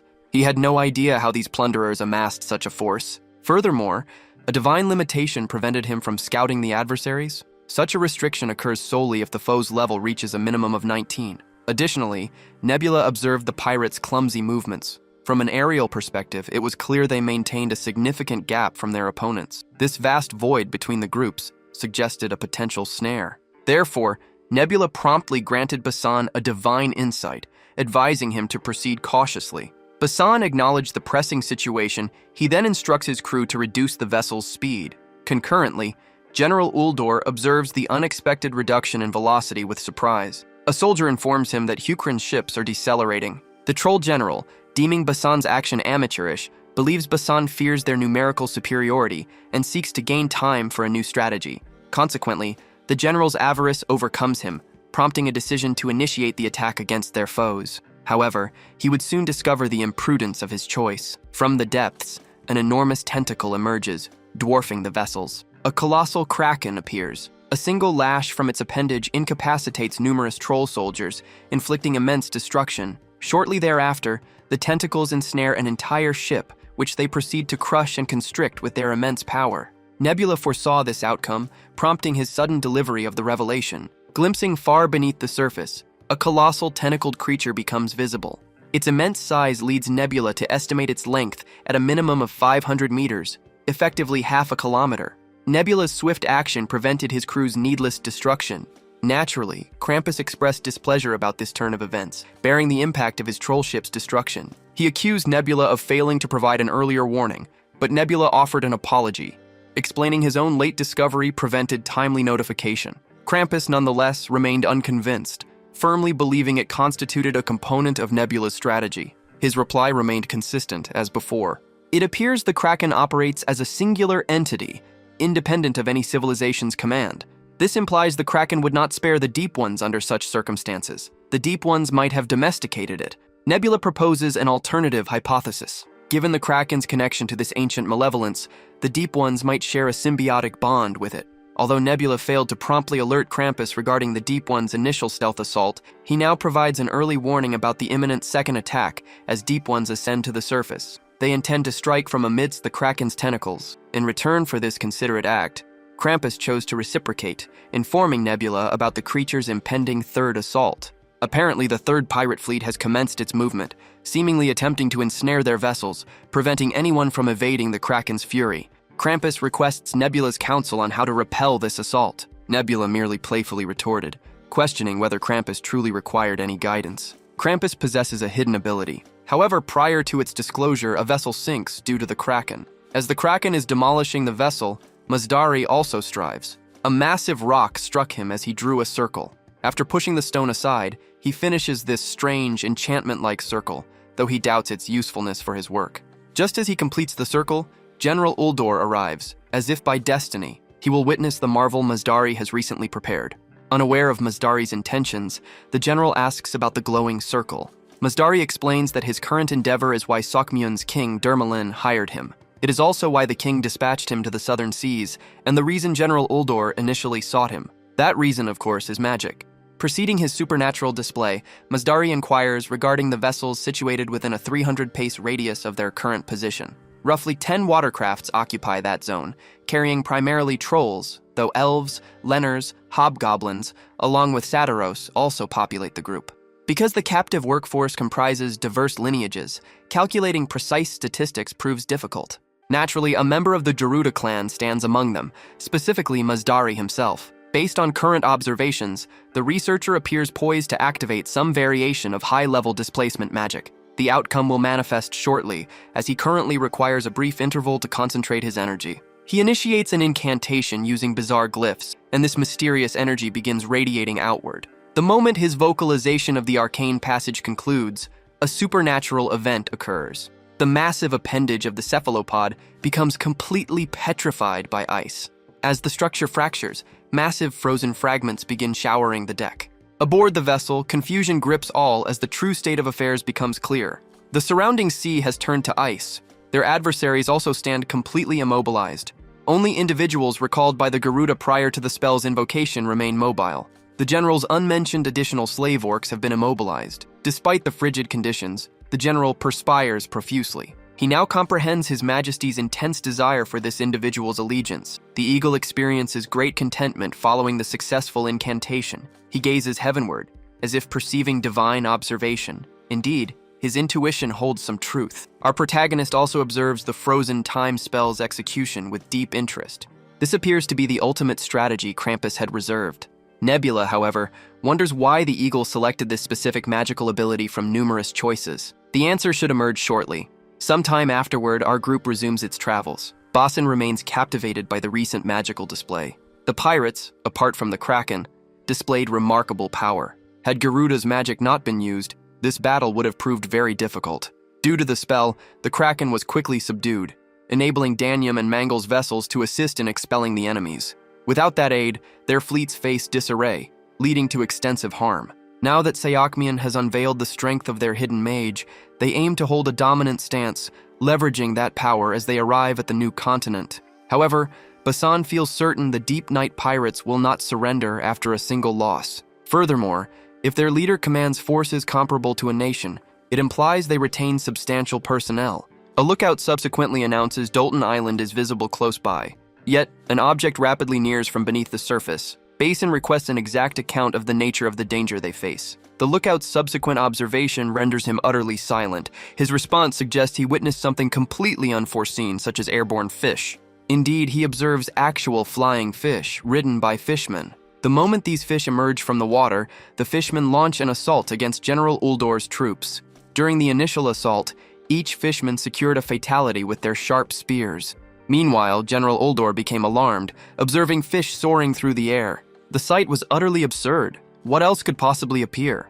Unfortunate trolls met their end, both by drowning and fatal stabs. Bossen and his team could only observe the trolls' brutal demise. The fish knights forced adversaries off the deck into the sea, where deep ones awaited to eliminate them. Bossen chose to clear the deck and seek cover below.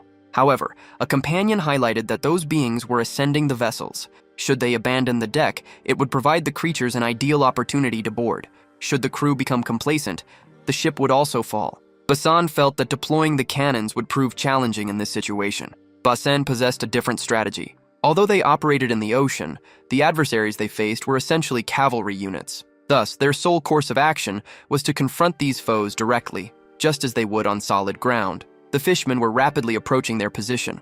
A fishman, likely their leader, felt time was short for defensive preparations. He intended to employ the identical strategy previously used against the trolls, subsequently allowing his ground forces to board and seize the ship.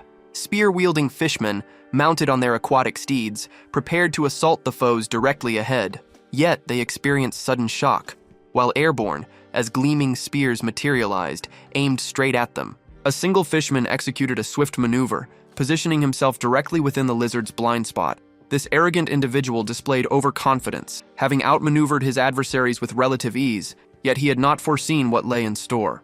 It was First Matey, poised to decisively defeat these opponents. A single powerful punch from him dispatched the rider of the massive fish. An increasing number of airborne fish began to appear, presenting a truly alarming situation. The lizardmen, however, easily penetrated these foes, as if pursuing prey. Fishmen mounted on the creatures began falling from their mounts, where they were then mercilessly killed.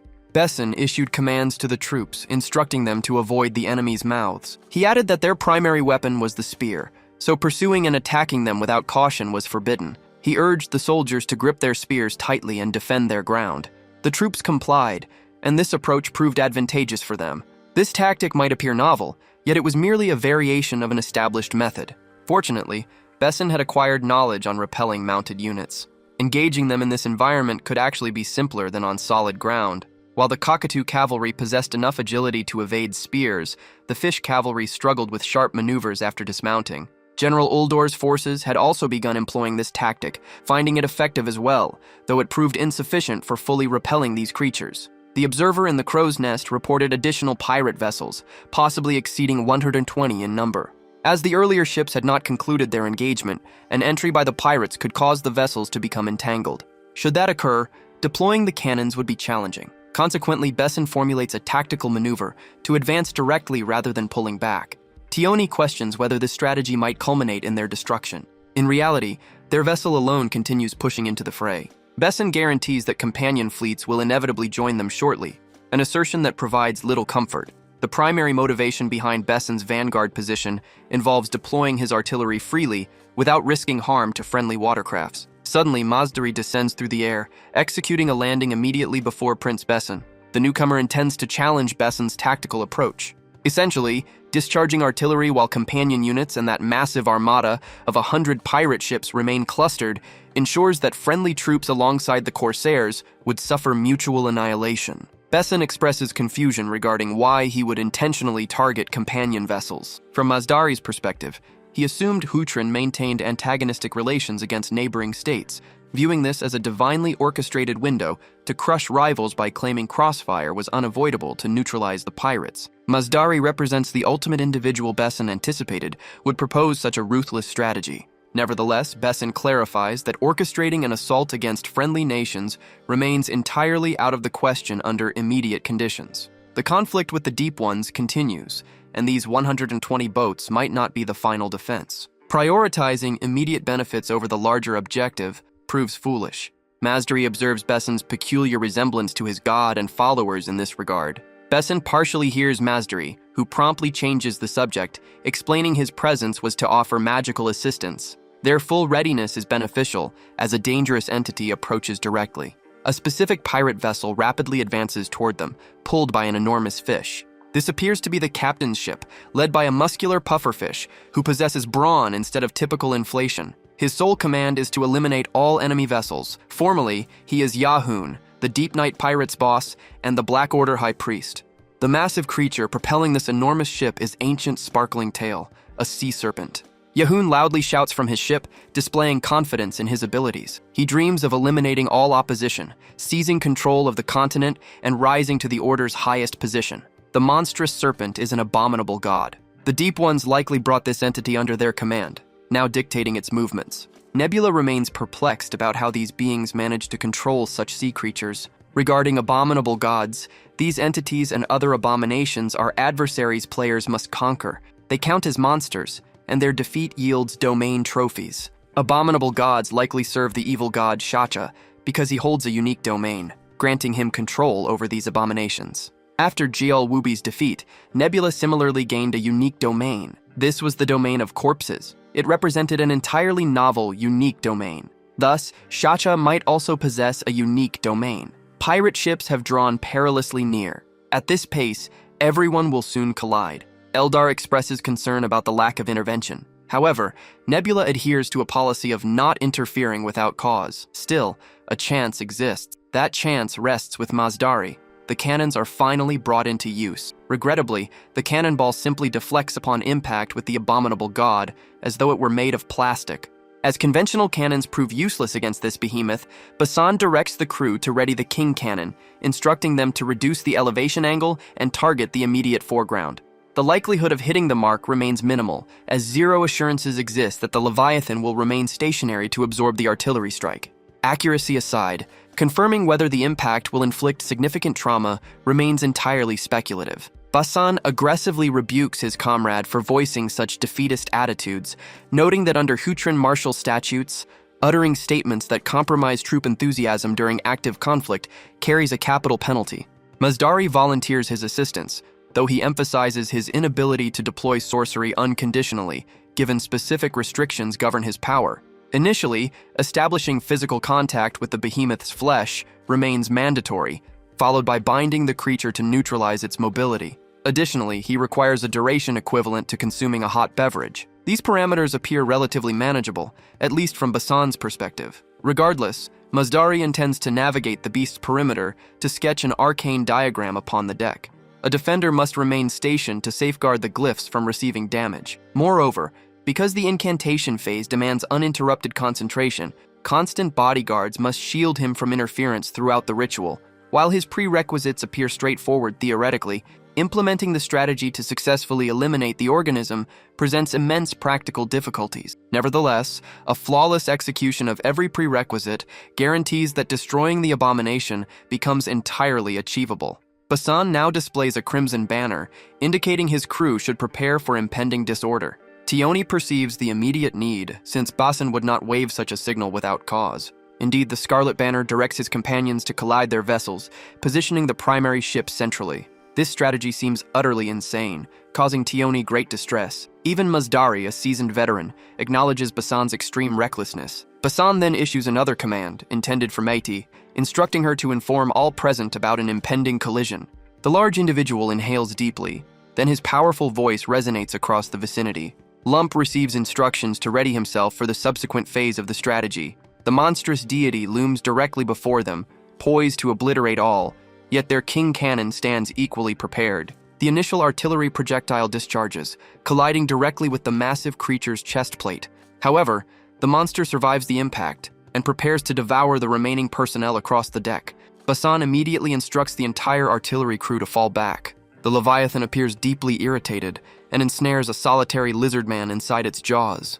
Basan subsequently directs the remaining archers to elevate their weapons and restrict the fiend's mobility. Simultaneously, Masdari completes the layout of the primary mystic diagram across the hull, leaving exactly 3 remaining arrays to construct in alternative zones. Basan volunteers to serve as a distraction to occupy the adversary, while Masdari orchestrates the subsequent arrays. He additionally expresses regret toward Tioni, preceding his leap onto the hostile vessel's deck. At this juncture, raising objections serves no purpose considering their precarious circumstances, prompting Tioni to recognize the necessity of this extreme gamble. Provided Garuda avoids complaints, she accepts his hazardous strategy. The moment he lands amidst the adversary's fleet, Ravina abruptly materializes inside the frantic battlefield, inducing immense panic within Basan. Hostilities have escalated significantly, prompting him to urge her retreat toward the captured Corsair transport. However, withdrawing remains impossible for her, having anticipated this precise scenario for a long time. Out of nowhere, a colossal blade descends, striking the exact central point the pair occupied moments prior.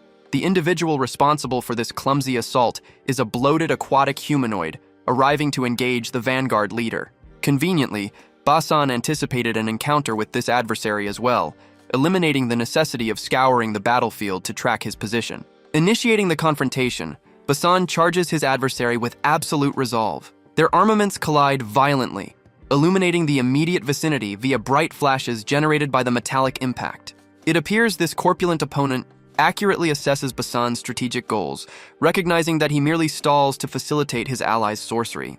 Nevertheless, the maritime giant remains convinced that 0 defensive measures can withstand his raw power. He executes an incredibly rapid strike toward Basan, who manages to evade the blade by a narrow margin. Any delay tracking a fraction of a second would have resulted in his decapitation. The hostile commander undeniably represents a formidable challenger. A more troubling revelation involves his adversary's awareness regarding sorcery. This portly Leviathan possesses extensive comprehension of magic, including the methodology where spellcasters exploit auxiliary troops as distractions, merely to secure the necessary minutes for sketching peculiar symbols across the deck. This specific tactical manipulation faces fierce opposition from the massive warrior. Basan, however, rejects any sympathy for this adversary because he shares none of the fish creature's emotional perspective. In spite of that, Yehun, the bloated warrior, declares he intends to prevent their spellcaster's triumph. The moment these words escape him, the aquatic humanoids liberate the horrific deity from its constraints, intensifying our hero's irritation. Should the situation persist unaltered, the marine Leviathan will break away, guaranteeing total disaster for their side. Exactly at this crisis point, Masdari executes his reappearance, having successfully completed his phase of the assignment. This massive runic boundary currently encompasses the entire perimeter. Consequently, evading its perimeter remains impossible for any entity present. The zone of influence spans so wide that the corpulent fighter who previously shouted empty threats stands completely dumbfounded. Yet despite the grand display, zero physical phenomena manifest initially, providing this heavy opponent an immediate opening to mock the apparent malfunction. A minor imperfection in the magic circle or a hesitant incantation invariably causes the spell to fail. Consequently, casting a successful magical ability within such turmoil becomes almost impossible. Yet, it seems this person's expectations are about to be challenged. The whole area starts to vibrate as a fierce, booming sound echoes through the atmosphere. A throbbing ache affects everyone's head, as though they had been struck by an ally's attack. Basan shows discontent with this situation. He is angered that the magic impacts his own companions in addition to the foes. The self-assured individual declares that the magical process has not yet commenced. Right after his declaration, mystical gateways materialize upon the earth, and colossal hands emerge from them. Before Masdari could even explain the unfolding events, the colossal hands swiftly identify their target and then grasp it. Masdari, at the same time, seizes the chance to clarify that it is indeed a summoning type of magic. The magic circle also functions as a portal connecting different realms, and he had opened this passage to summon a creature from an alternate dimension. The creature crushed the unfortunate fish, its blood spraying out like a burst fruit. This enormous hand-like entity bore the name Talajin long ago. Numerous hands already encircled the colossal, repulsive deity. These appendages appeared to seek a target, and Masdari was their objective. Talajin experiences no pleasure when individuals employ Talajin's hand magic to call forth its limbs. Consider a situation where you are thoroughly enjoying yourself, soaking in sunlight beneath a clear sky as a soft wind eases your body. However, a small creature then spoils your contentment by inflicting a bite. Your immediate reaction would involve crushing this tiny insect.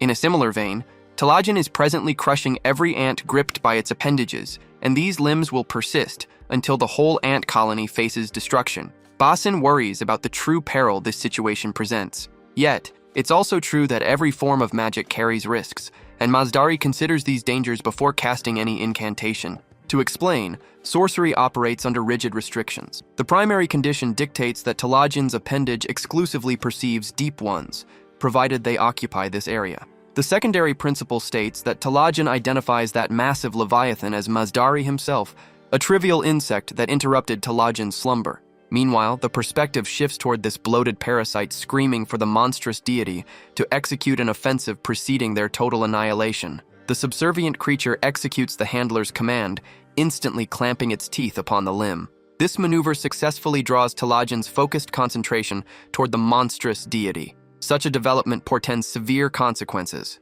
The titanic fingers squeeze the unfortunate creature's windpipe, applying immense pressure that forces an agonizing shriek from its throat. The colossal extremity proceeds to thoroughly overpower the monstrous deity, reducing the allegedly terrifying adversary into a helpless victim. Within moments, the entity ensnares the monstrous deity within its titanic grasp and tears the flesh asunder effortlessly. This savage execution showcases an unprecedented threshold of violence. Profound trauma and terror grip the onlookers following this merciless display, proving this zone remains entirely unsuitable for vulnerable souls. The immense power of magic in this world is clear, as are its inherent risks. Therefore, creating an expansive magic circle is ill-advised. Should its size be excessive, more than mere limbs could emerge. Managing such an occurrence would prove an impossible feat, beyond anyone's control. Bazin wishes to maintain his gaze upon the hand, yet presented with a chance, he opts to eliminate that large individual without delay. Therefore, Bazin instructs Mazdari to observe the hands. Mazdari feels complete satisfaction regarding the result, as all events unfolded precisely as intended. Since the abominable god has been incapacitated, that large, corpulent figure has no choice but to escape and preserve himself. Events are not proceeding according to his wishes. The Pope's knights suffered defeat before fully deploying their strength, and the sea serpent, a gift from the high priest, was utterly destroyed. With additional forces arriving, their ultimate defeat is merely a matter of time. From this large individual's perspective, had he not been forced into the open ocean, victory would have been effortless. He attributes his current diminished state to being ousted during the Order's internal power struggle. However, assigning blame to others will not benefit him. The protagonist is currently in a perilous situation. The antagonist's escape from the impending threat seems unlikely. His sole talent appears to be constant boasting. Prior to his wild assault on the protagonist, the large individual invoked his deity, Deep Light. Bazin had apparently never encountered this name before. Invoking his god's name, the bulky foe lunges toward the protagonist and slams his axe downward. The strike possessed considerable force, compelling Bazin to engage it. Bazin perceived the king as a seasoned combatant, having survived numerous engagements. His strength and expertise surpassed all others present. Bazin briefly questioned his decision to face the challenge alone, yet swiftly regained his determination. The adversary advanced from an opposite direction, and the protagonist braced himself as well. The aquatic foe cunningly employed his tail to unbalance the protagonist, sending him to the ground. Bazin responded promptly, leaping clear. The antagonist, however, resumed his arrogant demeanor. His self-assurance vanishes upon noticing multiple lizard men approaching to aid Bazin. Rather than taking a chance, the opponent wisely chooses to withdraw temporarily. Bazin experiences frustration battling such a timid foe, regardless of the adversary's strength. A dagger is hurled directly at the creature, embedding itself firmly in its rear. The unfortunate large foe merely complains about Bazin's unexpected maneuver. However, the protagonist feels no shame, as his forebears instructed him to always carry an extra weapon. Consequently, sometime afterward, Bazin takes the large foe's head, signaling clearly to the remaining fishmen that their surrender is due. They quickly opt to withdraw. Sometime later, Bazin asks for an update on the conflict's progress. The situation indicates minor continuing clashes involving the final fishman concerning Talagen. This entity appears to engineer a secret plan. The extremities actively formulate an individual runic array, strikingly identical to the design Mazdari previously constructed. This development defies all expectations, and while Mazdari represents the sole individual capable of clarifying this anomaly, he remains completely absent from view. Meanwhile, the limbs complete the construction of the runic array and trigger its energy. Bazin charges toward the behemoth, preceding the manifestation of an absolute disaster, yet Ravina immediately intercepts his path. As established, the limbs merely manifest sorcery. She guarantees that zero consequences will materialize, and matching her prediction, Talagen fails to ignite the diagram. Explaining the phenomenon, she notes that sorcery operates under strict parameters. The process demands absolute precision alongside highly sophisticated, intricate execution. Even a minuscule error suffices to neutralize the operational capacity of the entire matrix. Exploiting her natural aptitude and arcane comprehension, Ravina compelled his execution to incorporate a minor flaw. Advancing, she advises relocating onto neighboring vessels. Mazdari's magic rules restricted Talagen's free will, so its awareness is confined solely to the deep ones. However, with no target present, Talagen will simply strike out, possibly harming its own allies. This entity, possessing its own consciousness and desires, originates from another world. It holds knowledge unknown to mortals. Bazin believes this situation provides even more reason to closely monitor the monster's actions. After all, this being actually poses a greater danger than the pirates ever did. Ravina has already decided to remain behind herself to observe the creature's movements, while Bazin is permitted to depart. Regarding Mazdari, she advises against trusting him at all, citing strong justifications for her caution. To support her claim, she recounts the incident when Saokmion's knights assaulted the alchemist's tower, resulting in many alchemists either scattering or dying during the conflict. Fortunately, she managed to escape just in time, though most alchemists were apprehended before they could even flee Saokmion. Saokmion extracted every bit of knowledge from those alchemists. Yet, only Mazdari acquired it all and became a mage. She deduces that he deliberately compromised his colleagues to secure that position, which explains her current presence here. Her expertise and traits represent unique counters capable of neutralizing sorcery. Materializing Talagen's appendage created no immediate crisis. Rather, the limbs themselves introduced severe peril to the surrounding population. Their spontaneous generation of an arcane matrix illustrates their volatile nature, meaning that absent her intervention, absolute devastation would have erupted. Basan immediately comprehends her underlying implication, recognizing her theory that Masdari intentionally orchestrated the friendly fire incident via Talagen's limb. This provocative assertion requires immediate clarification, as the grievance originated from Masdari's professional colleague, leaving him deeply insulted by the rival researcher's distrust. Such skepticism regarding their connection was unexpected for him. Ravina, though, clarified the situation. A friendship between them had never existed. Throughout her tenure in the tower, she perceived their connection as a cow observing a chicken. This analogy perfectly captured her view of them, individuals from entirely separate realms. To Masdari, however, she appeared to be more than merely a stranger. Observe his reaction. He's completely fixated on the striking metaphor she employed to characterize their bond.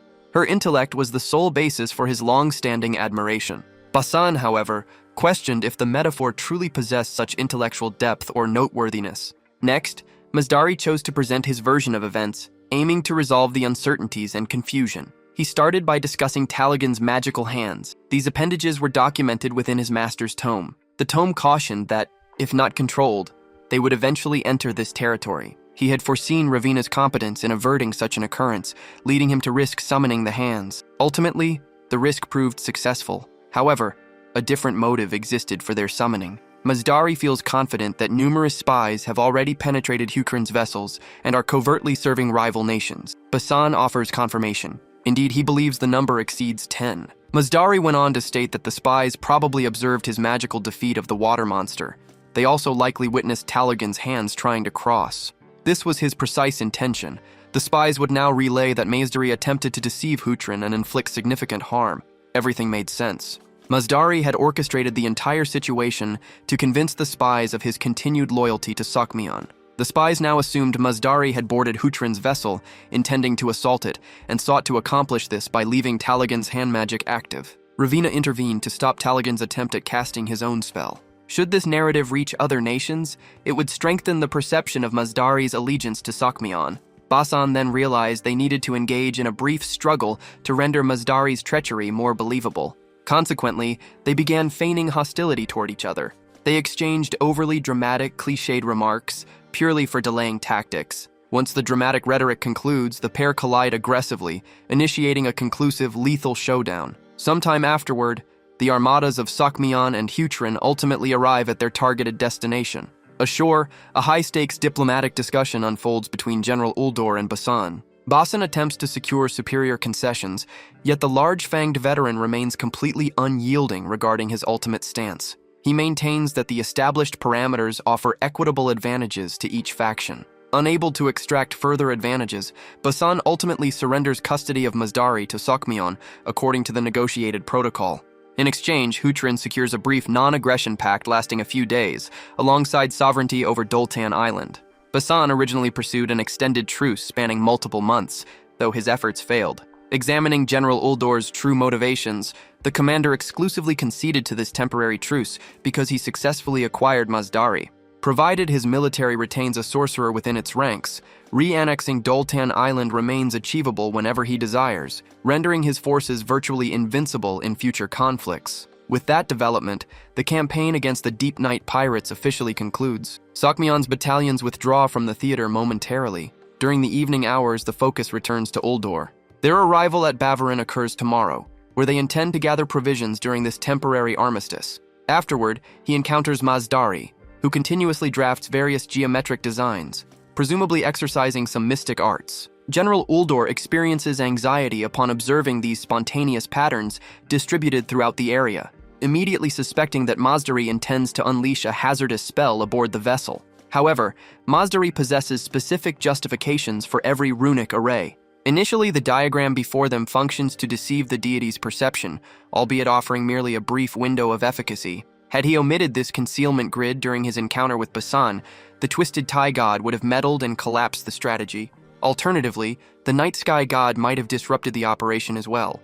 Ultimately, Because Masdari survived the ordeal, his sorcery achieved absolute success by neutralizing divine observation and simplifying the objective for his cohort. Completely oblivious to the impending danger, General Uldor requests further explanation. Unfortunately, his opportunity for escape expires, as the specific matrix beneath his feet contains a passive combustion enchantment. Masdari initiates the spell, menacingly announcing its name. The general is incinerated, reduced to ash. Concurrently, anti-divine magic prevents the Twisted Tie God from intervening. As Uldor's form dissolves completely, Masdari informs the expiring troll that the magical flames will not extend past the circle's boundary, thus sparing the vessel. Swiftly, the former general becomes mere dust. Quite impressive, one might say. The moment has arrived to perform the subsequent action. Another incantation is initiated by him. A deceased rodent rests close by, and it starts transforming immediately upon contact with the circle's red hue, converting the creature into an actual undead being. This enchantment, which revives the rodent, is named Magic Zombie Epidemic. The creature moves towards the sleeping troll soldiers completely unaware, then proceeds to bite them, one after another, and the result is predictable. A zombie outbreak erupts across the vessel. The following day, all individuals on board turn into animated corpses, devoid of any living objective. The person who engineered this outcome secures a small boat, then leaves the zombie-ridden vessel to roam the waters. Nebula observes the full progression. This was precisely what my guy had anticipated. The prophecy regarding Mage Masdari's betrayal of Sukmian has been fulfilled. To Nebula, an omnipotent god manipulating events from afar, it's all entertainment. A board game currently occupies Nebula and Wisdom, serving to alleviate their tedium. Recent events have lacked significance given the ongoing ceasefire. However, this truce was not included in Wisdom's master strategy. Wisdom then extends an invitation to Eldar, suggesting they play. Nebula shows no interest in competing against those he deems lacking in challenge. Having faced nearly every competitor, with none approaching victory against him, he finds playing Eldar would prove unstimulating. He feels quite triumphant, having removed Wisdom's forces from contention. Wisdom, however, seems largely oblivious to this situation. Regardless, Nebula holds great respect for Wisdom's remarkable abilities, considering him superior to others. Receiving praise from the individual he views as the premier player brings him honor. Wisdom executes his concluding action, delivering checkmate to Nebula, thereby proclaiming his triumph. While Wisdom secured victory in the game, the broader conflict has already been lost by him. As the match concludes, Wisdom departs, allowing Nebula to relish his triumph. Shortly afterward, Nebula displays a system panel to his companions, verifying the fulfillment of the prediction. Runda expresses confusion regarding the mechanics of such revelations. Based on her observations of Nebula's actions, the process resembled declaring an intention to consume fruit, followed by doing so, thereby validating the oracle. Runda analyzes the situation accurately, prompting Eldar to clarify that when an initial prediction serves as a catalyst to manifest a subsequent revelation, it constitutes a self-fulfilling prophecy. Runda notes that Nebula dealt quite ruthlessly with the unfortunate Wisdom. The outcome Nebula orchestrated through pure intellect deserves significant praise. With the chessboard arranged, Nebula deliberately requested a match of Go to preoccupy Wisdom's mind, ensuring that Wisdom remained oblivious to Masdari's subversion. Nevertheless, by this juncture, Wisdom likely deduces that deception occurred. Runda offers further praise to Nebula for his accomplishment, yet the conflict persists. Masdari does not represent the solitary spellcaster inhabiting the realm at this moment.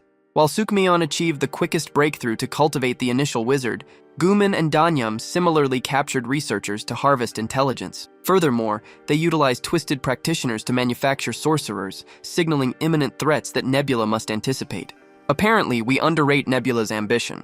His initial declaration never limited the subversion solely to Masdari turning on his empire. Predictably, the androgynous youth and the young woman both express sheer skepticism regarding Nebula's implication. Right at this juncture, the full scope manifests as dual supplementary system alerts materialize, announcing the prediction of Mage Taili committing treason against Guman, along with Mage Yan defecting from Guman too. Our protagonist essentially secured total leverage over every spellcaster inhabiting the third continent. Deep within an elevated ridge, Wisdom's grim countenance comes into view.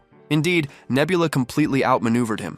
At last, he recognizes the massive error of placing any confidence in Nebula at any juncture. Humiliation grips him for celebrating a minor victory in a mere tabletop pastime, entirely oblivious to Nebula orchestrating his downfall concurrently. He failed to see that a grand strategy unfolded, while he remained preoccupied with trivial gains. Jiang loses his temper completely. their faction just suffered the defection of every spellcaster they painstakingly nurtured. Essentially, the solitary asset capable of granting them a tactical advantage against Hyukrin has vanished. Exactly then, Runda offers her personal perspective on the matter. According to her assessment, Nebula likewise exercises zero command over these spellcasters, which theoretically places both factions in an identical predicament. His vanguard includes Ravina, that horned mortal female, yet she lacks sorceress qualifications. Furthermore, reviewing her history indicates she harbors zero intention of pursuing that path. Crucially, Nebula's strategy is anti-magic. The anti-magic strategy concerns, this method renders magic unusable in destroyed realms. Even though a single mage possesses power equivalent to thousands of troops, if control over them is lost, they might target a player's people or deplete numerous resources. Numerous cons are associated with them. Even Yan, Talai, and Mazdari, members of the Five Nation Alliance, cause significant harm to their own countries before their escape. With anti-magic, Hyukrin could sow fear and mistrust, thereby hindering mage creation. However, Hyukrin chose not to. Furthermore, the king holds a rather progressive view on magic. Despite these facts, Hyukrin possessed methods for collecting magical data, yet no mages were produced by them. Ravina herself isn't seeking information from fellow alchemists. Yang holds views identical to Krampus.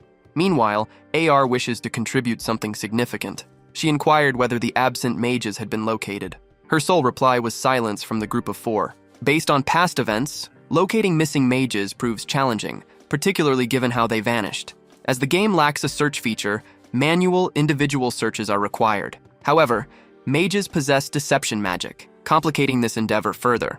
Nevertheless, deception magic affects gods solely when they attempt to locate the mages. Therefore, her own creation will be employed for this mission. The creation is a pig, greatly astonishing Krampus. He had anticipated her utilizing her customary dog. AR explains that pigs possess a superior sense of smell compared to dogs. She admits to previously employing pigs for truffle hunting. The pig's name is Dasamu. His exceptional olfactory abilities make him ideally suited for this task. This news finally instills in Wisdom the hope he has so desperately desired. Locating the escaped mages would allow them to remove numerous variables. Even if they fail, Runda's earlier words suggest excessive worry is unnecessary. Considering the broader situation, Nebula employs a similar strategy, competing against all others. However, he reminds them their power is 5 times greater. Additionally, their currently mobilizable forces are 8 times larger. Shang advises increased caution. If only national power is considered, an alliance seems unwarranted. Wisdom points out that both factions lack magical capabilities. Their firearm technology also mirrors Nebula's. Therefore, a combined effort of forces and manpower ensures an inevitable victory over Nebula. This does not imply they should become complacent. He simply means they ought not to feel unwarranted apprehension. Unity stands as their most potent weapon against Nebula. History shows Nebula consistently favored division and conquest. Thus, a steadfast alliance is the sole path to defeat him. Wisdom would wager his life that Nebula is pursuing the same strategy now. Nebula desires discord among his adversaries, prompting them to fight one another. He is actively working to achieve this. Therefore, as long as the alliance remains strong, success is attainable. This is Wisdom's conviction, at minimum. The involved groups begin their discussions, as a hidden informant within them remains silent, observing. Focus moves to Sitting Buddha Valley. Within a tunnel, the 3 wizards are present. With all key individuals assembled, Mazdari begins the conversation. Yan, the woman with demon ears, expressed sadness that just 3 alchemists had reconnected. Talai, the carnivorous ant, inquired about Ravina's location, given her timely escape. Mazdari disclosed that Ravina had no desire to become a mage. He stated that enduring further suffering was illogical for someone already living a cursed existence. Therefore, he wished she would discover her unique journey and a purpose in life. With their reunion as mages complete, Yan proposed reconstructing the tower destroyed by the gods. Her aim was to erect a magical edifice, not an alchemical one, offering those afflicted an opportunity to study sorcery. While their strategy developed, Talei's acute perception detected a troubling noise. Yan perceives exclusively the downpour. Conversely, Mazdari detects an alternative frequency, an auditory phenomenon expanding in volume and proximity. Profound anxiety grips the entire group. Regardless of identity, the approaching entity hauls a deceased beast's carcass. Ultimately, the silhouette materializes through the gloom, enveloped by an aura that signifies a divine essence. The individual starts cataloging the spellcasters utilizing a recognizable tone, apparently possessing personal knowledge of their identities.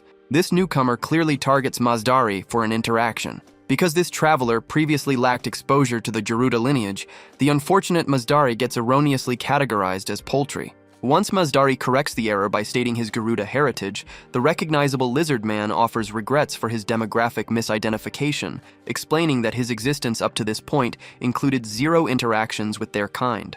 At this juncture, intense curiosity drives Masdari to ascertain this stranger's identity. However, the lizard man dismisses the utility of a formal greeting, declaring that his status as the night sky's herald covers everything they require. Jan inquires regarding the methodology utilized to track their position. In response, he asserts that tracking them required 0 effort since he simply trailed this swine. Of course, the beast represents AR's minion, which the reptilian warrior already neutralized. He explains that the creature embodies a divine manifestation, deployed exclusively to pinpoint their hideout, noting that absent his intervention, discovery would have already compromised them. Masdari ultimately deduces the stranger's true identity. An entity possessing the capability to effortlessly slaughter divine manifestations, specifically an apostle of the night sky manifesting as a reptilian humanoid. Unless his memory fails him, this warrior is Rakrak. According to Masdari's assumptions, Rakrak arrived to execute every spellcaster present. Predictably, Rakrak refutes this bloody objective, arguing that their lives would have terminated much earlier had he not intervened. Tali expresses appreciation, but notes that the swine's demise will probably allow their adversaries to track them. Rakrak guarantees that his own efforts are actively averting that outcome. Following a brief interruption of the link connecting the minion to its deity, Rakrak destroyed the original beast, prompting the night sky to forge an indistinguishable substitute. At this moment, the supervising deity monitors the duplicate animal by mistake. Assuming Rakrak harbors no hostile motives, what purpose drives his arrival? This mystery perplexes Masdari, who intensely pursues a clarification. Conveniently, Rakrak agrees to disclose his full agenda, but only following a hearty meal to satisfy their hunger. Amusingly, that supernatural beast ultimately transforms into the ideal meal for their midnight discussion. The 3 mages observe the sizzling meat with clear apprehension, uncertain about its suitability for consumption. Rakrak, conversely, appears completely relaxed, even enthusiastic regarding its ingestion. The other mages felt such fear that they wished this eccentric individual would leave their dwelling. Yet, they doubted their capacity to overcome a divine apostle. Even deploying their most potent skills would prove futile. The cave's confined space restricted their movement. Furthermore, ancient tales suggested they would become Rakrak's next meal after he finished the pork. With the meal already prepared, Rakrak urged them to consume it promptly, lest its taste diminish. Ultimately, the trio consumed the food unwillingly, with despair evident on their expressions. Rakrak abruptly understood Tali's true nature as a tree, pondering if meat consumption would affect him adversely. Tali confessed that ENTs typically avoid carnivorous diets, finding sufficient sustenance from moisture and sunlight. However, the cursed element within him required nourishment derived from flesh. Finding this revelation quite reassuring, Rakrak felt pleased to have a companion capable of appreciating all the world's diverse pleasures. He remained uncertain, however, whether their lifespan would permit them to savor every delicacy. The 3 cursed mages experienced good fortune on this occasion, yet no assurance existed that their luck would consistently persist. Masdari considers mere existence a risk. Unlike the eternal gods, their mortal lives are fragile. The gods view mages as mere pawns on a chessboard, to be exploited for their own advantage. The 3 refuse to remain subservient to others. Should their demise occur at the gods' hands, it would demonstrate the gods' fear of mages. Nevertheless, magic's flow would persist forever. Rakrak comprehends the ramifications, yet he holds an alternative viewpoint. He believes all should accept the gods' existence. Indeed, the gods are also utilizing them. He points out that their awareness of being controlled stems from the gods' desire for them to know. This seems illogical, but Rakrak maintains genuine liberation from the gods cannot be achieved.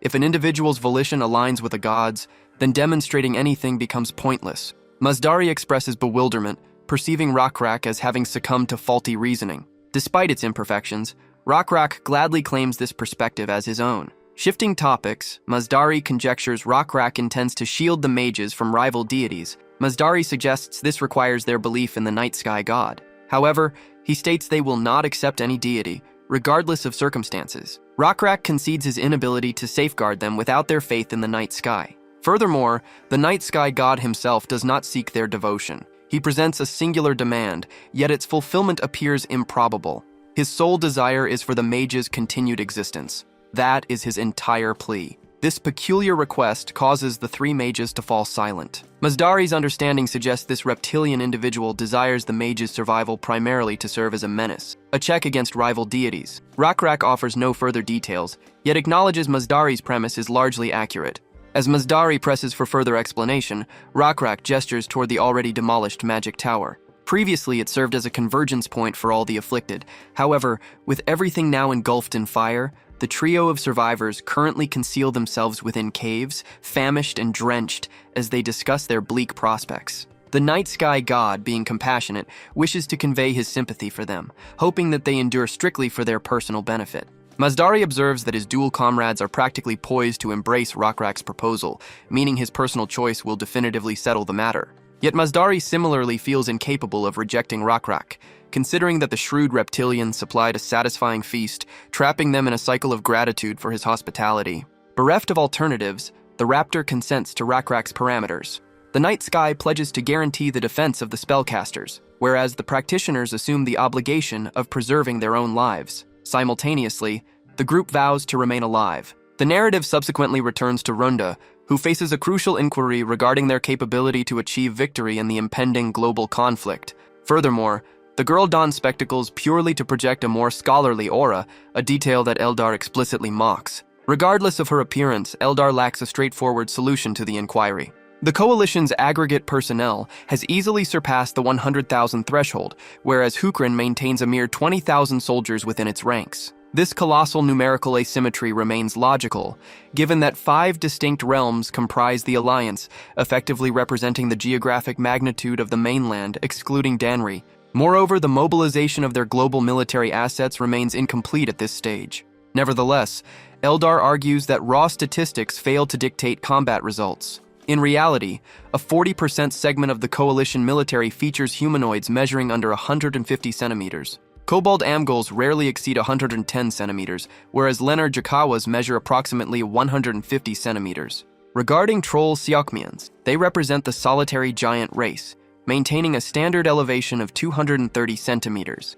Conversely, the armed forces of Hukrin deploy lizardmen, whose combat efficiency significantly eclipses that of the aforementioned lineages. Crucially, these reptilian humanoids possess sacred status, which maximizes their efficiency throughout siege scenarios. Nevertheless, their fortification benefits become totally irrelevant once artillery and muskets enter the upcoming engagements. Regardless, Hukrin maintains a lethal position because of Nebula's superior divine echelon. His rating presently reaches level 20, whereas Wisdom, the premier deity among the Alliance, marks just level 19. Enhanced divine status multiplies your capacity to direct summons, granting Nebula a severe mechanical superiority. Despite these points working in Nebula's favor, Runda cautions her ally that their coalition faces 5 distinct divinities. This calculation regarding 5 divinities startles Eldar, who calculated that the Alliance integrated only 4 participants. Revealing an unexpected alignment, the 5th participant joining the Alliance is Runda herself. At this juncture, Eldar avoids criticizing this woman's choice of geopolitical allegiance, yet her active collaboration alongside Nebula until this exact hour completely mystifies him. Runda reacts with immediate indignation, explaining that Nebula discovered her vulnerabilities and exploits them to blackmail her. Subsequently, she shifts the interrogation toward Eldar instead, demanding to learn his motivations for anchoring himself to Nebula. Her association with Nebula persisted solely due to mutual convenience, an arrangement that terminates now that an apocalypse approaches, meaning her allegiance dissolves entirely. Ultimately, the actual motive driving her defection centers on her anxiety regarding Nebula's potential defeat, coupled with the certainty that rival factions would permanently ostracize her for operating as a spy. Eldar then reveals a harsh truth to Runda. Should Nebula emerge victorious over the Alliance, Runda's fate would be equally dire. Nebula would consume her for aligning with adversaries. Runda, however, had already considered this outcome. She felt certain Nebula would exact punishment for her disloyalty, yet ultimately grant her pardon. Eldar shared this view. Nebula's likelihood of forgiveness seemed quite high. This insight made him grasp Runda's true shrewdness. Runda elaborated on her decision to align with the Alliance. Uniting 5 factions against a lone adversary would probably yield favorable results. Conversely, if she were to join Nebula, the alignment would shift to 4 against 2, rendering the conclusion entirely uncertain. Her imperative was to select the victorious faction. Ultimately, Eldar held no opposition to Runda's choices. He even questioned her reasons for confiding in him. Runda then brought up a vital point he was overlooking. If Eldar formed an alliance with the 4 other nations, the probability of victory over Nebula would surge dramatically, establishing Runda as a pivotal figure within the alliance. Although Eldar grasped the consequences, he lacked any inclination to betray Nebula. Indeed, he was the type of individual who had devoted his whole existence to solitary gameplay, even outside the virtual realm. Eldar perceived Nebula's motivations extended beyond a mere desire for victory. At present, Eldar found himself unable to precisely foresee Nebula's ultimate objective. Regardless, Runda opted to conclude their discussion, as she needed to intensely ponder once more. Following her departure, Eldar instantly establishes communication with Nebula to detail Runda's paralyzed dilemma, emphasizing her inability to select a definitive allegiance. To summarize, our protagonist deduces her desire to recruit Eldar into the alliance, orchestrating a 6-against-1 encirclement. Eldar confirms this motive, expressing skepticism regarding their ability to alter Runda's perspective, yet Nebula sees zero utility in persuading her. The leader avoids any intention of engaging these superior adversaries head-on, opting exclusively to fortify against their advance. Naturally, he intends to execute aggressive maneuvers throughout this siege phase, specifically to dissolve their internal unity. As the hostile faction seeks to blockade Nebula, their battalions will ultimately require agricultural territory and commercial networks to sustain supply lines. Preempting this development, Nebula aims to strike early to disrupt their logistics, prompting his tactical vanguard to neutralize their expansion. Nonetheless, this strategy leaves Eldar's initial inquiry unresolved regarding their countermeasure for Runda. Conveniently, Nebula finalized that arrangement already, noting that while she remains paralyzed by indecision, she exposes herself to total vulnerability until the final hour. Eldar worries Nebula faces defeat should Runda align with the Alliance. However, Nebula demonstrates his associate's error. Warfare's reality lacks simplicity. Theoretical calculations cannot predict victory. The victor is solely the faction that perseveres most effectively. At least, this represents Nebula's viewpoint. As the video conference concluded, the young man started pondering his circumstances. Runda's treachery was anticipated, yet Eldar's continued allegiance puzzled him. 1 month elapsed, and the initial conflict involving the Alliance and Hukryn commenced.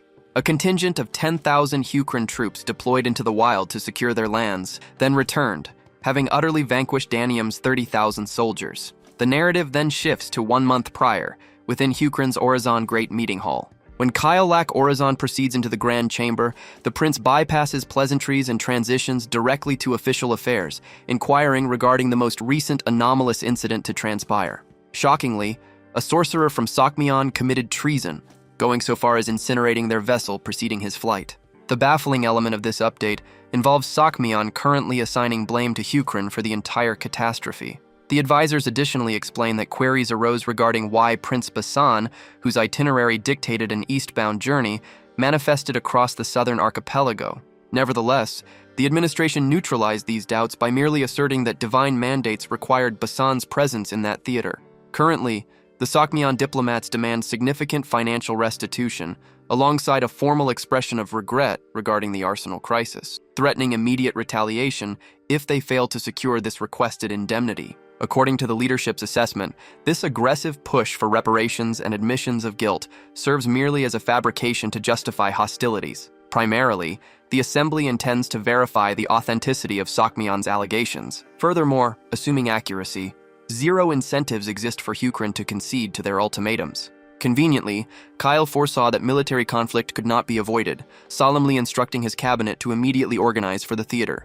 Predictably, the dignitaries react with immense anxiety to the impending devastation. Yet Kyle insists that engagement against the Five-Nation Alliance remains mandatory. Kyle intends to honor the historical doctrine that Raycrack himself preserved, dictating that once combat begins, absolute victory remains the sole objective. An official voices dissent, urging total pacification by any means necessary to safeguard Hukryn's wealth. Reiterating his stance, Kyle highlights that avoidance of the conflict has become impossible. Ultimately, should the supreme deities commanding their world dictate that these tragic conflicts materialize, simple human beings lack the capacity to defy their supernatural decrees. The scene shifts to the protagonist, observing Kyle's live war declaration. He considers his society's present strength, which mirrors ancient Rome's capabilities. Noble individuals consider themselves warriors, obligated to engage in combat during wartime. Their training and gear are guaranteed. These forces constitute Hukryn's primary army, safeguarding the capital and its frontiers. A force of 10,000 exists, yet Nebula prefers not to commit them all simultaneously. He also prioritizes domestic security. Should the main army become depleted, its effectiveness would decline, necessitating fresh enlistments. The protagonist shows no concern regarding the impending events. His composure about the conflict is unexpected, since Kyle, the most intelligent among them, manages affairs expertly. King Kyle separated the main military force into a central contingent and regional units. The central contingent comprised elite troops tasked with engaging foreign adversaries, whereas regional units defended specific areas. Fresh enlistees were also assembled and allocated to both central and regional groups. The central elements were to confront the foe head-on, while regional elements served as backups, assisting with agriculture and sustaining resource output even during hostilities. Consequently, the central elements totaled 4,000 regular soldiers and 8,000 new enlistees. Naturally, extended conflict necessitates further recruitment. Such a strategy might become detrimental over time. Indiscriminate mass recruitment is unsustainable. Nebula perceives that this conflict will extend for a considerable duration. Returning to Kyle, he mobilizes 10,000 soldiers from the main division, designating them as the ground forces. This newly established deployment must march toward the northern borders of Arizona to initiate combat. The focus subsequently shifts toward an expansive territory situated far to the west, an uncharted region shrouded in mystery, where Wisdom and Zhang conduct a private consultation. Zhang aggressively challenges his companion, revealing that Wisdom merely feigned absolute certainty during the coalition assembly, projecting total confidence regarding their military triumph. The crystalline entity clearly recognizes the actual situation, contrasts heavily with that display, acknowledging the impossibility of calculating their real odds. Despite the coalition possessing overwhelming manpower, critical vulnerabilities exist that they cannot disregard. Wisdom, disliking such defeatism, explains that his desire to win equals anyone else's. Should failure occur despite exhausting every resource, he accepts that outcome, arguing against squandering energy, grieving over an unalterable fate. Zhang concurs with this philosophy, though his profound animosity directed at Nebula intensifies his determination to block his absolute control over this mainland. Zhang additionally shares a compelling piece of intelligence. A traitor potentially infiltrates their coalition, prompting him to recommend organizing preemptive strategies to safeguard their position if complications arise. Finally, a unique asset distinguishes Nebula from every other divinity, specifically an apostle. Regardless of the coalition's comprehensive preparations, the ultimate military outcome hinges entirely upon the intervention of this champion. Wisdom counters by declaring that his faction already controls a candidate ripe for elevation into an apostle. Furthermore, the parameters necessary to manufacture this asset are familiar to him. The candidate must surpass level 21, possess widely celebrated folklore that the populace venerates, and finally, harbor absolute devotion toward its deity. Because Wisdom possesses this data already, Zhang experiences immediate relief, realizing that detailing the mechanics is entirely unnecessary. Wisdom subsequently designates the specific warrior he intends to elevate into his apostle, an altered troll named Liden Bial Osur, who happens to be the 21st offspring of Siakmion's reigning monarch, Dermaldine. To provide background on this sovereign, he previously incinerated his eldest and third heirs while they breathed merely to reinforce his administrative control, establishing his reputation as an avatar of unadulterated malice. Interestingly, Wisdom harbors zero desire to suppress the sovereign's brutal tendencies. Ultimately, he considers terror alongside savagery to be dual mechanisms that simplify the exploitation of subjects. Operating as a calculating divinity, Wisdom plans to weaponize these elements, transforming them into a highly productive and lethal doctrine. Nevertheless, he acknowledges that barbaric actions by themselves fail to guarantee an empire's supremacy, citing Hukran as clear validation since they dominate the mainland without deploying such vicious tactics. But from Wisdom's perspective, absolute ruthlessness represented his missing component, an asset he intends to deploy unreservedly to secure victory during this iteration. Because Nebula's actual agenda remains shrouded in mystery, Wisdom requires his personal chess pieces to be extraordinarily sharp and lethal. As the geopolitical conflict looms, Wisdom designs a living weapon under his absolute command, an instrument that will ultimately supplant Siakmion's tyrannical ruler. The primary challenge regarding this virtual reality centers on the difficulty of subjugating souls owing to their distinct personalities and robust egos, yet Wisdom finally isolated the perfect mechanism to dominate them: raw malice. Wisdom's present target for manipulation is Leden Bial Osur, a red-skinned mutant troll, the monarch's 21st offspring. As a concubine's son, Ledin faced banishment from the royal residence due to his crimson complexion. Yet, regarding fundamental traits such as power, intellect, and fellowship, Ledin Bial Osur readily stands within the population's highest percentile. Nevertheless, because Ledin finds contentment in his modest situation, wisdom seeks to spur him toward bolder actions, with the murder of Ledin's mother acting as the initial catalyst. Upon returning home one day, Ledin discovers his deceased mother, alongside the implement used in her slaying. At that instant, Ledin pledges to retaliate for her demise. The weapon's proprietor is revealed as the Sixth Prince, whose demise wisdom also orchestrates. As Ledin was already seeking the weapon's true owner, he is found at the crime site and apprehended as the primary suspect. To exonerate himself, Ledin demonstrates his powers to the monarch, thereby gaining the king's confidence. Ledin then perceives a crucial fact. The constant disputes among the royal family members were not organic. Someone was intentionally instigating them. He began to grasp that the individual gaining the most from royal turmoil was actually the monarch, Dermaldine Bial Osur, his biological parent. Thus, wisdom's strategy unfolded flawlessly, aiming for the reigning king's execution by his son, Ledin. Having been unable to identify the true perpetrator of his mother's killing, Ledin's ambition for authority intensified. His resolve to discover the facts brought him widespread renown throughout the realm. Zhang appeared rather pleased upon learning these particulars concerning Ledin. With Zhang's endorsement of the apostle hopeful, wisdom determined it was appropriate to present their prospective apostle with one last challenge. The setting subsequently shifted to Mangal's celebration. With rodents observed in prayer, their gazes were fixed upon a huge underground tunnel. Concurrently, Ledin Bialasur found himself deep below that cavern, engulfed by complete gloom, participating in the holy Mangal rite. He considered it odd that a prince from a different land was summoned to this place, and more peculiar still that his involvement was sought in this unusual rite. This peculiar rite required participants to consume an odd plant that numbed their directional awareness prior to entering a passage. Subsequently, each person was tasked with excavating a path upwards to the exterior, and Ledin was currently engaged in precisely that action. Though hesitant to partake in this ceremony, Seokmyeon's high priest had made a personal appeal, leaving little option for him to decline. However, this was not an unachievable feat for him. He continued to tunnel upwards, pausing briefly only to gain some relief. Due to his profound fatigue, it seemed as if his excavation had lasted an eternity. He then became aware that his sense of direction was gone, and he could not ascertain the passage of time. He truly had no idea if hours or days had elapsed since his digging began. His sole possession was this plant, which, upon ingestion, diminished his sense of direction. However, its consumption was necessary for him to continue wielding the pickaxe. He lifted an arm, allowing some loose dirt to fall. His only gauge for being upright was the constant downward descent of the debris. Bearing this in mind, he kept digging without pause along the identical path. He paused once more to verify his orientation, but regrettably, the soil dropped directly onto his face on this occasion, which made him understand he was not ascending whatsoever. As his digging persisted, the orientation of the descending soil shifted constantly.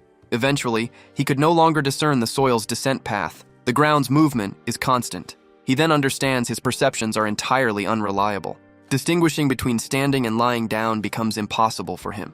With his endeavors proving fruitless, regardless of his actions, he starts questioning the relevance of his own autonomy, as each move appears to guide him inevitably toward his demise. An unexpected voice then addresses his internal musings, causing Ledin to inquire about the unknown entity's identity. The entity states it possesses no designation. It explains its existence as a construct resulting from the joint effort of two deities, Twisted Tai and Blue Flow, also known as Wisdom and Jang. This entity mentioned acquiring the ability to weave from Twisted Tai and the capacity to expose falsehoods from Blue Flow.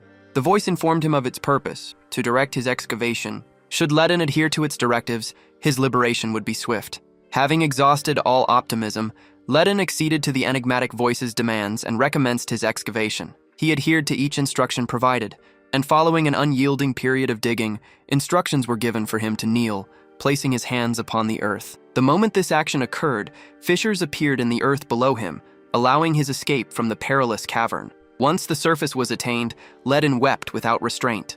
The dangerous ordeal within the cave brought him a sudden realization. Vengeance for his mother, rage at the king, and dread of mortality. These were mere deceptions, stemming from his disorientation. Both his feelings and perceptions proved illusory. The sole genuine course he should pursue was divinely ordained. The rat priest too exclaimed aloud, observing the ritual's successful completion. Concurrently, the deities floated aloft, witnessing the entire progression. Jiang appeared rather content with the selected apostle. Ledin possessed diverse capabilities. Wisdom, too, expressed contentment, having secured a readily manipulated asset. Jiang then proceeds to address the subsequent challenge. Jiang recognized his limited utility going forward. An apostle acquisition requires a player to reach level 21. Their strategy's triumph demanded every effort. Considering this objective, the two deities entered their selected hosts. Jiang instructed his adherents against opposing the impending events. Concurrently, Wisdom directed Ledin to initiate the slaughter, and the transformed troll commenced annihilating the rodent folk. After accumulating every cadaver, Wisdom ultimately attained divinity level 21. This action officially designated Ledin as his apostle. Jiang appeared to have intentionally relinquished a significant amount of his level upon becoming the high priest. However, the outcome justified it. Wisdom ultimately attained level 21 and acquired an apostle. Nevertheless, Wisdom became intrigued regarding Jiang's reasons for such intense hatred toward Nebula, prompting such a significant sacrifice. Initially, Jiang showed hesitation, then gradually removed his mask, disclosing his real-life acquaintance with Nebula. The individual's true name is Choi Sung-woon, a worthless person who remained confined indoors, constantly engaging in games. Furthermore, Nebula is Jiang's elder cousin. Initially, Jiang considered his summoning into the game merely coincidental, but the presence of two highly ranked players in this world shifted his perspective. He concluded that this situation wasn't accidental or due to random chance. Participants were intentionally selected for this experience. At the outset, an individual known as Aladdin presented an option to all: either engage in the game or revert to their real lives. During that selection phase, 4 individuals from the group of 32 opted to depart. Consider this: who would voluntarily forsake their real existence for a simple game? This clarifies the situation. The individuals who decided to remain are truly unusual.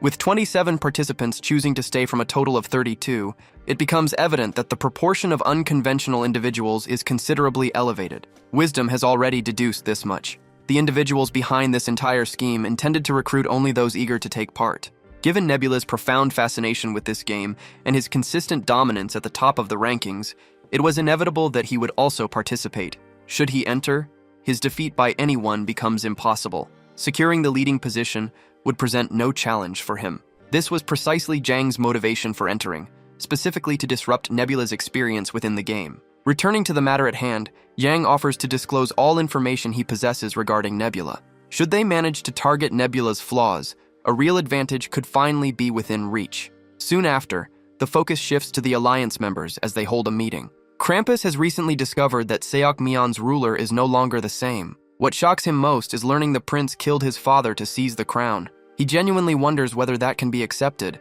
Wisdom tells him everything unfolded according to the strategy. Just as they prepare to reveal more, Jiang silently chooses not to mention a certain detail. Because of that plan, his divinity rank decreased. It now remains at level 8. Mentioning it before the group would only make it a matter of time before Nebula found out. Even so, he has no regrets about the decision that reduced his level. Securing an apostle outweighs losing several ranks. Apostles are, after all, the foundation of perished worlds' gameplay. At present, Elden BL Oswar lacks the recognition and worship Rakrak enjoys, yet that reputation can be developed over time.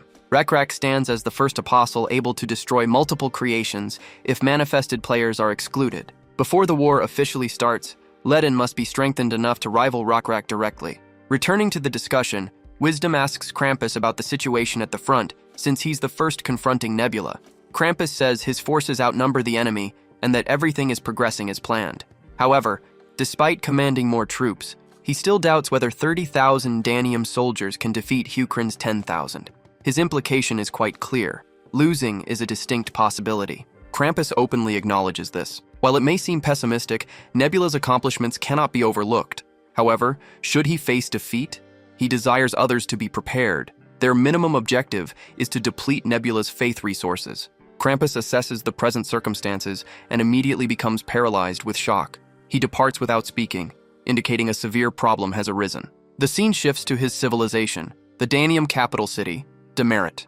Within the royal chamber, King Obanim of Sadaros experiences complete panic, utterly paranoid by the rapid collapse of events. A short time afterward, Night Sky's apostle, Rakrak, invades the palace, projecting an overwhelming aura, killing every soldier in his way while advancing toward the king of Sadaros. Obanim's body was soaked with perspiration. Fear rendered him speechless. His frantic efforts to talk his way free were met with Rakrak's immediate action. The victim's skull was severed cleanly in two, ensuring his demise was quick and without suffering. Concurrently, Nebula thoroughly enjoyed himself, securing successive wins effortlessly. Eldar observed him quietly. He pondered Nebula's decision to risk his apostle within the adversary's fortress. That apostle represented his ultimate advantage, and its imprudent deployment might result in catastrophe. However, Nebula found no cause for restraint. Apostles were not precious vintages intended for aging. Eldar cautioned him about the peril. Success was solely due to Krampus's inattention and his presence at the current assembly, which allowed events to proceed without issue. Nebula conceded it had been a significant risk, yet Runda's information enabled him to seize triumph. A possibility always existed that Krampus might skip the gathering, or that it would conclude prematurely. Nevertheless, the wager yielded immense returns. What he obtained was far more significant. That decision actually brought him multiple benefits, yet the biggest one was proving he can make unconventional moves, and that alone is a major advantage. Within Perished World, players usually follow two main approaches. One revolves around greater danger for greater rewards. The other focuses on smaller risks with smaller gains. Most would naturally think the safer route offers the better outcome because of its lower danger, but that belief is mistaken. The superior approach is the high-risk, high-return one.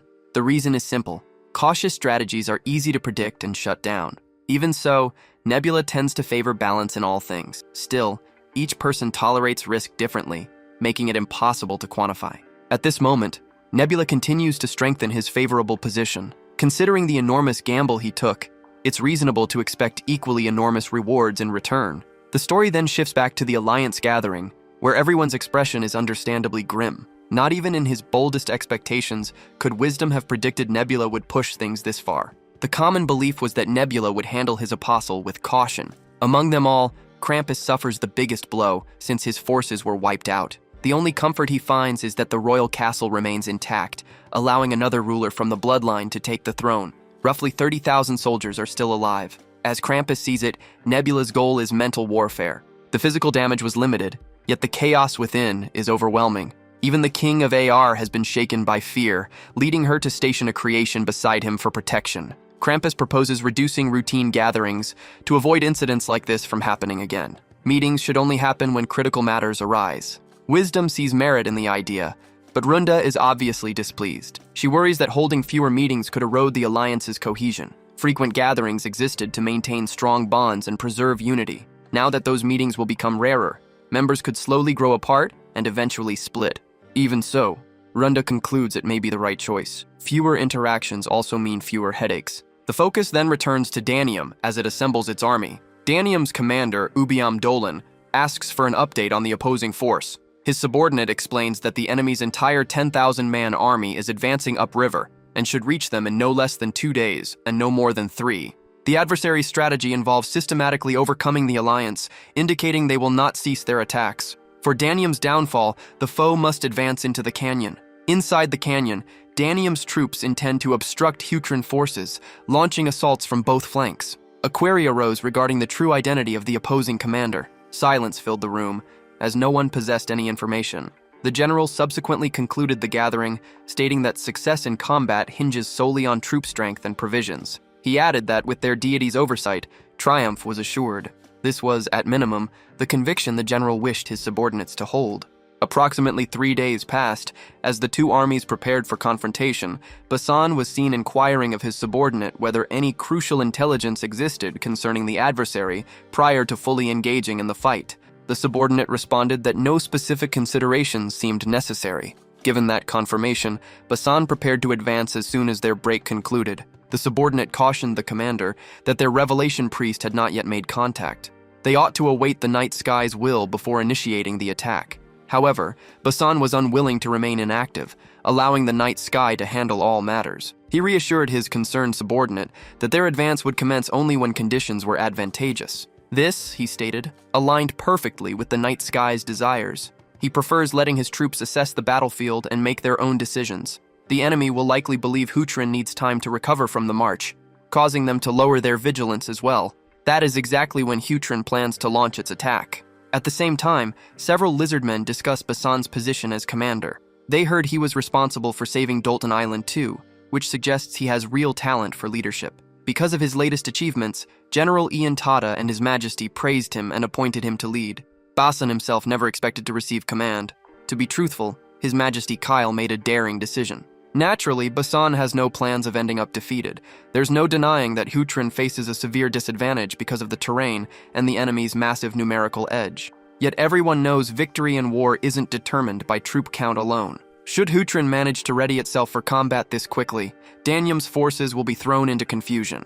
Then comes the decisive blow, as Rakrak drops from above like a blazing meteorite, instantly drawing every eye toward him. The lizard race's communication creates a striking entry, surprising even the adversary. To counter Rakrak's actions, Krampus dispatches every one of his constructs simultaneously, intending to confront Rakrak alone. Krampus felt assured his constructs would prevent Nebula's apostle from intervening in the impending conflict. With this assurance, his constructs attacked Rakrak simultaneously. A confrontation began, observable throughout the whole woodland.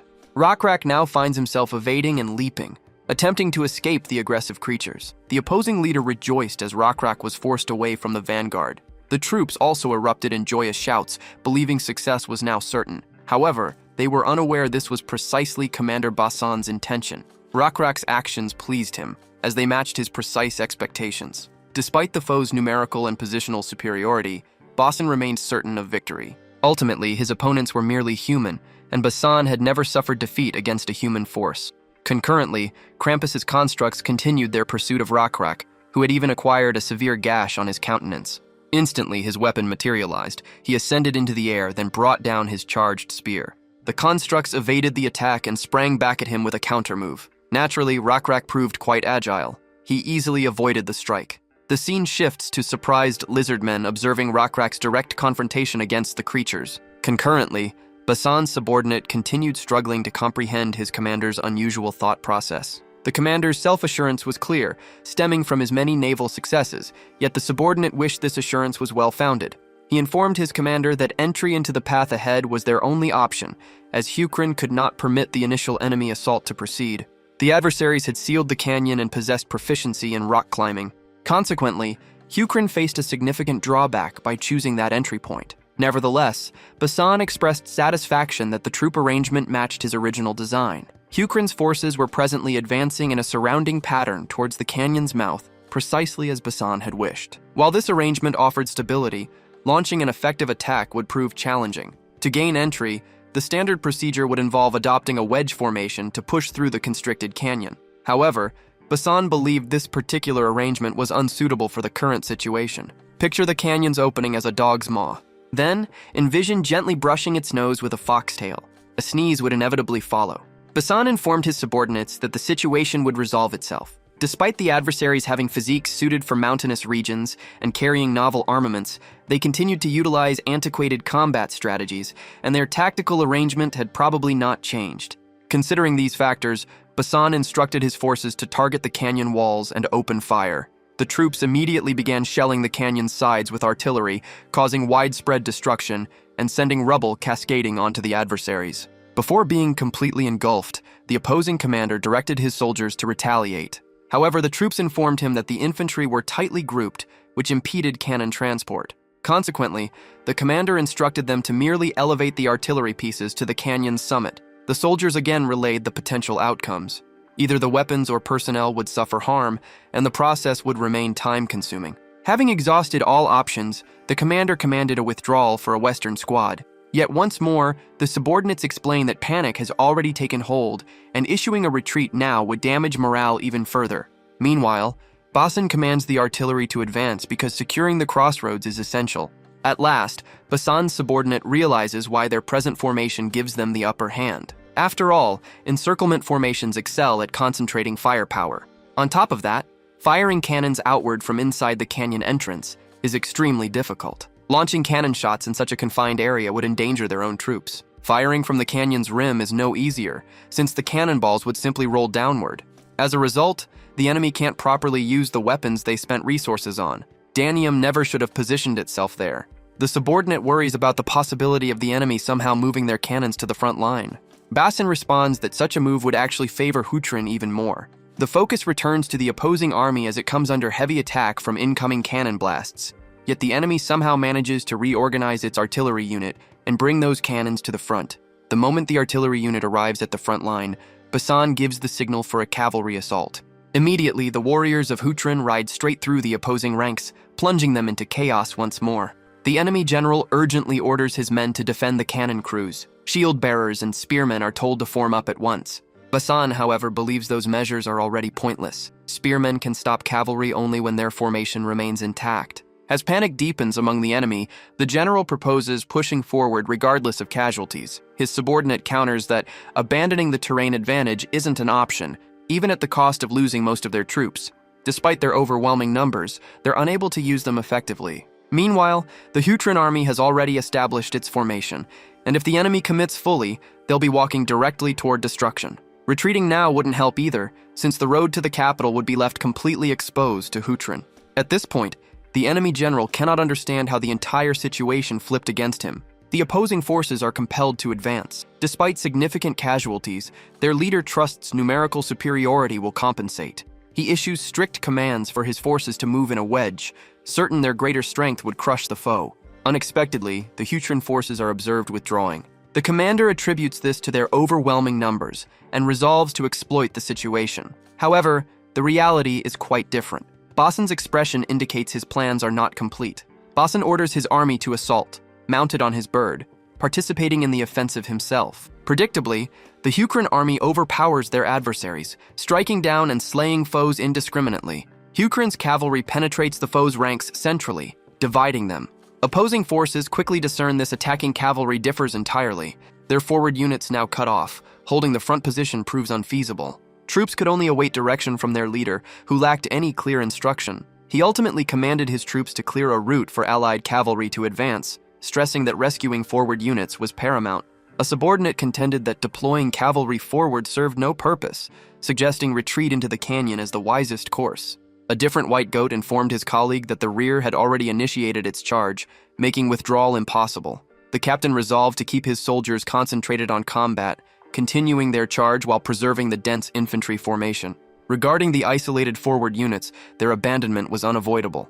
An officer attempted to object, but the enraged general silenced him, stating their advantage remained. Focus returns to Basan, who directs weary and wounded troops to withdraw and commands the unengaged squad to advance. The subordinate proposed expending existing troops, reserving new recruits for future battles. Their withdrawal offers no assurance of swift recuperation. Basan then offered a different viewpoint. Should the troops understand they would not deploy until the active unit was eliminated, those awaiting orders would become complacent. A feeling of immediacy needed to be preserved. Furthermore, the remaining troops who withdrew would execute subsequent orders with greater commitment. Regardless, with the enemy's vanguard eliminated, Basan intended to re-establish distance and unleash artillery fire. Just as he predicted, following the cavalry's withdrawal and the enemy's push forward, the artillery bombardment commenced. The opposing commander found himself completely helpless, without a clear course of action. Should he move the infantry to advance the artillery, the cavalry would decimate them. Conversely, a rapid advance of the infantry would lead to the cavalry bisecting them, causing them to wish for the adversary's ground troops.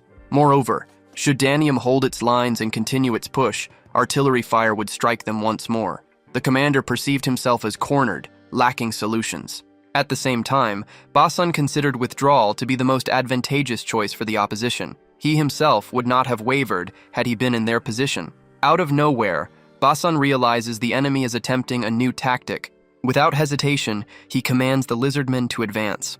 The opposing commander notices Hutrin sending its infantry forward exactly as he had hoped. He instructs the eastern flank to hold its ground while dispatching heavy infantry toward the other side. Sotero's heavy infantry has a reputation for smashing through infantry formations, providing the enemy with a desperately needed spark of optimism. Against expectations, the strategy succeeds, and the captain takes pride in seeing the heavy infantry force Hutrin's foot soldiers backward. He quickly commands them to keep advancing and claim additional ground. If the allied army can break out of the canyon, success will be close at hand. Yet Basan still has another trick prepared. After the enemy troops advance far enough, they abruptly come face to face with a row of cannons. Within seconds, those troops are completely crushed.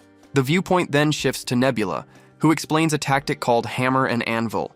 This method has existed since the era of Alexander the Great and eventually became a classic battlefield strategy. The version Basan employs is the simplest one. Powerful infantry pins the enemy from the front, while cavalry and artillery keep attacking from the flanks and above. With the enemy trapped inside the canyon, Nebula avoided casualties entirely. Even so, celebrating now would be premature. The scene then switches to Krampus, who gets heavily criticized by Wisdom after suffering a major defeat, despite receiving all the support he requested. Covered in sweat, Krampus admits that most of his attention had been on bringing down Rakrak. Despite that effort, he still had little success against him. He quickly argues that the situation isn't hopeless yet. His forces haven't been wiped out completely, so opportunities still remain. Pulling back now would only increase the damage, so he asks for additional reinforcements to improve his chances. Wisdom, however, declines to offer any additional support. Without better preparation from Krampus, sending more aid would only end in another wasteful failure. He also points out that Krampus should at least appreciate that demerit remains untouched. Deep down, Wisdom's actual reason for withholding support is that Apostle Leden still isn't prepared. At present, Leden is getting ready for a decisive clash with the kingdom's rebels, and victory is essential if he wants the achievements needed to advance along the path of fame and feats. After all, those are the only things that determine an apostle's power. At the same time, Krampus finally settles on retreating. Since conquering Danium with only 10,000 troops is beyond Hutrin's reach, preserving his forces and buying time for the capital seems far more reasonable than fighting a losing battle. The High Priest quickly relays Krampus's retreat command to the general, and the moment the general gives the order to withdraw, the goatmen immediately rush back toward the capital. It turns out these goatmen aren't as unstoppable as they seemed. Seeing the enemy fall back, Basan instantly commands his troops to strike them during their retreat. Only through that can Hutrin secure a favorable position for the coming battle.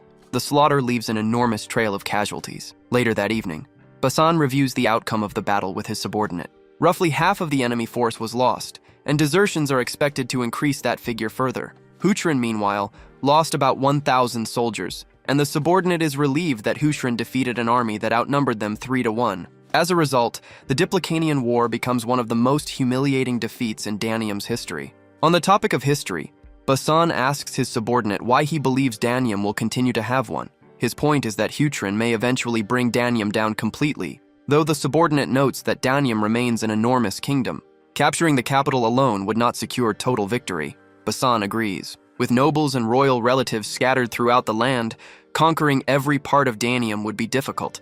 Even so, he notes that Danium stretched itself too far by committing 30,000 troops, and the losses from that decision were devastating. Kyle had already foreseen unresolved problems within Danium, and defeat in this conflict would expose them for everyone to see. As for those hidden troubles, Basan can't wait to witness them firsthand. About 7 days pass before Hutrin's forces reach Danium's capital, Damaret. The daughter of General Ubayim Dolan comes out from the castle to receive Hutrin's commander. She identifies herself as Alonju Dolan. As the ruler of Damaret and the current monarch of Danium, she has arrived to offer surrender without resistance. It is exactly the outcome Basan predicted earlier to his subordinate. The scene then shifts to a broken Krampus, unable to understand how things unraveled so badly. His role had simply been to stall for time while the remaining alliance members made preparations, yet the entire situation fell apart almost instantly. At this moment, he is speaking with Nebula, who asks what Krampus plans to do and whether surrender is on his mind. Naturally, Krampus can barely bring himself to look at the other god. In a defeated tone, he asks Nebula whether he is truly that terrible at the game. Nebula tells Krampus that he was never an incompetent player. Hearing that, the Red God wonders why defeat still found him, if that were true. Nebula replies by explaining that Krampus's primary objective was to place the Chancellor in control after the king's death. Krampus confirms it, saying he viewed the Chancellor as the most capable candidate. Because the man possessed endless ambition, Krampus expected him to bring order to the unstable kingdom and unite its people. That was why he set up General Ubayim, who returned after a defeat, then accused him of treason and had him executed. Had Ubayim survived, the Chancellor would never have secured complete authority. To Krampus, the decision seemed completely logical, but he never predicted that Ubayim's daughter, Aranju, would rise in rebellion to avenge him. In his eyes, she had never been especially capable. Krampus sincerely asks Nebula whether those decisions were actually the correct ones. Nebula begins by explaining that Krampus failed to consider how much a person can develop once the right chance appears. Still, he explains that the decision itself wasn't wrong. In fact, it was the strongest option available then. The problem, according to Nebula, is that victory cannot come from choices made for only the present. A well-crafted strategy requires accounting for every possible outcome. Because Nebula had already examined those possibilities, he expected a situation like this to occur. He simply believed the struggle between the general and the chancellor would continue for longer, yet it was resolved much sooner, creating the opportunity Nebula needed. Should Krampus choose full surrender now, Nebula says he will offer favorable terms. Despite being placed at an overwhelming disadvantage, Krampus rejects the idea of surrendering before ending the conversation. Eldar is present beside Nebula and asks why Krampus chose not to yield. From Nebula's perspective, Krampus intends to struggle until the very end, and he considers that mindset worthy of respect. Eldar admits that, in the same position, he would have surrendered much earlier to protect the elves who placed their faith in him. To Eldar's surprise, Nebula respects that way of thinking as well. Danium's capital stands behind massive walls, protected by rivers and fertile fields, making it a fortress that would normally cost Hukrin dearly to capture. Since Nebula secured it without a single casualty, he feels quite satisfied with the outcome. At this point, Nebula is waiting to learn Krampus's next move. The scene returns to the castle hall, where Basan and his subordinate meet with Alanju Dolan, the ruler of the capital. Hoping to gain leverage in the talks, Alanju begins by emphasizing the size of the army under her authority. Had Hutrin chosen a direct assault on the capital, its losses would have been severe. With that reality in mind, she seeks terms that benefit her side as well. Basan responds that Danium itself allowed them entry into the castle, and if fighting broke out immediately, Hutrin could seize control with little difficulty. Alanju Dolan firmly states that unreasonable demands from Hutrin will not be accepted. If Hutrin gains a reputation for brutality, future nations will be far less willing to surrender. That would make every coming war much harder. Switching to Nebula, he finds her negotiating style both clever and fearless. He appreciates the strategy she's using. Eldar is puzzled that Nebula isn't focused solely on taking the capital without any conditions. Nebula explains that Demerit remains a royal seat heavily shaped by religious authority. If Hutrin takes direct ownership of it, consequences will follow. For the moment, his attention remains on Krampus and which path he intends to take. Several days later, Alanju Dolan's coronation ceremony begins with Hutrin backing her claim.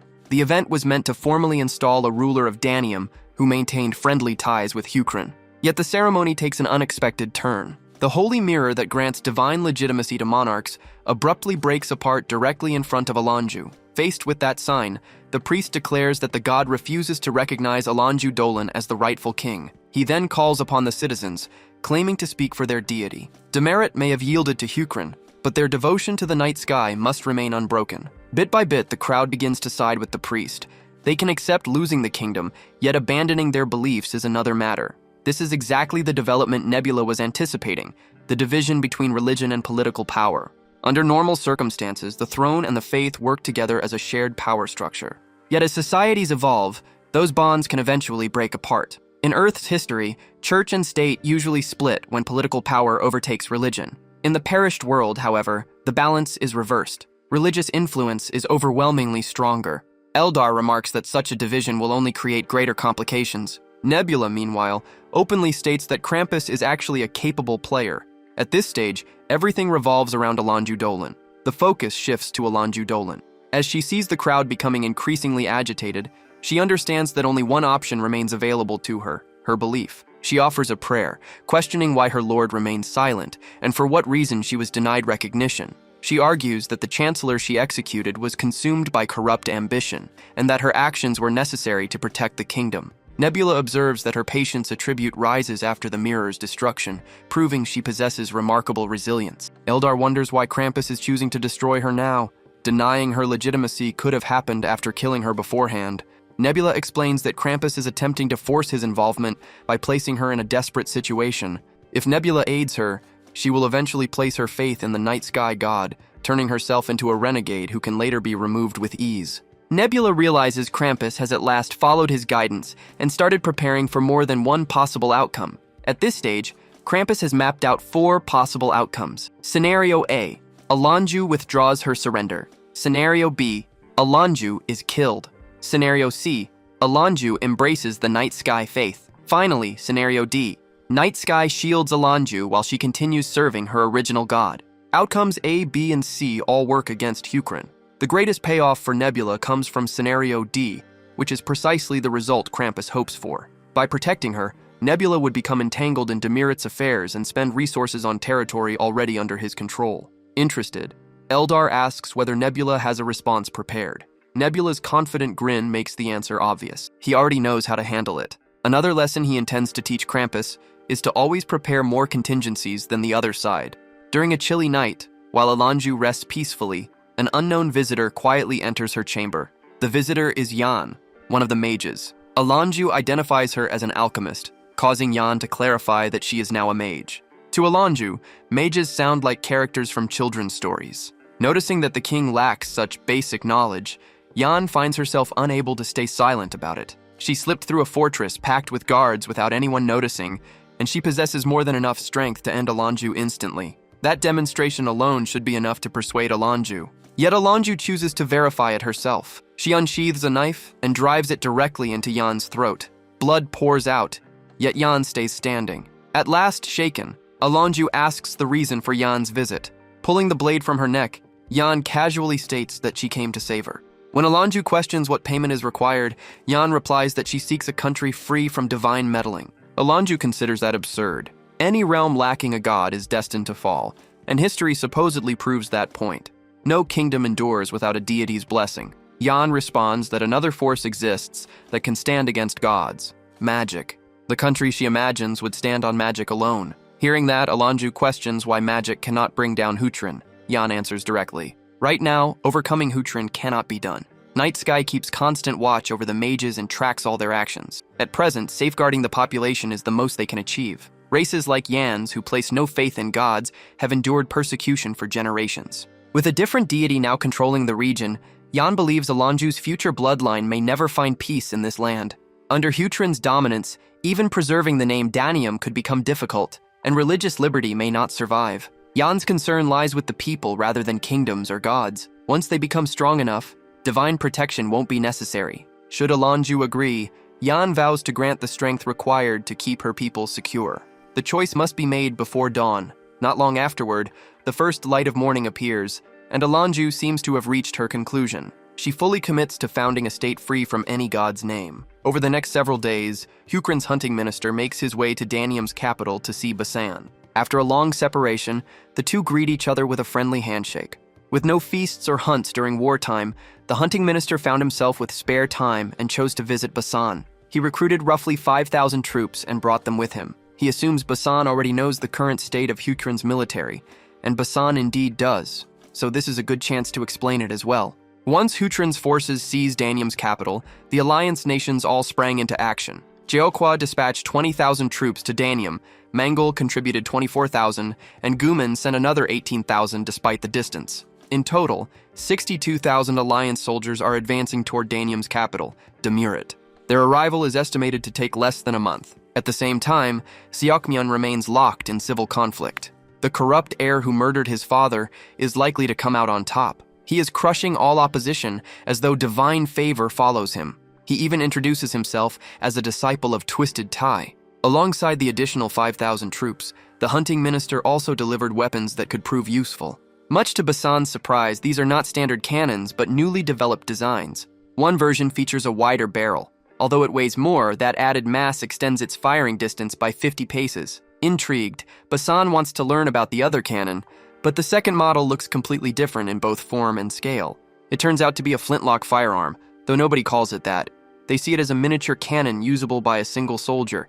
The engineers refer to it as a hand cannon. Basan aims, then shoots a nearby target, which leaves him amazed by the weapon's utility. He feels confident that many such devices could easily alter the war's outcome. Roughly 1 month passes, and Runda is seen quietly brooding in a corner during an ongoing alliance meeting. Predictably, her current situation is difficult. Nebula's explicit threats significantly impact her. To grasp her distress, we revisit her prior discussion with Nebula. Nebula had requested her to betray the Alliance, a proposition she considered deeply disturbing. If she refused to betray the Alliance, Nebula then wished to think she was betraying him instead. Runda attempted to persuade him, explaining she was also allied with him, but could not openly betray the others without being branded a traitor. Even so, Nebula offers to assist her and set up a safe way out of this mess. He made it clear that refusal would lead him to inform the Alliance about every confidential report she passed along. Even if she tried denying it, the Alliance would eventually connect the dots. Once everyone turned against her, she'd stand alone, and Nebula could wipe her out effortlessly. Unsurprisingly, Runda didn't appreciate being cornered so bluntly. Her sarcastic remarks meant nothing to Nebula. He only wanted her to think logically and choose the option that benefited her most. In the end, she gives in, and accepts whatever assignment he has prepared. Before learning what that mission is, the story shifts back to the current timeline, where Runda remains confused about her role. Nebula had only fed her vague nonsense she couldn't make sense of. According to him, the purpose of her mission would become clear at the right time. Out of nowhere, Zhang picks up on something strange in Nebula's behavior. Little by little, Nebula keeps increasing his manpower while disrupting the schemes of others. Since Huchrin lacks numbers, his careful approach is understandable. What troubles them, however, is how ordinary his methods seem. He's the top-ranked player. People expect him to use tactics nobody else can grasp. Zhang remarks that the opening battle against Huchrin came down to a simple mistake. Yet the upcoming conflict will involve either a fortress assault or territorial defense. Those kinds of battles follow established tactics. The side with superior numbers naturally gains the upper hand. By that estimate, the Alliance holds roughly an 80 to 95% chance of victory. Their combined divinity also surpasses Nebula's. Since this battle isn't one-on-one, pooling their faith reserves could realistically bring down Rukrak. Based on that straightforward assessment, the Alliance feels confident about its odds. Even so, they can't figure out why someone like Nebula keeps making such obvious plays. He must be working toward a larger objective they haven't noticed. Zhang agrees. Another issue keeps nagging at him. It's the mages. Among the three, only Yan's whereabouts are known. Taleh and Mazdari remain completely unaccounted for. Nebula already proved what the mages can do. By placing one beside Danium's ruler, he triggered Danium's shift toward religious neutrality. Two mages still remain in play, which means Nebula may create similar disruptions again later. Thinking about that, the straightforward Krampus concludes that watching the mages more carefully should prevent future problems. Zhang, however, isn't convinced it's that easy. Nebula's reason for choosing such conventional tactics may be that he believes normal play alone is enough for him to prevail. The Alliance must be missing something important. At least that's Zhang's intuition. His leading theory is that a betrayer may be hiding among them. While Runda feels extremely uncomfortable for obvious reasons, like a criminal caught in the act, Krampus refuses to judge anyone based solely on suspicion. Although the odds of a spy being among them are incredibly low, Zhang can't dismiss the possibility because Nebula would absolutely exploit such an asset if available. If a mole truly exists within the Alliance, they must identify the most likely candidate. Naturally, Runda starts panicking, since she's the hidden infiltrator. For her, this is the worst possible scenario. If suspicion lands on her, it's over. Yet unexpectedly, Zhang names AR as the suspected traitor, turning everyone's assumptions upside down. Unsurprisingly, AR is stunned by the accusation, and Runda is equally shocked. The entire situation has become too tangled for her to follow. She attempts to argue with Zhang, asking whether he possesses any proof for such a serious claim. Zhang casually responds that it's only a personal guess. As AR continues demanding the reasoning behind that conclusion, Zhang directs everyone's gaze toward the display window. He reveals records of a Nyx repeatedly traveling between Guman and Huchrin. This Nyx held no important rank and worked merely as a traitor. Zhang had even dispatched a priest to capture him, yet Nebula stepped in personally and eliminated the Nyx immediately. AR pauses briefly, before firmly declaring that she had absolutely no connection to that Nyx. Zhang then questions why that same Nyx kept meeting a lizard man, and why Nebula considered him important enough to silence. Krampus demands an explanation as well. Knowing Nebula monitored the situation the whole time only deepens the suspicion. Runda speaks up for AR, proposing that Nebula may simply be manipulating them. This might be another part of his scheme, designed to drive a wedge through the Alliance. Krampus concedes that the evidence may be weak, yet believes it deserves consideration. They expect AR to explain herself, and nothing short of a proper answer will do. AR responds by claiming Zhang is the one attempting to set her up. From her perspective, he could be the actual mole, using shaky accusations to shift suspicion away from himself. Things are spiraling out of control, far beyond anything Runda expected. At last, she realizes the meaning behind Nebula's words about understanding when the moment arrived. That moment is here, and it's time for her to act. Her role is to support whoever gets labeled the traitor. Nebula had explained that consistently backing the suspect would delay any solid conclusion. She simply needs to preach trust among allies while minimizing the allegations. The accuser will remain locked onto his original theory, whereas the rest will begin viewing him as overly aggressive. Then the pressure won't fall on the supposed mole. It will shift onto the accuser instead. If that occurs, the Alliance's unity weakens, and Runda stays safely out of suspicion. Sometime later, the scene shifts to a private discussion between Zhang and Wisdom. The clues pointing toward AR had been sufficient, enough that Zhang expected at least Krampus or Runda to side with him. Yet neither truly accepted that AR might be the infiltrator. Now he wonders if he pushed the accusation too aggressively. However, Wisdom presents an alternative perspective. He ponders if Nebula intended for the Alliance members to distrust one another, deliberately creating this entire situation to divert attention. Such a diversion would only serve to make the Alliance overlook the genuine betrayer. This suggests a traitor exists, though it isn't AR. Jung considers himself, Krampus, and Wisdom as potential suspects, yet he deems it improbable. This leaves only Runda, who appears entirely unsuspicious. Given this, Wisdom opts to perform a logical deduction to identify the true culprit. What issues would arise if Runda were indeed the betrayer? Immediately, Jung's thoughts grasp a crucial detail, and clarity arrives at that instant.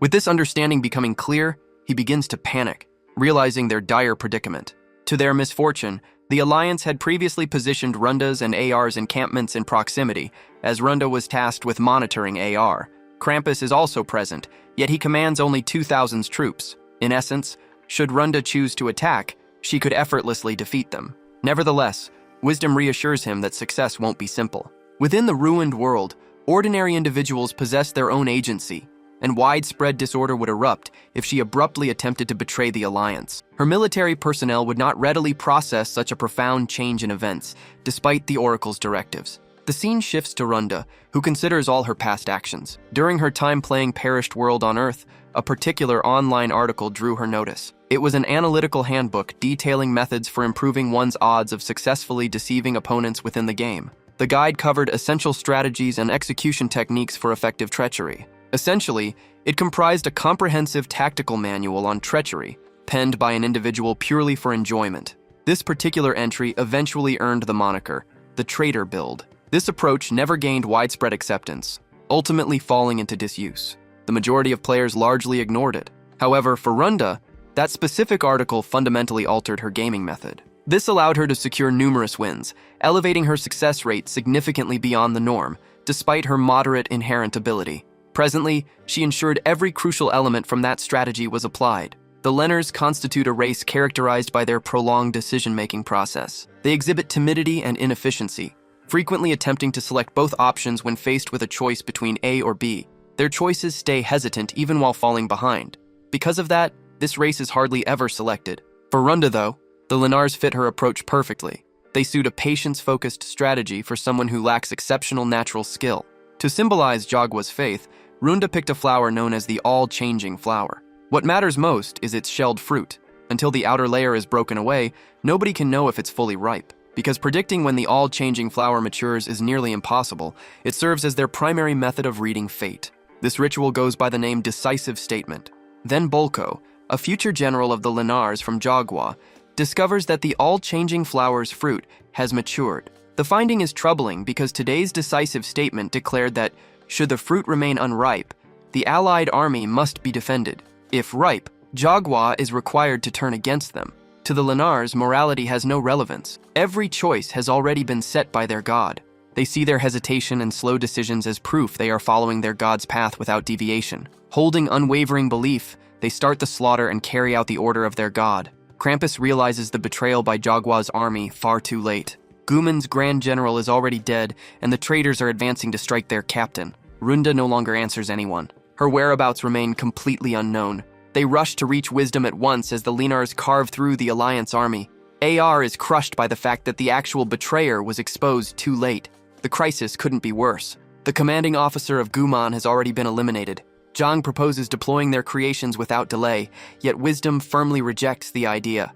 The gates of Demerit's fortress now stand open, and Hucron's troops are flooding out, signaling that the battle's outcome is already taking shape. Zhang orders his army to advance at maximum speed. Even so, Wisdom believes defeat is unavoidable. Should they step in as gods, Nebula and Runda would respond in kind, worsening the Alliance's position. For the moment, withdrawing their troops and falling back is the wisest option. Wisdom further notes that, even after losing the Alliance's frontline army, their second expeditionary forces remain intact. AR cannot accept watching her troops be wiped out. In her eyes, stepping in is the only way to rescue them. Krampus shares that view. Those 2,000 men represent his entire force. Rather than lose everything, he'd rather battle to the last. If Demerit falls under these conditions, control of his main race, the Satyros, will be lost. Even knowing casualties are unavoidable, he refuses to surrender without resistance. At this point, the outcome hinges on Zhang's decision. Sadly, Zhang chooses not to support them. His divinity level is surprisingly low, a fact he has kept hidden from everyone. Revealing why he cannot assist would also expose that he had been suspicious of a traitor within the Alliance. To create an apostle, he spent a large portion of his divinity. Entering the front lines now would uncover that his level has fallen to 8. After already causing trouble by accusing AR of betrayal, and with his divinity problem still concealed, he decides to keep that secret buried until the very end so nobody can take advantage of it. Zhang commands a withdrawal, while Hucron's cavalry rides after the retreating troops. For now, that is the most he can offer. As for AR, abandoning her forces and pulling back would be the smarter move. Spending faith at this moment would only weaken her position in later conflicts. Yet AR simply cannot leave her soldiers behind. Gumin is dealing with serious internal turmoil. A number of nobles have begun following the night sky, most likely because of Nebula's influence from the shadows. Because royal authority in Gumin is limited, a defeat here would leave her unable to promise a second expeditionary army. Zhang is stunned after hearing such troubling information. She apologizes for concealing something so important. Causing problems was never her goal. Only now does she understand that Nebula's plots had burdened more than just herself. Part of the reason she stayed silent was because she didn't want to seem like the only one facing hardship. Another reason was the fear that Gumin's internal turmoil would make her look suspicious. People would naturally think she'd join Nebula since she stood to lose the most. With complete honesty, she lifts the veil covering her face, revealing herself fully, and asks Zhang to think it over once again. Even with her heartfelt request, Zhang can only decline. She chooses not to press the matter further. At that moment, Zhang comes to an important realization. The Alliance rests on a very fragile base. They appear united outwardly, yet each member carries personal issues they cannot freely discuss. That unseen weakness has been eating away at the Alliance and driving it toward collapse. AR parts ways with them on friendly terms, offering her best wishes, before taking an extreme step. The others can't grasp why she behaves as though this is goodbye until she descends in person. Her reckless choice leaves everyone stunned. AR has fully manifested. Should she perish while manifested and Gumin's forces are wiped out, becoming a vassal is a real possibility. Cornered from every side, this is her last gamble. Krampus, unlike her, decides to stay calm and think first. Without delay, he commands Zhang to pull back his troops. Before explaining anything further, a familiar rumble of lightning draws every eye, sending chills through them. Everyone recognizes it as Rokrak preparing to appear. Krampus, though not manifesting himself, intends to offer AR his full capabilities. He must undertake extreme measures to disadvantage Nebula. The scene shifts to Runda, who becomes completely frantic upon witnessing AR's manifestation. Nebula instructed the agitated woman to compose herself, reminding her that their faction still held the upper hand. Naturally, confronting an opponent in manifestation form presents a challenge, yet her present level stands at merely 18. This disparity isn't substantial when compared to Jill Wooby. Nevertheless, the overly dramatic individual persisted in her exaggerated response, claiming Jill Wooby was an inferior player when measured against AR. Nebula acknowledged internally that her assessment was accurate. AR indeed possessed a significant advantage in gameplay. However, this wasn't the argument he intended to convey. Merely observing the scale of AR's manifested form indicated her superior efficacy compared to Jill Wooby. Ultimately, a player's belief and personal domain dictate the full scope of their manifestation ability. The specific nature of an ability that takes on a physical form, conversely, primarily correlates with an individual's chosen playstyle. Jill Wooby's manifested form represented an intense specialization in physical prowess, and such a configuration is not typically favored by players. This is because it depletes an excessive amount of faith resources. Consequently, the majority of players reduce their reliance on physical strength, allocating the leftover expenditure to enhance alternative attributes. As AR begins causing widespread disruption, Runda's forces face a difficult situation and opt for withdrawal. Yet the timing is already gone. Their ranks are being torn apart, and Jukwa loses 300 troops almost immediately. Predictably, the overly dramatic girl nearly faints after taking such a devastating blow. Panicking, she grabs onto Nebula and pleads for help before her army gets erased. Nebula tells her to stay composed. Things haven't completely fallen apart yet. At the same time, Rokrak has stepped onto the battlefield. AR and Nebula's apostle meet each other's gaze. With a slight wave of her arm, she triggers black energy to burst from below and strike at Rokrak unexpectedly, but the lizard man evades at once. He continues weaving from side to side using his overwhelming divine speed. As the battle plays out, Nebula and the drama queen observe from afar. Runda is convinced AR is far too much for Rokrak to defeat by himself. Nebula doesn't disagree, and admits Rokrak requires backup. By backup, he means Runda. He directly tells her to possess any priest available and draw AR's focus elsewhere. Yet again, The self-proclaimed toddler queen rejects such a dangerous assignment. She questions why she must be the one taking the risk. The issue is simple. The Alliance is hunting Nebula far more aggressively than Runda. If he exposes himself, the entire plan could collapse. Meanwhile, AR keeps devastating the Lenner army and continues pressuring Rockrak. The mighty Lizardman realizes the thorn attacks AR employs are more than simple spikes. Upon striking a victim, they drain away life force. That clue alone tells him she intends to cover the battlefield with thorn growth. After figuring this out, Rockrak switches approaches and calls forth Anakase. The moment the underworld summon is completed, Rockrak's cockatrice appears and provides the ride he was waiting for. Without delay, the pair soar straight toward AR to bring her down. The woman vanishes just as Rockrak's weapon approaches perilously. He cannot even comprehend the situation when a thorn flies at him swiftly, narrowly avoided. The woman's actions are now truly irritating Rockrak. Furthermore, she stands not by herself. Allied forces creations, including her own, have also appeared to assist. Krampus and her constructs have come to aid her. The scene shifts to Krampus, who eagerly desires to defeat the bothersome Rockrak permanently. The constructs bellow while initiating counterattacks against the Apostle. The brave Lizardman evades the initial attack. The Lizardman then confronted a huge creature poised to consume him. Fortunately, the creature is pushed away by Great Mantis, which provides Rockrak an obvious cue to proceed since his way is now open. As Mantis battles the constructs, the Apostle of the Sky Knight God rushes ahead with maximum velocity. However, regrettably, the Lizardman and his bird are struck unconscious by a huge talon. The instant they impact the Earth, Rockrak starts fearing the absolute worst. Spikes might emerge from any location. Nevertheless, he quickly perceives the spike assaults have ceased. It appears AR's focus shifted elsewhere. It is Runda within the woods, having possessed one of the clerics. Her actions have certainly captured AR's notice, and this enraged female's gaze upon the betrayer bodes ill for Runda. This turn of events naturally offers Rockrak an ideal chance to attack. While AR pursues Runda, Rockrak likewise commences his chase. Noticing this simple apostle trailing her, AR's rage intensifies further, causing her to summon a huge mass of life-sapping material, thereby enclosing Rockrak within. Nebula immediately understands her tactical approach. His primary strength in manifestation isn't physical scale. Instead, it lies in transforming his domains into skills. Should an apostle acquire abilities via reputation, either the player or the deity may shape their controlled area into the manifestation form's abilities. Players themselves are able to configure these abilities with their shape, reach, and might all being tunable for peak effectiveness and minimal resource usage. The previous thorns likely resulted from merging minor metal root domains. She designated teleportation as her mobility skill, yet this strategy is overly conventional. AR overlooks a vital detail. Rockrak vanquished an malevolent deity. Do you comprehend the sort of designation an apostle acquires for such a monumental achievement? Such a title is bestowed upon a god killer. Against a divine target, all detrimental impacts during combat are nullified. Apostles acquire abilities based on their renown. No mind-altering method designed to disturb his mental state could ever affect Rockrak. Rockrak unleashes a subsequent strike, which lands precisely and inflicts severe harm upon her. The female figure disappears once more. At that moment, he perceives her having ceased her offensive, probably gaining time for her wounds to mend.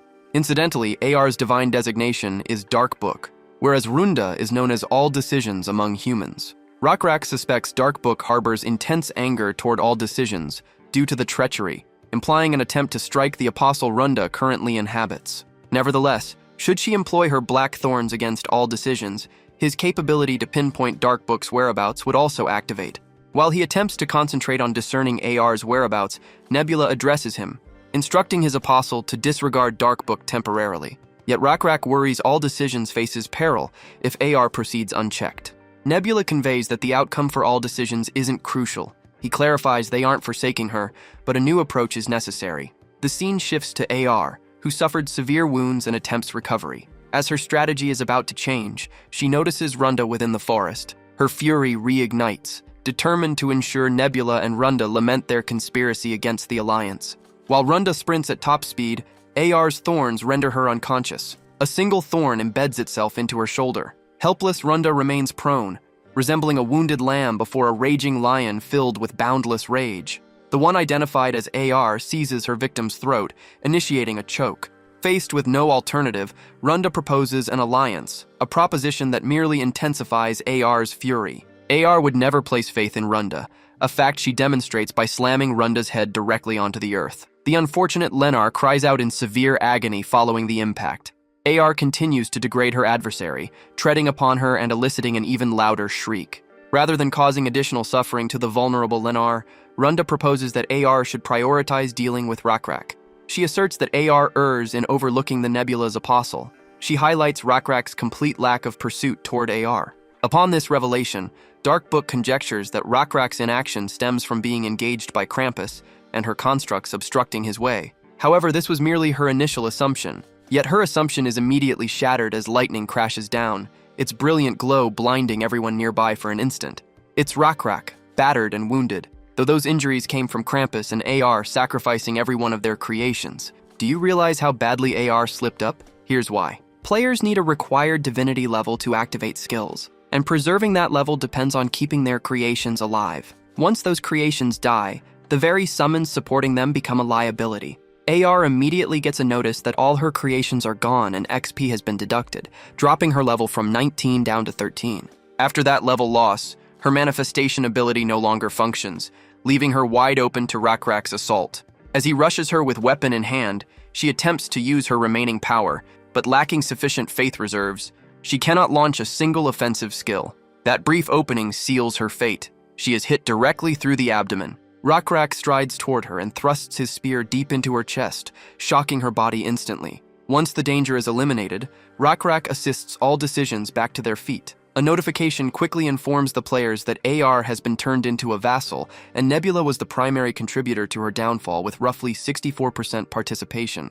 Runda observed the notification, concluding that Nebula's contribution, being under 70%, meant the system had included her own efforts too.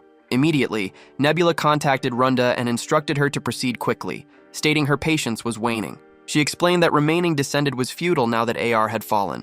Yet the conflict persisted. Following these explicit commands, Runda chose to depart. Following the engagement, 6 weeks elapsed. AR's demise and Runda's unexpected treachery reshaped the conflict. Jiang diligently strove to restore Mongol and Guman troops. The primary combat zone shifted to Runda's Jukwa, while Wisdom deployed Siakmian soldiers, previously absent due to internal strife. Jukwa's agricultural lands, mining sites, and trade paths were seized and devastated. Their destruction of Runda's farms and related assets is understandable after her betrayal. Still, Nebula suspects their actions were driven by more than simple resentment toward Runda. Wisdom may be aiming to drag this conflict out over the long run. While connecting the pieces, a video call suddenly comes from Jiang. Naturally, Nebula answers at once. Jiang reveals he has come to discuss surrender terms. Danium can be handed over, and Krampus has already accepted that idea, though he openly states they intend to take it back someday. In addition, they are prepared to hand AR's lands and 1/3 of Juman to Nebula. They will also return the areas seized in Jukwa. Jiang has further concessions prepared, but Nebula wants to hear the requirements attached to the deal. Jiang then lists his demands. The first is an immediate end to the war without reprisals. The second concerns AR's status as a vassal.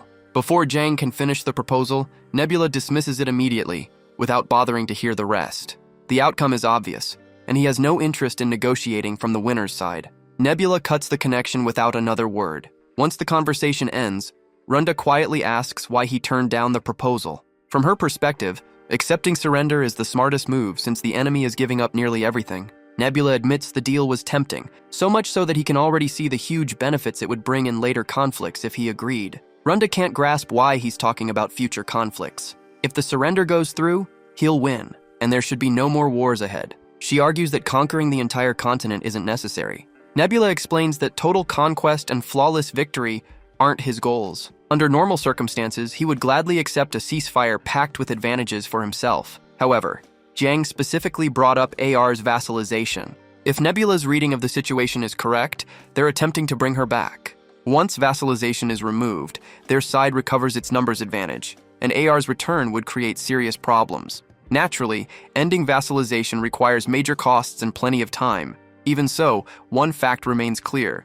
They intend to keep fighting, and Nebula has no intention of making future battles harder on himself. The scene shifts to Guman's castle. Within the fortress, Guman's prime minister, Kaloa Lada, is introduced. She observes an unusual candle, profoundly distressed by her deity's prolonged silence. This suggests Dark Book's demise, implying the killer is also responsible for the evil god's death. Rakrak is, naturally, the culprit. The news has left many distraught.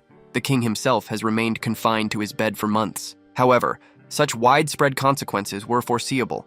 A country lacking divine safeguarding inevitably faces ruin. Hukran's military units are advancing within, attempting to sway Guman's populace towards Hukran's allegiance. Mungul, formerly Guman's ally, now proposes a merger. This unique circumstance has left Guman's populace uncertain about their allegiance, currently preferring the less undesirable option. While the Prime Minister grapples with her thoughts, devoid of divine guidance, she is suddenly surprised as ENT enters her chamber unannounced, offering his assistance, and potentially offer an answer for her concerns.